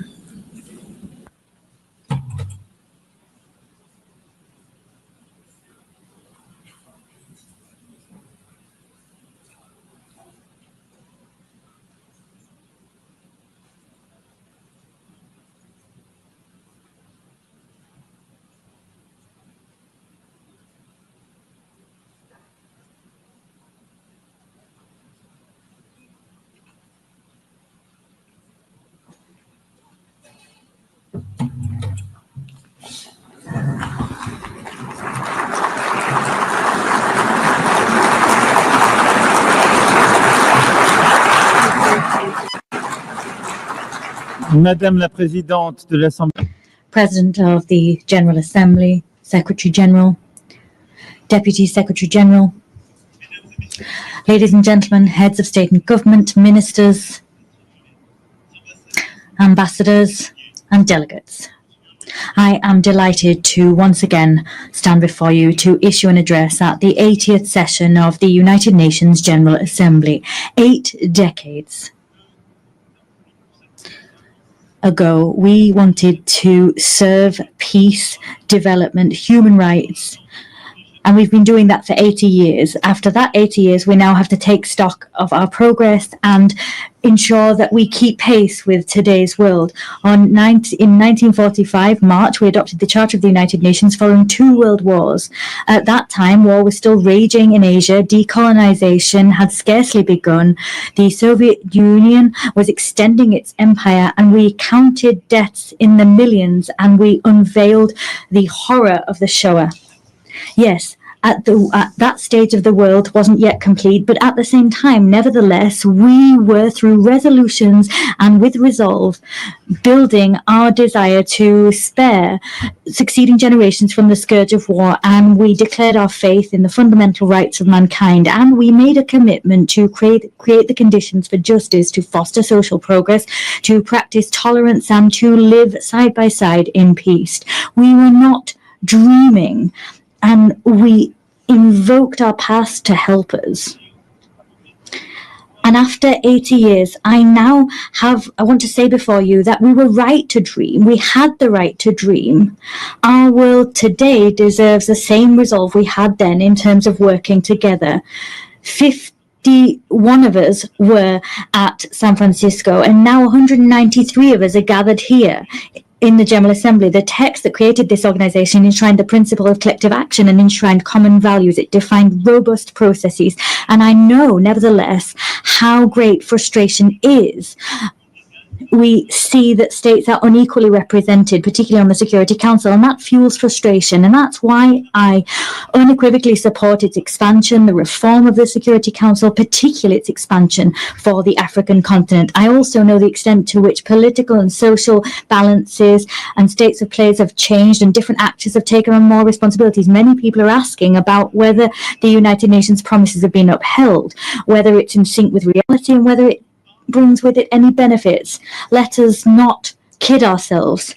This 80th anniversary is not a fact that we can just accept. Conflicts, international, national, state conflicts are proliferating. The criminal and terrorist activity is proliferating, and people are deliberately trampling on the Geneva Conventions as if war was just about terror, revenge and victory.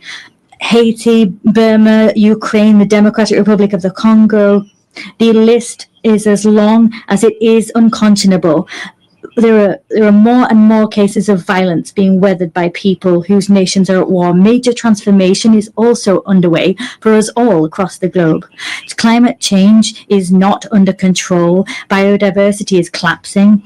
Efforts that the majority of us are ready to make are coming up against the obstacles of the cynicism of a few that can make a difference but refuse to do just that still. And we see the technology picking up pace.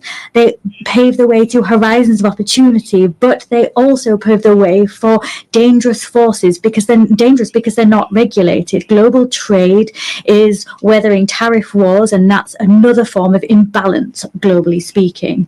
Alarm bells are ringing out loud, but that doesn't extinguish hope. Our divisions do not mean a lack of hope did not mean Syria wasn't able to free itself from war. Ukraine is staying the course, and peace is possible in the Great Lake regions. We've also adopted treaties, ambitious agreements that some people thought were impossible. A treaty on pandemics, a treaty to protect the high seas, another to finance development.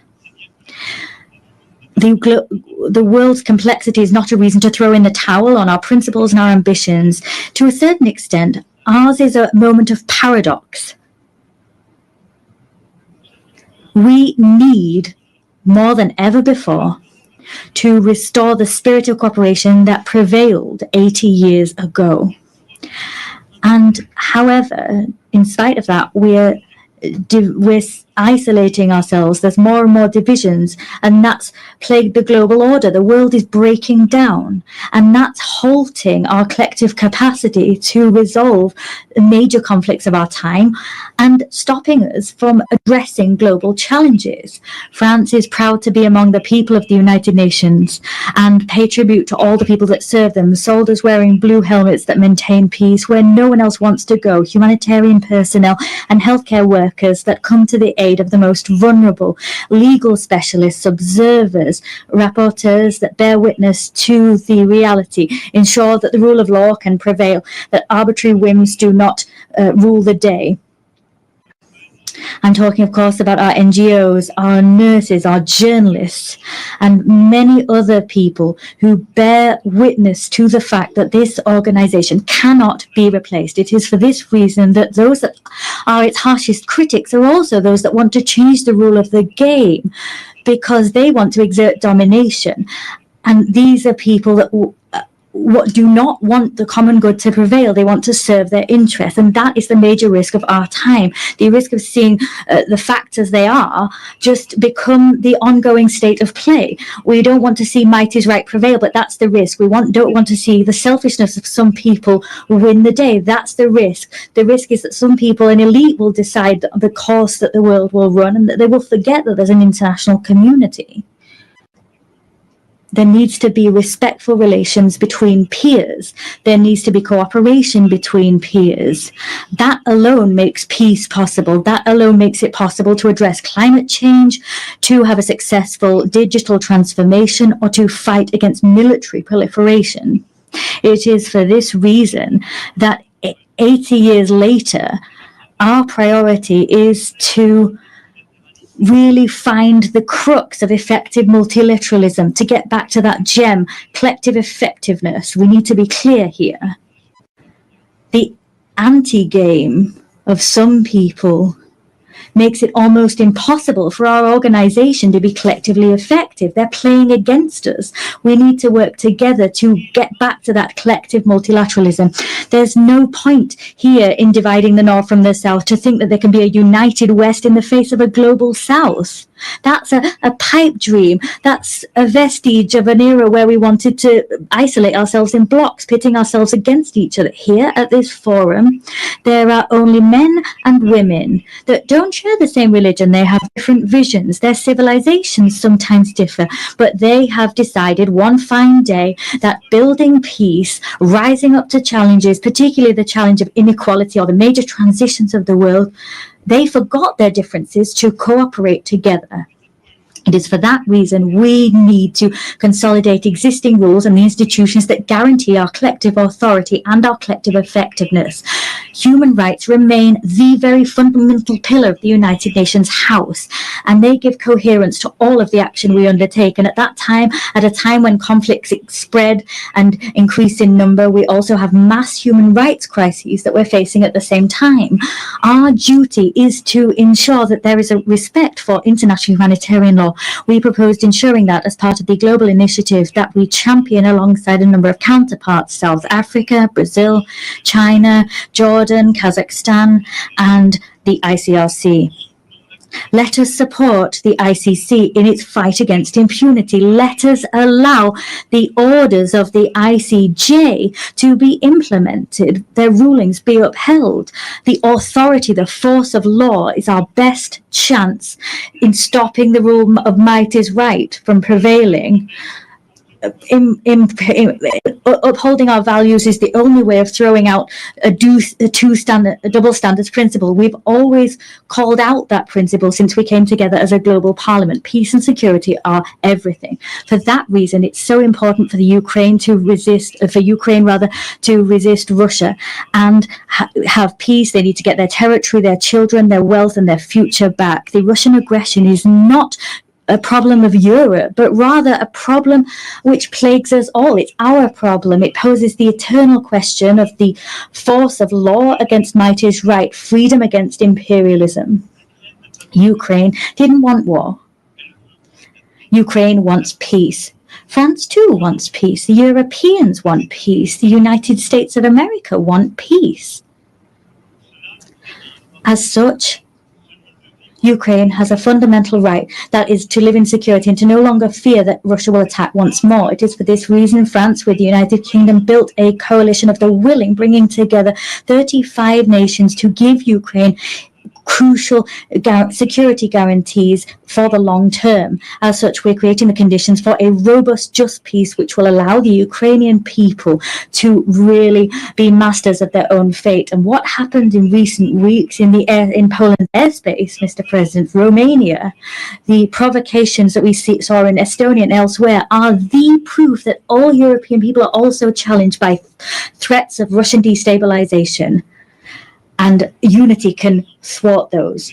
Ukraine has often said it's ready for a ceasefire and can agree to negotiations. It accepts them. It's now up to Russia to prove that it can choose peace, even at a time it's stepping up attacks against Ukrainian civilians and the provocations to which I've just referred.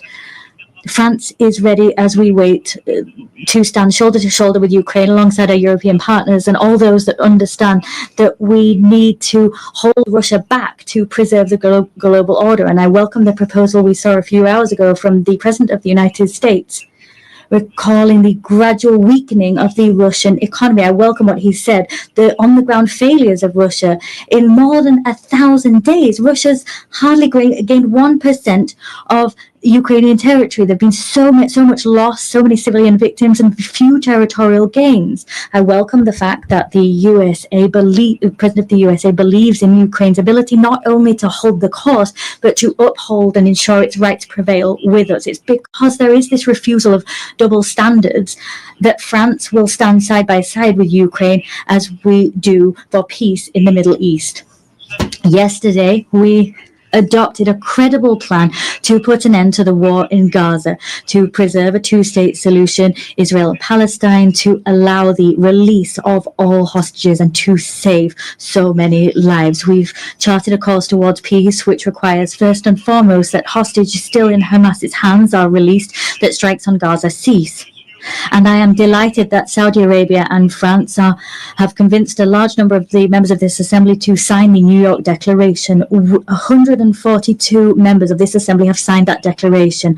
We've held out our hands to forge the path towards peace, immediate peace, release of hostages, ceasefire, stabilization of Gaza, the demilitarization and the dismantling of Hamas, and a reciprocal recognition of two states and a Palestinian state which is demilitarized, which recognizes Israel, and an Israeli state which recognizes the state of Palestine, and all the states of the region that have not yet done so, we hope will recognize the state of Israel. Through this mutual recognition, that is in fact a path towards peace. It's also the stability of the region as a whole that we seek to build. There cannot be any security or stability for Israel if we have a permanent war being waged with its neighbors. Peace with Palestine in the West Bank and in Gaza and throughout Jerusalem. Peace in Lebanon. There, the struggle against terrorism cannot be waged to the detriment of sovereignty of the Lebanese people. And it's for that reason I am delighted at the work that we have undertaken hand in hand with the United States of America, with the United Nations and UNIFIL to build this path that will make it possible to restore Lebanese sovereignty, to make the Lebanese armed forces once again able with UNIFIL to really anchor their sovereignty and to build this monopoly over weapons, a monopoly that can only be held by the Lebanese armed forces. Lebanon breathes easier when Hezbollah is weaker, and the rest of Lebanon will breathe even better when all of armed caches, when all of the arms held by Hezbollah are back in the hands of the Lebanese armed forces. There's no other choice. We'll soon hold a support conference for the reconstruction of Lebanon. And we'll also support the conference that our Saudi friends will hold, supporting the Lebanese armed forces. In the same vein, Syria must recover its unity and its sovereignty. Syria is freer since Assad's regime fell. I received the transitional president in Paris. I welcomed him there. I'll see him again tomorrow. And with several states of the region, we are striving so that Syria can we can respect all components of its civil society, because that's where its strength lies. At the same time, it's in finding that unity once more, they will be able to also fully recover their sovereignty. The region can only be in peace if the Iranian nuclear program that has been partially destroyed is once again fully under control. It is for this reason France, Germany, the United Kingdom triggered by way of a collective agreement a process leading to the restoration of all international sanctions previously imposed upon Iran. That alone Iran alone is responsible for being in breach of its obligations, but they have decided to open the doors to the IAEA and allow them to inspect HEU stocks and to conduct inspections. The next steps to come will be decisive. Either Iran makes a gesture and goes back to the path of peace and accountability that make it possible to get back on course and for the IAEA to do its work and for stockpiles to be transferred, or sanctions will have to be imposed. I'll have an occasion to meet with the president, if needs be, tomorrow. On each of these crucial issues, France puts forward concrete proposals, solutions. The plan for the war to stop in Ukraine exists. The plan to make peace in the Middle East is on the table. A plan to put the Iranian nuclear program back under proper control exists. The plan to restore the full sovereignty of Lebanon in the south exists. We always want to be the partner of all of those who share this demand that everyone take effective action. However, there is a risk that we will stop taking action and look away from too much suffering. The humanitarian tragedy currently in Sudan is undoubtedly the biggest of those facing us today. It's up to us collectively to rally, to mobilize, that we did in Paris in 2024. Let us coordinate our efforts to act together so that the warmongers accept negotiations and put power back in civilian hands. In the same way, in the Great Lakes region, the sovereignty and territorial integrity of the Democratic Republic of the Congo must be upheld. We need to return hope to the people of Kivu and to the hundreds of thousands of people that have been displaced. And it is also for that reason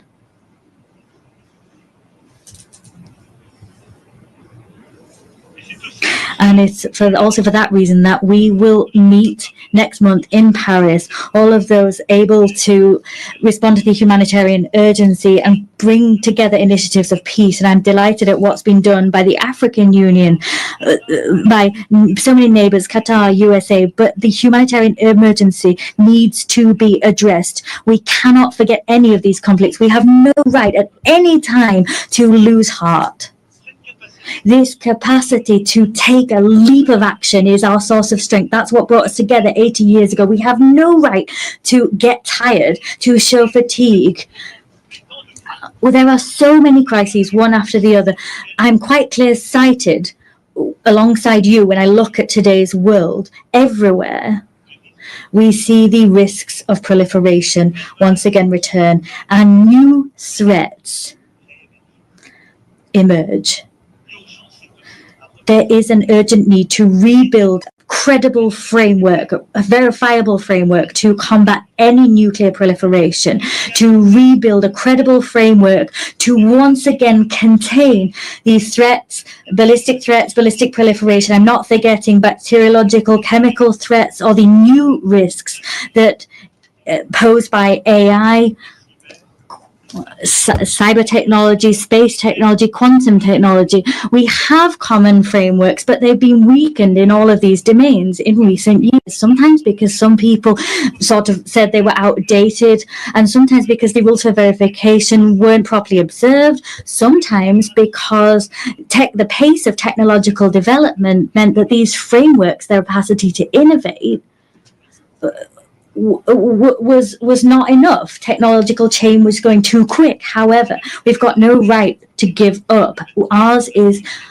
We have to build that crucial framework for peace. The same demand for effectiveness, effective multilateralism is one that we need to uphold for our global challenges. The Secretary General attaches great importance to our organization, and he has ambition for it, and that's shown through his initiative UN 80, and I share his concerns about our organization. Yes, we need, at this time of disarray that I talked about as a result of these major issues of war and conflict, we can't forget there are so many global challenges that mean that we must all come together.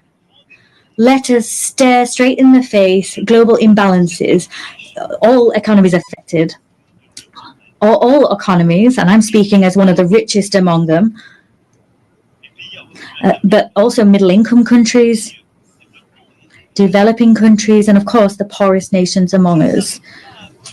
All of us, if we can't have organized international debate on major global imbalances, if our response is a fragmented one and we don't work together, we exacerbate these problems. Today, our challenge is to look at how we can help China to develop the internal demand that it really needs. How can we ensure that productive capacities that China's been able to develop in recent years, these technological capacity, sometimes there's technological transfer, and that's good, but they need to be conducted hand in hand with harmonious development and respectful of the environment. How can we correct US trade imbalances? How can we do that through corrective measures, not through tariffs that takes the rug out from under international trade? There's Europe that needs to respond to collective needs for collective investment, and we need to shoulder that responsibility. These challenges mean that we need to cooperate. There needs to be cooperation between major economies, but we can't pit the G7 against the BRICS. And that's the very rationale behind our agenda for the French G7 of 2026. Of course, we'll work with the Canadian presidency of G7 and the coming presidents of G20. We need to return to that spirit of cooperation that is vital, because that's what will allow us also to have a common agenda to finance our global challenges. Let's take a look at things today. Everywhere, we're reducing, eroding our common ambitions to finance major global challenges. Collective financing for healthcare is plummeting, as is financing for food security, as is financing for education. These challenges are, however, our challenges, even more than they were before the pandemic, the COVID-19 pandemic. And so it is absolutely pivotal that together we prove ourselves able to develop concrete solutions and find new financing to address our challenges. The European Union decided to mobilize. The Commission's President's speech was great in this connection. We are mobilizing financing as Europeans to meet these challenges, but we must do so within a renewed framework. That's what we tried to do together during the pandemic itself with our African partners during the financing summit, which we held in 2021. The work we did there was work we continued at the 4P summit, where we developed this pact for the prosperity of peoples on the planet. Ultimately, the agendas were the same. Together, we need to work together better to address global economic imbalances. We must develop an agenda of growth everywhere, but we must do that to also help countries to finance education, healthcare, stabilization and food security, and help them to address challenges of biodiversity and the climate. Let us come off the horns of a dilemma. We don't need to choose between growth, climate change, and biodiversity. We can do everything if we mobilize private and public financing within a framework that brings together, reconciles east, west, north, and south. That's the framework we've built. And now what we need to do is expedite the transition that's already underway.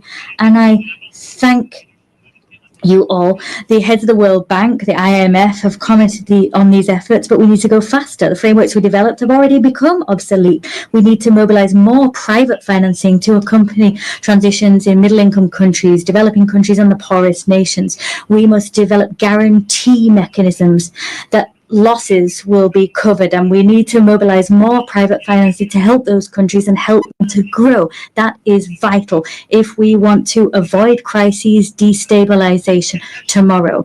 This agenda is an agenda which brings us together. and in some way forces some people to cast aside selfishness and avoid a situation whereby others are alone facing their challenges. It is for that reason we must also continue. Whatever the ill winds that blow, continue to mobilize to stop biodiversity loss and help the climate. As I was saying, together we were able to notch up victories recently. The Nice Treaty that entered into force through collective rallying. We finally have a regulation framework for our oceans. That was something we've been waiting for decades. The same collective mobilization is what we must see on plastic. We need to develop an international treaty that aims to put an end to plastic pollution. The same mobilization is what we need to have to mobilize biodiversity credits and give more consistency to our carbon credits. This same rallying needs to be seen as we move towards the Berlin COP. France and Europe will be at that meeting, and we will be in step with the 2030 goals. We will mobilize all financing necessary to usher in this transition, whether that be public or private financing. We have no right to turn away, stray from the course towards the goals we set ourselves. We have no right to simply crumble and become isolated. As you see, all of these global challenges, education, healthcare, agriculture, food security, biodiversity, climate, the fight ultimately against all inequalities that destabilize our global order require the same spirit of cooperation, the same spirit that I talked about, the spirit we showed in the face of war and destabilization. Our challenge is the fact that crises, there's a plethora of them, they're growing in number. My speech was long and quite comprehensive, but I do reassure you I'm coming to an end. But I forcefully say to you once more, in spite of all that, in spite of the long list that sometimes gives the impression that we might be overwhelmed, our duty is to remain on our feet and to continue to act together. 80 years ago, those that preceded us were facing collapse. The war hadn't finished. The worst had just come to pass. A world already divided was kind of stuttering, and it was up to them to build the treasure that is the United Nations. We could overwhelm our assembly, level criticism against it, reproach it for everything. Not all reproaches are fair, some are. This assembly is us.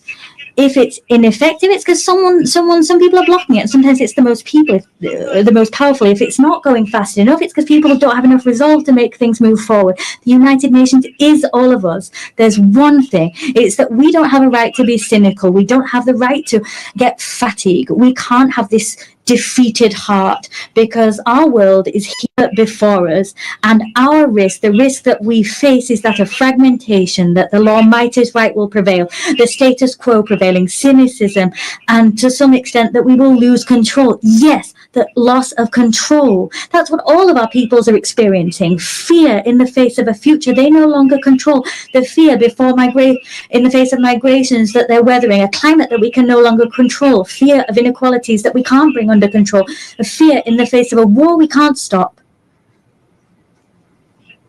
This fear has one friend,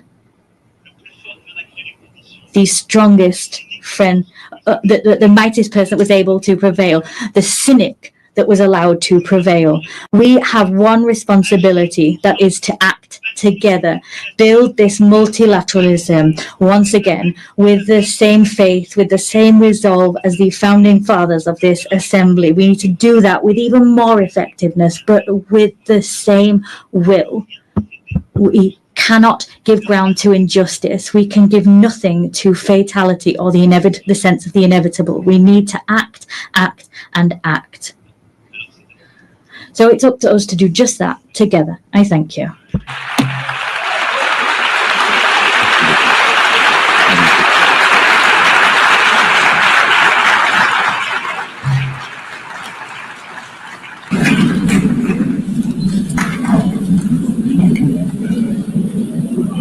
On behalf of the Assembly, I wish to thank the President of the French Republic.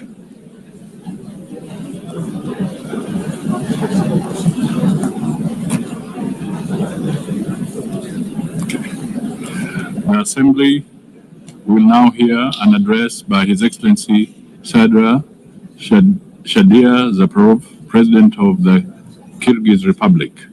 I request protocol to escort His Excellency and invite him to address the Assembly.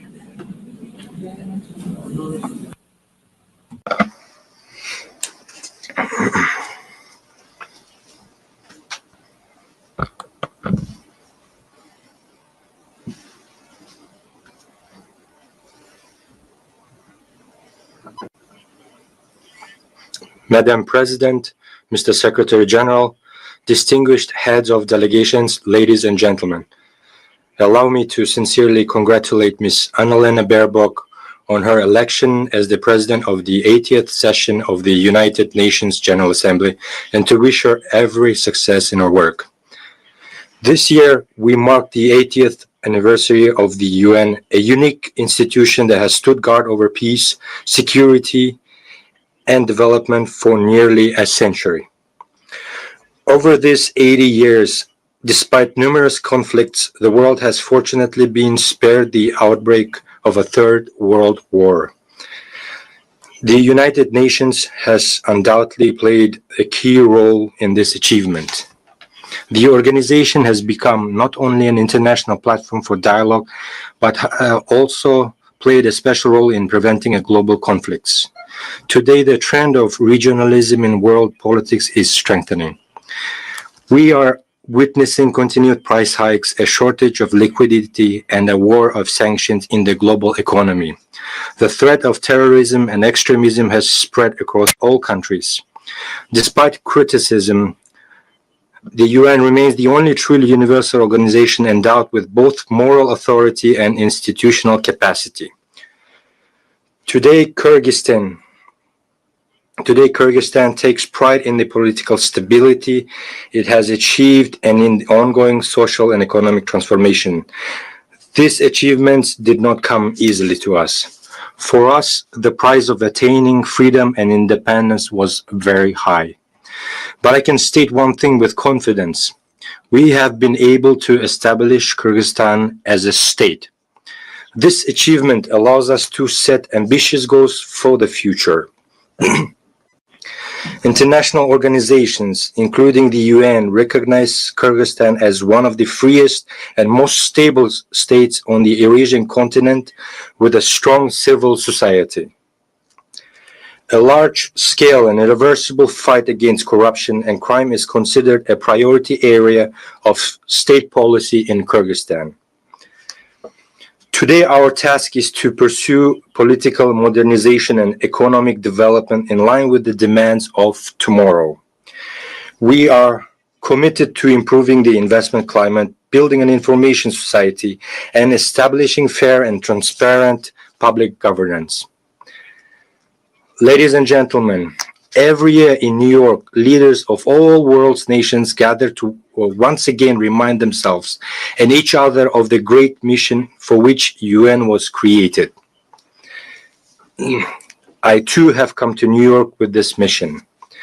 Today, my diplomatic staff have prepared a polite text that takes into account the international diplomatic situation. However, this year, standing at this high podium, I decided not to speak as a diplomat. This year, from this podium, I wish to speak not only as the head of state, but as an ordinary person and a citizen of my country, openly expressing my true thoughts and reflections on the international events happening in the world. This year marks the 4th time I am delivering a speech at the UN General Assembly. For 3 consecutive years, I came here and delivered pleasant, beautiful words. But today, I have decided to speak openly and directly about the problems that trouble the hearts of millions of people.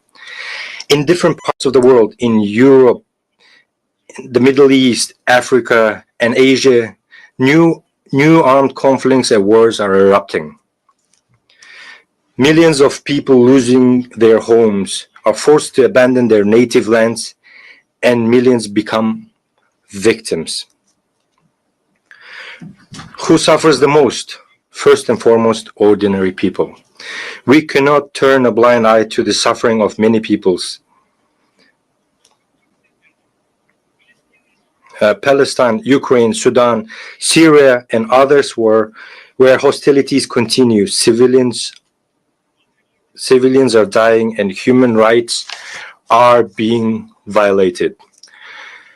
The world community, applying double standards, prioritizes these conflicts as more or less important, depending on its own geopolitical interests.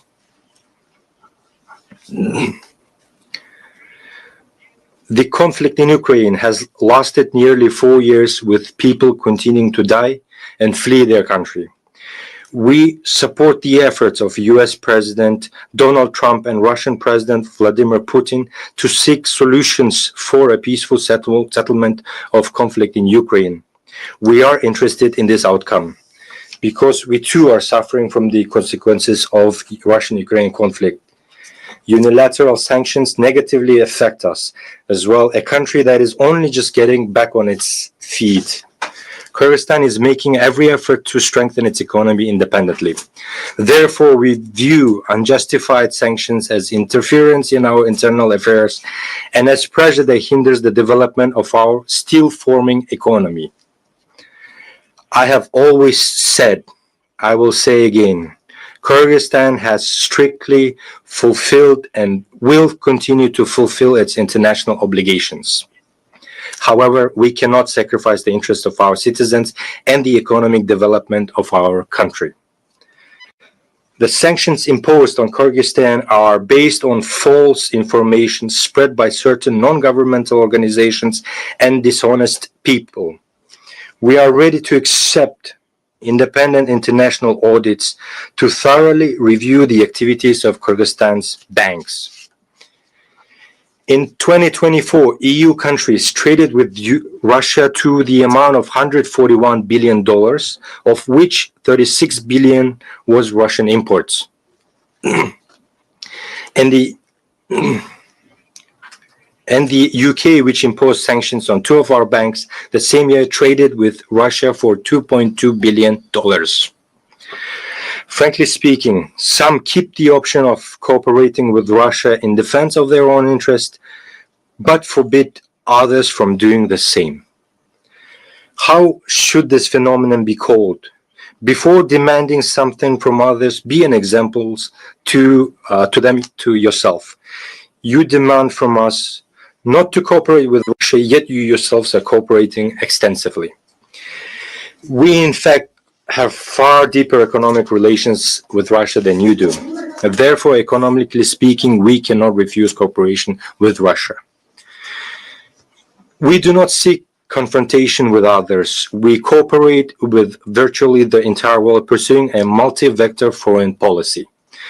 For example, every year we sell gold worth of $1 billion to the UK alone. My foremost duty as the president of the country is to ensure the security of my citizens and my nation, and to improve their economic well-being. We oppose the politicization of economic cooperation and trade. Therefore, we demand the lifting of sanctions against 2 of our banks. Distinguished ladies and gentlemen, the UN Secretary General has already described the Gaza Strip as a graveyard of thousands of children. More is needed to stop the war and the horrific events in Gaza. We must empathize with Palestinian people who have suffered enormous losses as a result of inhuman conflict in the Gaza Strip. We must not remain indifferent to the human tragedy unfolding before the whole world. We demand an end to genocide against the Palestinians and the commencement of international judicial investigation by the UN International Court of Justice. My country has always firmly condemned violence and terrorism in all their forms, including the terrorist attacks on Israel on the 7th of October, 2023. Such terrorists must be punished harshly. However, the fight against terrorism and the methods used to eliminate terrorists have their own rules and procedures.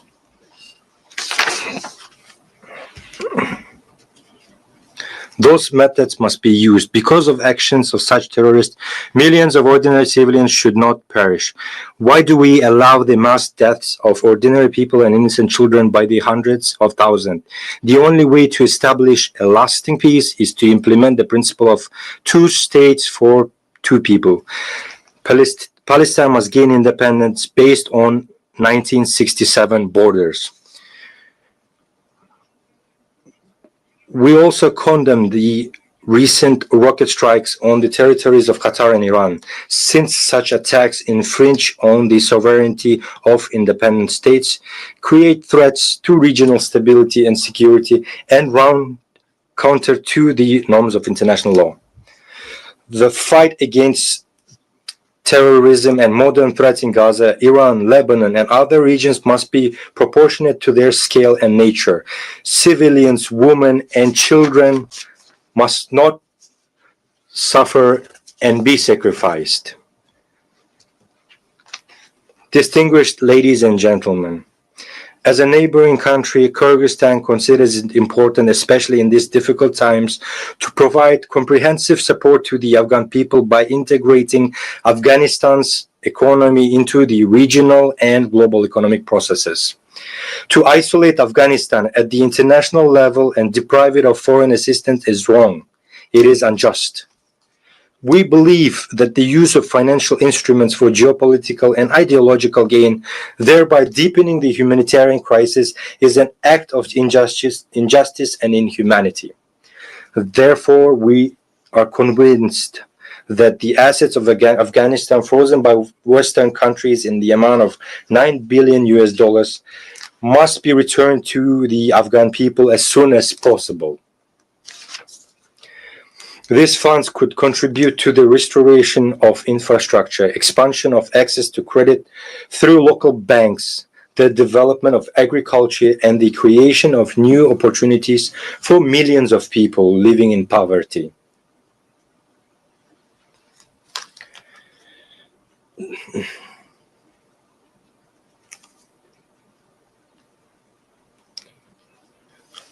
According to the UN data, in 2025, 15 million people in Afghanistan faced hunger and 24 million required humanitarian assistance. As we all know, at the beginning of September, more than 2,000 of our Afghan brothers lost their lives as a result of an earthquake.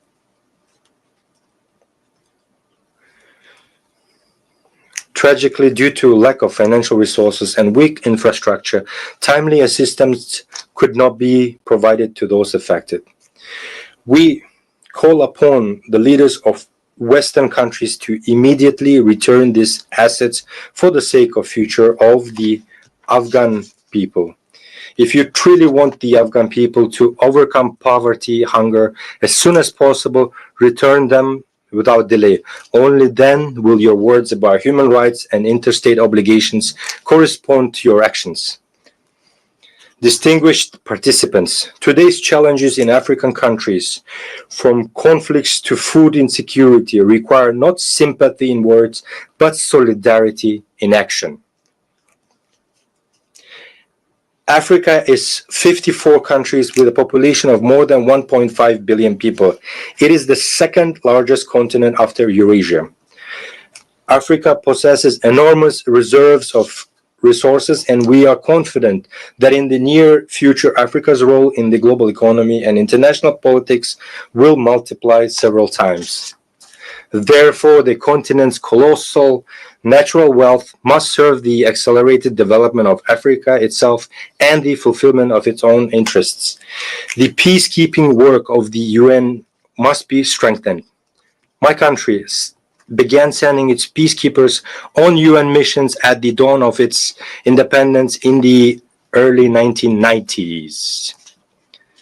This once again proves that we are sincerely wish to contribute to the cause of strengthening peace and security in the world.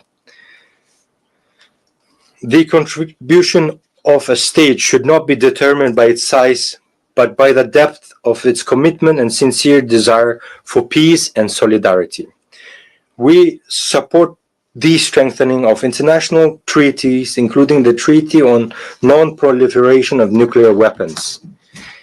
It is important to educate the younger generation to perceive a world without nuclear weapons. It is essential to raise awareness among young people about the devastating consequences of weapons of mass destruction. The International Day for Disarmament and Non-Proliferation Awareness, initiated by Kyrgyzstan and supported by the UN member states, is an excellent platform for implementing this concept. Kyrgyzstan is one of the initiators and the depository of Treaty on Nuclear Weapon-Free Zones in Central Asia. We have set it to all fundamental international instruments on disarmament and non-proliferation, including the Treaty on Non-Proliferation of Nuclear Weapons and the Comprehensive Nuclear Test Ban Treaty. In line with the principles of consistency, this year the Kyrgyz Republic made the political decision to sign the Treaty on Prohibition of Nuclear Weapons. We firmly believe that our planet must exist without nuclear weapons. This human invention must be used solely for peaceful purposes. Ladies and gentlemen, for sustainable development and regional integration, the countries of Central Asia require equal dialogue and active cooperation. Despite complex historical and geographic factors, Kyrgyzstan has peacefully resolved its border issues with neighboring countries, in particular Tajikistan and Uzbekistan. This process involved lengthy negotiations and at high political levels, expert levels, and was resolved with due respect for the interests of all sides. I can state with confidence that today the borders between Kyrgyzstan, Tajikistan, and Uzbekistan are borders of friendship, trade, and cooperation. This experience confirms that peace is possible where there is political will, respect, and dialogue, which enabled us to resolve existing contradictions and embark on a path of creation and development. Kyrgyzstan is ready to share this experience of resolving complex issues with the international community. Let us use the more than $3 trillion that are spent annually on armaments worldwide to improve people's lives, eradicate hunger, protect our environment, and clean the air. After all, there are no borders when it comes to breathing air. We all breathe the same air. Therefore, I call on us to live not in a race for who has the most powerful weapons, but in a competition for whose country has the cleanest nature and air. Dear friends, climate change is a reality we are witnessing today. We face threats of drought, melting glaciers, changes in ecosystems, and loss of biodiversity. Kyrgyzstan, as a mountainous country, is particularly vulnerable to these changes. We are already experiencing the threat of declining water resources and risks to agriculture and biodiversity. Although Kyrgyzstan is landlocked, it actively participates in international environmental initiatives and can play a significant role in supporting agreements aimed at protecting global ecosystems. The Kyrgyz Republic consistently advocates for recognition of the interconnection of natural systems from mountains to oceans, which are two poles of a single system. The future of the oceans begin on the mountaintops. In this context, we ratified the agreement on conservation and sustainable use of marine biological diversity and became among the first 60-plus countries to join the agreement.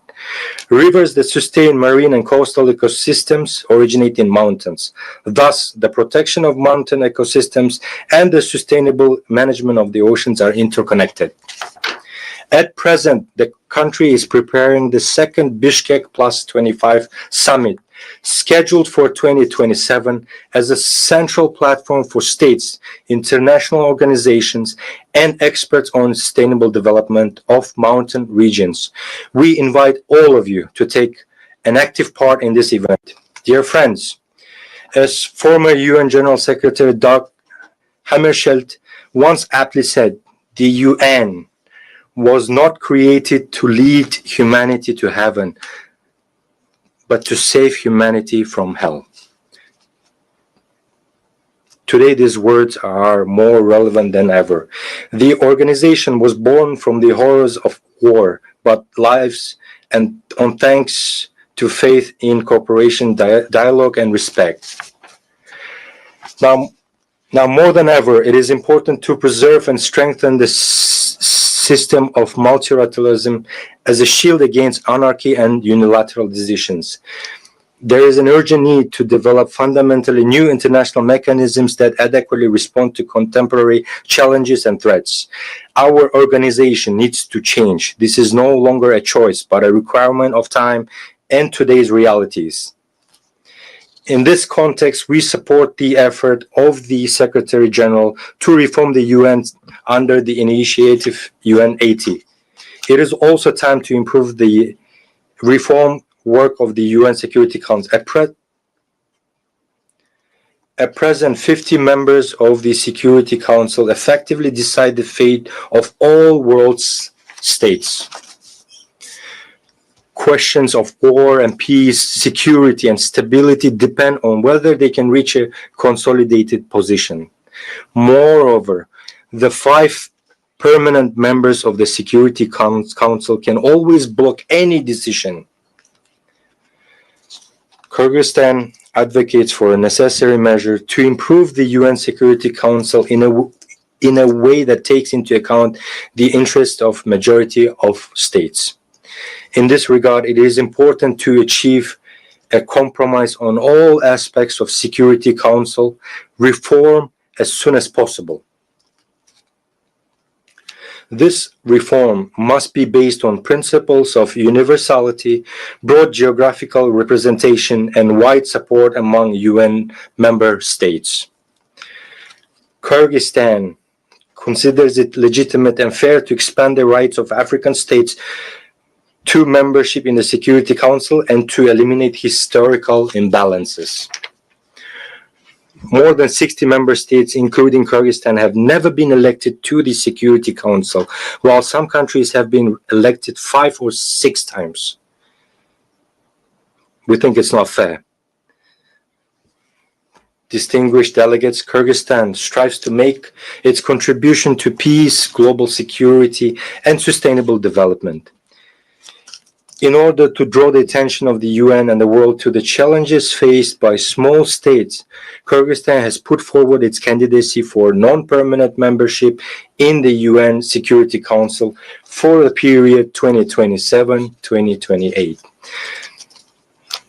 The support of countries that have never been elected to this Security Council will strengthen confidence in equality among members and thereby raise the authority of organization and reinforce trust in it.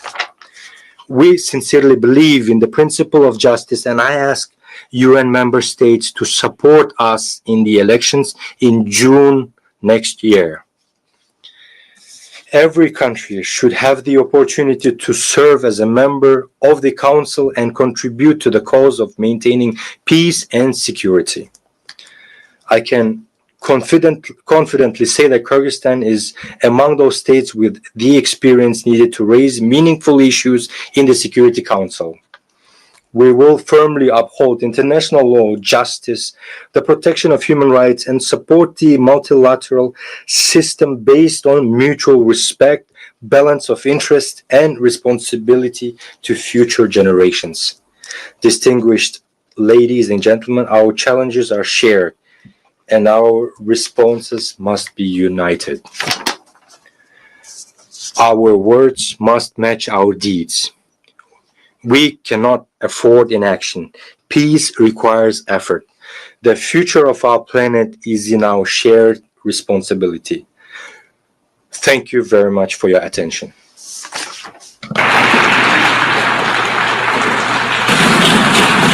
On behalf of the Assembly, I wish to thank the President of the Kyrgyz Republic.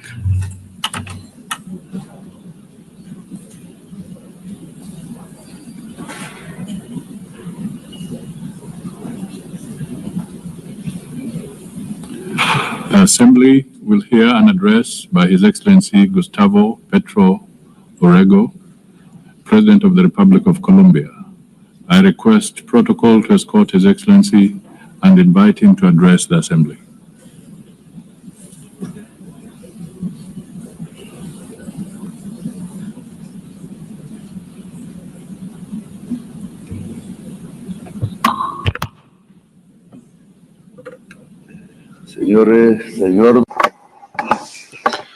President of the General Assembly, this is my last statement as president here. It's the fourth time. In my first speech, I announced that it was very likely that there would be conflicts in Ukraine and Gaza and in Palestine, and that I suggested that there be a peace conference, but those who don't have bombs or large budgets are not heated here. Well, 4 years later, the horrific situation in Palestine did not lead me to think that almost the same thing could happen in the Colombian Caribbean area, where unarmed young people are being shot at with missiles in the open seas. And now we are in a different situation. Perhaps it's more global, a kind of Stone Age that has descended on all of humankind. Missiles against 17 unarmed young people in the Caribbean Sea, some of them Colombians. The persecution, imprisonment, and expulsion of millions of migrants, missiles that have killed some 70,000 people in Gaza, the lack of action on the climate crisis. All this is linked, and all this has the same cause. Migration is simply an excuse so that a rich society, rich, white, and racist, believes itself to be the superior race and is not realizing that its leaders are leading it to the abyss, to its own distinction, together with the rest of humanity. They said that the missiles in the Caribbean were used to stop drug trafficking. That is a lie. Stated here in this very rostrum. In 2023 and 2024 were years when the largest amount of cocaine was seized, and over 700 drug traffickers were extradited to the United States in Europe. I extradited them, and my government confiscated the cocaine, and we didn't shoot a single missile, nor did we kill any youths.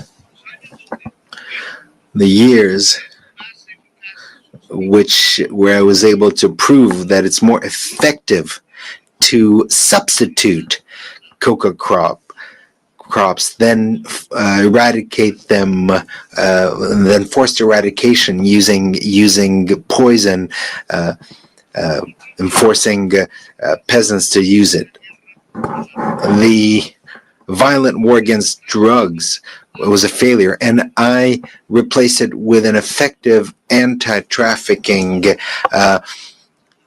policy, not based on a mix-up between an inert substance that is drugs with people who actually use it and practice it. But what was necessary is to destroy dialogue and to shoot missiles.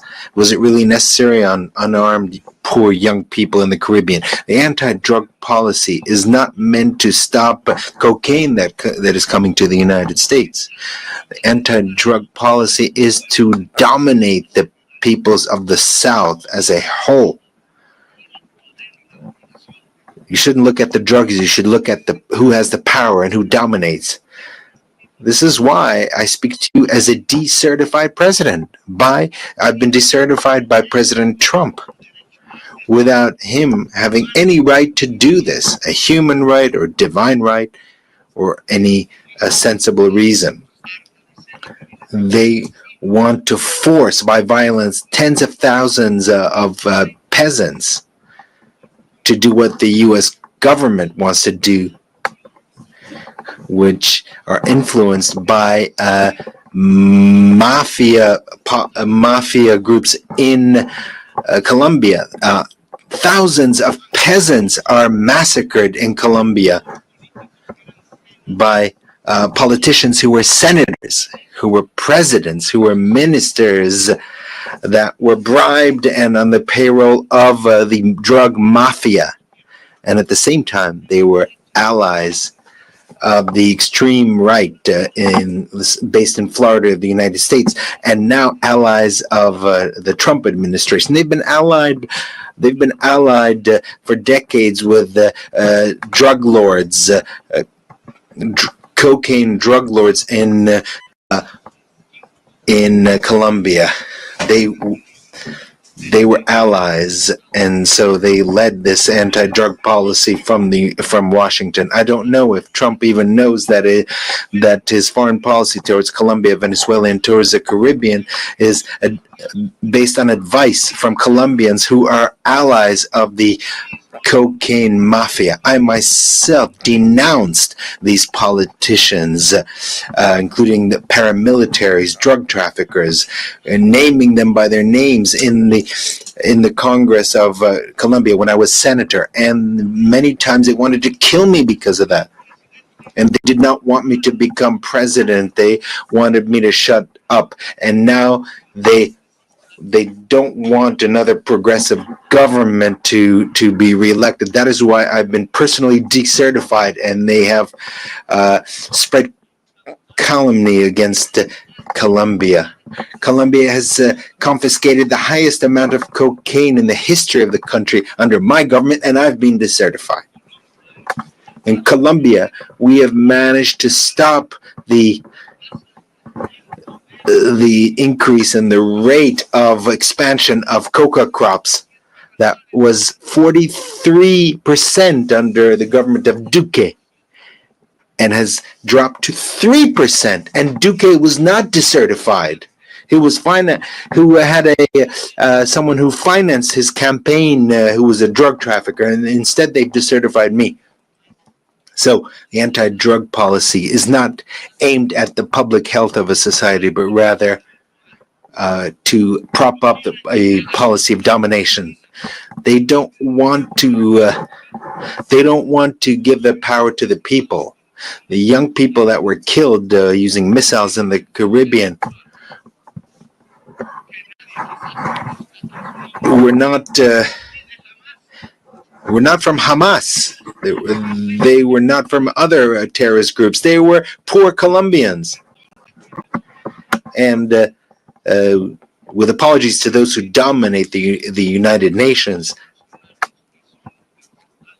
there should be criminal cases against those officials of the United States for doing this, including the utmost official, President Trump, that allowed the shooting of missiles against these young people who were simply trying to escape poverty. Youths who in a speedboat who might have had a certain amount of drugs were not drug traffickers. They were simply poor youth.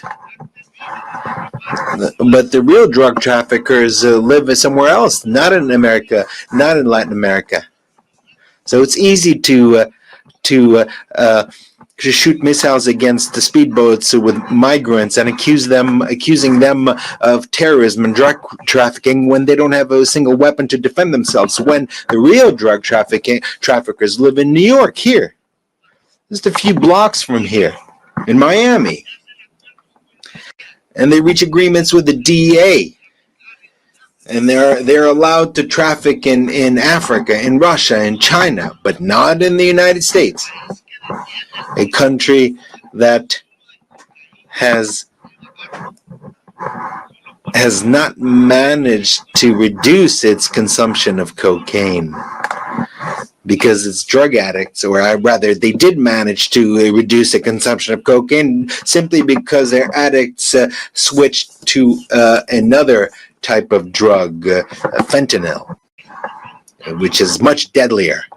This fentanyl is produced in the industrial heartland of the United States, here, not far from here. And the consumers are here as well. It's produced and consumed in the United States. That is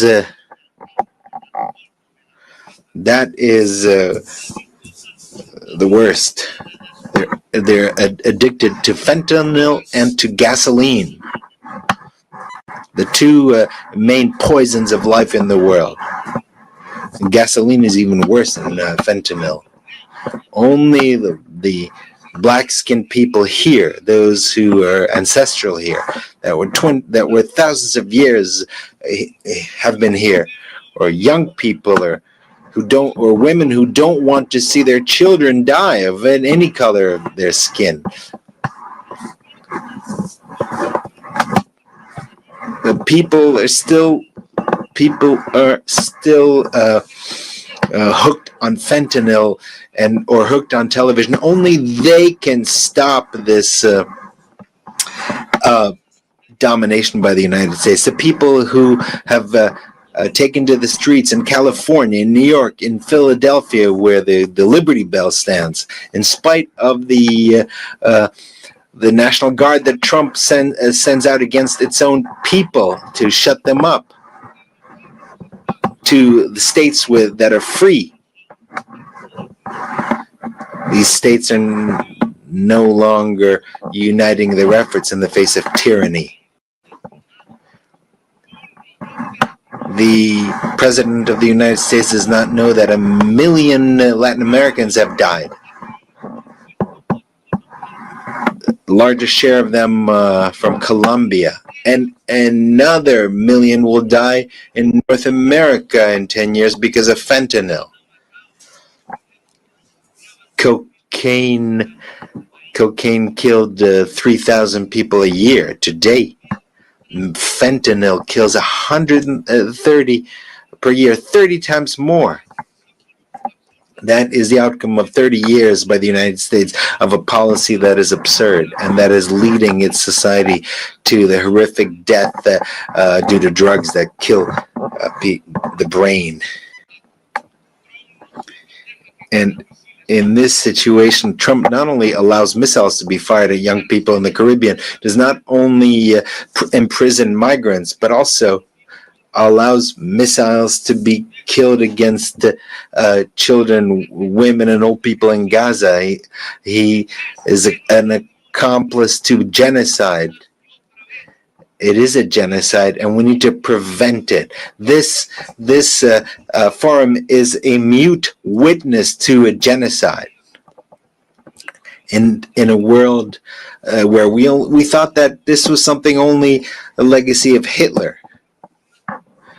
Here, they don't speak of life, of the climate crisis. What is happening is the death of thousands of children. Meanwhile, we in Colombia have not increased the rate of killings. We have the lowest unemployment rate in the country this century. We have the lowest unemployment rates. We have developed our agriculture by 10% and our industry by 5%. We have more tourists than ever who have come to see the beauties of our country, our cultural and natural beauties.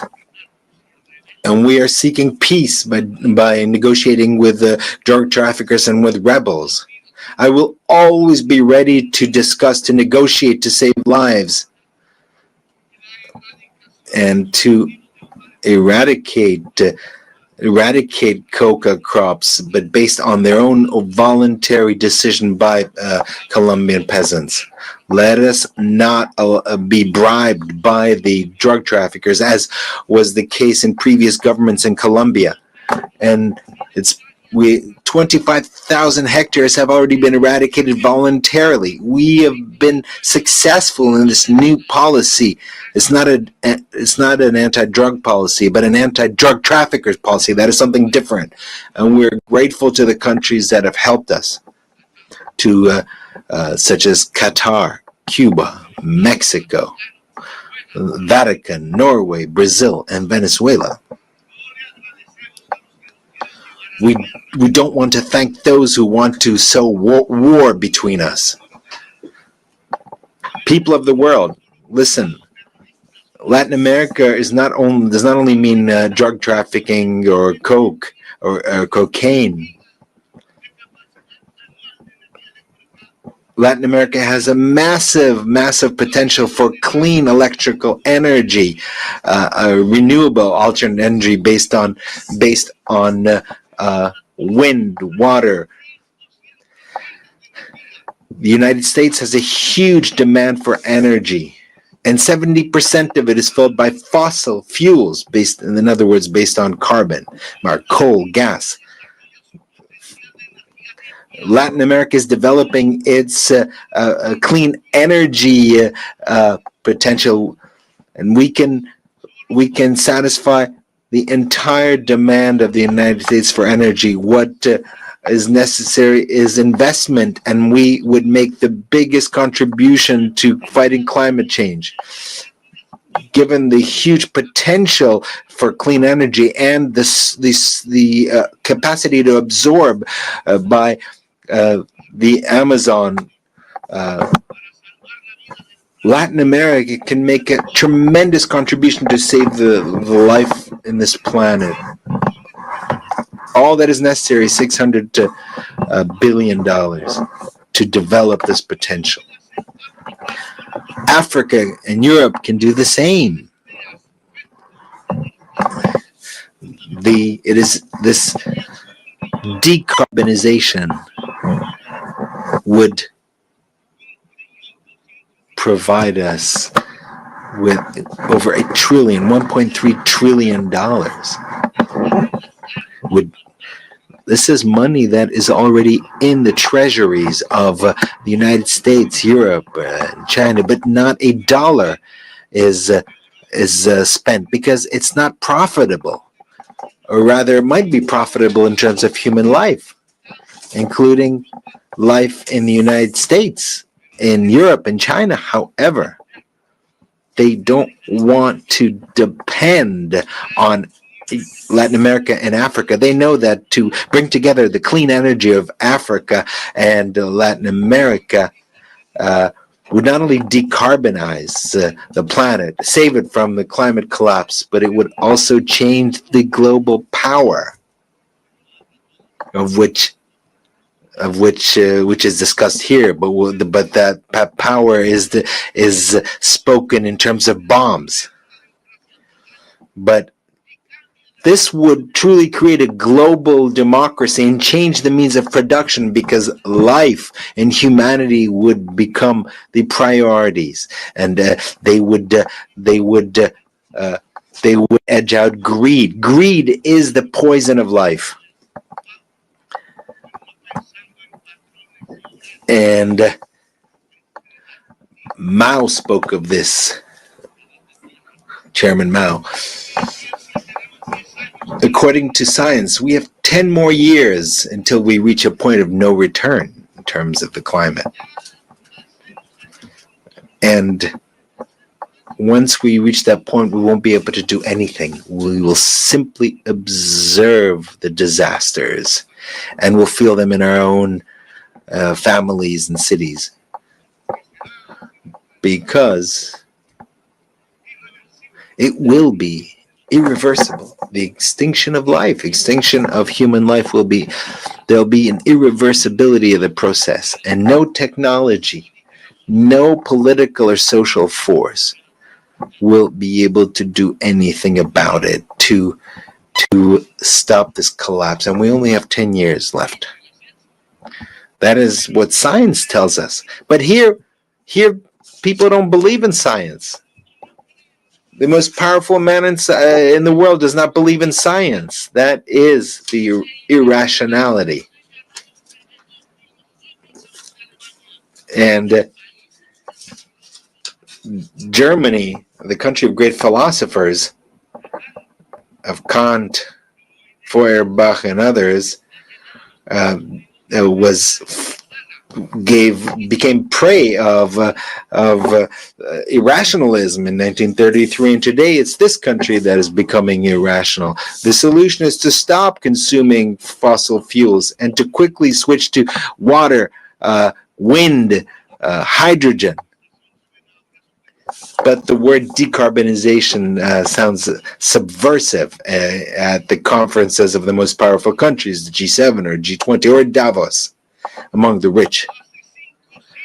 Just as 5 centuries ago, the world democracy sounded subversive here, or in Bogota, and in Paris, and in Madrid. These dollars that I mentioned here, 600 billion or 1.3 trillion. This is significant. This is just a little more than what the rich countries pledged at the COP in Paris, and they have not fulfilled their pledges because they're not interested in decarbonization. And what has come is basically loans from multilateral banks, which are just small amounts compared to what is needed. The climate crisis means that in all public budgets, investment in decarbonization and adaptation should be the priority. A global financial policy is necessary that is different. The debt risk premium should be abolished. Which countries are the riskiest? They are the countries that have the highest greenhouse gas emissions, such as this one. These are the riskiest countries. Whereas the countries that absorb CO2, and we have jungles and a lot of water in the south, we absorb the CO2 of the north. But the market does not agree with that. So the debt of the poorest countries must be forgiven. There should be swaps, debt swaps for adaptation and mitigation and investment in the climate crisis. So people from the United States and those from Wall Street, from London, you want to collect the interest payments from the debt of our countries. What you will find eventually is cemeteries, because we'll all be dead. The money will be useless in the midst of all the cemeteries. Another subversive word is to plan. A global plan. The word plan has been forgotten because it was not necessary to plan, because to plan is anathema.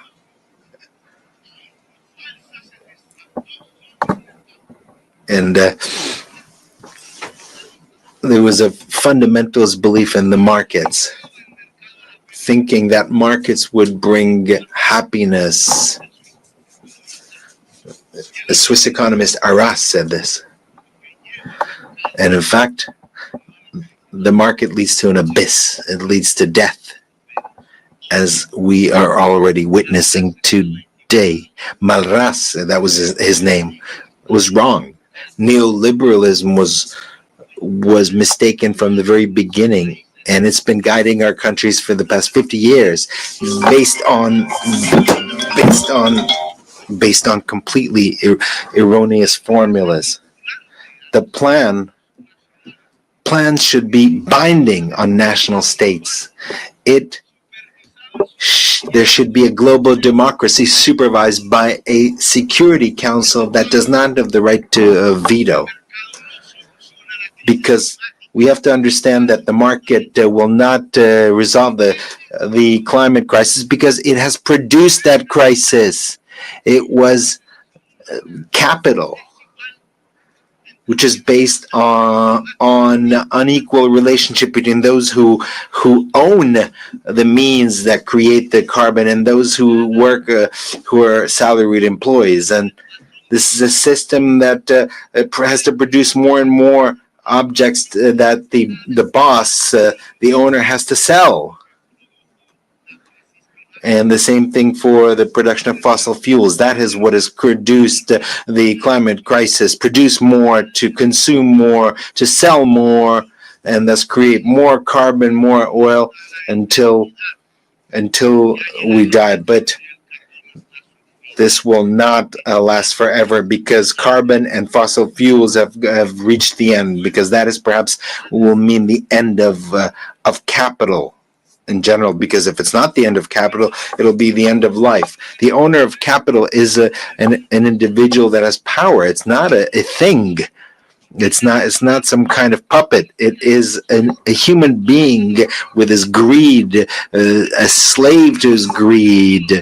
That is the individual who will seek to make sure that more and more oil is produced in their countries, even if it poisons his life, and continue to dig for more oil, even if it destroys the atmosphere and destroys life. So we have to choose either life or greed, either the Stone Age or local and global democracy, freedom or death, as Bolivar said, and that was his slogan: "Is red and black, white and white banner.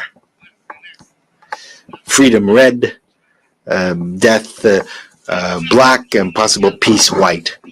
That is what is necessary: is a revolution by the peoples of the world to overcome the climate crisis and not to allow this crisis to reach a global collapse.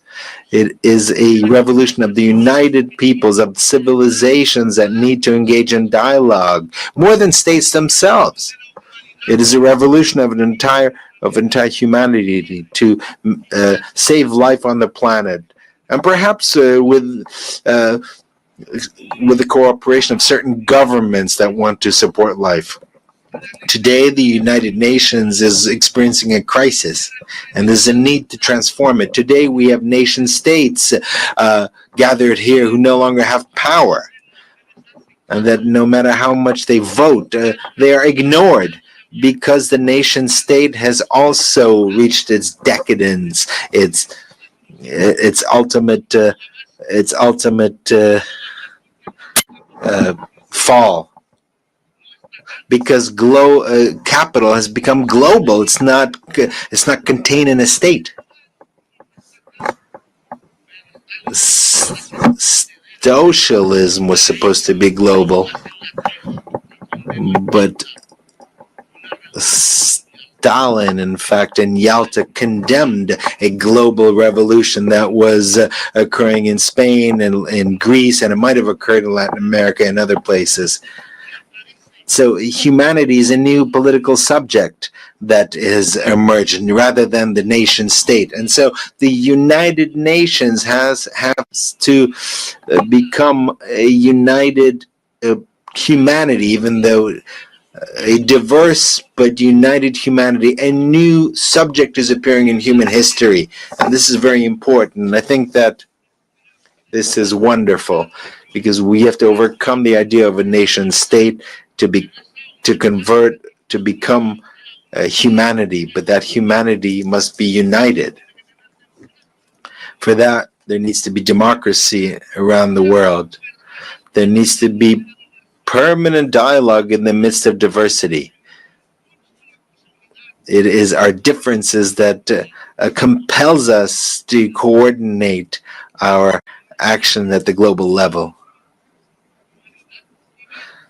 Dialogue, yes. Humanity, yes. Humanity profoundly democratic, yes. Hopefully a humanity of based on leaders who are free rather than a humanity that is basically slaves, just beasts of burden. A humanity that shoots missiles against young people that are defenseless armed people, or shoots missiles in a place of the world near where Jesus was born. These problems cannot be resolved with governments who are bribed by oil producers, by oil corporations. So a new political subject is emerging, a united and diverse humanity, united despite its diverse cultures. Meanwhile, the old societies of Europe are collapsing, and the United States is applauding its new Hitler. It's not listening to its own young people or its older people who died in Europe in the battlefields of Europe fighting against Hitler and against his criminal ideology. Today, the same thing is being done as Hitler did, building concentration camps for migrants. It's stated that migrants are of an inferior race, and they blame them just like Hitler blamed the Jews. They call them drug traffickers and thieves, whereas the majority of drug traffickers are blonde and have blue eyes, and they keep their fortunes in the largest banks in the world. And they don't live in Bogota or in Gaza. They live in Miami. They are neighbors of President Trump. They live in Dubai or in Paris or London. They don't live where there's poverty. But the missiles are fired against those where there's poverty.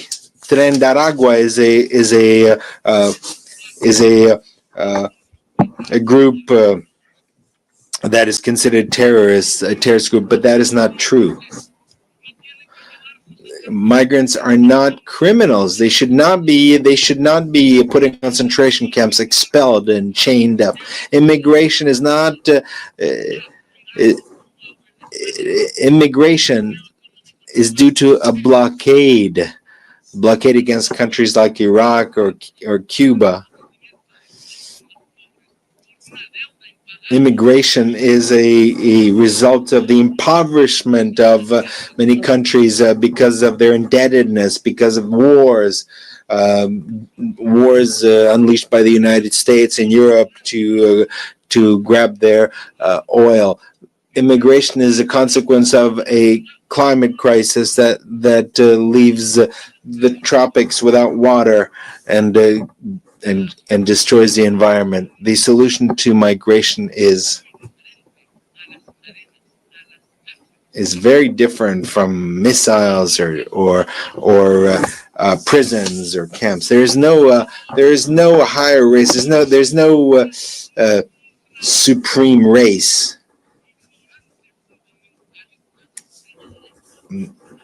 Only ignorant extremists think like that.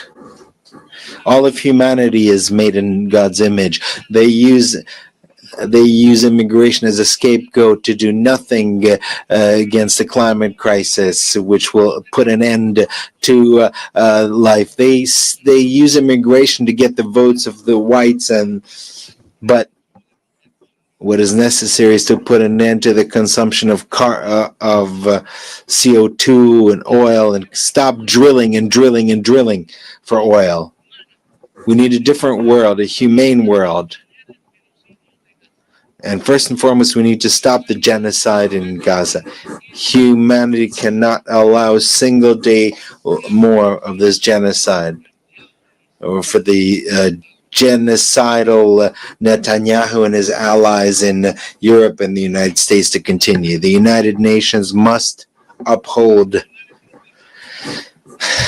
the decisions of the International Court of Justice. International law is the basis of civilization and of its wisdom as distilled in history, and it must make sure that the decisions of international justice are implemented, are applied.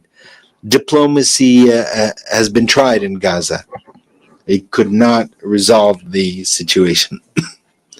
I'm sorry, and I'm sorry, President Macron. We can keep insisting and insisting in when every single day, every single minute, a missile is fired and destroys the bodies of babies and children in the Arab state of Palestine. Every day, there are decisions, resolutions that are vetoed in the Security Council. Every day, more and more children die. More and more bombs, more and more dead.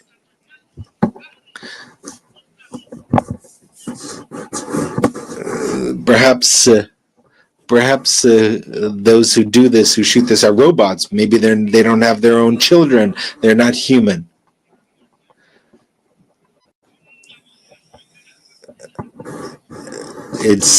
Can we stop the genocide with a vote, the General Assembly? Yes, that's what we should do rather than a vote in the Security Council, because that is vetoed.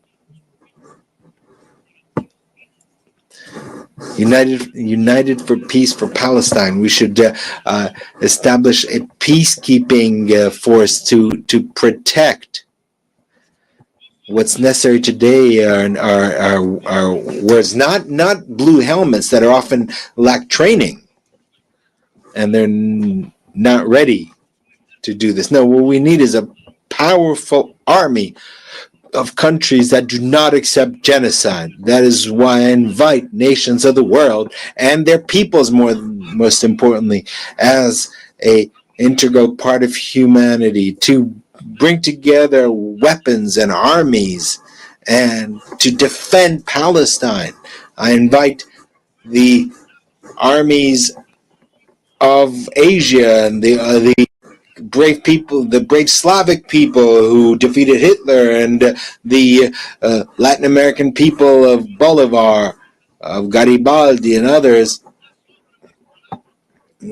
I think there's enough. We've had enough words. Today, the time has come to use the slogan of Bolivar, freedom or death, because Washington and NATO are killing democracy, and they are spreading totalitarianism at the global level. We need to raise the red and black banner flag.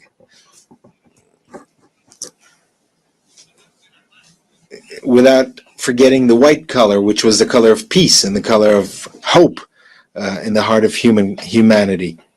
The United States no longer teach democracy, but rather kill democracy, especially among its immigrants, filled with greed. The UN should begin its change by stopping the genocide in Gaza with a army of liberation and salvation, and there should be a decision here taken in the General Assembly without any veto. After Gaza, we can start working on decarbonization so that we can found a truly global democracy, and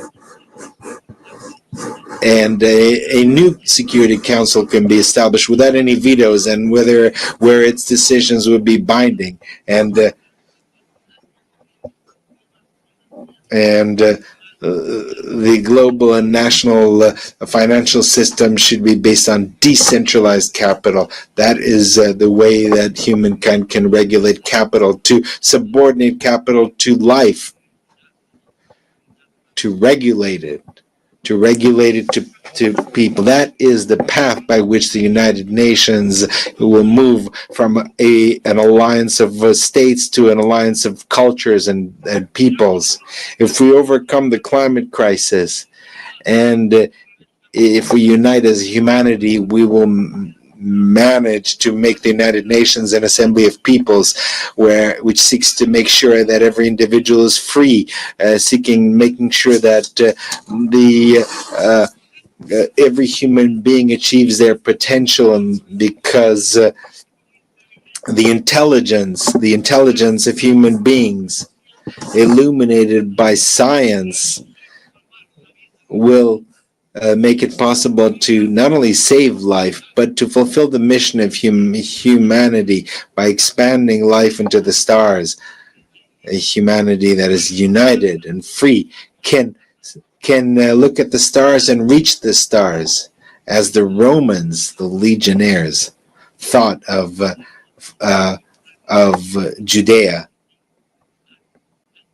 when they used the word astra, or star. It's the time of freedom or death. Real death from missiles, but freedom is also real in the heart of human beings and its capacity to rebel and to resist. Thank you very much.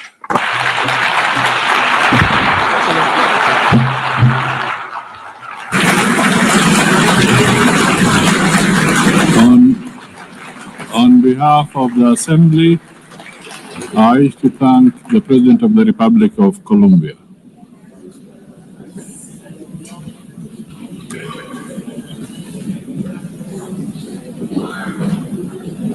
The Assembly will now hear an address by His Excellency Karol Nawrocki, President of the Republic of Poland. I request protocol to escort His Excellency and invite him to address the Assembly.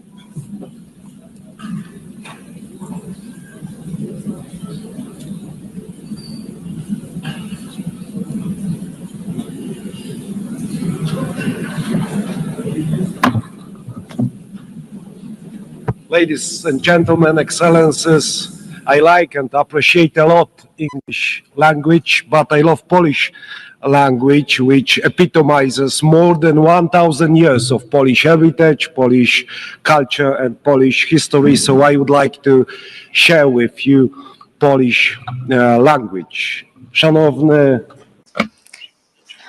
Distinguished Mr. President, Your Excellencies, esteemed delegates, I am standing here for the first time as President of the Republic of Poland. And of course, I feel great proud because of this. But at the same time, I'm aware of what serious challenges we are facing today as an international community.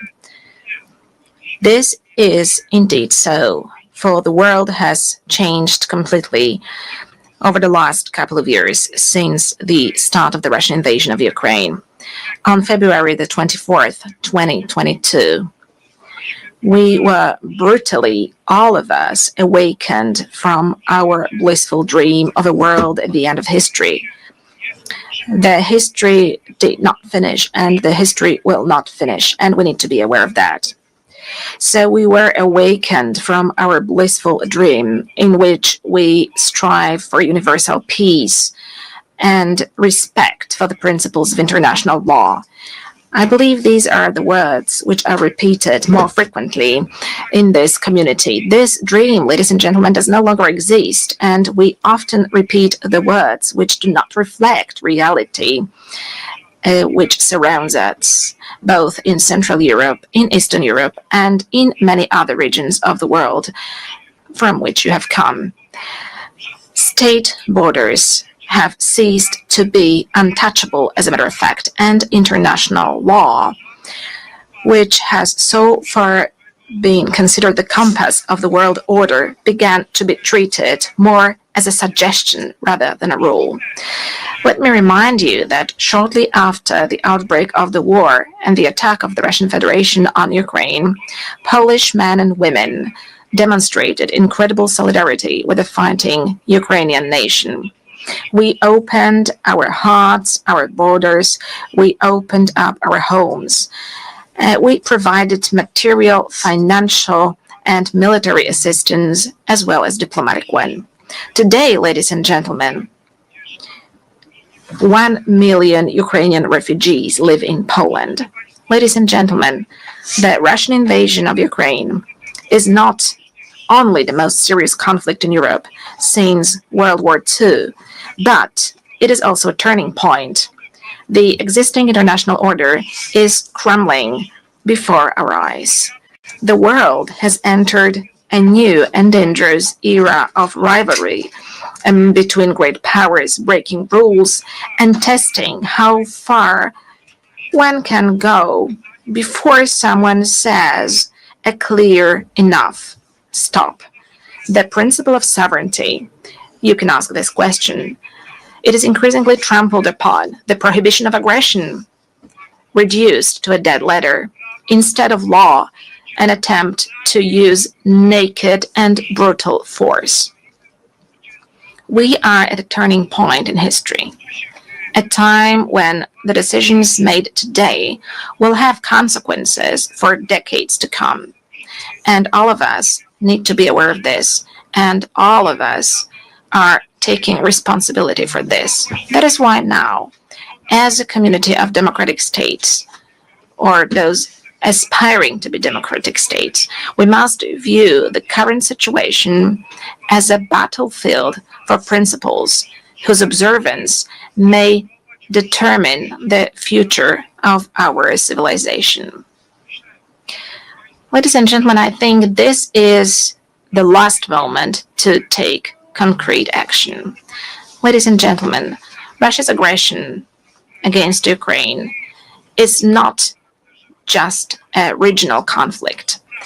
It is a test of whether the principles on which the UN is based will stand the test of time, or whether they will succumb to the weight of the imperial and colonial ambitions of a state which considers itself above the law and which has repeatedly ignored the resolutions of the assembly, of this assembly, of other assemblies, and to a certain extent, all of us take responsibility for that. Further repeating the words about peace and security, which have to be spoken out loud, but which should be followed by concrete action. Moscow speaks of the need to address, and I quote, the root causes of the conflict. I share this view, but I believe that the root causes of Russian aggression are primarily ideological. Russia refers to an imperial vision that treats entire nations as a colonial property.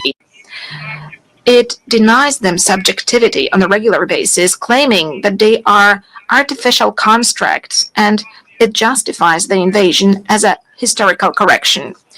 And ladies and gentlemen, in Poland, in Central Europe, in Eastern Europe, we know all of that.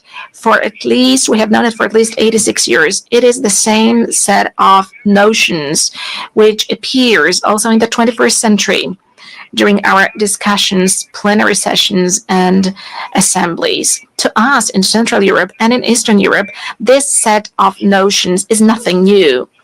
Whether we are talking about Poland, the Republic of Poland, in the first half of the 20th century, or whether we are talking about Ukraine today. As a historian, I view the present also through the lens of the past. That is natural.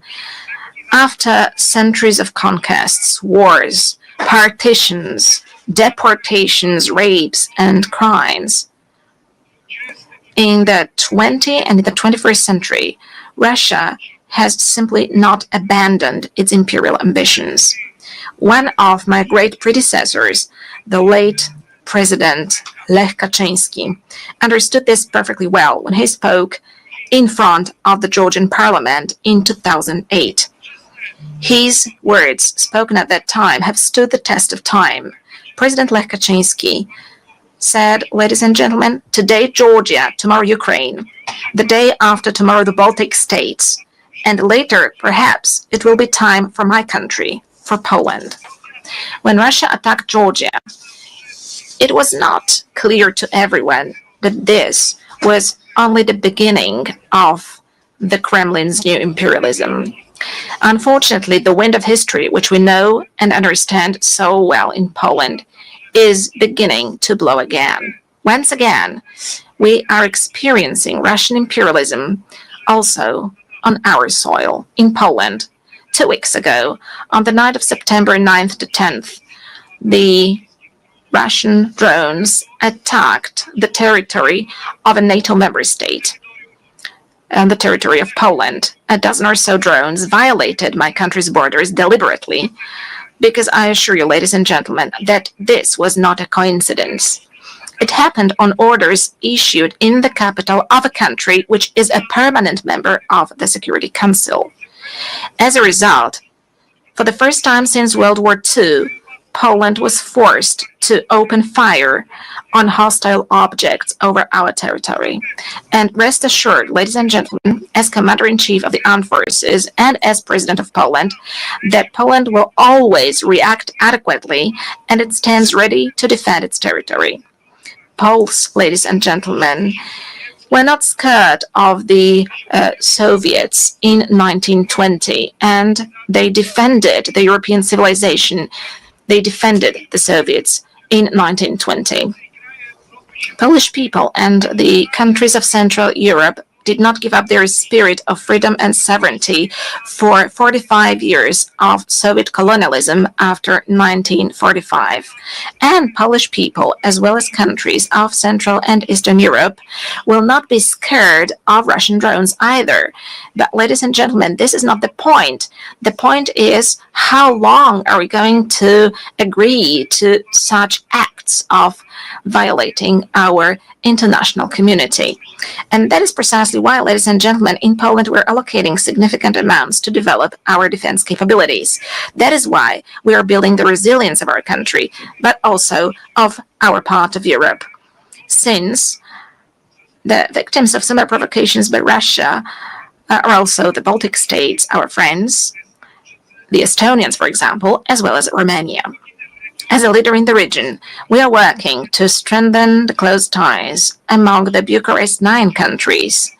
And that is why we are developing cooperation within the 3 Seas initiative. As the voice of the region, we emphasize that we do not consent to Moscow's ruthless acts of provocation against us and other European nations, testing our reactions and intimidating our societies. We do not agree to that.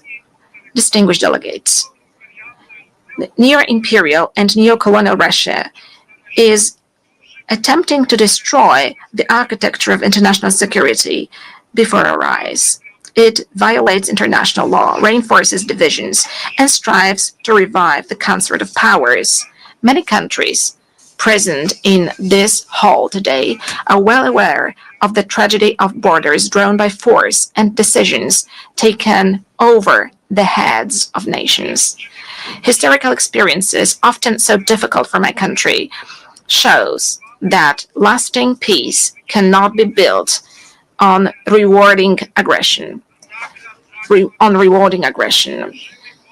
cannot agree to territorial integrity and sovereignty being violated.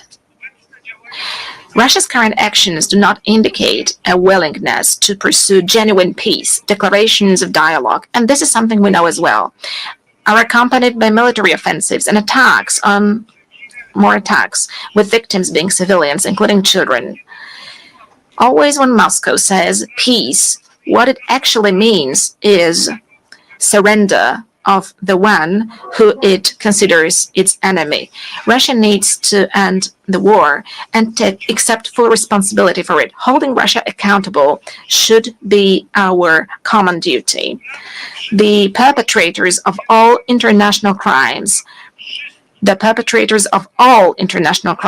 must be tried before competent courts. And I hope this is going to be the case soon, and that we are going to meet in the coming years, also during my presidency, and discuss things which should be obvious for all of us. That is why Poland supports the work of the International Court of Justice and the International Criminal Court and endorses the idea of establishing a special ad hoc tribunal to try the perpetrators of aggression. For no war can be profitable for the aggressors. Wars cannot pay off to the aggressors, also in terms of economy. States and nations deserve full compensation also from those who started the Second World War. Because if we want to build a community of states, of democratic states, a common European Union, then we have to agree together that war must not pay off in terms of economy to any aggressor. Ladies and gentlemen, as I mentioned, we are currently facing a whole range of global and local challenges. The eyes of the world, and ours too, are currently looking at the Middle East. Poland, like many other countries in the world, is following with concern the situation in this region, in the Middle East, where, as a result of the brutal attacks by Hamas on October the 7th, 2023, the conflict has escalated. Israel, like any other country, has the right to self-defense. Actions undertaken by Israel, however, must comply with international law, including international humanitarian law. Poland continues to advocate for a two-state solution to the conflict in the Middle East, in such a way as to give both the Palestinians and the Israelis the right to live in peace and security.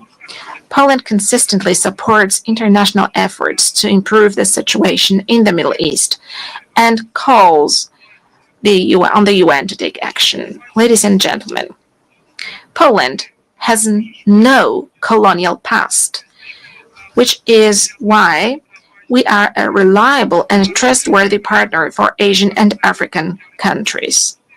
What is more, we ourselves, we Poles, were victims of colonial policies pursued by superpowers, so we understand perfectly well the instruments used by neo-imperial powers, and we do not consent to them destabilizing certain regions of the world.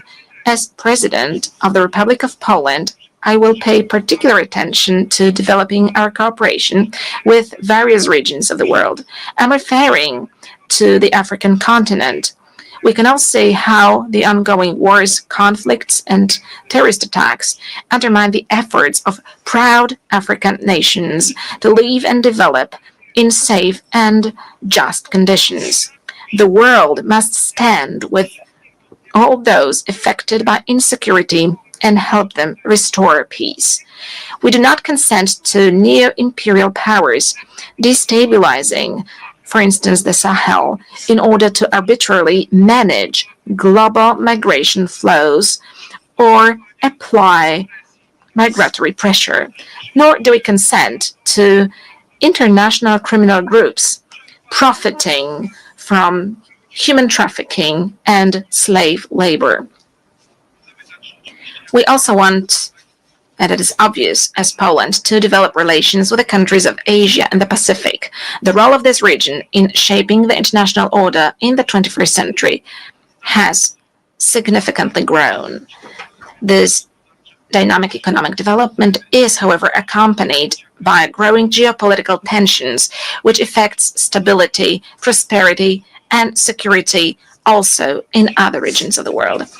Ladies and gentlemen, as Polish people, we are concerned about the negative impact of global crises. But as President of Poland, I want to say openly here in front of this international community that we are also deeply concerned and we are aware of the mistakes made by our Western partners, friends, and neighbors. Yes, I agree with President Donald Trump that in recent years, And that is something that we were warning against as Poles. And this was the signal sent also by Central European countries, Eastern European countries. Europe is deep in ideological madness. This led to bad decisions on migration. This led to green craziness, green madness, the Green Deal, which is destroying economic markets and also agricultural markets. Yes, the very same Europe, our friends and our partners with whom we want to build a common European Union. For many years, we're subsidizing the Russian Federation buying Russian cheap gas. Ladies and gentlemen, in Poland as well as in Central Europe, we know all of that, and we are glad whenever the leaders of the European countries, Western European countries, draw conclusions and when they listen to our voice. Ladies and gentlemen, development and humanitarian aid are an integral part of our country's foreign policy in terms of building global peace, security, and development. We see it as a joint investment in our future, security, stability, and prosperity. We are present with our support in many areas in Africa, in Eastern Europe, and in the Middle East. Distinguished delegates. Poland, a co-founder of the United Nations, is the world's 20th largest economy, and a country which has successfully transformed itself over the past 30 years from a developing country into a developed country, and from a centrally planned economy into a market economy. This unique experience allows us to make a significant contribution to UN discussions on development, combining the perspectives of the global East and the global West, as well as North and South. Given our potential and experience, we consistently seek to participate in the works of the G20, a format that serves as a bridge in these turbulent times. We also hope that the invitation to cooperate and to participate in the next summit of the group issued by the United States of America, for which I'm grateful to President Donald Trump, will translate into Poland's permanent presence in this community. Ladies and gentlemen, human rights are one of the three main pillars on which the United Nations system is based. We cannot talk about true peace if we do not protect human rights of everyone, of every person without exception. Peace is not only an absence of armed conflicts, it is also justice, equality, and respect for human dignity. Therefore, the protection of human rights must be a priority in any process of building peace and security. We can clearly see dramatic consequences of the Russian aggression, also in terms of human rights and humanitarian issues. Our priority, the priority of Poland, of Polish people, is also the situation of human rights in Belarus. We must firmly defend human rights also in the most fundamental dimension. I'm speaking about the right to life of the defenseless, from conception to natural death. We are protecting our families as the place of happiness, love, and bringing up children. We are speaking up as Poland in a loud voice for one of the most persecuted groups in the world, Christians.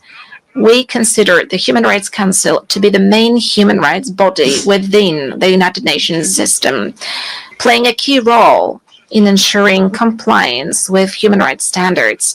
That is why Poland has submitted its candidacy for membership of the Human Rights Council for the period 2029-2031. Our candidacy reflects our commitment to promoting and protecting human rights around the world. Distinguished Mr. President, Your Excellencies, esteemed delegates, the United Nations was established 80 years ago. This anniversary shows how far we have come, but also how many challenges still lie ahead. Today we know that international cooperation is not an option, it is a necessity for all of us.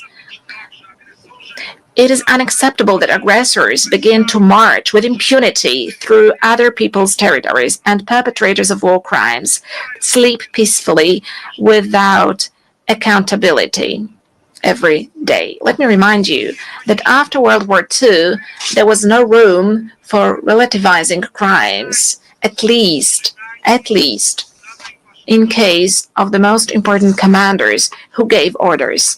There was Nuremberg. There was a court. There was a name and a family name. There was a charge and a sentence. Because it was not just about revenge, it was about principles. And today it's also about principles to make sure that crime is not rewarded and that the law is never replaced by force. Today, we must return to that spirit. We must build an international system of accountability that will not hesitate to call evil by its name, regardless of the flag it bears on its shoulder. We must make it clear there are borders, there are human rights, there is international law, and anyone who violates it should face severe consequences.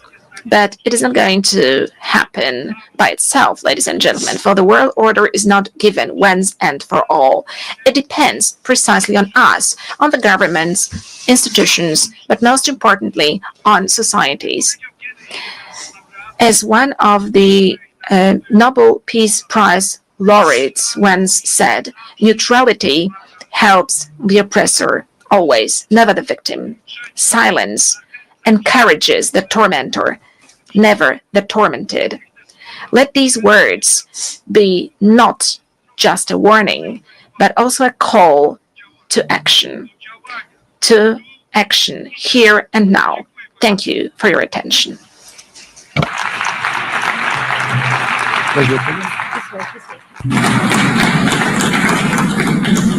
On behalf of the Assembly, I wish to thank the President of the Republic of Poland.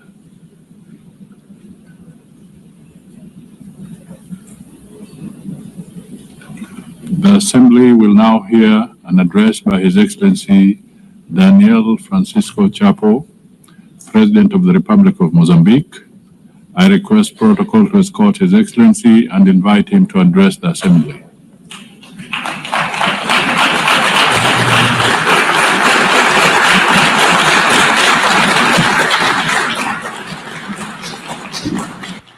Muito obrigado.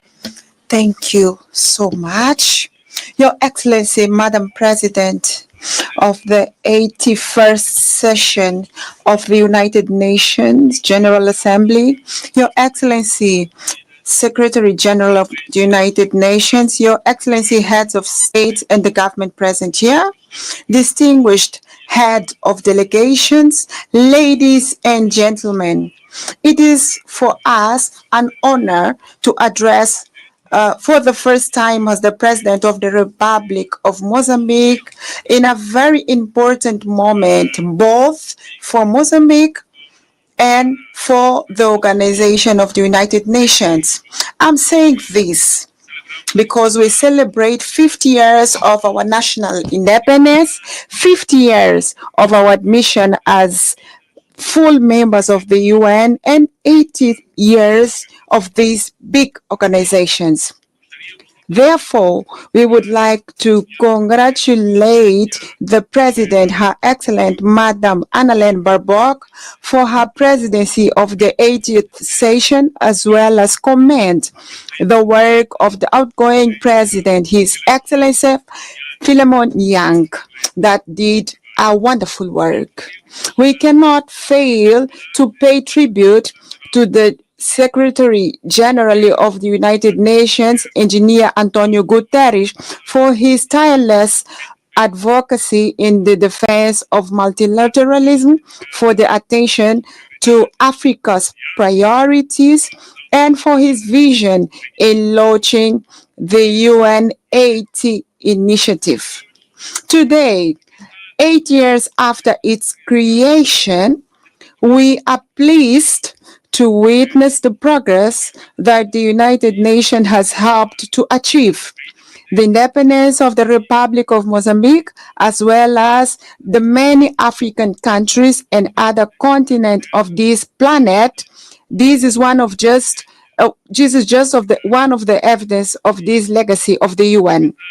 Despite multiple challenges that the UN faces, it remains firm at the forefront of the global processes, which is why we emphasize that any reform effort aimed at making it more response and with better capacity to address contemporary realities will only be complete when we include the reform of the Security Council of the UN.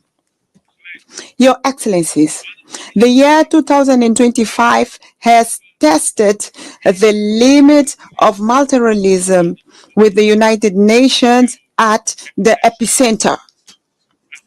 We have witnessed the intensification and escalation of conflicts and growing sense in the whole world, and we also see a growing sense of impunity. The ongoing conflicts in various corners of the world and the crisis remind us that the promise to save the future generations from the scourge of war, written in the letter of 1945 Charter, remains unfulfilled. 8 years of building multilateralism institutions, safeguards, and principles that have governed global affairs are now at risk. The result is clear. Wars are multiplying, the climate crisis is worsening, debt are mounting, tariffs are rising, the disillusion is spreading, and above all, the nuclear spectra is returning. Added to these threats, we also have the economic consequence of successful crisis in the world. We are talking about the pandemic of COVID-19, the war in Europe, in the Middle East, and the wars in Africa. From the rising of commodity prices to financial volatility globally. All of this generates unsustainable debt and ever-deepening inequalities in the society. We are witnessing a concerning setback of the international commitment. With only 5 years to go until 2030, to the agenda of SDG is at risk because the targets have not been met and we still have a long to go. And the climate crisis accelerates and intensifies all other crises that we know. Droughts are turning up the population with famine, cyclones into humanitarian disasters, displaces into despair, which is exploited by unscrupulous stakeholders. It was in this context that the historic opinion of the International Court of Justice of 23rd of July 2025 unequivocally reaffirmed that the states have binding legal obligations to protect the climate and the environment from the greenhouse gas emissions. This is a milestone of universal significance. For countries such as Mozambique, which bears no historical responsibility for the climate crisis, but are amongst those that are the hardest hit by its consequences. Droughts, cyclones, floods, inundations. This decision is very important. It's a legal principle for us. It's a call to climate justice. It's a call to global solidarity and immediate actions from the side of all of us. The environmental crisis is compounded by the technological challenge. Artificial intelligence and other emerging technologies offer extraordinary opportunities, but also serious risks of exclusion, manipulation of the society, and even militarization throughout autonomous weapons. These advances pose new challenges to the defense and human dignity, justice, and labor. As long as we do not fully understand how these models work, we cannot entrust them critical tasks without robust safeguards in place. Otherwise, we are going to destroy the world. For that reason, Mozambique advocates a technological and climate diplomacy capable of regulating risk and democratizing benefits through genuine transfer and sharing of knowledge, of technology, so that the science and technology are not factors of exclusion, but rather instruments of climate justice and inclusive development in the world.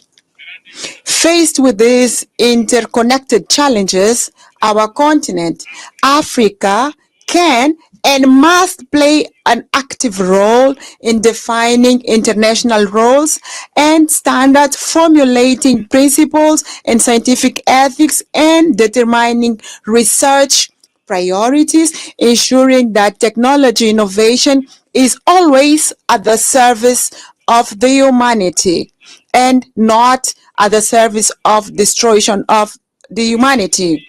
In face of this crisis, the isolation is not the answer. Constructive dialogue and strengthening of multilateralism are. The Pact for the Future, adopted in 2024, offers concrete and innovative responses for relaunching of multilateralism adapted to challenges to the 21st century. Mozambique, as an African country with vast natural resources and unparalleled culture wealth, has distinguished itself in the promotion and strengthening of democracy in the African continent. Since we moved forward with political pluralism, we've been working tirelessly and to consolidate the foundation of a robust democratic system, holding regular and transparent elections that reflect the will of people and ensure that every Mozambican citizen has the voice and a say in the decisions that shape the future of our nation in Mozambique. Indeed, our presence in this podium is a result of a free and a transparent process of the Mozambican people from Rovuma to Maputo, from Zumbo to Indico, and in the diaspora. We have historically had an ongoing commitment to dialogue and building bridges between different political and social actors. This commitment to the dialogue was crucial for the lasting peace achieved after decades of conflicts and for the political stability that we enjoy today in Mozambique. Currently, Mozambique stands out for its ongoing efforts to promote an inclusive national dialogue, which the public consultation phase was launched on the 10th September.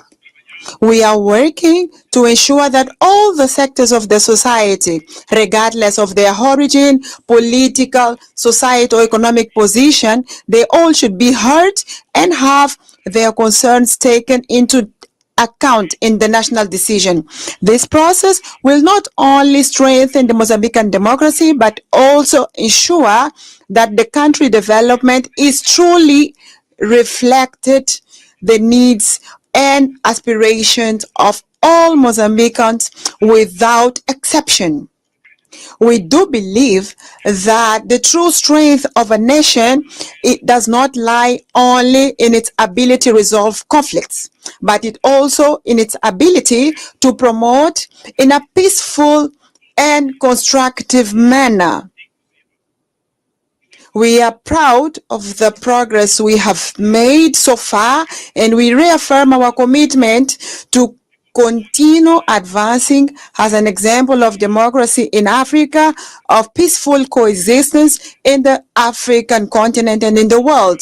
We are proud to have promoted during our term the Security Council, where we were non-permanent members, the presidential statement on Africa about the role of Africa in global affairs, as well as to have contributed for the historic resolution 17/19/2023, which paved the way for the predictable and sustainable financing of the operations of support to peace in African Union through United Nation treasure. This milestone confirmed that Africa is not only a beneficiary of multilateral order, but also an indispensable actor in the reforms and revitalization.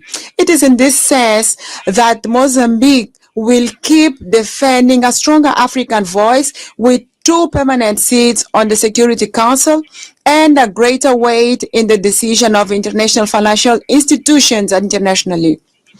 A new global financial architecture capable of alleviating debt, mobilizing financial resources for the sustainable development and climate action, as well as correcting historical asymmetries. An inclusive multilateralism which preserves intergovernmental character of the UN without allowing that this organization can become an assembly of shareholders dominated by the richest. We want to reiterate equally the fact that we want to have 2 states like Palestine living side by side with peace with Israel as the only fair way, legitimate and long-lasting, so that we can have the aspiration of both people. I would like to congratulate the countries that have recently decided to recognize Palestine, the same right that was given to Israel, contributing to reinforce legitimacy and the fact that we are going to have the solution for both states. The same way, I would like to reaffirm our firm opposition against the coercive measurements that are unilaterally, that are excluding the people, Cuba to Venezuela, Zimbabwe to other countries, in clear violation of the UN Charter against the principles of justice, solidarity, and the international law.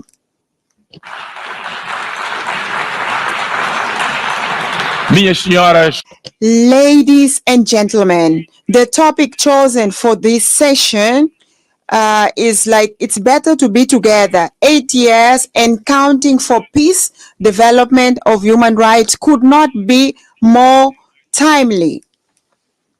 It is intrinsically linked to the events of this week, where we are having this high level in the UN, the celebration of Beijing Conference on Women, the Climate Summit, the first biennial summit for sustainable and inclusive and resilient global economy mandated by the Pact for the Future, the celebration of youth, the elimination of nuclear weapons, and the meeting on global health and well-being. All these meetings reaffirm the vitality and the centrality of the UN and conveys the same truth. What unites us as a humanity is much greater than what divides us. We are different people, but we share the same earth. We profess different creeds, but we all aspire to the same dignity. We speak different languages, but we share a single destiny. In fact, today, where we are today, we all know the date of birth, but no one knows the day they are going to die. And this is a clear sign that we all are equal like human beings. Today, the creed that we need is not one exclusion. We all need to be included, not excluded. not isolation, but cooperation, not unilateralism, but multilateralism based on solidarity. We need today, all of us, to have a renewed faith in the humanity's collective ability to face the common challenges of Gaia, our common home. The world is at a real turning point. We all feel this. Either we deliver the 23rd agenda that we've written it ourselves, or we will have to accept seeing a relegated and failed promise. And for this, goodwill is not enough. Honoring the principle of common responsibility and this differentiality is important. We need resources on a scale. We need to work in a smarter way to align mandate with national priorities for each of us, to invest in data, technology, institutional capacity, and most of all, ensure that Africa has a full seat at the table where decisions are taken for its future. The message of Mozambique is very clear. We want partnerships based on mutual respect and shared value. To paraphrase the late President Samora Moises Machel, the President of the Popular Republic of Mozambique at the time, today Republic of Mozambique, international solidarity is not an act of charity. It is an act of unity amongst allies. The 80th anniversary of the UN invites all of us to renew our spirit of solidarity, international solidarity, and human solidarity. The challenges before us are enormous, but we are indeed better together, as the topic of the UN says. And if it is true that each generation inherits the world from the previous one, it is also true that each generation has the duty of leaving a better world for the next generation. This is the guidance principle of the Agenda 2030. It is the spirit of the Pact of the Future, and it is the reason why we have this organization, the United Nations, to transform the hope of the people in the world into actions, solidarity into concrete results for the people, so that we may have the courage, all of us in the planet, to reform with wisdom, learn from our mistakes, and the determination to offer peace, development, and human rights to everyone, all human beings in the planet. To conclude, I would like to say that Mozambique counts on the UN, and the UN can count on Mozambique. Thank you so much, everyone, and wish you success. Thank you. On behalf of the Assembly, I wish to thank the President of the Republic of Mozambique.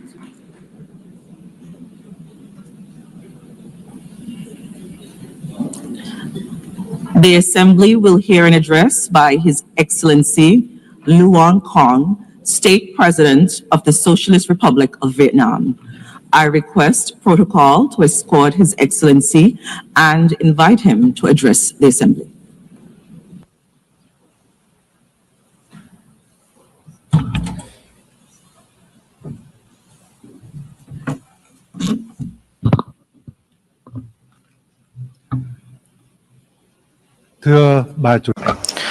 Madam President, I would like to extend my heartfelt congratulations to Madam Anna-Lena Baerbock on her election as President of the 80th session of the UN General Assembly. I am fully confident that with her experience and able leadership, this session will be a great success. I would also like to pay tribute to Mr. Philemon Young, President of the 79th session, and Secretary General Antonio Guterres for their contributions. Madam President, over the past 80 years, in spite of a multitude of challenges, The UN has stood as the embodiment of humanity's aspiration and collective commitment to peace, cooperation, and development, grounded in the universal values of human rights, national independence, equality, democracy, and social progress. Multilateral cooperation has brought forth remarkable achievements, especially in preventing wars, fostering peace and cooperation, building friendships, reducing poverty and curbing diseases, improving living standards, and advancing science and technology at an unprecedented pace. Yet today, we find ourselves in a profoundly changing world facing unprecedented acute challenges. Local wars, conflicts, arms races, and the use or threat of force in the international relations are escalating at an alarming rate. Non-traditional security challenges are exerting heavy tolls on all countries and communities. The global governance, trading, and economic systems are becoming fragmented and volatile. Multilateralism itself is under strain from strategic rivalry among major powers, unilateralism, and a sharp decline in political will and necessary resources.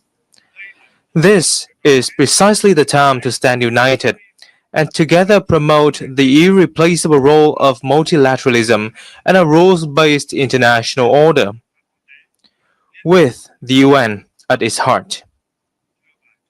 Madam President, as a nation that has endured immense pain and losses from wars, Vietnam treasures more than most the priceless values of peace. The spirit of peace, amity, compassion, and altruism is deeply woven into our national identity. This forms the bedrock for us to overcome previous sufferings, mend old wounds, shove the past, and look towards the future with the hope to become a friend and reliable partner to all nations around the world. Peace is both the goal and the prerequisite for our journey towards a stable, just, democratic, and prosperous future. Honoring the value of peace and driving robust transformation for a sustainable future is the sincere message that Vietnam wishes to share with the international community on the occasion of the UN's 80th anniversary. In this spirit, allow me to share my reflections as follows. First, honoring the value of peace requires concrete actions rather than just words. We must reaffirm the role and primacy of international law as the cornerstone for peace and equal relations among nations. All countries should clearly demonstrate their responsibility towards upholding international law and the UN Charter, and respecting such principles as independence, sovereignty, territorial integrity, non-interference, non-use or threat of force, and peaceful settlement of disputes. Vietnam welcomes recent efforts to achieve peace and reconciliation which have yielded important results in many regions, such as the peace agreements between Rwanda and the Democratic Republic of the Congo, and between Armenia and Azerbaijan. We value and support all diplomatic efforts and hope that they will lead to peaceful solutions to regional and global security issues. We must nurture and practice a culture of peace by building trust, enhancing international cooperation and solidarity, promoting dialogue, listening and understanding, respecting differences, and cultivating friendship among nations. On this occasion, Vietnam calls for ceasefires and an end to all acts of violence, protection of civilians, and facilitation of humanitarian access in conflict zones. Vietnam welcomes the recent recognition of the State of Palestine by more countries and urges the international community to act swiftly to end the humanitarian crisis faced by the Palestinian people. We also reaffirm our solidarity with the state and people of Cuba and call upon the United States to lift its embargoes against Cuba and remove Cuba from the list of state sponsors of terrorism. We must further promote the role of regional organizations in promoting peace, cooperation, and development.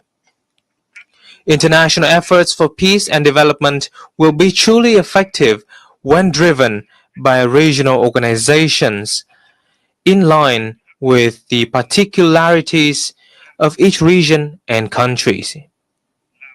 As an active ASEAN member state, Vietnam is proud of ASEAN's growing strength and its centrality in the Asia-Pacific's security and development architecture. Most recently, ASEAN contributed to the ceasefire agreement between Cambodia and Thailand, and we are committed to upholding ASEAN's core values of solidarity, consensus, and unity in diversity, building a resilient, inclusive, and sustainable ASEAN community, and effectively implementing the 5-point consensus on Myanmar. We shall also strive to maintain peace, stability, security, safety, and freedom of navigation in the South China Sea in accordance with international law, particularly the UNCLOS 1982, while fully implementing the Declaration on the Conduct of Parties and working to finalize the Code of Conduct in the area. Second, in a world at a historic crossroads, we must transform boldly to shape a sustainable future. Global governance institutions, particularly the UN and international monetary and financial bodies, must undergo particularly the UN and international monetary and financial bodies must undergo vigorous reforms to become more adaptive, ensure equitability, transparency, coherence, and efficiency in their operations, and better respond to the needs of all countries and peoples. Vietnam welcomes and supports efforts to reform the UN, including the UNAT initiative, to build an UN 2.0 that is leaner, more coherent, effective, and efficient. This initiative must follow a holistic and integrated approach, being driven by member states. Vietnam stands ready to share its experience in successfully implementing the Delivering as One initiative of UN organizations in the country. We must build sustainable development models based on digital transformation and green transition, two mutually reinforcing drivers that can spark a sweeping revolution. As they stand for convergence of scientific and technological advancements and environmental sustainability. To optimize this dual transformation, countries must formulate relevant master plans, invest strongly in R&D, train high-quality human resources, and develop green technology infrastructure. Furthermore, it is of great importance to advance international cooperation on technology transfer and mobilization of green finance to ensure that no one is left behind. Developed countries must take responsibility in sharing and transferring technology to developing and underdeveloped countries. In this digital era, societies are undergoing transformation of an unprecedented pace, scope, and depth, accompanied by rising challenges such as poverty, inequality, unemployment, and a crisis of information and trust. We must ensure that social transformation remains a human-centered process, with focus on such priorities as comprehensively eradicating poverty, providing full and decent employment, and ensuring social justice and inclusion. Vietnam hopes that the Second World Summit for Social Development this November will deliver important outcomes and add momentum to the implementation of the 2030 Agenda for Sustainable Development. Madam President, from the ruins of wars, once poor, outdated, and isolated. Vietnam has made historic progress. We now enjoy diplomatic relations with 194 countries, strategic and comprehensive partnerships with 38 nations, and membership in over 70 international organizations. Vietnam is now among the world's 32 largest economies and top 20 trading nations. The lives of over 100 million Vietnamese citizens have vastly improved, with a sharp drop in multidimensional poverty rate. We have met the Millennium Development Goals ahead of schedule and are striving to fulfill international commitments and on course toward two strategic centennial goals: becoming a modern, industrialized, upper middle income developing country by 2030 and a developed high-income nation by 2045. On behalf of the state and people of Vietnam, I express heartfelt gratitude to the UN and its agencies, member states, and partners who have been working with us and supported us on this journey of development. Guided by the spirit of self-reliance, resilience, and solidarity for the common cause, Vietnam pursues an independent, self-reliant foreign policy for peace, cooperation, and development, while diversifying and multilateralizing our external relations, and strive to further expand and deepen our international integration in a more proactive manner, with a strong commitment to being a friend, a reliable partner, and a responsible member of the international community. Vietnam will continue to make every effort and stand with all nations to shoulder our shared responsibilities, overcome challenges, and foster transformative changes to build a world of peace, stability, prosperity, and sustainability, delivering happiness and well-being to all. Vietnam is actively preparing to assume the presidency of the 11th Review Conference of the Treaty on the Non-Proliferation of Nuclear Weapons in 2026, and we look forward to the valuable support of member states for our candidacies to the UN Human Rights Council for the 2026-2028 term, and to the International Tribunal for the Law of the Sea for the 2026-2035 term. We particularly look forward to welcoming you all to Hanoi on the 25th of October for the signing ceremony of the UN Convention against Cybercrime. I thank you.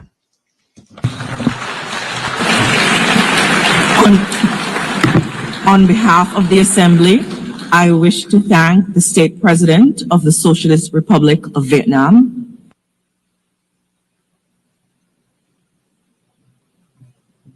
the Assembly will hear an address by His Excellency Juan Manuel Gonzalez Lourenço, President of the Republic of Angola. I request protocol to escort His Excellency and invite him to address the Assembly.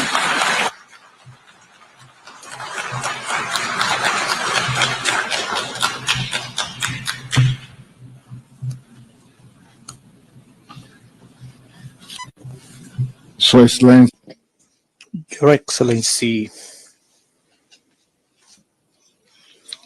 President of the General Assembly, Your Excellencies, Heads of State and Government, Excellencies, Heads of Delegations, ladies and gentlemen, I stand before Your Excellencies in my capacity as President of the Republic of Angola and current chairperson of the African Union to speak about my country, to share our perspective on the evolution of the events unfolding in this increasingly troubled world, and to discuss matters concerning Africa, a continent that mobilizes our energies and efforts as we seek solutions to finally awake it once for all towards development. Allow me to extend my congratulations to Her Excellency Annalena Baerbock on her election to the distinguished office of the President of the United Nations General Assembly, convinced that her experience and the knowledge she has accumulated through the various functions she has performed with great mastery will ensure the success of the work she has taken on since the beginning of this month of September.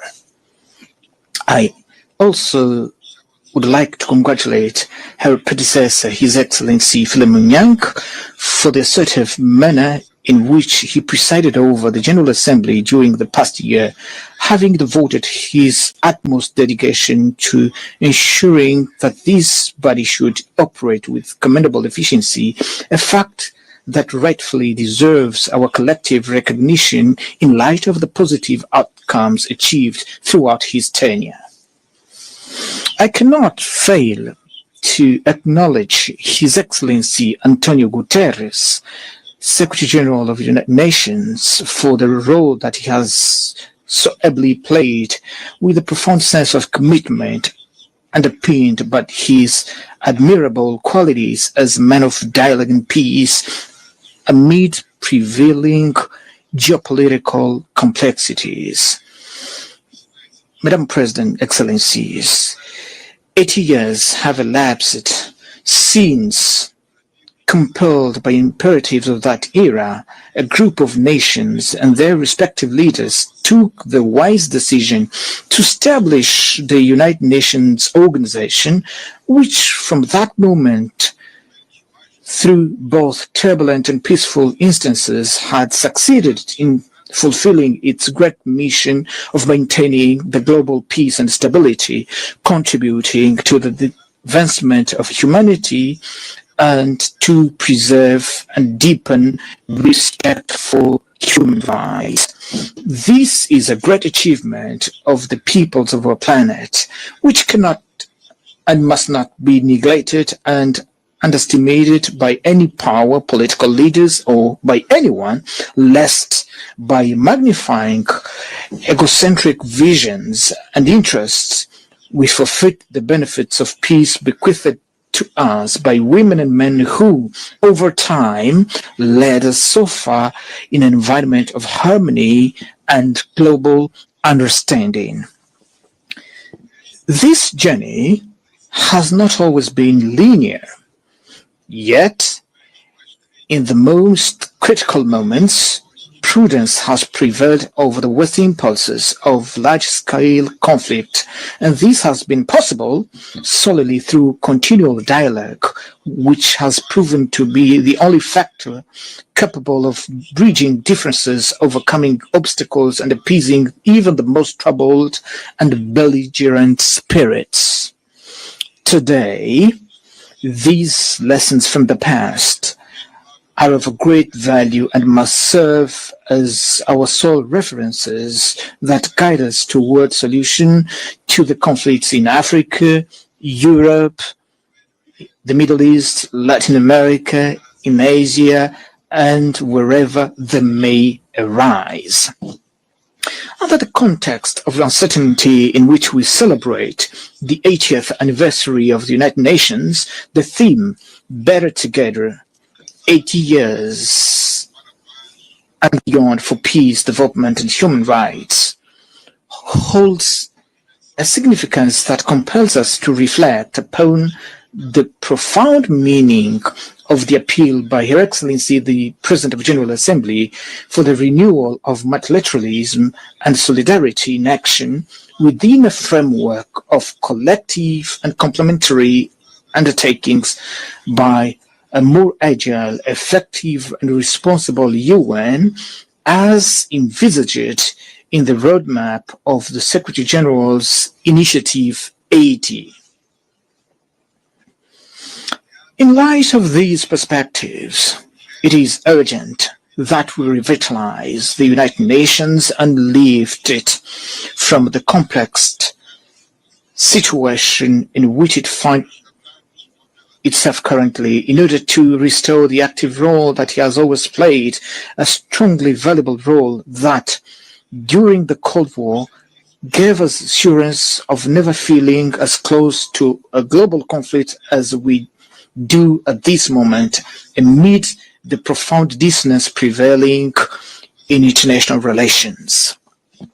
The main world powers appear to be turning their backs on one another, distancing themselves from even the most basic points of convergence that would allow them to remain committed to, above all, to the dialogue and concerted action.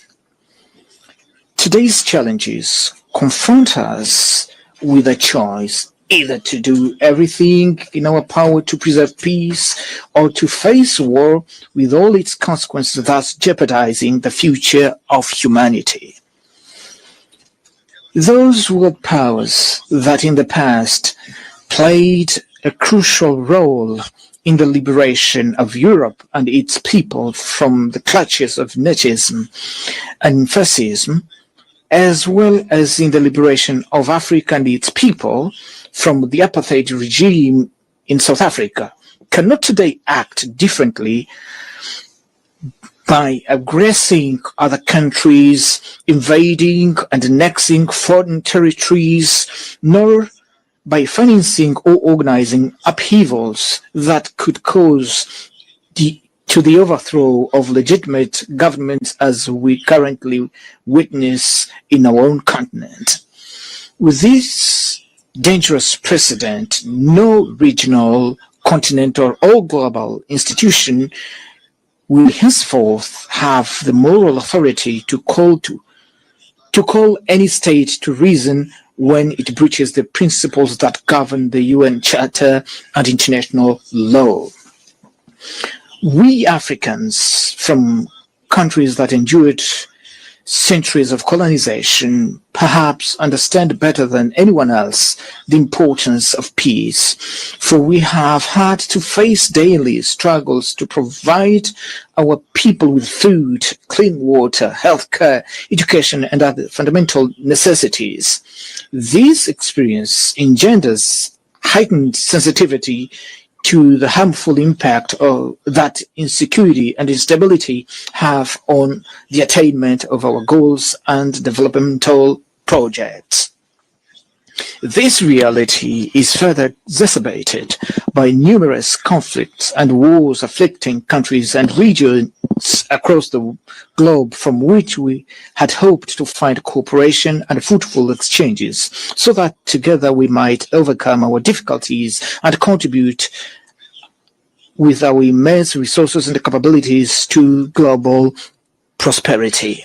It is upon this foundation that the Republic of Angola has sought to make an earnest and genuine contribution to resolving the conflict in the Sahel region, in Sudan, and in Eastern Democratic Republic of the Congo, regarding which our efforts established a negotiation framework with peace solution that regrettably did not come to fruition in December 2024 as anticipated, but nonetheless remains a valid platform for further efforts being undertaken with the aim of bringing a definitive end to that conflict.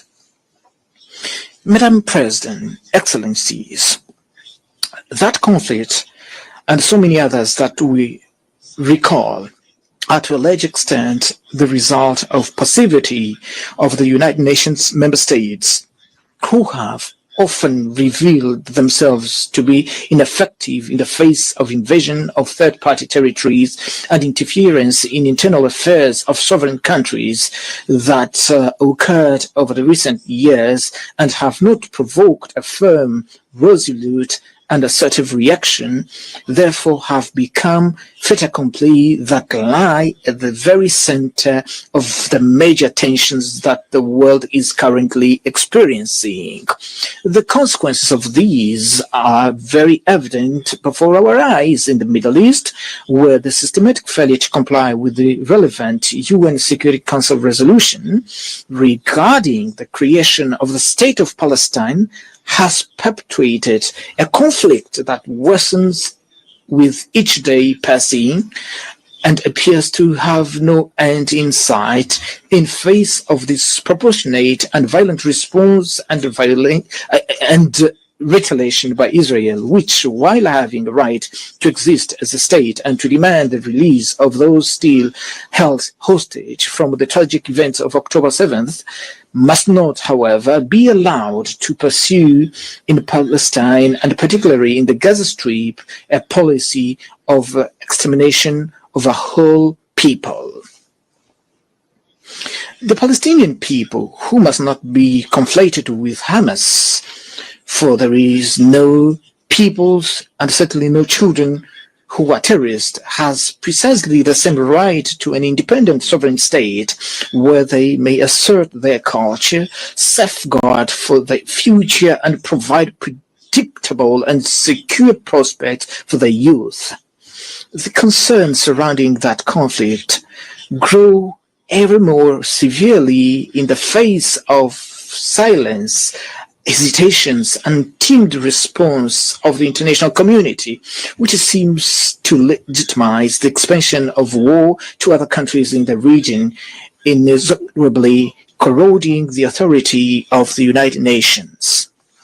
There is nothing more serious than the exclusion of the delegation of Palestine from this forum, where it should rightly have the opportunity to make its voice heard as member state in accordance with the terms of the host agreement.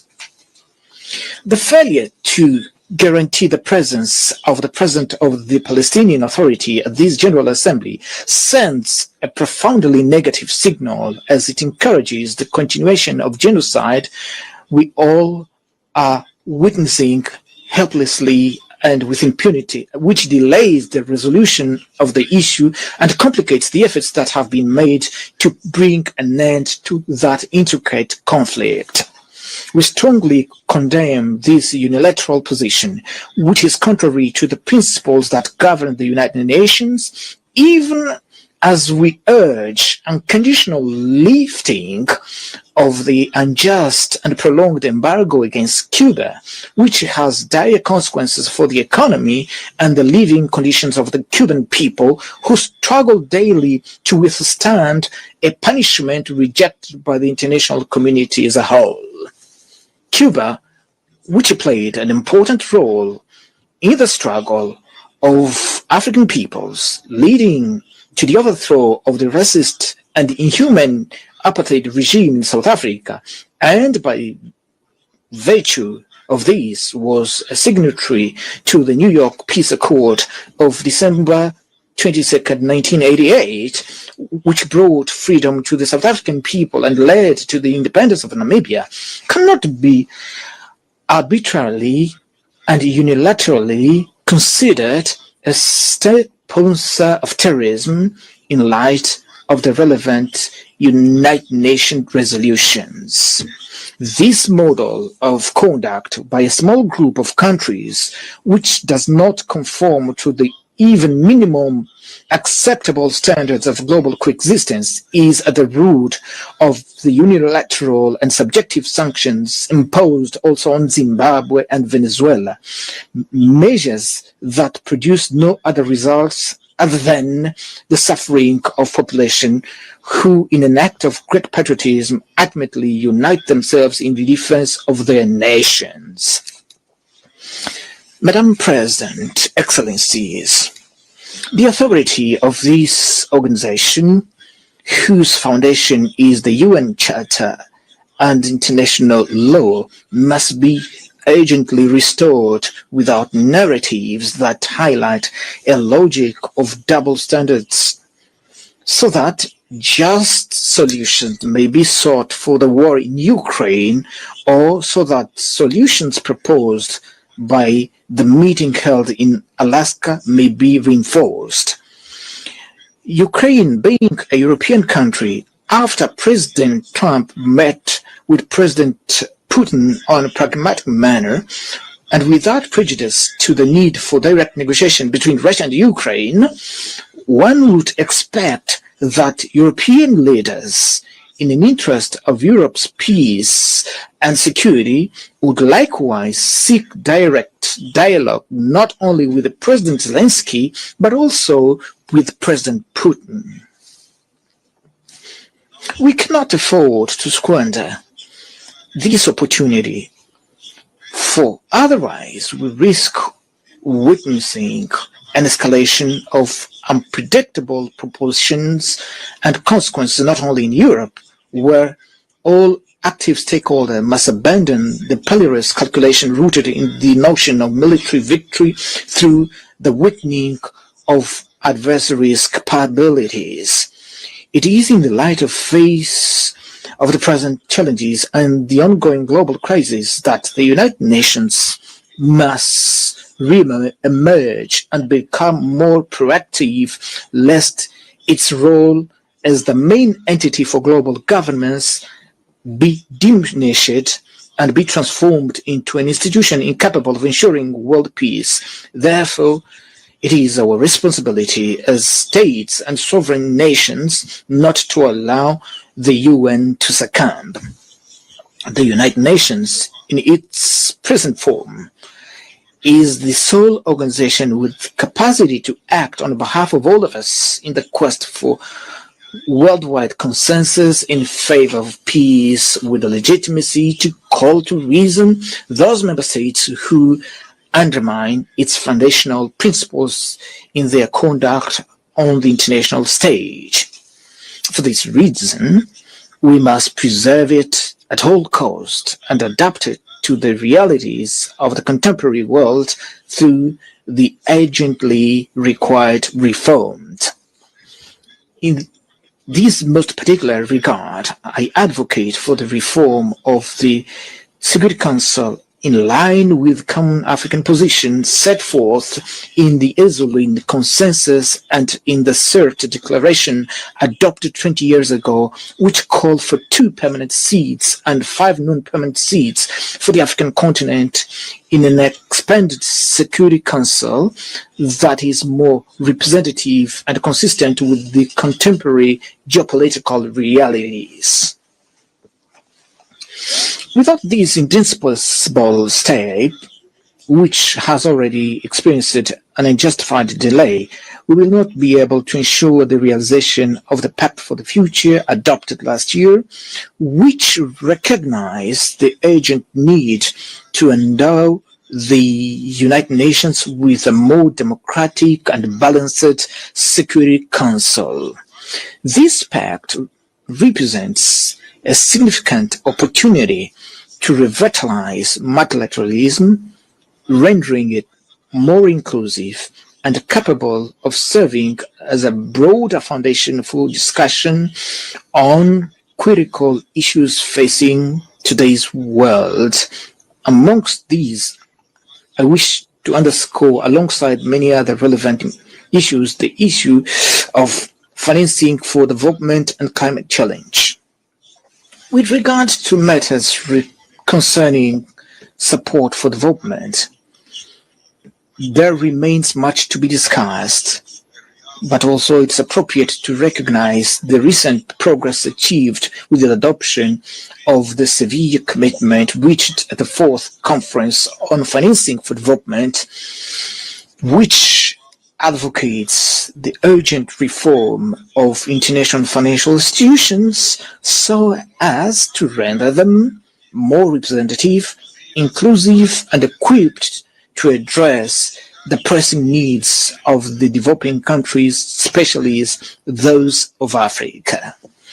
I am convinced that this instrument, combined with the Pact for the Future, the United Nations Fiscal Convention, and the United Nations Debt Convention, still under discussion, will together serve as a political, financial, and normative platform that will provide significant momentum to the achievement of the Sustainable Development Goals. Madam President, Excellencies, it is essential that we confront the climate crisis as the greatest existential threat of our time, which can only be overcome through joint, coordinated, and united action.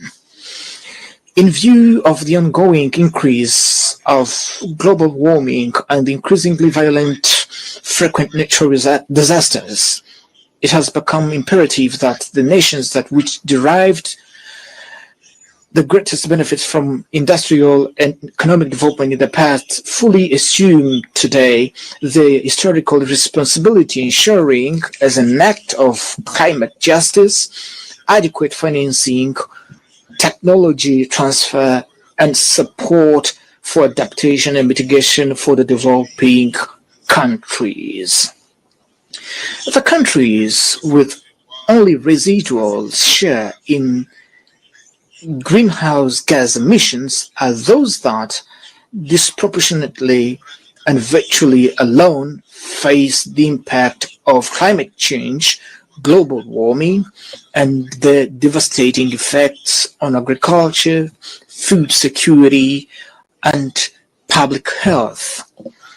In view of such evidence and the responsibilities arising therefrom, Angola remains steadfastly committed to the Paris Agreement and to the implementing adaptation and mitigation measures in an alignment with the United Nations 2030 Agenda and the African Union 2063 Agenda, which enshrine the consensus concerning the mobilization of predictable, affordable climate financing intended to ensure a just energy transition capable of protecting the most vulnerable communities. This cross-cutting theme, which demands increasingly heightened sense of responsibility both within the scope of public agendas and among major industrial corporations, will receive due attention at the forthcoming COP30 Climate Summit to be held shortly in Brazil, which for the second time hosts an event of this magnitude, a testament to the country's commitment and engagement with environmental issues. In 1992, in Rio de Janeiro, the United Nations Framework Convention on Climate Change was inaugurated, a paradigm that has proven greatly beneficial for the increasingly profound discussion that endured to this day and which will assuredly at the forthcoming conference enable us all to take another step forward on this long journey that we must undertake to achieve the major climate goals aspired by humanity. Excellencies, 80 years after the founding of the United Nations and following the end of the Cold War, our expectation was that we would be living in a world without present uncertainties, not as perilous as that which we now witness. Until 1991, we lived in a context marked by sharp division between two ideologically opposed blocs, which nevertheless offered a more predictable framework and was less susceptible to drifting into large-scale confrontation. This flashback should not lead us to the conclusion that the global stability is only possible within a framework of rigid divisions of any kind. Rather, it should inspire us to build a system based on balanced interest and shared concern on matters pertaining to global security that fosters complementarity and all forms of convergence within an environment of multilateralism, which remains the sole pathway capable of preserving us from a true catastrophe. With these few words, I thank you for your kind attention. On behalf of the Assembly, I wish to thank the President of the Republic of Angola. The Assembly will hear an address by His Excellency Joseph Nouma Boakai, President of the Republic of Liberia. I request protocol to escort His Excellency and invite him to address the Assembly.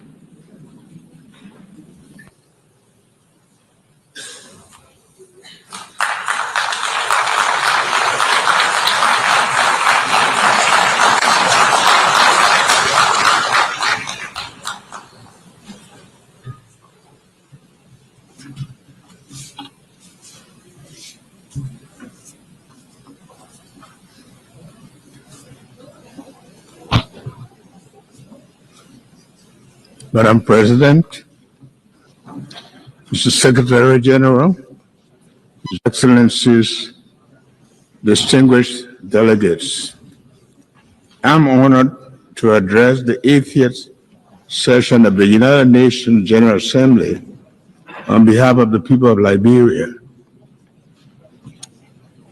8 decades after its founding, in which Liberia was involved, our country is proud that the United Nations remains the most critical multilateral platform for international cooperation and collective action. The UN continues to employ the best framework of humanity for peace, justice, security, dignity, and shared prosperity. Madam President, please accept the congratulations from the delegation to Liberia on your assumption of the esteemed office of President of the 80th session of the General Assembly. We trust in your leadership to guide the affairs of this august body. We also extend our commendation to your predecessor for his stewardship on the 79th session, and I am grateful to the Secretary General for his leadership.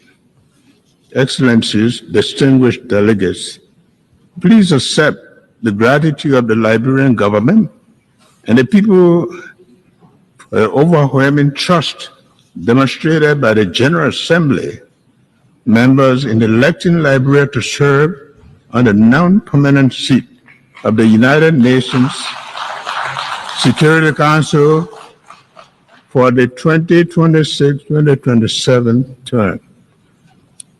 This marks Liberia's first full term on the UN Security Council, 80 years after the country signed the charter in Herbst Theater Auditorium in San Francisco. While the nameplate during this 2-year term will read Liberia, the seat, however, belongs to Africa. We are committed to ensuring that Liberia's contribution to the Security Council discussions and the decisions are shaped by hard-earned experiences in conflict resolution, as well as our successes in peace building, democratic reform, political transition, and governance. Additionally, the collective experience of the continent will be taken into consideration. Liberia looks forward to advocating for Africa's fair representation on the UN Security Council, which can only be achieved through permanent representation as a key part of the UN Security Council reform agenda.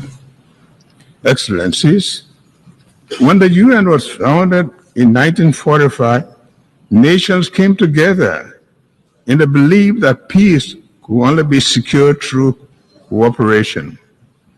After 2 world wars, it became a widely held conviction that nations are stronger when united than when divided. 80 years later, that conviction is being tested like never before.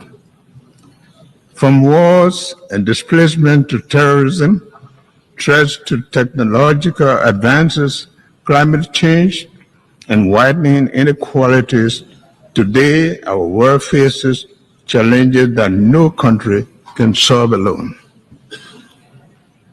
At the same time, and paradoxically, when the world needs to strengthen multilateralism, its credibility and efficacy have been questioned.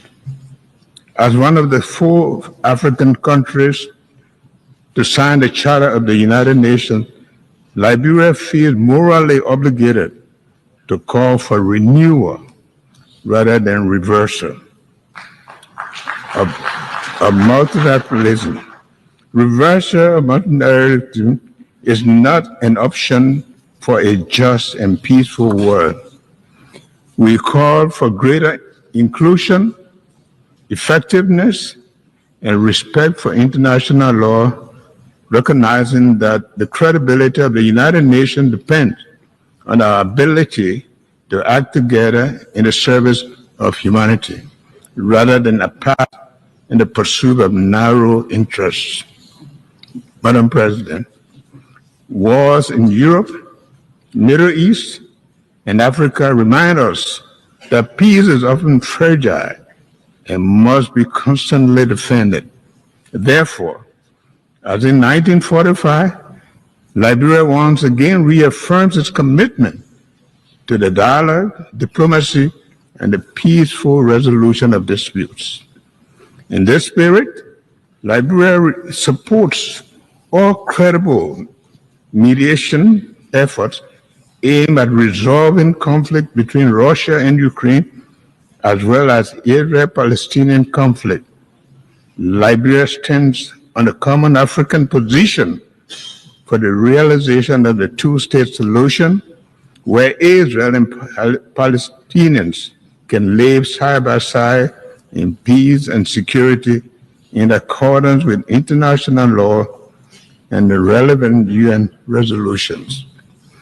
We call on the international community to act together decisively to protect civilians, hold perpetrators of atrocities accountable, and strengthen mediation efforts.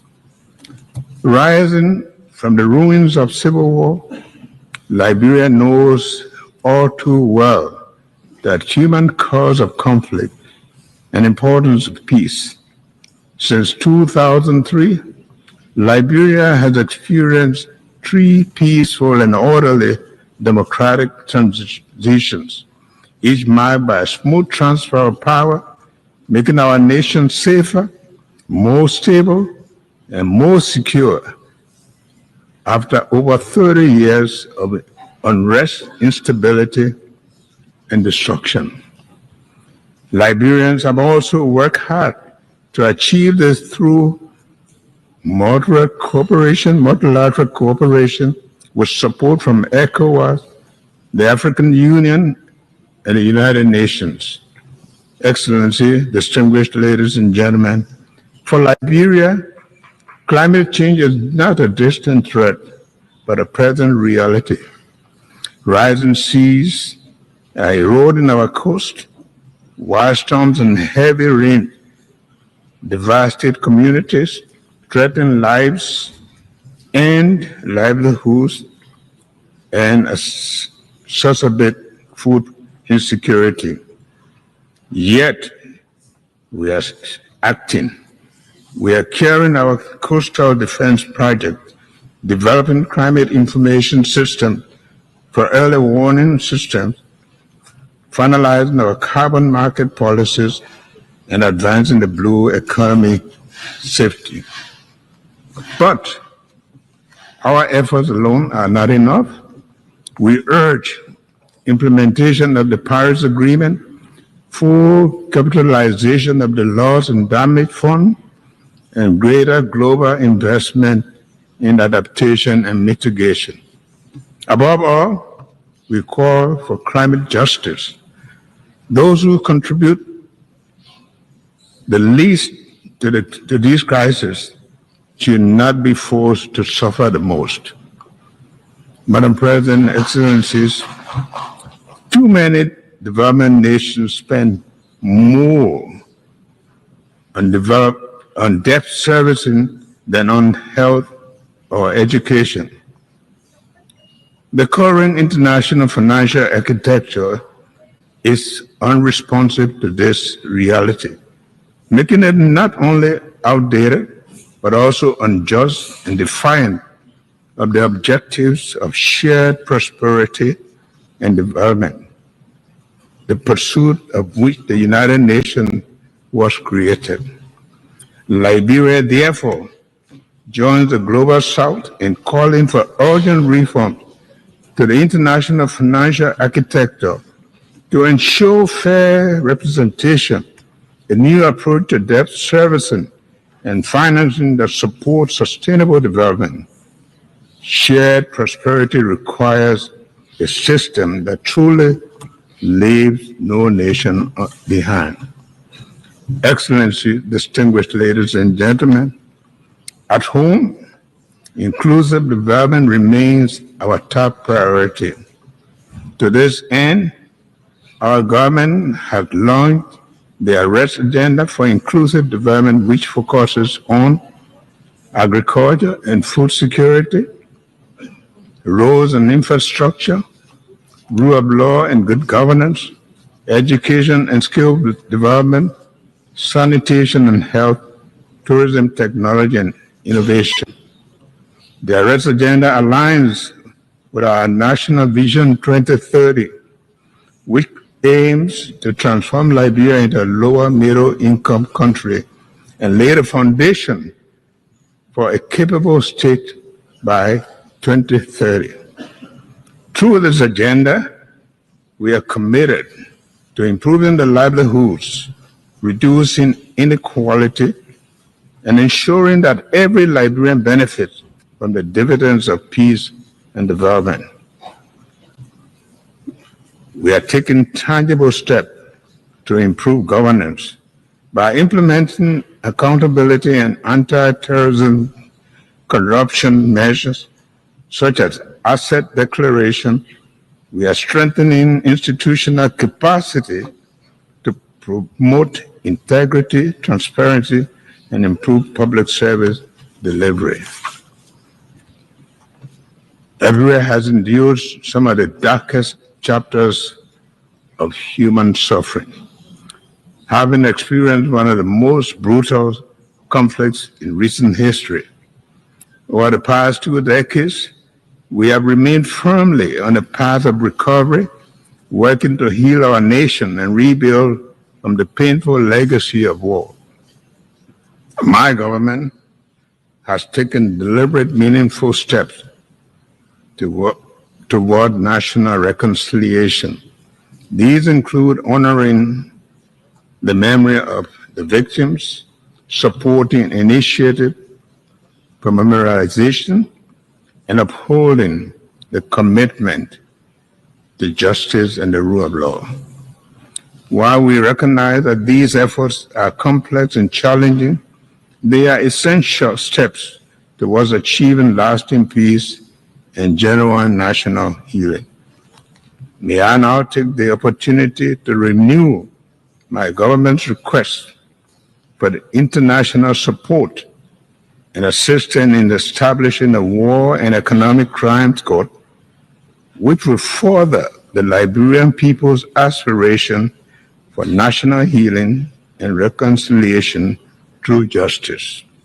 Madam President, for the United Nations to remain relevant and practical, it must adapt. Liberia therefore supports the Pact for the Future and Global Digital Compact. We also call on the UN that more responsive and reflective of today's world, using outdated 1945 solutions to tackle 2025 challenges is neither reasonable nor realistic. Regarding sustainable development goals, we agree that our collective progress is too slow. However, reaching the SDGs targets remains a vital effort as ever. We therefore urge that the timely achievement of the SDGs be treated as a global emergency. Consequently, Liberia will submit its next voluntary national review in 2026, committing to accelerate the implementation of the global goals in line with the African Union's Agenda 2063 and ECOWAS Vision 2050. Finally, Excellencies, the theme of this session, Better Together, aptly captures both the spirit and the urgency of our time. The challenges before us are immense, so too must be the collective capacity to overcome them. Liberia pledges to remain a bridge to peace, a development partner, and a defender of human rights. Over the next 80 years, we will continue to honor the promise of 1945 by renewing our commitment to a world where peace is just, development is inclusive, and dignity is universal. Thank you. On behalf of the Assembly, I wish to thank the President of the Republic of Liberia.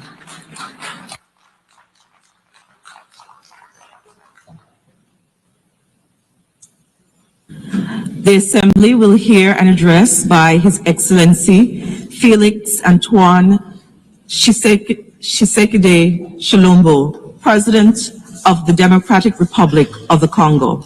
I request protocol to escort His Excellency and invite him to address the Assembly.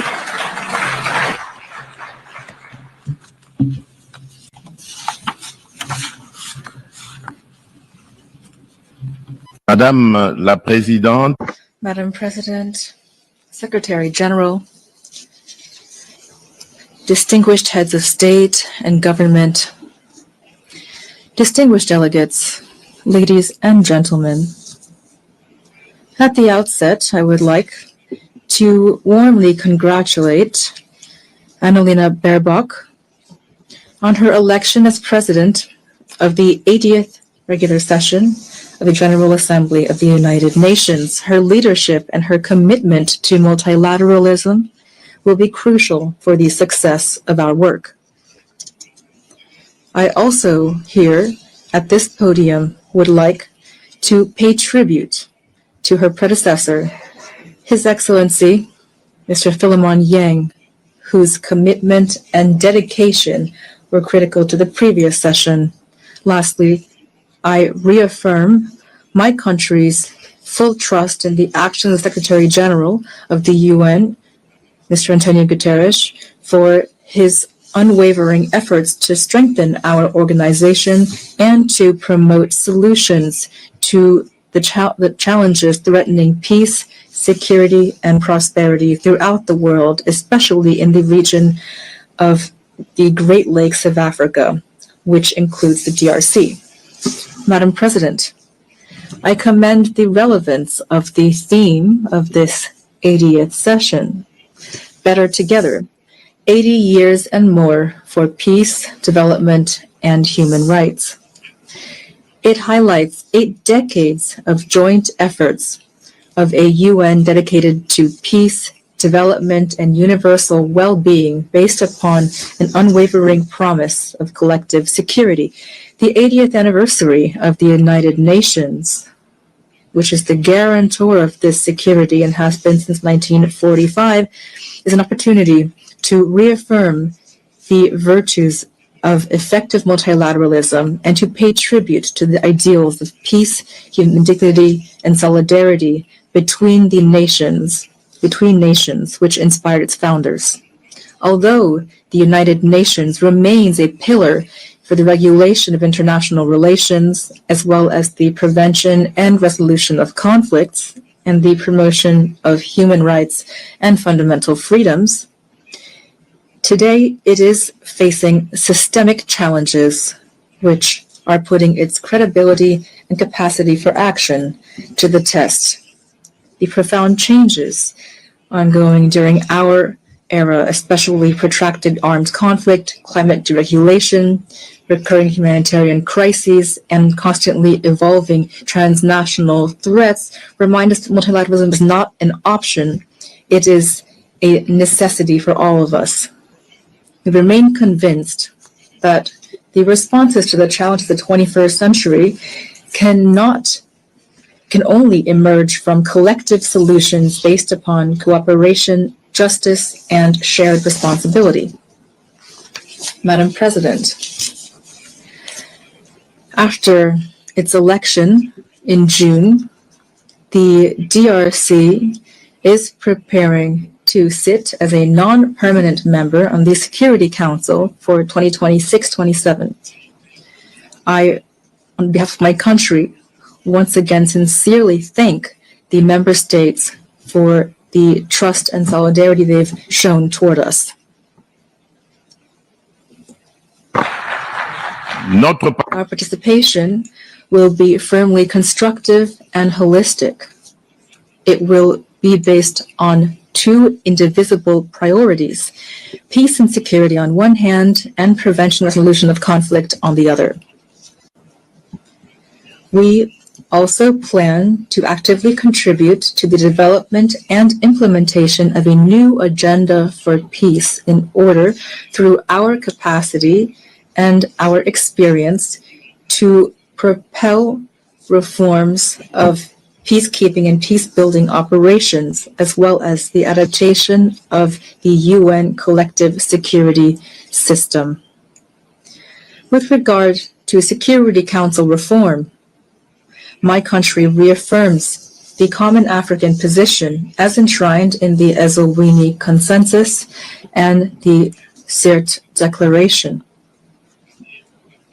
Africa must hold 2 additional seats in the non-permanent member category and 2 seats in the category of permanent members with the same rights, including veto rights, the same privileges, and the same obligations as the current permanent members.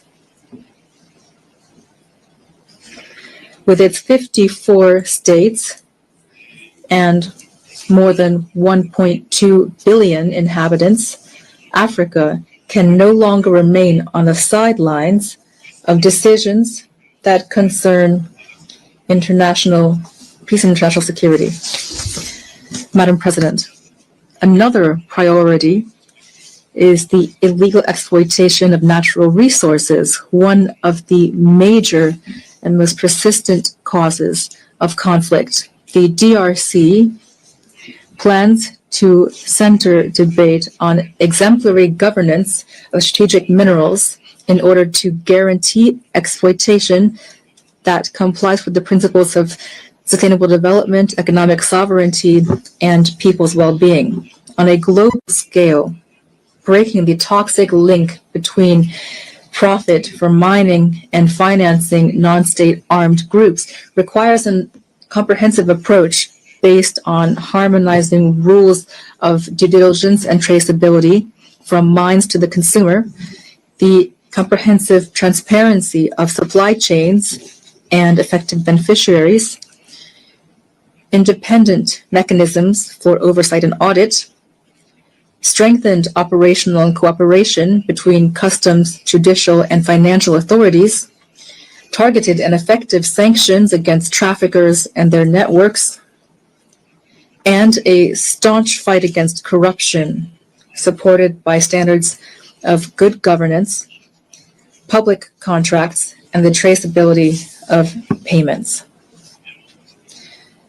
Of course, the dimensions of human rights and transitional justice, as well as the women, peace, and security, and youth, peace, and security agendas, remain indispensable to this action. Their effective inclusion is the precondition for a just, lasting, and inclusive peace. Madam President, in the run-up to the establishment of the Independent Commission of Inquiry established by the UN Human Rights Council on the massacres perpetrated a few months ago by our assailants and their proxies in the east of my country, I solemnly call upon the international community. It has the moral and political duty to support this crucial body in order to establish truth, bring justice to victims, and lay the groundwork for a lasting peace rooted in memory and shared responsibility. Madam President, as the planet warms, marginalization becomes deeper and conflicts multiply. The diagnosis that in July 2023 inspired the vision for a new agenda for peace by Secretary General remains as relevant as ever. The world is now facing multifaceted and profound crises. The foundations of prevention have been weakened, and international law, so strongly enshrined in the UN Charter, which calls upon states to refrain from the threat or use of force, is too often flouted. Our system of collective security is being shaken. It will not survive without a massive increase in solidarity of interest and compliance with rules. In this context, the rhetoric of war is gaining ground, and we are helplessly watching the return of old demons, armed aggression, wars over resources, and for the conquest of vital territory, which have spared no continent. While the war between Israel and Hamas is ravaging Gaza with the risk of regional spillover, and the Russian-Ukrainian conflict continues, other hotspots are raging in Yemen, Myanmar, and Syria. The armed conflict that is continuing in my country is a tragic example of this. For 3 decades now, peace and security have broken down in the east of the DRC. This war has transformed into a predatory enterprise. It has long since transcended merely military or geopolitical dimensions. It aims to pillage our resources, erase our collective memory, and destroy our communities. Its consequences are catastrophic: millions of deaths, decimated families, almost 7 million IDPs, women and children who've been targeted, villages razed to the ground, generations sacrificed. In several regions of the East, we see all the indicators of an attempt at extermination. The UN itself, through the mapping report, has documented the scale of these atrocities.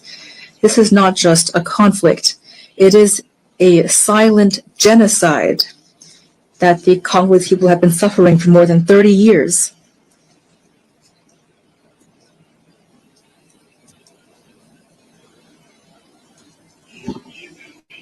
In July, more than 300 civilians, including 48 women and 19 children, were massacred in the territory of Rutshuru by the AFC and M23 with the support of the Rwandan Defense Forces. These crimes are not isolated incidents. They are part of a gruesome whole. I thank the United States for taking the initiative last month of convoking an extraordinary session of the Security Council to examine these massacres, which were documented by Human Rights Watch. To end this conflict, the Security Council in Resolution 2773 of February 21st, 2025, called for the withdrawal of M23 from the cities of Goma and Bukavu and from all the areas under its control, as well as for the dismantling of the parallel administrations established in violation of the sovereignty of the DRC, as well as an end to all assistance, direct or indirect, to M23. Here I commend the leadership of President Donald Trump, who paved the way for a dialogue that led to the signing on June 27, 2025 in Washington of a peace agreement between the DRC and Rwanda.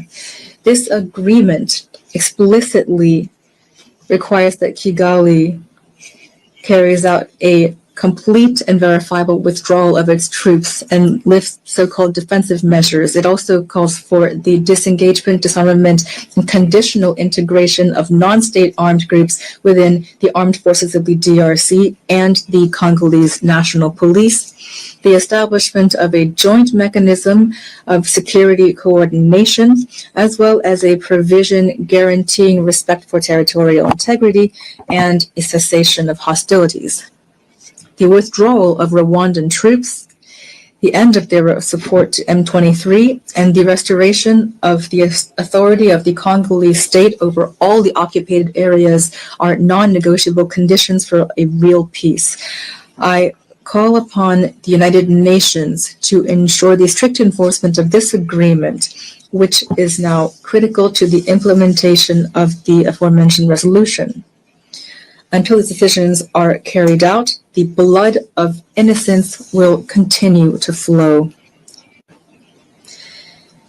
In the same vein, the DRC and the AFC M23 signed on July 19, 2025, in Doha, a declaration of principles that commits the parties to strive together toward a peaceful solution. I would like to thank His Highness the Emir of Qatar, Sheikh Tamim bin Hamad Al Thani, for his dedication and commitment to peace in the DRC and in the Great Lakes region.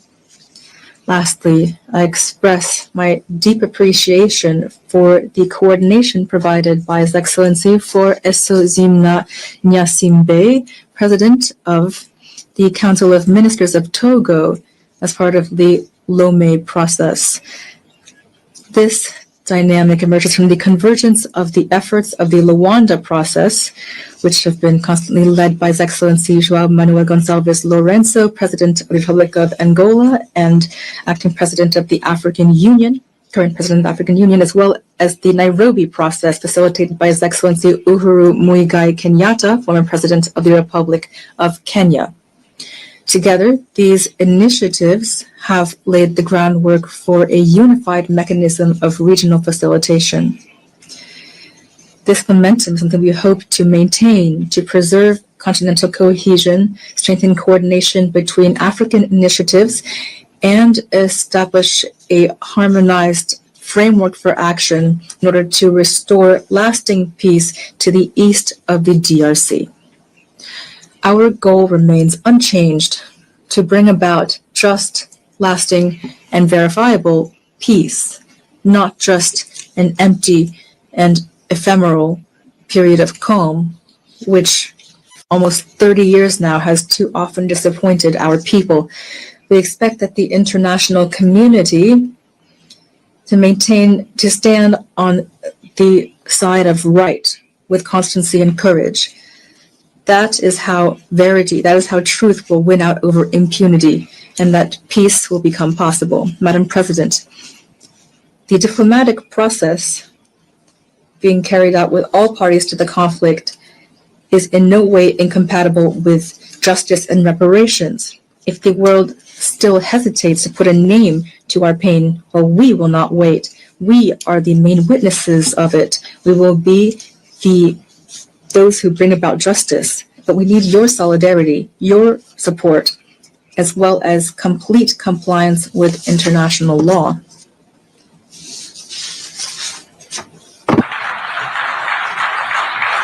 La République démocratique. The DRC does not need charity or condolences.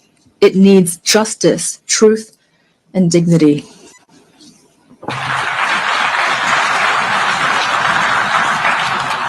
Notre pays. Our country is doing its part. We've signed peace agreements, agreed to dialogue, made commitments toward reconciliation. But a false peace based on impunity and forgetting is only a precarious truce. History will not judge our speeches, but our ability to recognize mass crimes, including genocide, and to end impunity. Madame la Présidente, Madam President, the DRC is a country full of life, natural wealth, and human resilience. We want to contribute to global peace, but peace begins with recognition of our own tragedy. I solemnly call upon this assembly to recognize the Congolese genocide, to support our battle for truth and justice, and to help us at last build lasting peace in the heart of Africa.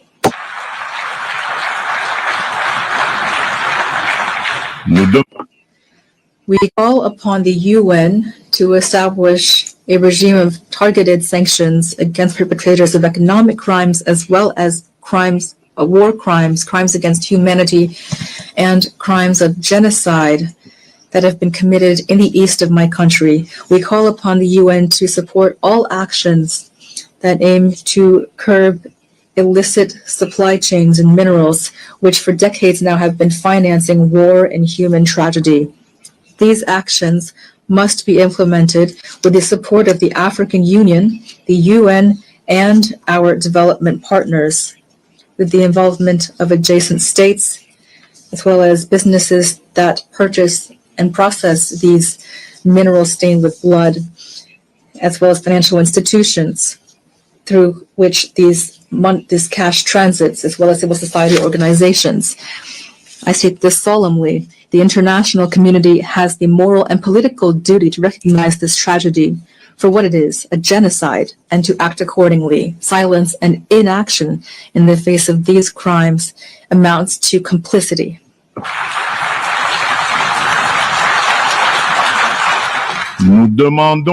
We call for the immediate establishment of an international commission of inquiry that is independent and sufficiently funded to establish truth, bring justice to victims, and break the cycle of impunity that has been fueling this tragedy for decades.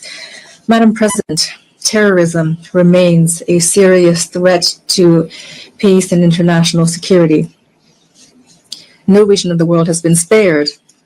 After Asia, Western Europe, and North America, this scourge has become rooted in Africa and is destabilizing several sub-regions. Al-Qaeda in the Islamic Maghreb, although eroded by international action, maintains some capacity in gray zones and is spreading its influence. Boko Haram in the north of Nigeria and Al-Shabaab in Somalia maintain significant territorial control. In Central Africa, after the devastation caused by the Lord's Resistance Army, or LRA, led by Joseph Kony, the northeast of the DRC is suffering under the Allied Democratic Forces, a Ugandan terrorist group that has sworn allegiance to the Islamic State. These extremist groups have left behind them in their wake a devastating toll of loss of human life and continue to threaten regional stability. A member of the Global Coalition Against ISIS, the DRC calls on the UN to more staunchly implement the recommendations of this coalition and the Akaba process, that is to say, the sharing of intelligence, curbing of financing, combat against propaganda and sanctuaries for terrorism, as well as increased support to victim communities while fully respecting international humanitarian law. Madam President, as we face a climate crisis, the Paris Agreement remains a crucial legal framework for the accountability of states when it comes to emissions and adaptation to limit warming to 1.5 degrees Celsius. Thus, the DRC has adopted its National Adaptation Plan 2022-2026. We have committed to stopping and reversing deforestation and forest degradation, land degradation by 2031, while promoting sustainable development and inclusive rural transformation. Since December 2021, a package of measures has supported the restoration of forests, especially the school garden program to plant 1 billion trees by 2030. This aims to strengthen CO2 sequestration and the resilience of our ecosystems. We commend the adoption of the 5/CMA.5 decision, which establishes new financing mechanisms, including the Loss and Damages Fund, to complement existing resources and to provide tangible solutions for the most vulnerable countries. With our unique environmental capacity, the DRC is at the heart of these solutions. It's prepared to mobilize its natural assets to protect the global climate as long as financial commitments are predictable, accessible, and commensurate with environmental and human imperatives. Madam President, allow me also to address the issue of energy challenges and the protection of our ecosystems. I'd like to recall that the Congo Basin is home to the second largest tropical forest in the world, considered by many scientists to be the largest land-based carbon sink, as well as a vast hydrographic network dominated by the Congo River, the second largest in the world in terms of throughput. These vital resources are severely threatened by destructive activities, including deforestation, illegal exploitation, and pollution, which are often exacerbated by recurring armed conflict, which amount to real crimes against nature. That is why the DRC supports the initiative spearheaded by Vanuatu, Fiji, and Samoa to establish at the international level ecocide as a crime in order to punish illicit acts and arbitrary actions that cause severe environmental damage.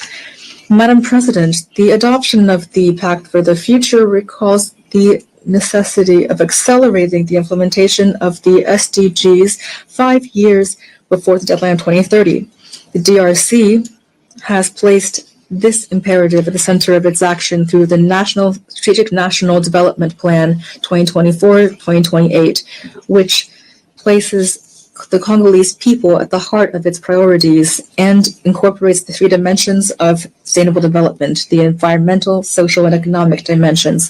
This plan is based on clear guidelines, including strengthening democratic governance and security, modernizing infrastructure and the business environment, protecting the environment, and guaranteeing access to essential social services, including water, sanitation, education, healthcare, electricity, and so forth.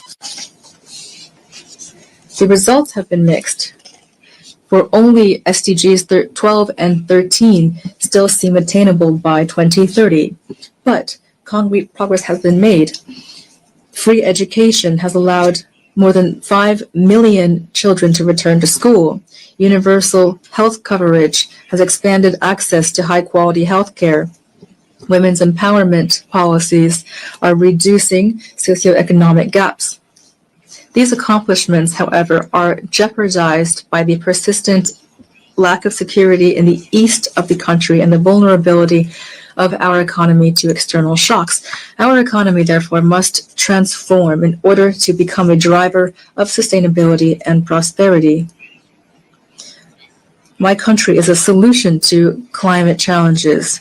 My country plans to make full use of its forests, its biodiversity within a climate economy that is turned toward a green, resilient, low-carbon type of growth. In this regard, the Trump UNGA project, one of the largest hydroelectric complexes in the world, embodies our ambition and strengthens the position of the DRC as a country of solutions.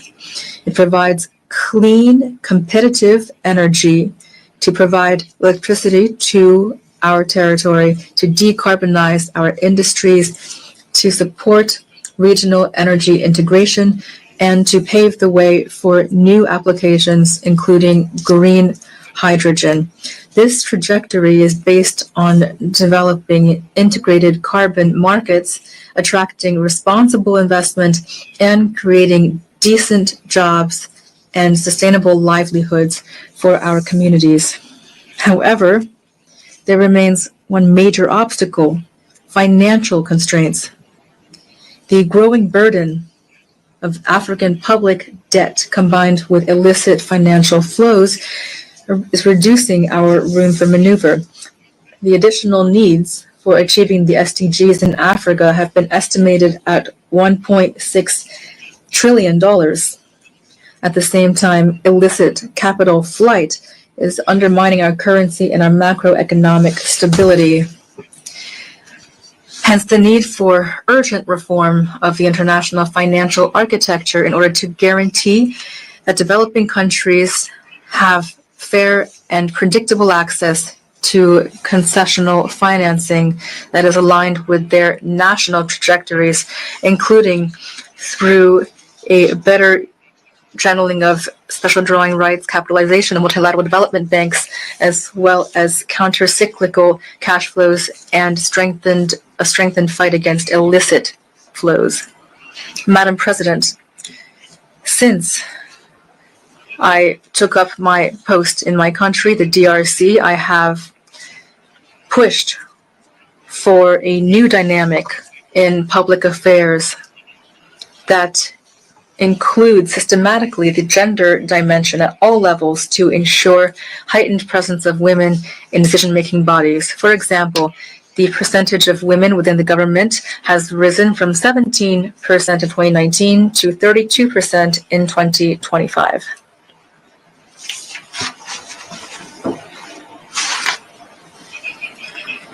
Madam President, as part of a strategic and multi-sectoral approach that aims to mobilize the youth for national progress, my government has adopted a national youth policy. This demonstrates the commitment of our state to ensure full participation of young people in the life of our nation, and that to make sure it is a priority, a cross-cutting priority associated with clear and measurable goals. Madam President, the DRC aspires toward peace, justice, and development. It is ready to take action alongside all of you for a UN that is stronger, more inclusive, and more just. With all of its human, natural, and strategic assets, my country plans to use them to build a better future for future generations and for our common house, that is planet Earth. God bless humanity. May God bless us with the grace of a real lasting peace between all of the world's nations. Thank you. On behalf of the Assembly, I wish to thank the President of the Democratic Republic of the Congo,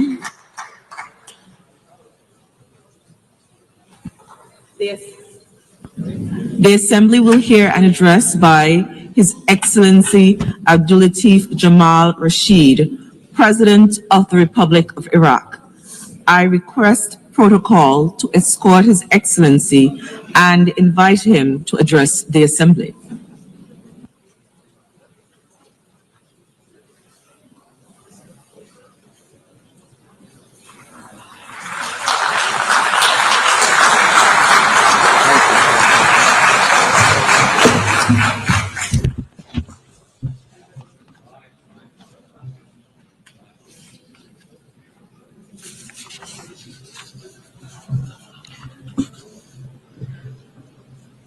Bismillah. In the name of God, most compassionate, most merciful. Allow me to begin by congratulating Her Excellency Annalena Baerbock on assuming the presidency of the 80th session of the General Assembly. I extend my appreciation to His Excellency Philemon Yang for his commendable efforts at the helm of the previous session. Your Excellency, Madam President, Your Excellency, Secretary General of the United Nations, Excellencies, Heads of States and Governments, ladies and gentlemen, peace be upon you. I have the honor to stand here today before you to address you on behalf of Iraq which boasts a long-standing history that you are all aware of, a history rife with challenges that we've faced and managed to prevail over, a history rich with hope, aspirations, and opportunities that our people is seeking to leverage in cooperation with our friends and thanks to the support of international organizations, namely the United Nations. On behalf of the government and people of Iraq, I wish to thank the United Nations for its role in support and defense of the democratic system in our country.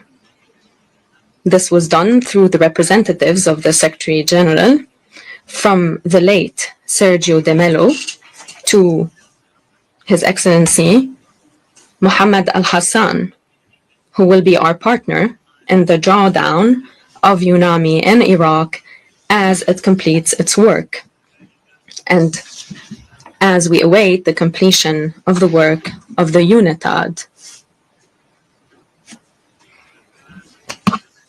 Pursuant to Security Council Resolution 2732 and 2697. This is a testament to the stability of the security situation in Iraq and the entrenchment of our democratic political system. I stand here before you today while Iraq has regained its rightful place in the international community and in relations with its neighboring countries. I address you while my country chairs the session of the current session of the Arab League and the 77 and China. We are also playing an effective role in international and regional organizations, such as the Organization of Petroleum Exporting Countries, the Organization of Islamic Cooperation, and the Non-Aligned Movement. These are organizations in which we were founding members. This also holds true for the United Nations, whose charter we've signed upon its establishment. And we stand ready to play the part of the intersection between East and West. I would be remiss not to extend my sincere thanks to the United Nations, which has supported our democratic milestones in Iraq, including local and parliamentary elections, whose seventh iteration we are preparing to hold in the coming weeks. We pursue this to ensure the peaceful transition of power and the establishment of constitutional institutions. We have become a beacon of hope thanks to the great sacrifices our people has conceded with great resolve to ensure coexistence and respect for pluralism, contrary to the repressive regime that formerly ruled Iraq. And as the guarantor of the Constitution, I'm cooperating with the judiciary as the safety valve of the democratic system to hold free, fair, and transparent elections to ensure neutrality and equal opportunities to candidacy and parliamentary representation. In this regard, Iraq has responded positively to the UN80 initiative launched by the Secretary General to strengthen the efficiency and effectiveness of our organization. And Iraq stands ready to discuss the potential hosting of United Nations regional and international headquarters in Iraq, based on the cost efficiency plan established and in accordance with the United Nations right for usufruct or in exchange for symbolic rental payments. This reflects our commitment to international cooperation and to play our part in strengthening the United Nations. Iraq has triumphed over the threat of terrorism, and today we look forward to wiping out the last vestige of this barbaric terrorist attacks We rely on the unity of our people and the establishment of development plans to heal the wounds of the past and pave the way for a promising future, which relies on the steadfast national will of our people and the international community's support. Terrorism is but one scourge, even if it takes on various slogans and manifestations. It therefore should be countered comprehensively, without any distinction as to its forms. We reiterate the need for the international community to implement all relevant Security Council resolutions, namely Resolution 2178, 2396, 2462, and 2331. We underline the need to hold accountable